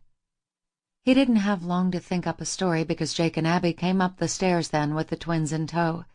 Jake raised his brows at the sight of Reese. "What's up, man? You lost?" With a chuckle, Reese replied, "No, I just thought I might crash here tonight." He looked pointedly at Abby. "Your brothers fucking snore like bears." Abby giggled. "Yeah, they do. I had to wear Beats headphones when I was on the bus with them just to get a good night's sleep." And just like that, we were off the hook. I helped Abby give Jax and Jules their bottles, and then we put them to bed in their crib. While Jake and Reese sat in the living room drinking beers and shooting the shit, I slipped into the bathroom and changed into a t-shirt and pajama pants. When I came out, I found Abby had joined the guys and was lounging on Jake's lap. When she leaned over and whispered something in his ear, his eyes bulged. "Yeah, we should all get to bed. Abby and I are still kind of weak from recovering." "Right, that's why you're going to bed now," Reese murmured around the mouth of his beer bottle. Abby playfully smacked his leg before she rose off of Jake's lap. "Night, guys," I said. "Night, Allie Bean," Jake said, stopping on the way to the bedroom to give me a kiss on the cheek. Abby grinned at me before she disappeared into the bedroom with Jake. I turned back to look at Reese. "Guess we better go to bed." Realizing my mistake, I lowered my voice and quickly added, "I mean we should go to our different roosts to go to bed." Reese grinned as he remained on the couch, scratching Angel's ears. "I'm going to stay out here for a while, unwind a little." More than anything in the world, I wanted a goodnight kiss from him. But even though I was pretty sure that Jake and Abby were busy and not coming out any time soon, I didn't risk it. "Good night, Reese," I said softly. "Good night, Allison." I then turned and hightailed it down the aisle to my roost. By the time I settled down, I couldn't go to sleep, not with the thought that Reese was so close but so far away. So I grabbed my sketch pad and pencils out of the cubby above the bed and started working on my designs. I don't know how long I'd been working when I thought I heard movement outside my roost. When I determined it was footsteps in the aisle, I stilled my pencil on my pad. Suddenly, the curtain to my roost jerked open. Before I had a chance to react, Reese ducked inside, covering my body with his very naked one. I widened my eyes in horror. "What are you—" He silenced me by bringing his lips to mine. I immediately moaned. It felt like forever since I had been able to kiss him. Our mouths moved desperately against each other, as if we were trying to feel every single sensation all at once. His tongue lightly swept against my bottom lip, and I thrust my tongue out to meet his. As our tongues began to twirl together, moisture began pooling between my legs. Of course it didn't hurt that his hips were pumping against mine, a perfect friction that was driving me wild. When Reese pulled away from my mouth, I whined in frustration. Ignoring me, he kissed and nibbled a trail across my jawline over to my ear. His sweet, warm breath tickled my earlobe before he began speaking in a soft voice. "Don't be mad at me for coming to you like this. I know you said you were going to make me work for the make-up sex, but I thought if I lay there one more minute so close to you but so far away I would explode." "You really missed me that much?" I whispered. Reese nodded his head against my shoulder. I couldn't help but wonder if he missed me or just desperately needed sex after being celibate for so long. I didn't have to wonder long. I must have tensed because he brought his lips to my ear again. "Whenever I'm not with you, I miss you. I miss your smile, your laugh, the way you nibble on your bottom lip when you're nervous or thinking really hard. Most of all, it's the way you see the best in me when I don't deserve it." He shifted his hips before thrusting them back against me, and I gasped at the feel of his erection rubbing against my core through my pajama pants. "But I'd be lying if I didn't admit that I missed being inside you, too." My tongue darted out to lick my bottom lip that was already swollen from his kisses. "But Jake and Abby are just down the hall. We could get caught," I whispered. "We won't. We'll be quiet," he replied. Although I wanted him buried deep inside, my greatest fear was Jake discovering our secret relationship by busting in on us having sex. Reese cupped my cheek. "Relax, sweetheart." His hands went to the waistband on my pajama pants. I don't know how he managed to get them down so fast in the confined space, but the next thing I knew, cool air was hitting my thighs. I was just about to protest that once again it wasn't a good idea for us to be screwing in the roost, when Reese's deliciously talented mouth was between my legs, licking and sucking my clit. Forgetting where I was, I shrieked in pleasure, causing Reese to jerk his head up and bang it on the roost's roof. "Shh," he hissed. A warm flush of embarrassment filled my cheeks. "I'm sorry, it just feels so good," I whispered. He grinned. "Normally I would be all about hearing you, but not right now." After I mimed zipping my lips, he rolled his eyes, smiled, and dipped his head. With one hand I raked my fingers through the strands of his hair, while I clapped the other over my mouth to keep my moans and whimpers as quiet as I could. By the time his tongue darted inside me, I had covered the back of my hand in bite marks to keep silent. Just when I was about to come, he pulled away. "Reese," I murmured, my legs scissoring to get both the friction I needed and to keep him locked in place. "I want to be inside you when you come," he whispered. Nodding, I widened my legs for him to ease between them. As the head of his naked cock nudged my entrance, I sucked in a breath. Reese dipped his head to whisper in my ear. "I haven't been with anyone but you, and I've been tested, and I'm clean. I thought with you on the pill." When I didn't respond at first, he pulled back to survey me. "Allison, is this okay?" "Yes, of course it is." At his harsh thrust, we both groaned a little too loudly. After he stretched and filled me so completely, he remained stock still for a few seconds. I think we were both silently hoping that Jake didn't come barging out of the bedroom after our loud groans. When it appeared as though we were in the clear, Reese slowly pulled out of me. Just the head of his dick remained before he thrust back in. After doing that several more times, he then found his rhythm. My chest began to rise and fall in time with his movements. Reese's warm breath once again hovered over my ear. Allison, you feel so good. So good to be back inside you," he murmured in my ear as he sped up his pace. Cupping his face in my hands, I rubbed my thumbs over the stubble dusting his jawline. Tilting my chin, I stared into his eyes. At first, pure lust burned in them. Then the longer I held his gaze, I noticed the change in them. Intensity, not just lust. Intensity shone bright in them. For a moment I imagined they were illustrating all the things that he wanted to say but couldn't, or wouldn't. Wishing for a deeper connection with him caused my chest to tighten in agony. Needing a distraction from my out-of-control emotions, I pulled his mouth down to mine. If I was kissing him, I wouldn't have to look into his eyes anymore. I wouldn't have to see the feelings he had for me that he was unable to share. But Reese pulled away from my kiss. His hips slowed their frantic pace of thrusting. Instead, his intense gaze once again held mine. I love you, Allison, he whispered. My heart shuddered to a stop, causing a slow ache to burn through my chest. Had he really said the words I'd waited so long to hear? As if he sensed my disbelief, Reese smiled and brushed his hand over my cheek. Then he dipped his head to speak into my ear. I love you with all my heart and soul. I'm sorry that I waited so long to say it. I know that crammed into this roost isn't the most romantic place to say it, but I hope you can forgive and believe me. Tears stung my eyes. I had to fight not to go off the emotional cliff and began sobbing so loud I would wake up Jake and Abby. Instead, I bit down on my lip until I could taste a metallic rush on my tongue. Reese had finally told me he loved me. Of course, in later years I would have to fudge the details a little for anyone else.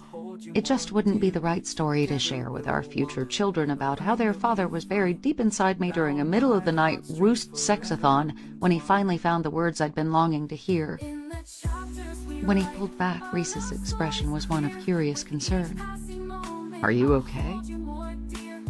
Since I didn't dare trust myself to speak without sobbing, I nodded my head. I cupped his face with my hands and then pulled his head down to mine for a deep kiss. Reese once again began moving inside me. Instead of speeding up the pace, he kept it slow and steady. It meant more to me than anything in the world because he was truly making love to me. Although it wouldn't have mattered to me if I came or not because of what I was feeling emotionally, Reese helped matters along by dipping his hand between us to rub my clit. His magic musical fingers once again worked me to an orgasm. He followed soon after me. Reese collapsed against me in a tangle of arms and legs. As his chest rose and fell with harsh breaths, I kissed the top of his head and cheeks. He pulled up to smile at me. I love you, he said again. I returned his smile. You know I love you. I never stopped. I'll love you until the day I die, I whispered. He brought his lips to mine for a passionate kiss. After he pulled away, he eased out of my body and rolled over. When I started shifting away from him, Reese grabbed my arm. Where are you going? He whispered. Bathroom. He nodded and lay back against the pillow. Peeling back one side of the curtain, I peered down at Jake and Abby's bedroom. The door was still closed and everything seemed to be quiet. Thank God the twins had started sleeping through the night a few weeks back. Pulling on the hem of my t-shirt, I padded bare-assed across the aisle. After using the bathroom and getting cleaned up from my exertions, I tiptoed back to my roost. My heartbeat began thrumming wildly in my chest when I pulled back the curtain to find Reese still there. He held out the covers so I could slide inside. Once I was tucked by his side, I felt like my heart would explode right out of my chest. After lying there a few moments, I propped my head up to look at him. Should you go back to your roost? I finally whispered. Are you trying to get rid of me? I smiled up at him. Never. He grinned.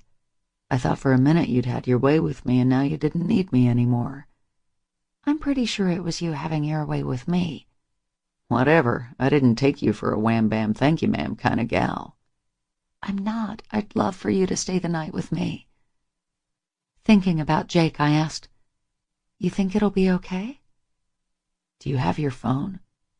When I nodded, he said, Just set your alarm about 30 minutes before the twins usually get up. We should be fine. Good idea. I'm always a man with a plan. I elbowed him playfully as I fumbled around on the shelf over my head. Once I'd grabbed my phone, I set it for 5. The twins usually liked to get up around 6, and I didn't want to push it with just a half-hour window. After I put the phone back on the shelf, I snuggled back against Reese and fell into a deep, contented sleep. 18. Allison. As per my usual morning routine on the bus, Jackson Jules's hearty morning cries woke me up. Shifting in my roost, I bumped against something warm and hard. My eyes snapped open. Reese's body was spooned against mine with one arm snaked around my waist, cupping my breast through my t-shirt. "Shit!" I cried. He slowly roused next to me. "What's wrong?" he asked, forgetting to whisper. Elbowing him, I hissed, "Shh!" When he tensed beside me, I knew he realized we were in deep shit. It was morning, and he hadn't gone back to his roost like he was supposed to. Now Jake and Abby were awake along with the twins. "What happened to the alarm?" he asked. "I don't know." I shook my head. "God, we are so screwed." "Look, I'll just duck into the shower. They'll never know the difference." "I hope you're right." "Trust me," he murmured, before bestowing a chaste kiss on my lips. While I would have loved to have stayed there making out with him longer, I knew he had to get going. When his arm reached up to pull back the curtain, Jake's voice caused Reese to freeze. "Okay, I'll hit their bottles." Reese and I exchanged a panicked look before the bedroom door flung open. As Jake's feet patted down the hallway, I sucked in a breath. Just when I thought I was in the clear, Jake's hand tapped on my curtain. "Allie Bean?" "Oh shit, oh shit, oh shit." Yeah?" "Your sketch pad is out here on the floor." "Oops, I must have knocked it out when I was sleeping," I replied. When Jake started to pull back the curtain, I screeched and blocked his hands.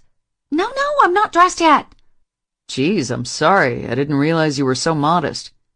"Yeah, it's a bad character trait of mine," I replied. "Want me to leave it on the table for you?" "Yes, please." Once he was safely down the hall, I exhaled noisily. "That was a close one," I whispered. Reese nodded. Drawing in a deep breath, he eased back the curtain and peeked outside. He then swung his legs out of the roost and hopped out. Just as I was about to sigh with relief, Jake's voice once again scared the hell out of me. "Dude, what the fuck?" he demanded. Peeking through the curtain, I got a great view of Reese's bare ass as he stood outside his roost. Peering around him, I watched as Jake stared at Reese in horror. "What's the problem?" Reese asked nonchalantly. Waving one of the twins' bottles around, Jake replied, "Oh, I don't know, maybe the fact you're buck-assed naked in the middle of the hallway?" Reese shrugged. "You know I sleep in the buff, I always have. Can I help it if you caught me as I was about to get in the shower?" "Have you forgotten Allison's on this bus? I don't even want her having to see your naked ass this early in the morning." "Oh shit, man, I forgot. I guess I've gotten used to letting it all hang out with Eli and Gabe." Jake grimaced. "Try not to forget again. I don't want Abby having to see you either." Sweeping his hands to his naked hips, Reese asked, "Are you afraid of what might happen if she saw a real man naked?" "Trust me, fucker, she's seen a real man naked. She's had a real one between her legs, too." "Jake!" Abby shouted from inside the bedroom. I don't know if it was because of his comment about their sex life or the fact the twins had started up crying again. "Just get your ass in the shower," Jake mumbled as he bypassed Reese to get the bottles to Abby and the twins. "Aye, aye, Captain," Reese teased before ducking into the bathroom. Once Reese was in the shower and Jake was back in the bedroom, I finally felt like I could breathe again. Reaching down to the foot of my mattress, I unrolled my wadded pajama pants and slid them on. After I hopped out of my roost, I slid my hair into a high ponytail on my way to the kitchen. Once I got there, I turned on the coffee pot. By the time the water had shut off in the bathroom, I'd put in a pan of frozen biscuits and microwaved a plate full of sausage and bacon. The bathroom door opened and Reese poked his head out. When he saw me, he smiled. "Coast clear?" "For the moment." With just a towel wrapped around his waist, Reese strode over to me. Damn, he looked totally delectable with the water drops glistening on his chest and abs. The towel hung especially low on his hips, giving me an eyeful of his cut V and the dusting of hair on his happy trail. Before I could protest, he pulled me into his arms and brought his lips to mine. I'm sure I had horrible morning breath, but Reese didn't seem to mind.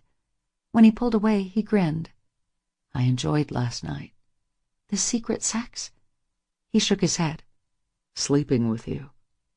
I smiled. Oh, I enjoyed that too, along with the orgasms. He responded to my sassiness with a low chuckle. The sound of Jules's happy squeal down the hall caused us to break apart. I should go shower. You do that?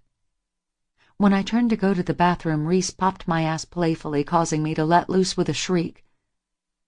The bedroom door flung open. Allison, are you okay? Jake asked, with Jules on his lap. I'm fine. Jake eyed Reese and me. But why did you scream? Waving my hand dismissively, I replied, Oh, I saw a spider, but thankfully Reese killed it for me. Reese nodded his head to go along with my lie. Jake's brows lined with confusion, but before he questioned me any further, he sniffed the air appreciatively.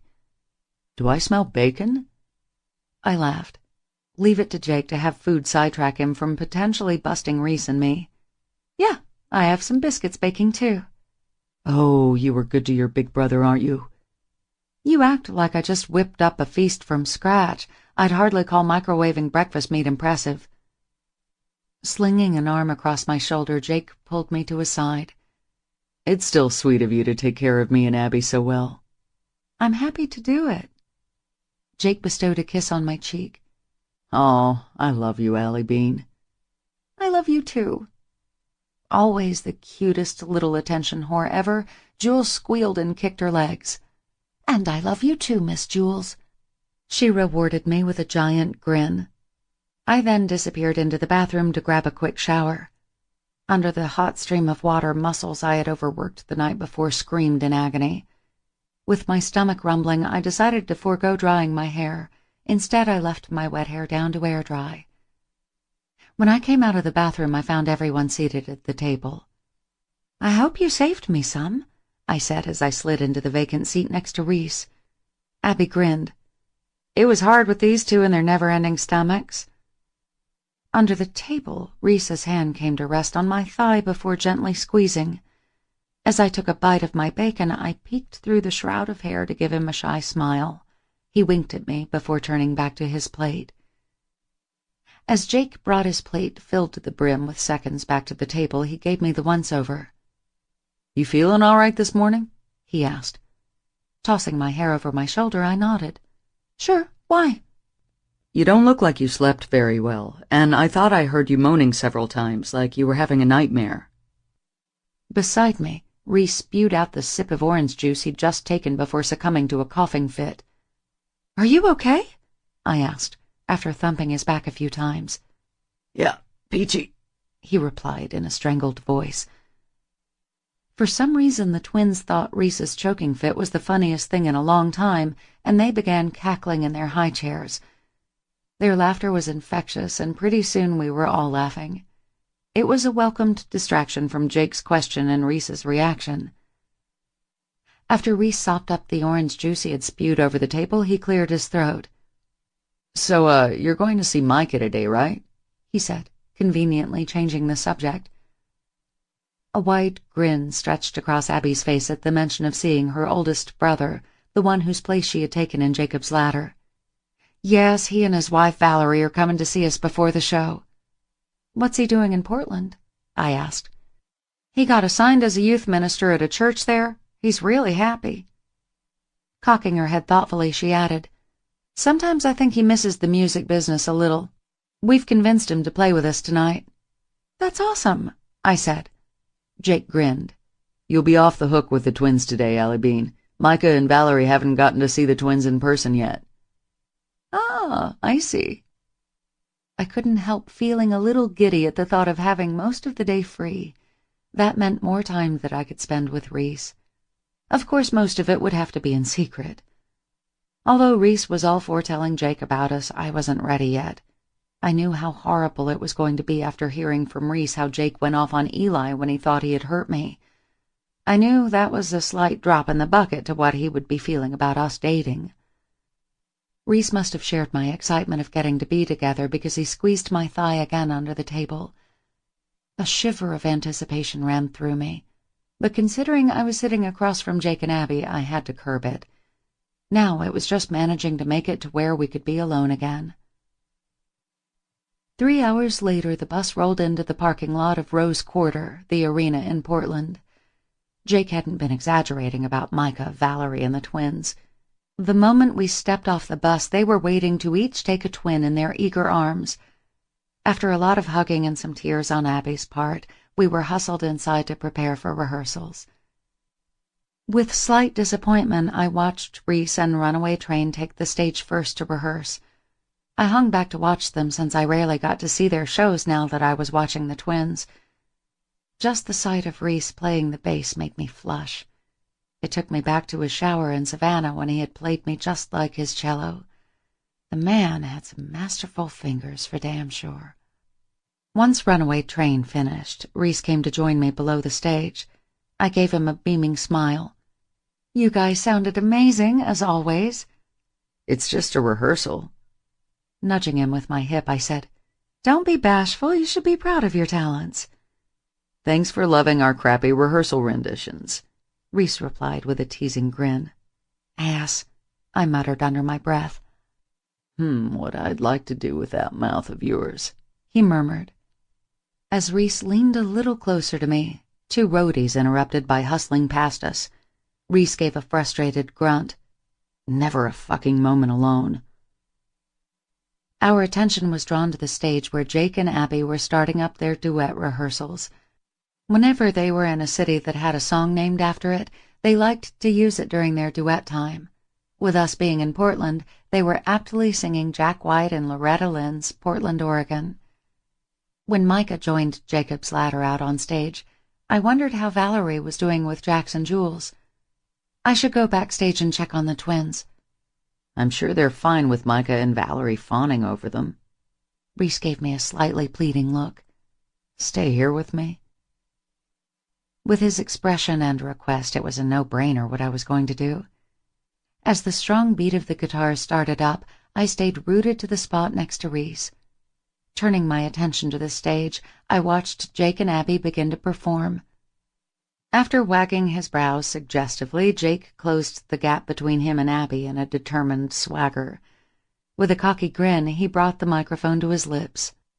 "In a booth in the corner with the lights down low, I was moving in fast, she was taking it slow, uh-huh." Abby gave Jake a teasing grin while sashaying slightly away from him. I couldn't help smiling at their stage antics. Of course, it just went to show how very much in love they still were. "Well, I looked at him and got him looking at me. I knew right then we were playing free in Oregon." The moment after Abby finished her lines, I could feel Reese's white-hot stare burning through me. When I turned my head, his lust-filled eyes narrowed on mine. With a slight jerk of his head that no one else would have noticed, he signaled that he wanted us to be alone, and right then. With my heartbeat thrumming wildly in my chest, I turned and started out of the auditorium to the dressing rooms. I didn't even have to look back to know that Reese was right on my heels. Thankfully for us, the hallway was clear. His body pressed up against mine only momentarily before he shoved me inside Runaway Train's dressing suite. As one of his arms snaked around my waist, drawing me flush against him, the other went behind us to lock the door. With our tongues battling each other and our hands running over each other's bodies, I could barely catch my breath. As he started backing me across the room to either the table or the chair, Reese pulled his mouth from mine to start kissing a hot trail down my chin. His breath scorched against my neck. "Fuck, Allison, you drive me wild," he mumbled, as I fumbled with a button and zipper on his jeans. "I think I could have you every fucking day and never get enough." I giggled. "That's good to hear." Pushing my dress up over my hips, his hand then brushed against the front of my panties. A smirk stretched across his face. Already soaked for me?" "Yes," I panted, as he began working his fingers over my mound. "I must drive you pretty wild too, huh?" I grinned. "Oh, yes." After tugging my panties down my thighs and off my legs, Reese grabbed me by the waist and hoisted me onto the makeup table. The tabletop felt cool under my buttocks as Reese's fingers teased along my thighs, causing me to shiver. I leaned forward and pushed his jeans and boxers farther down his hips. "I want you inside me, right now." I ordered. He chuckled. Your wish is my command. With one hand he reached between us and took hold of his erection, while his other hand slid around my waist, flattening against my back. He then pulled me closer to the edge of the table, where I was rewarded with feeling his dick rub against my slick slit. As his mouth met mine, he continued to tease me with rubbing his erection up and down my clit. The friction began to drive me mad. Tearing my lips away from his, I panted, "Now, Reese!" He obliged me by thrusting hard into me until he buried himself balls deep inside my walls. I moaned in pleasure, grabbing the strands of hair at the back of his neck and tugging hard. This caused Reese to hiss as he pulled out to slam back into me. He did that delicious torture several more times, causing me to shriek, "Shh, babe, you gotta keep a lid on it or someone is going to come in here." As he sped up his pace, my back banged into the mirror. Slick skin slapping together meshed with the sound of the bottles on the table crashing and clanking together. Reaching behind him, I grabbed his ass and pressed him tighter to me. As he sank deeper, Reese moaned and bit down on my shoulder, causing me to shudder. "Harder! Oh, fuck me harder, Reese!" I cried, clutching at him. At that moment, the dressing room door flew open. I screamed before ducking my head into Reese's chest. His hips froze in mid-thrust. When his eyes met mine, I could see him secretly wondering how the hell someone had gotten in with the door locked. At the sound of the voice that came from behind Reese, I shuddered violently. "Oh, fuck, man, I'm sorry," Jake said. Reese didn't respond. Instead, his chest rose and fell in heavy pants. Clearing his throat, Jake said, "Look, I hate like hell to interrupt you, but my throat is still giving me hell. I had a roadie unlock the door so I could get my spray." Pulling his hips back, Reese's already deflated erection slipped from my body. As he fumbled for his pants while still concealing my identity, a low chuckle rumbled through Jake's chest. "Don't let me stop you, man. I'll grab this and be out of your hair in no time. I mean, it sure as hell ain't the first time I've caught you banging before."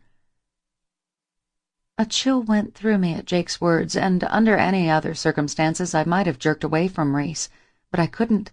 I had to rely on him to keep both of us out of trouble. "Whatever," Reese muttered. To continue hiding me, Reese twisted around when Jake appeared at the counter.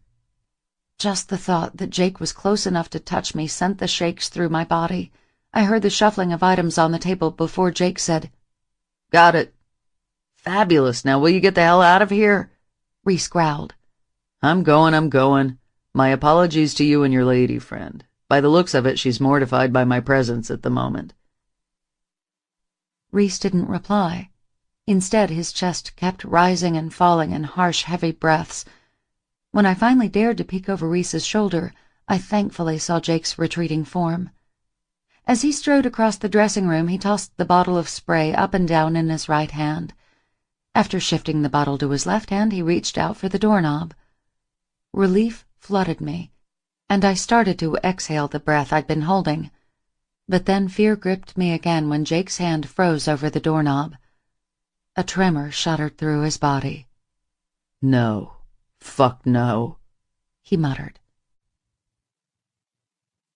19. Allison. Reese's shoulders tensed beneath my hands.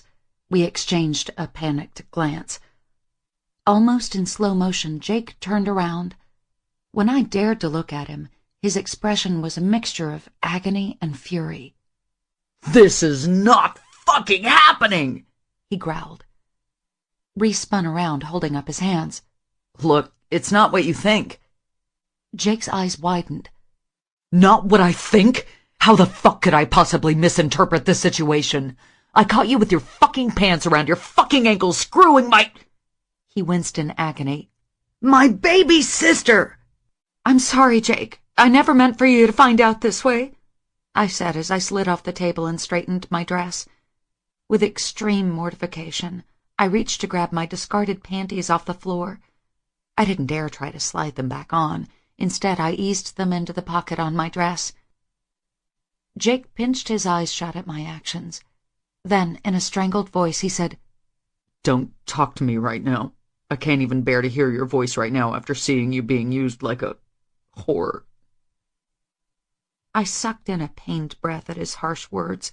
Reese took a step toward Jake. What the fuck? Don't you talk that way about Allison? Don't you tell me how to talk to my sister! Jake bellowed.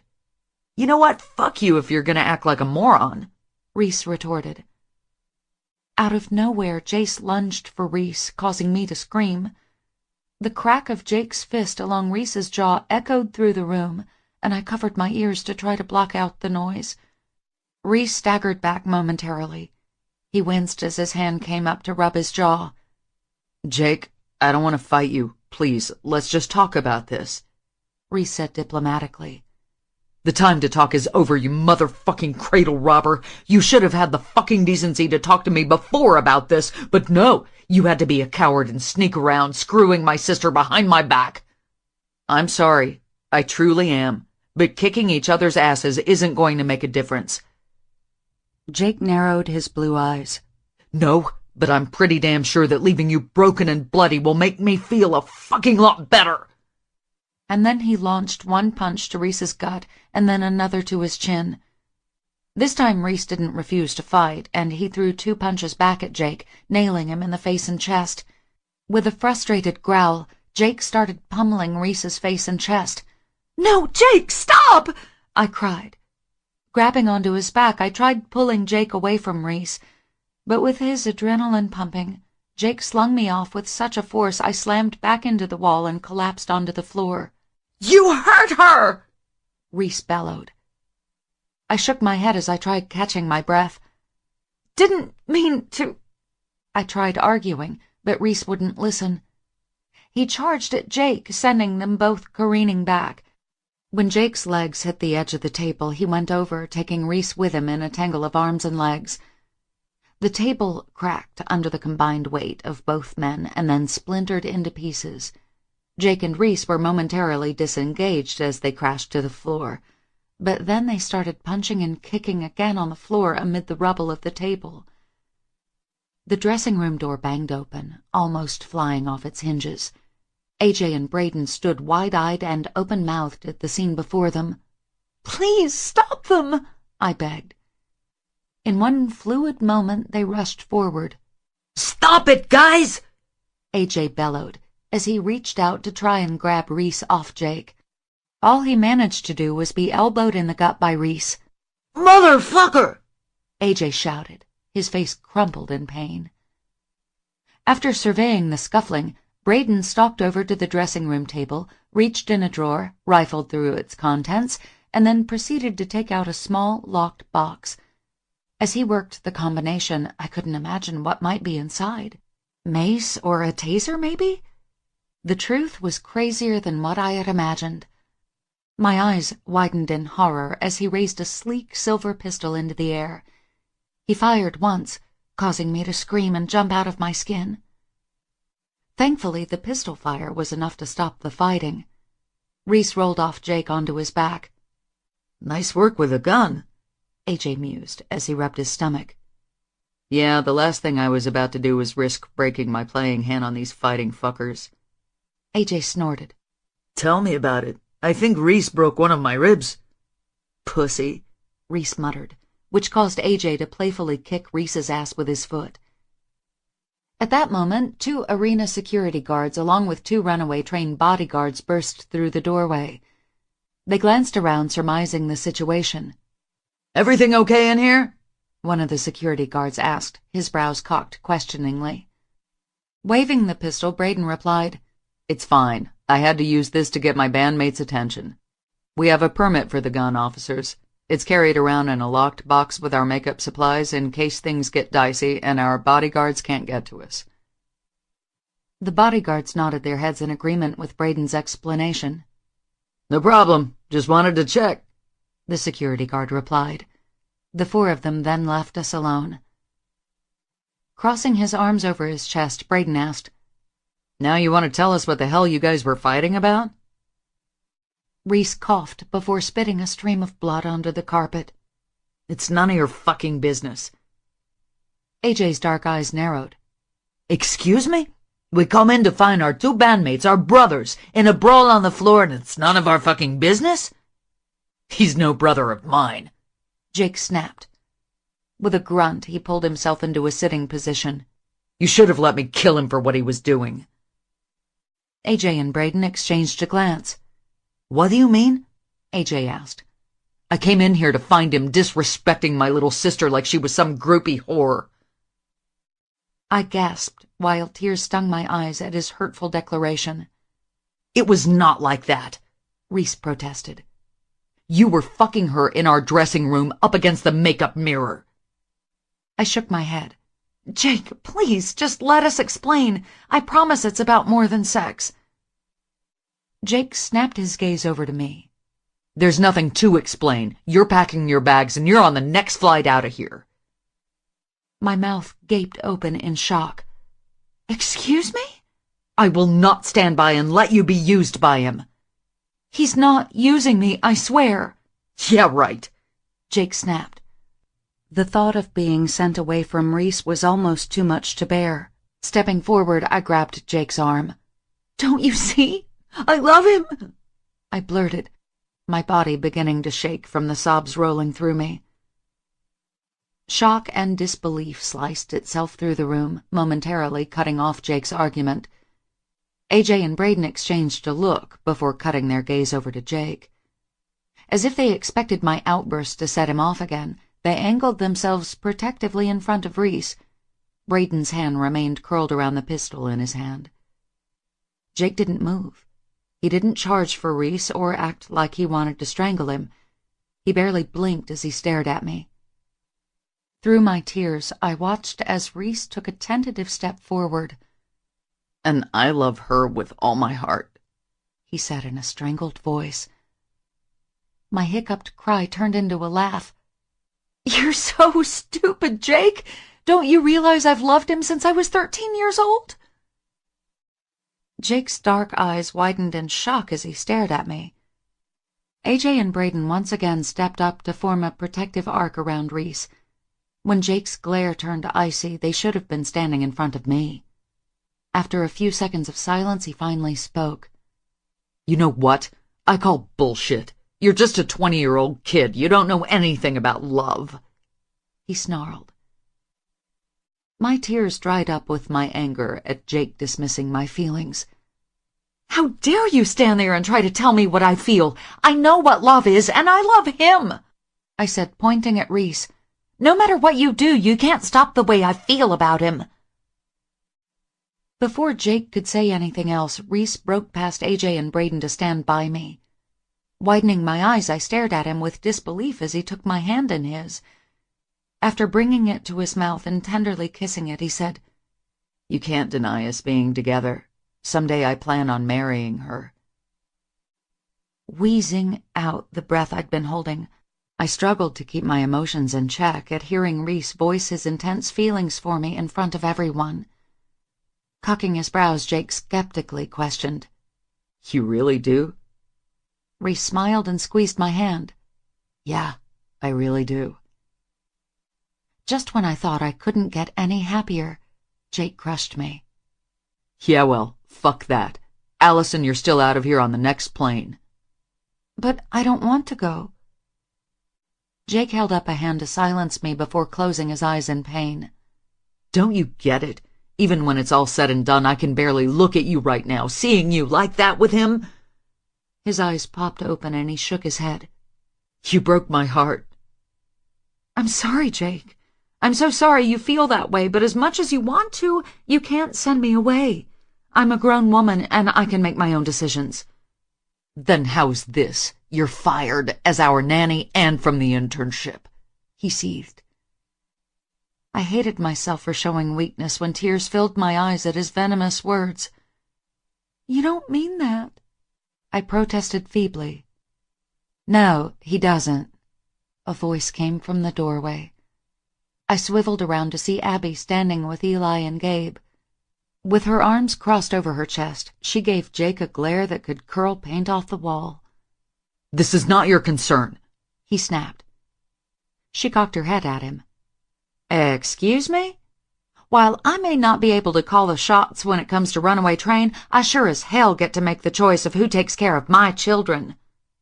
"Abby," Jake growled, his jaw clenching and unclenching. Stalking across the room, she threw a hand up in front of his face. "Oh, hell no! This is not how you are going to handle this situation. I'm going to give you time to cool off and get your wits about you, and then you and Allison or you and Reese are going to sit down and talk about this like a civilized human being would. I will not allow you to kick your baby sister, a sister you love and adore more than life itself, to the curb just because of something you're not happy about." As Jake's chest rose and fell in angry pants, Abby shocked me by reaching up to cup his cheeks in her hand. "Just for a minute, I want you to think about how my brothers could have reacted to us. I was only a year older than Allison when we got together." "Your brothers were not my bandmates. We didn't have a fucking bond and code that went back for years," Jake hissed, cutting his eyes to Reese. Reese exhaled an agonized sigh. "I'm sorry, man. I really am. I never meant to do anything to hurt you or our friendship," Reese said.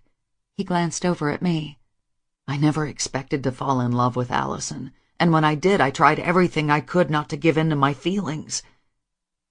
Reese's expression turned apologetic. "In the process of trying to deny what I felt, I hurt Allison pretty badly. At the end of the day, her happiness, our happiness, mattered more than what you would think or do." "Yeah? Well, how fucking long have you been lying to me?" Jake demanded. Narrowing his eyes, Reese replied, "Trust me, I've been lying to myself for much longer. If I was to be truthful, I think I fell for Allison the night of her sweet 16 when she asked me to kiss her." Jake's mouth flopped open and closed like a fish out of water gasping for air. Then he jerked his hands through his hair. "Since she was 16? "Well, not exactly," Reese started, but then Jake lunged at him. Braden and AJ barreled forward and kept Jake from trying to hit Reese again. "Enough!" Abby shrieked. She then took Jake by the bicep and started dragging him from the room. "Don't shuffle me out of here like some punk-ass kid," Jake growled. "Then stop acting like one," Abby countered. Jake glared at her for a moment before his expression softened. "Babe, the only reason I'm letting you treat me this way is because I love you more than life itself." Abby sighed. "I know you do, but I'm just trying not to let you do something you'll regret." When they got to the doorway, she glanced at us over her shoulder. "When he's ready to act human again, I'll come for you." Then the door slammed behind her. "Motherfucking hell," Reese muttered before he sank down on the couch. He buried his head in his hands. I eased down beside him, rubbing his back in wide circles. When I glanced up, AJ and Braden were staring curiously at us. "Are you angry at us too?" I asked. My question caused Reese to jerk his head up and gaze at his bandmates. "You really care about what we think?" Braden asked. "Of course I do. You two are like brothers to me too," I replied. He gave me a genuine smile. "I'm very happy for you both." "Really?" Reese asked, his voice vibrating with doubt. Braden nodded. "But I can't say that I condone all the secrecy and sneaking around, and I sure as hell think that you guys could have let Jake know in a better way." While Reese chuckled at Braden's comment, my face burned with mortification. It was bad enough that Jake had caught us having sex, but now Braden and AJ knew as well. I glanced from Braden to AJ. "What about you?" AJ eyed us for a few seconds and then pursed his lips. "I gotta agree with Braden that you two really know how to fuck things up. But at the same time, I didn't ever think I'd hear Reese say he loved a girl." AJ grinned. "It did my heart good to hear it. So, I think the two of you as a couple is fucking awesome." I exchanged a look with Reese, who smiled at me. "Thanks, man. That means the world to me to hear you say that." "I mean, you couldn't have picked a better girl. Besides all of her wonderful attributes of being beautiful, sweet, and talented, Allison is already loved by all the Runaway Train women, and you know how important that is, AJ said. Braden bobbed his head in agreement. At the same time, she's already loved by all the Runaway Train men, too. Tears blurred my vision at his sweet words. Thank you, Bray. That means a lot to me. With a wink, Braden then turned his gaze on Reese. He wagged his finger at him. But just know, if you hurt her, you're going to be dealing with me. And me, AJ chimed in. Reese held up his hands defensively. Trust me, I know that, but I also know that I'd walk through fire before I'd ever hurt Allison again. My heart beat wildly at his response, and I couldn't resist leaning over and kissing him. When I pulled away, Reese exhaled a breath in a long whoosh. Now if we can just get Jake to be okay with us. AJ waved his hand dismissively. You know Jake. He's always got to go apeshit and show his ass, but he always comes around. Reese shook his head. I don't know. Considering the way he feels about Allison, he might hold a pretty long fucking grudge.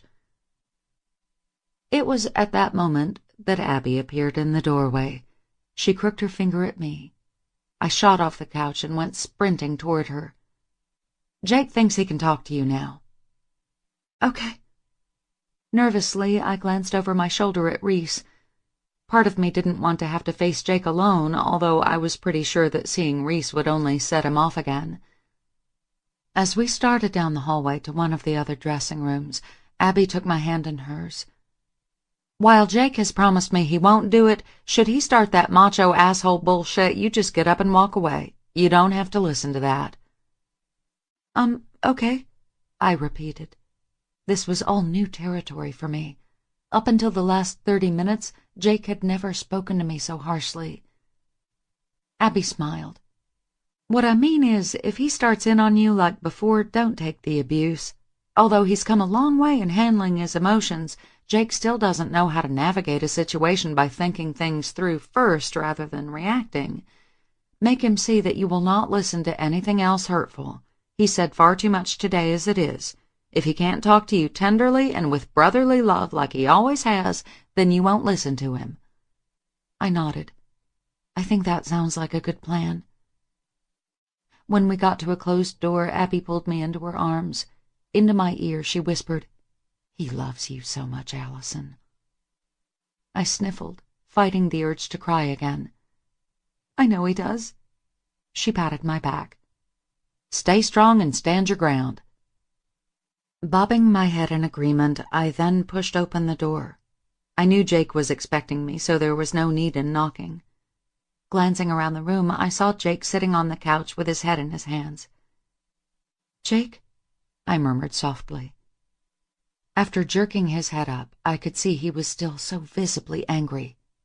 Sit, he ordered through clenched teeth. At my hesitation, his expression softened slightly.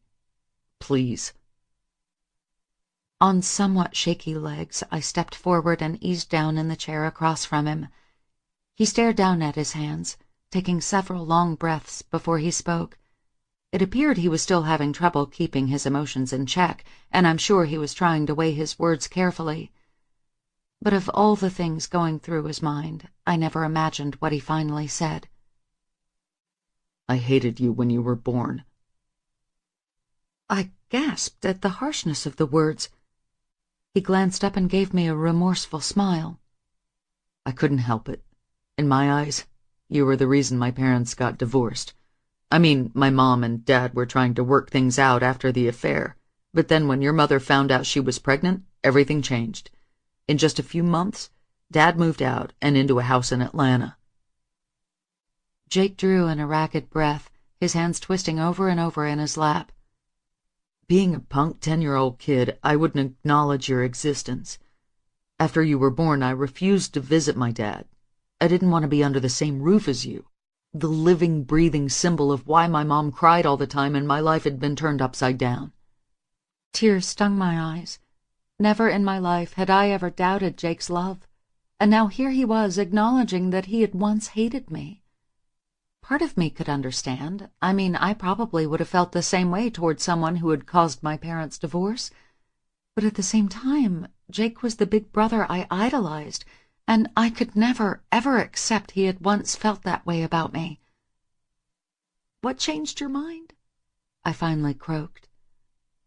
One day my mother sat me down. She told me that regardless of how I felt about my dad and Nancy, you were an innocent in what had happened, and you didn't deserve my hate.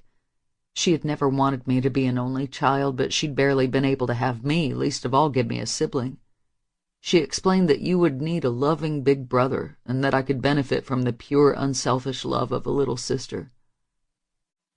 Although I never got to know Susan that well, there wasn't another woman around with such a loving, giving heart.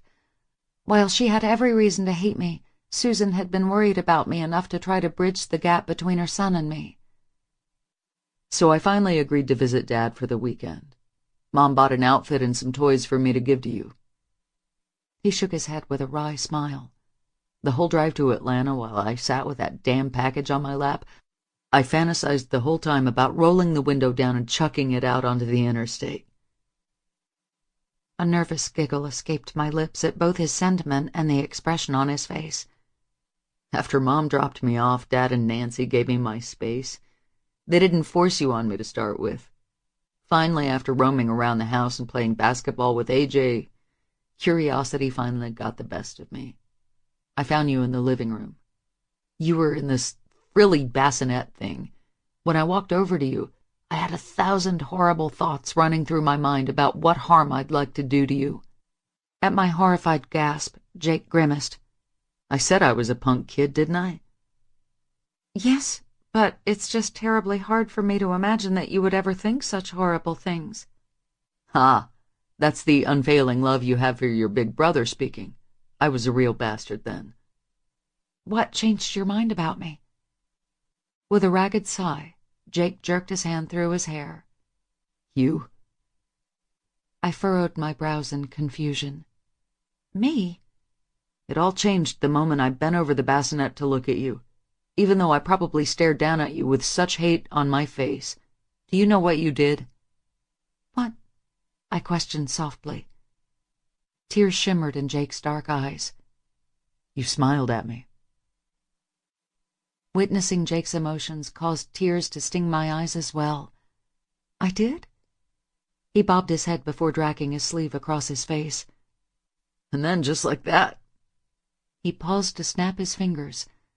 Any hate or anger I had toward you evaporated. The longer I stood there, the longer you kept smiling and cooing like I was the best thing you had ever laid eyes on. Nancy came in the room and asked me if I wanted to hold you. Never would I have imagined saying yes, but I did. I wanted to feel you in my arms, snuggle you against my chest. With tears streaming down his face, Jake smiled. And from that day on, I've loved you with all my heart, Allie Bean. I hiccuped a sob at his words.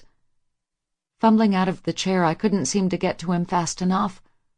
When I threw my arms around his neck, Jake pulled me down beside him on the couch. "Oh, Jake, I love you so much," I murmured as I hugged him tight. I know, baby girl, I know. I love you just as much. Relief flooded me when Jake's arms came around me. They felt safe and comforting, just like they always did. I hoped that meant that he had forgiven me for what he had witnessed earlier. Pulling away, I stared up into his handsome face. Nothing will ever change my love for you or how much I need you as a big brother, not even my feelings for Reese. Jake's expression darkened at the mention of Reese. I just can't believe he betrayed me by going behind my back with you. Shaking my head, I replied, "He didn't betray you. It takes two, and I'm just as guilty as he is." Allison, you're just a kid, but Reese is a man. He knows better. Just the thought that he's seduced you for his own selfish bullshit reasons makes me want to throttle him again. He didn't seduce me. When Jake started to protest, I held up my hand. Didn't you hear me say that I've been in love with Reese since I was 13 years old? Trust me, no one wanted this more or consented more than I did. Jake's brows creased with confusion. What are you saying? There's never been and never will be any man in the world for me but Reese. But how? Jake croaked. I laughed. Are you asking me to explain why I love him? Because I don't necessarily think I can. Just like I'm sure it would be hard for you to explain why you fell in love with Abby despite your differences and the fact the world was against you guys. Jake winced as if he knew what I was saying was true but hated to admit it. I promise you that Reese never set out to seduce me into his bed and make me one of his conquests. More than anything, he fought against what he felt for me because he didn't want me to get hurt. But Jake, most of all, he didn't want to jeopardize your friendship. Really? Jake asked, his brows rising in surprise. Yes. Runaway Train is the only true family he has, and he didn't want to do anything to risk it, even if it meant throwing away his own happiness and mine to keep the peace. Running his hand through his hair, Jake gave a ragged sigh. I had no idea. No, you've been too much of a stubborn ass to see anything past your own feelings, I replied. Jake's eyes momentarily bulged. Hey now. Cocking my head at him, I gave him a tentative smile. It's the truth on some level, and you know it. With a sheepish expression, Jake said, Yeah, I guess it is. You know me too well, Allie Bean. He then glanced down at his hands and sighed raggedly. Hell, I know Reese's home life was fucked up, but I had no idea how strongly he needed the band. Not only do I feel terrible about hitting him, but I feel like a huge ass for all of the horrible things I said to him. The truth is, he's never been like me in the way he treated women. I shouldn't have called him out for behavior that wasn't really his. It's just hard to think any man would ever be fucking good enough for my baby sister, Allie Bean. All you have to do to make it right is apologize. When Jake gave a frustrated grunt, I brought my hand to his cheek. Reese isn't the type of guy to hold a grudge. The most important thing in his life is harmony between those he loves. You can make things right because you love him and because you love me. Jake brought his gaze to mine. Fine. I'll fucking apologize, okay? He growled. Can you work on your tone a little before you try? I teasingly asked. He plastered on a hideous fake smile. Well, that is truly frightening. He chuckled. You're really busting my balls, kiddo. I grinned. Just go easy on Reese, okay? Jake nodded. For you, I will. Don't just do it for me. Do it because of your love for him. He's your family. Rolling his eyes, Jake gripped my waist and then set me on my feet. Fine, fine, I'll get all mushy and sentimental and do it for our... He paused to make air quotes. Bromance. How's that? Very good. Motioning to the door, he said, Go send him in. Although I felt like everything was good between us, I was still a little scared to have Jake talk with Reese. Alone? Yes, Jake hissed, as if he couldn't believe I doubted his ability to be civil. Okay, I replied, heading for the door. Peeking my head out into the hallway, I saw Reese pacing back and forth. It warmed my heart to see that he had stayed relatively close in case things went bad. Reese? I called. His head snapped up and he whirled around to stare expectantly at me. Is everything okay? It's fine. Jake's ready to talk to you now. Reese's brows shot up. Really? I nodded as he exhaled his breath in one long whoosh. As he strode up to me, he gave a shaky smile. His being nervous would have been quite comical if I hadn't been so apprehensive myself. So should I be worried about more bodily harm? With a laugh, I replied, No, I think you're okay. And we're okay? We're great.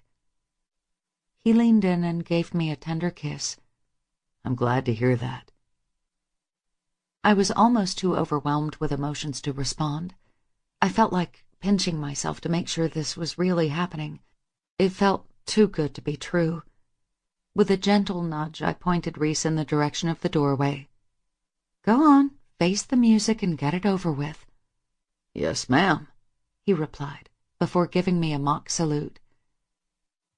After he disappeared inside the room and shut the door behind him, I couldn't help saying a prayer that everything would finally be right between us, and that meant All of us. 20. Reese. While I tried masking my nerves about Jake in front of Allison, I was still a basket case inside. Sure, I'd made my argument and stood my ground, but there was still a pansy-ass part of me that dreaded facing Jake. Somehow I couldn't help being a little apprehensive about actually sitting down with him to talk man to man about what I had done. Throwing back my shoulders, I gave Allison a reassuring smile. Then I took in a deep breath, bit the bullet, and headed inside the room. When I shut the door, Jake raised his brows at me, and then winced in pain. "You look like hell," he mumbled as he rubbed his forehead. "Yeah, some crazy fucker punched me," I replied with a wry smile. The corners of Jake's lips turned up a little. "Guess we're gonna give Darla a run for her money in the makeup chair tonight, huh?" "Yeah, I think she's gonna be pretty pissed at us." "Have a seat," he said, motioning to the couch across from him. After I eased down onto the sofa, I glanced expectantly at him. "Your right hook is pretty intense," I said, trying to ease the tension that hung heavily in the air. Jake chuckled as he flexed his fingers. "It's been a long time since I've had to throw a punch. I wasn't sure I still had it in me. So glad I could help get you back in the ring." "Yeah, whatever," Jake replied. We sat in an uncomfortable silence for what felt like a small eternity. Finally, I bit the bullet and went straight to the heart of the matter. "Look, man, I'm really fucking sorry you had to find out about Allison and me the way you did." Jake cringed. "Yeah, me too. We really haven't been dating behind your back, Jake. It was only yesterday that we came together as a couple. I had every intention of coming straight to you and openly discussing my intentions toward Allison, but she wanted to wait. She felt certain of how you would react and wanted a little time for us to enjoy some happiness before shit hit the fan." Jake gave a small smile. "I see." He then leaned forward, resting his elbows on his knees. "So, Allison gave me her side of the story. What do you have to say?" "Just that I'm sorry." With his brows shooting up in surprise, Jake asked, "That's it?" I shrugged. "I don't know what else to say, but that I'm so fucking sorry. Our friendship has always been in the forefront of my mind, so I feel like shit for keeping Allison and me a secret from you. I don't want my love for your sister to fuck with our friendship, man. But sometimes you can't help the path your life takes, and when it comes to Allison, mine derailed in the best damn way possible. She's one hell of an amazing woman, and I can't help but love her with all my heart." When Jake remained uncharacteristically silent, I continued on. "Trust me, I fought like hell not to give in to what I was feeling. But I'm sorry if I'm a selfish bastard for finally deciding that her happiness and my happiness meant more than how you could have felt about us." Jake weighed my words. "How am I supposed to believe that you're not going to break her heart?" he questioned. Before I could respond, he continued on. "I mean, you've barely had any long-term relationships since I've known you." Cocking my head at him, I countered, "Yeah, I'm pretty sure I could have said the same thing to you when you decided to date Abby." Jake grimaced. "Are you and Allison ever gonna stop throwing Abby's and my relationship in my face?" "No, because it's the only thing I can think of to get you to see reason. In so many ways, our relationships are similar. I'm hoping that fact'll help you to see that you have nothing to be worried about. I'm gonna love Allison as completely as you do Abby. I will honor her and protect her all the days of my life." "That last bit sounded like wedding vows." I shrugged. Maybe it did. We're not planning on running off to Vegas anytime soon. We have a lot to work on in our relationship before we get married. Plus, she's still young. I want her to be able to finish her degree and get established in the fashion world before I tie her down. I won't lie that it does make me feel better to hear you say that. But at the same time, there's still worry in the pit of my stomach.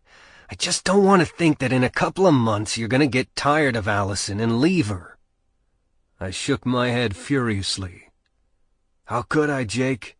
Every day I discover something new about her, and I can't wait to get to spend more time discovering every little quirk she has.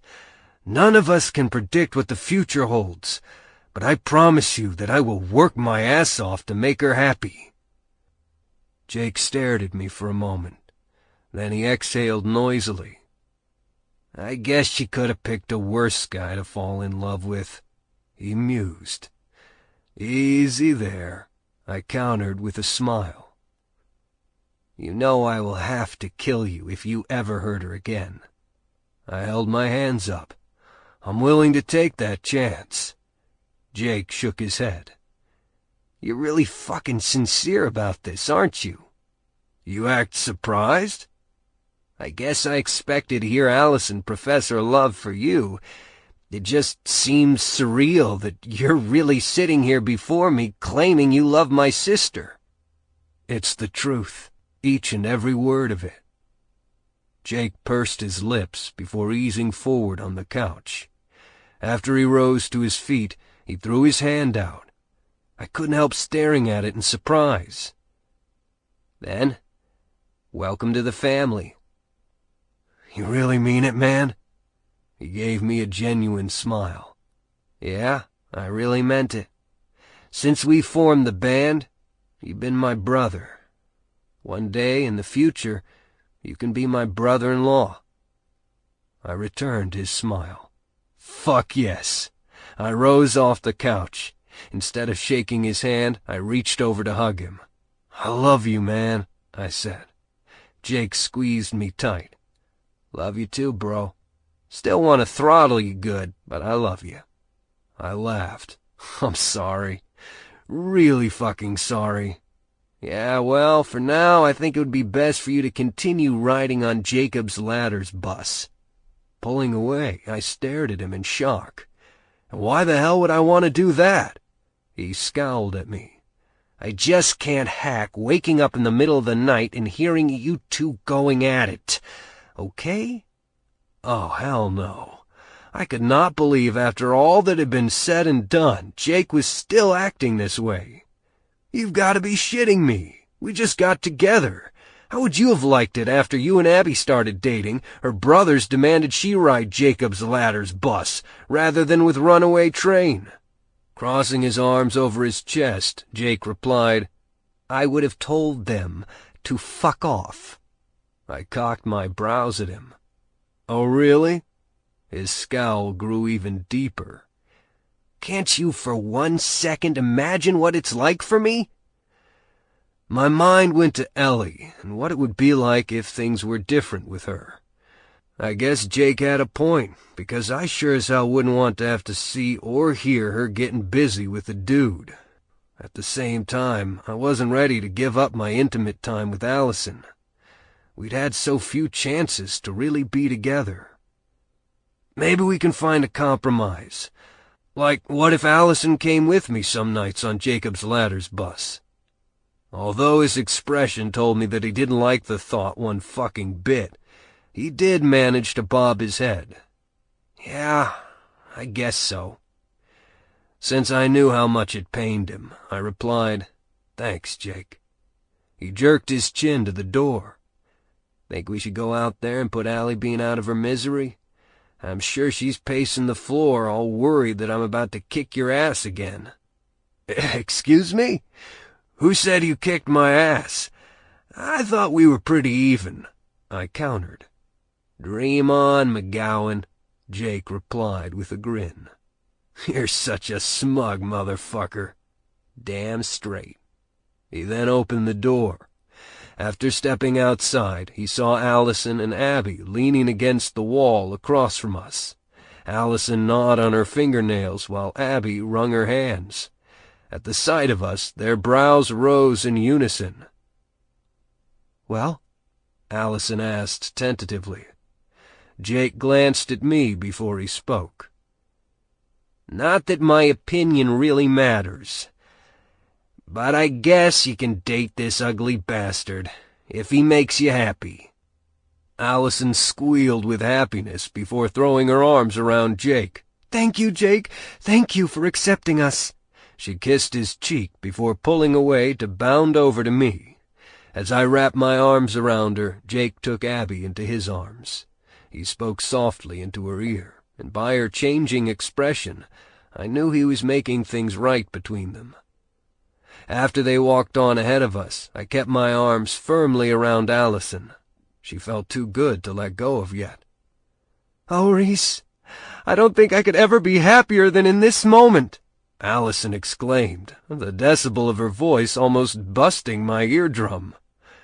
"Me too," I said, closing my eyes to savor the feeling of holding my love, the woman I wanted to spend the rest of my life with.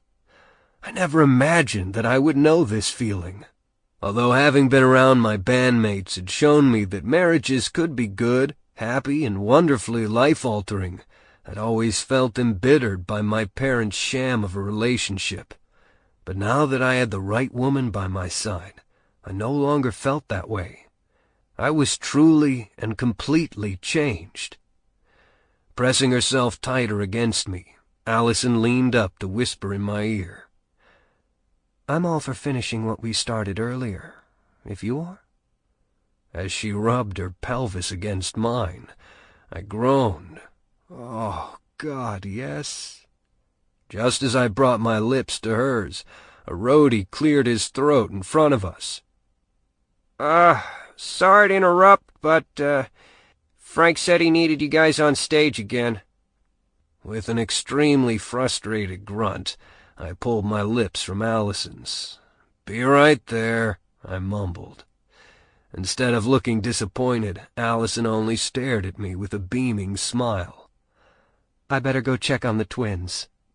"After the show? I'm not taking no for an answer." She laughed. "And I don't plan on putting up a fight." You make me so fucking happy," I replied, before bringing my lips to hers again. Just as we were getting hot and heavy, Jake's voice broke up our happy reunion.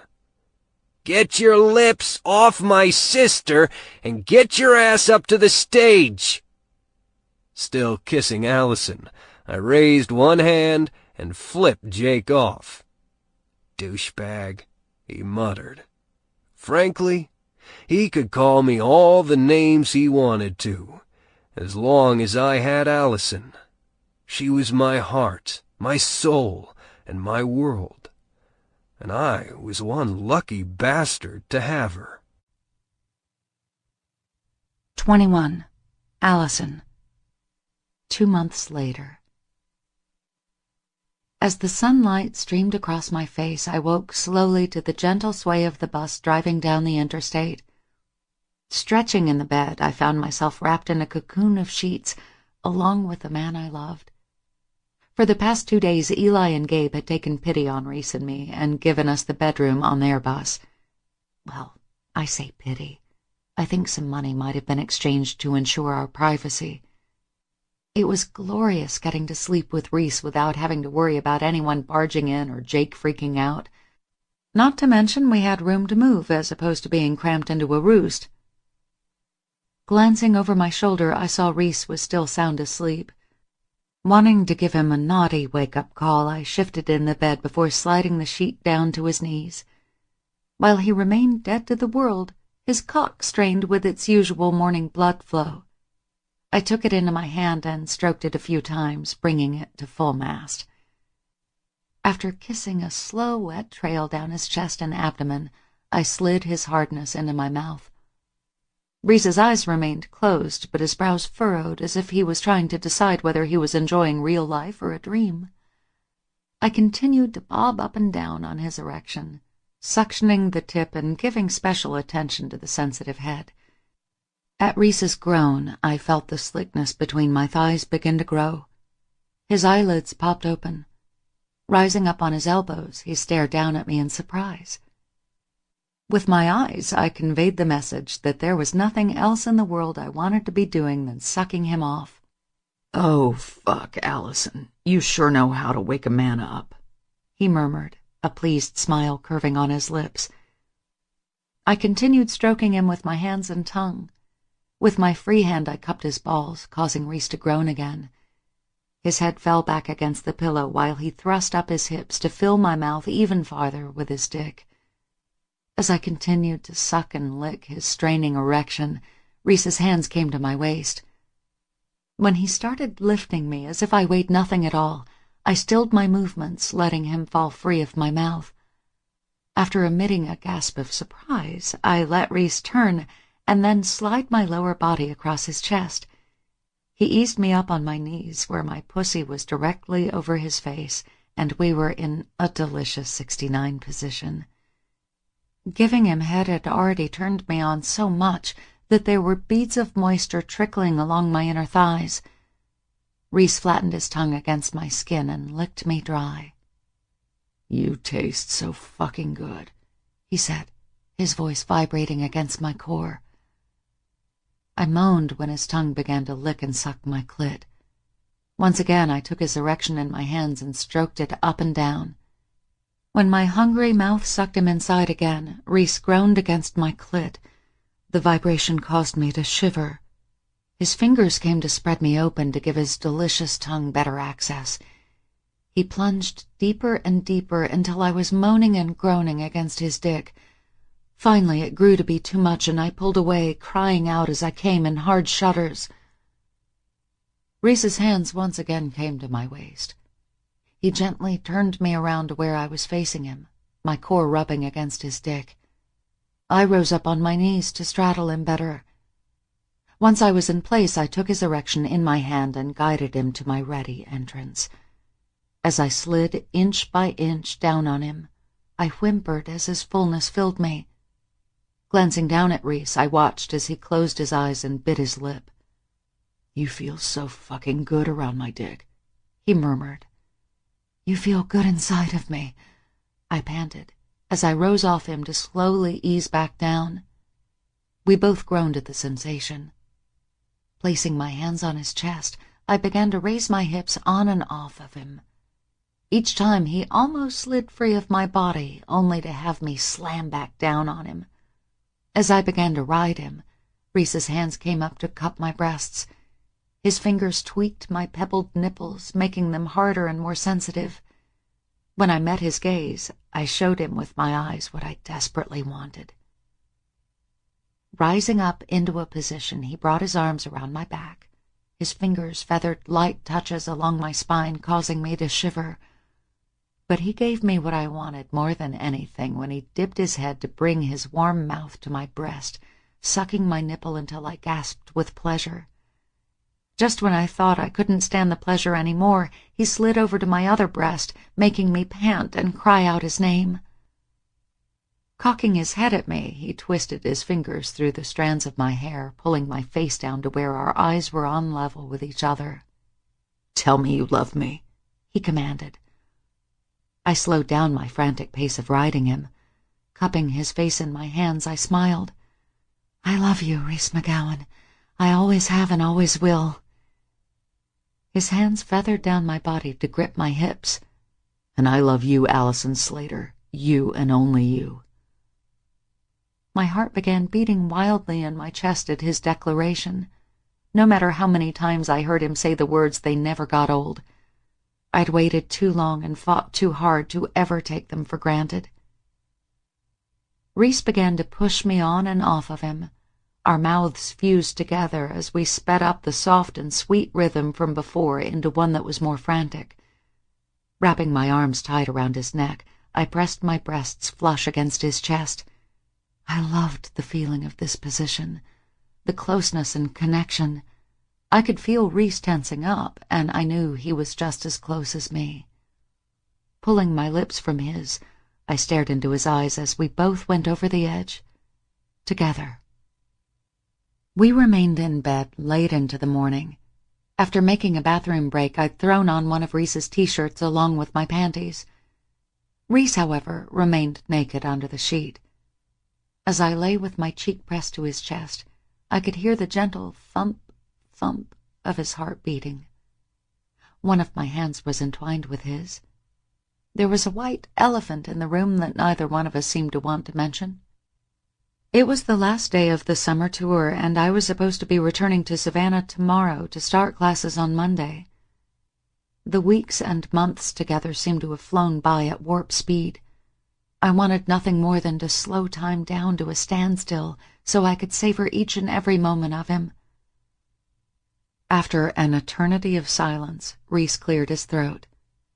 "I have something for you." I rose up to prop my head on my elbow. "You do?" He nodded. "I hope it's something to make leaving a little easier." With my curiosity piqued, I reluctantly let him untangle himself from me. I got an appreciative eyeful of his ass when he got out of bed and strode over to his suitcase. It didn't take him long to take out a box. When he returned to the bed, he slipped under the covers again. "After we got together this summer, I kept thinking that I wanted to give you this to show how much you mean to me."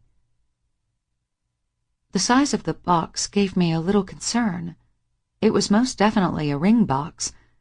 As much as I loved and cared for Reese, I was most definitely not ready for an engagement ring, not just yet, not after we had been working on building a relationship and a life together. With trembling fingers, I tore off the pink ribbon. An odd sense of déjà vu filled me. I was no longer in the bedroom on the bus. Instead, I was transported back to my sweet 16 when Reese had given me another gift with a pink ribbon. When I cracked open the box, I gasped. Inside was a ring, but not the one I had feared. It was an oval disc with a magnolia just like the one Ellie had painted years before. Taking it in my hand, I saw that it was on a platinum band with diamonds encircling the magnolia. Even the butt of the magnolia was a yellow princess-cut diamond. Tears filled my eyes, blurring the beautiful image before me. "I didn't think we were quite ready for an engagement ring, and even though they're kind of passé, I liked the idea of a promise ring. I'm promised to you and only you for the rest of my life, Allison." Considering my emotions were bubbling over, I could only nod my head. "I didn't want to get just any ring. I wanted it to have meaning for us." Reaching over, his fingers gripped my chin, tipping my head up so that I met his gaze. And then it hit me. The magnolia. It's the lasting symbol between us, the very string that tied our hearts together all those years ago. "Oh, Reese," I murmured, the tears flowing freely down my cheeks. "I had Ellie paint another one for me, and then I took it to a jeweler I know who does unique pieces." "It's the most beautiful thing I've ever seen," I whispered. He smiled.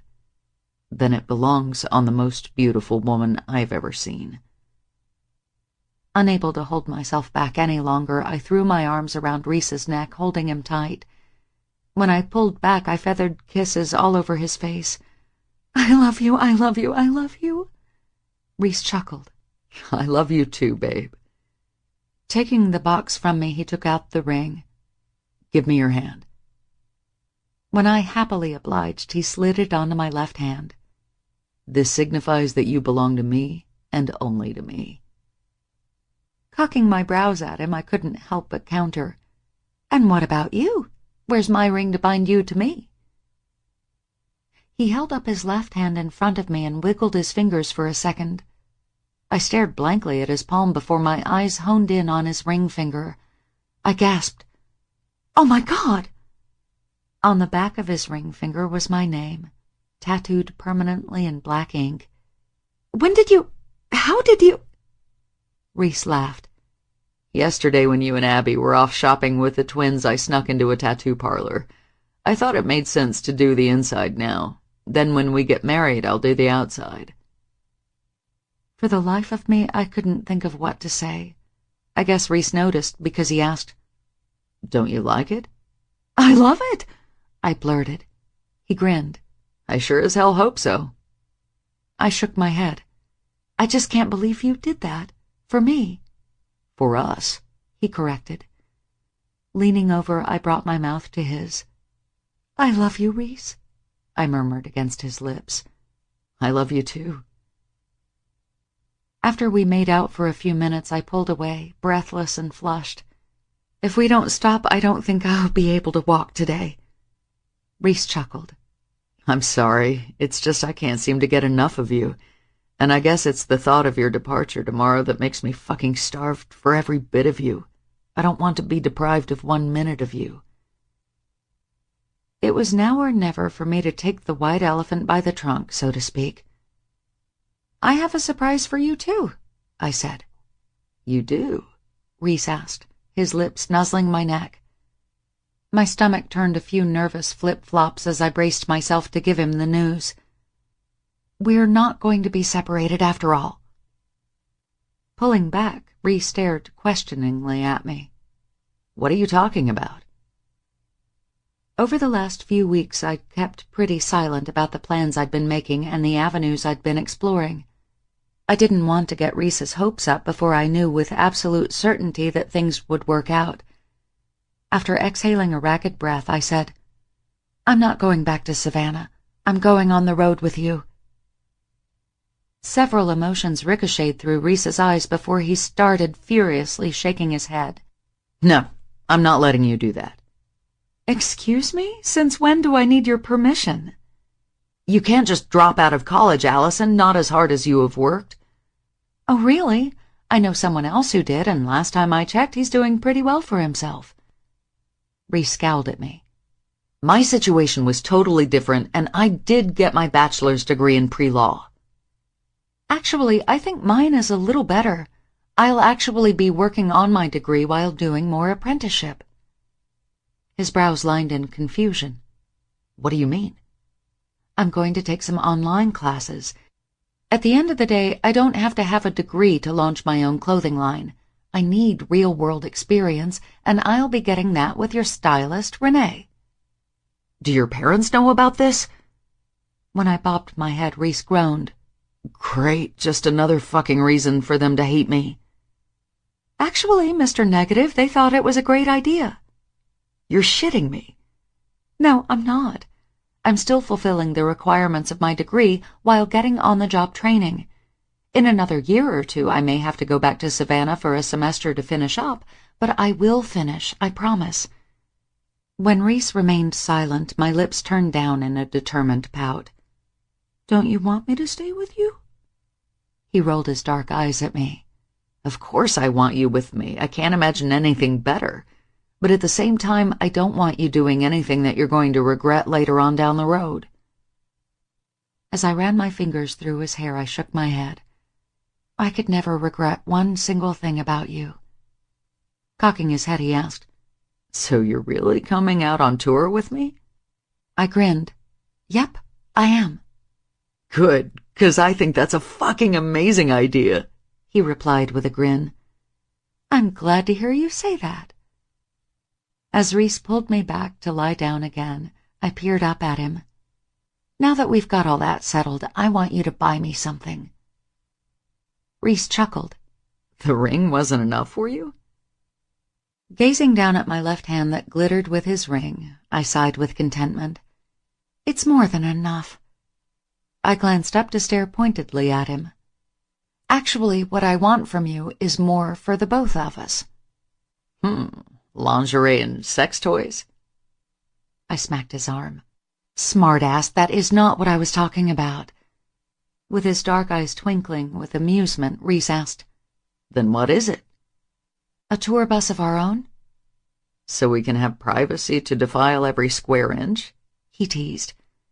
Well, that will certainly be a plus, but I wasn't exactly thinking on a sexual level. Besides the privacy, what else would it be good for? A tax write-off? Brushing my hand across his cheek, I smiled. I want to give you a home, Reese. His expression momentarily darkened. I could tell from the emotions flickering in his eyes that he was reliving some of the painful aspects of his past.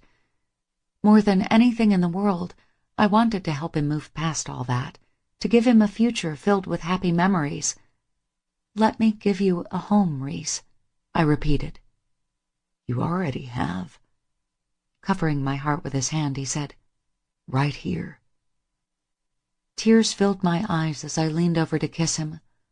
I let all the love I had for him pour out in those kisses. When I finally pulled away, Reese smiled at me.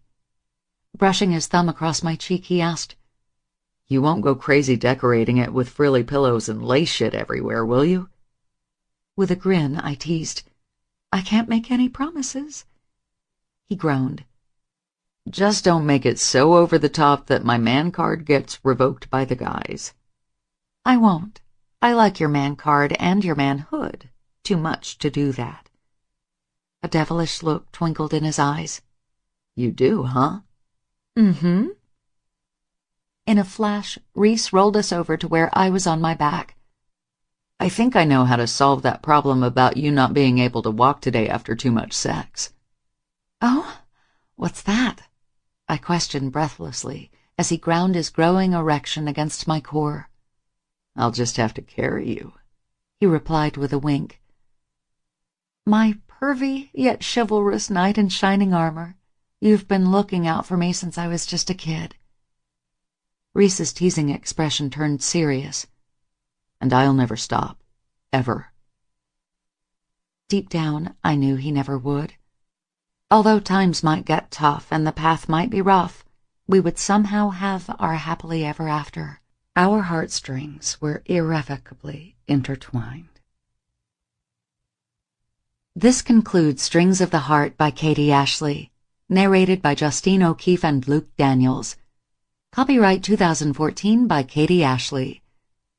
This unabridged audiobook is published by arrangement with Katie Ashley, care of Distel and Goderich Literary Management, and was produced in the year 2014 by Tantor Media Incorporated, which holds the copyright thereto. Please visit tantor.com for more information on our growing library of unabridged audiobooks and to take advantage of special offers.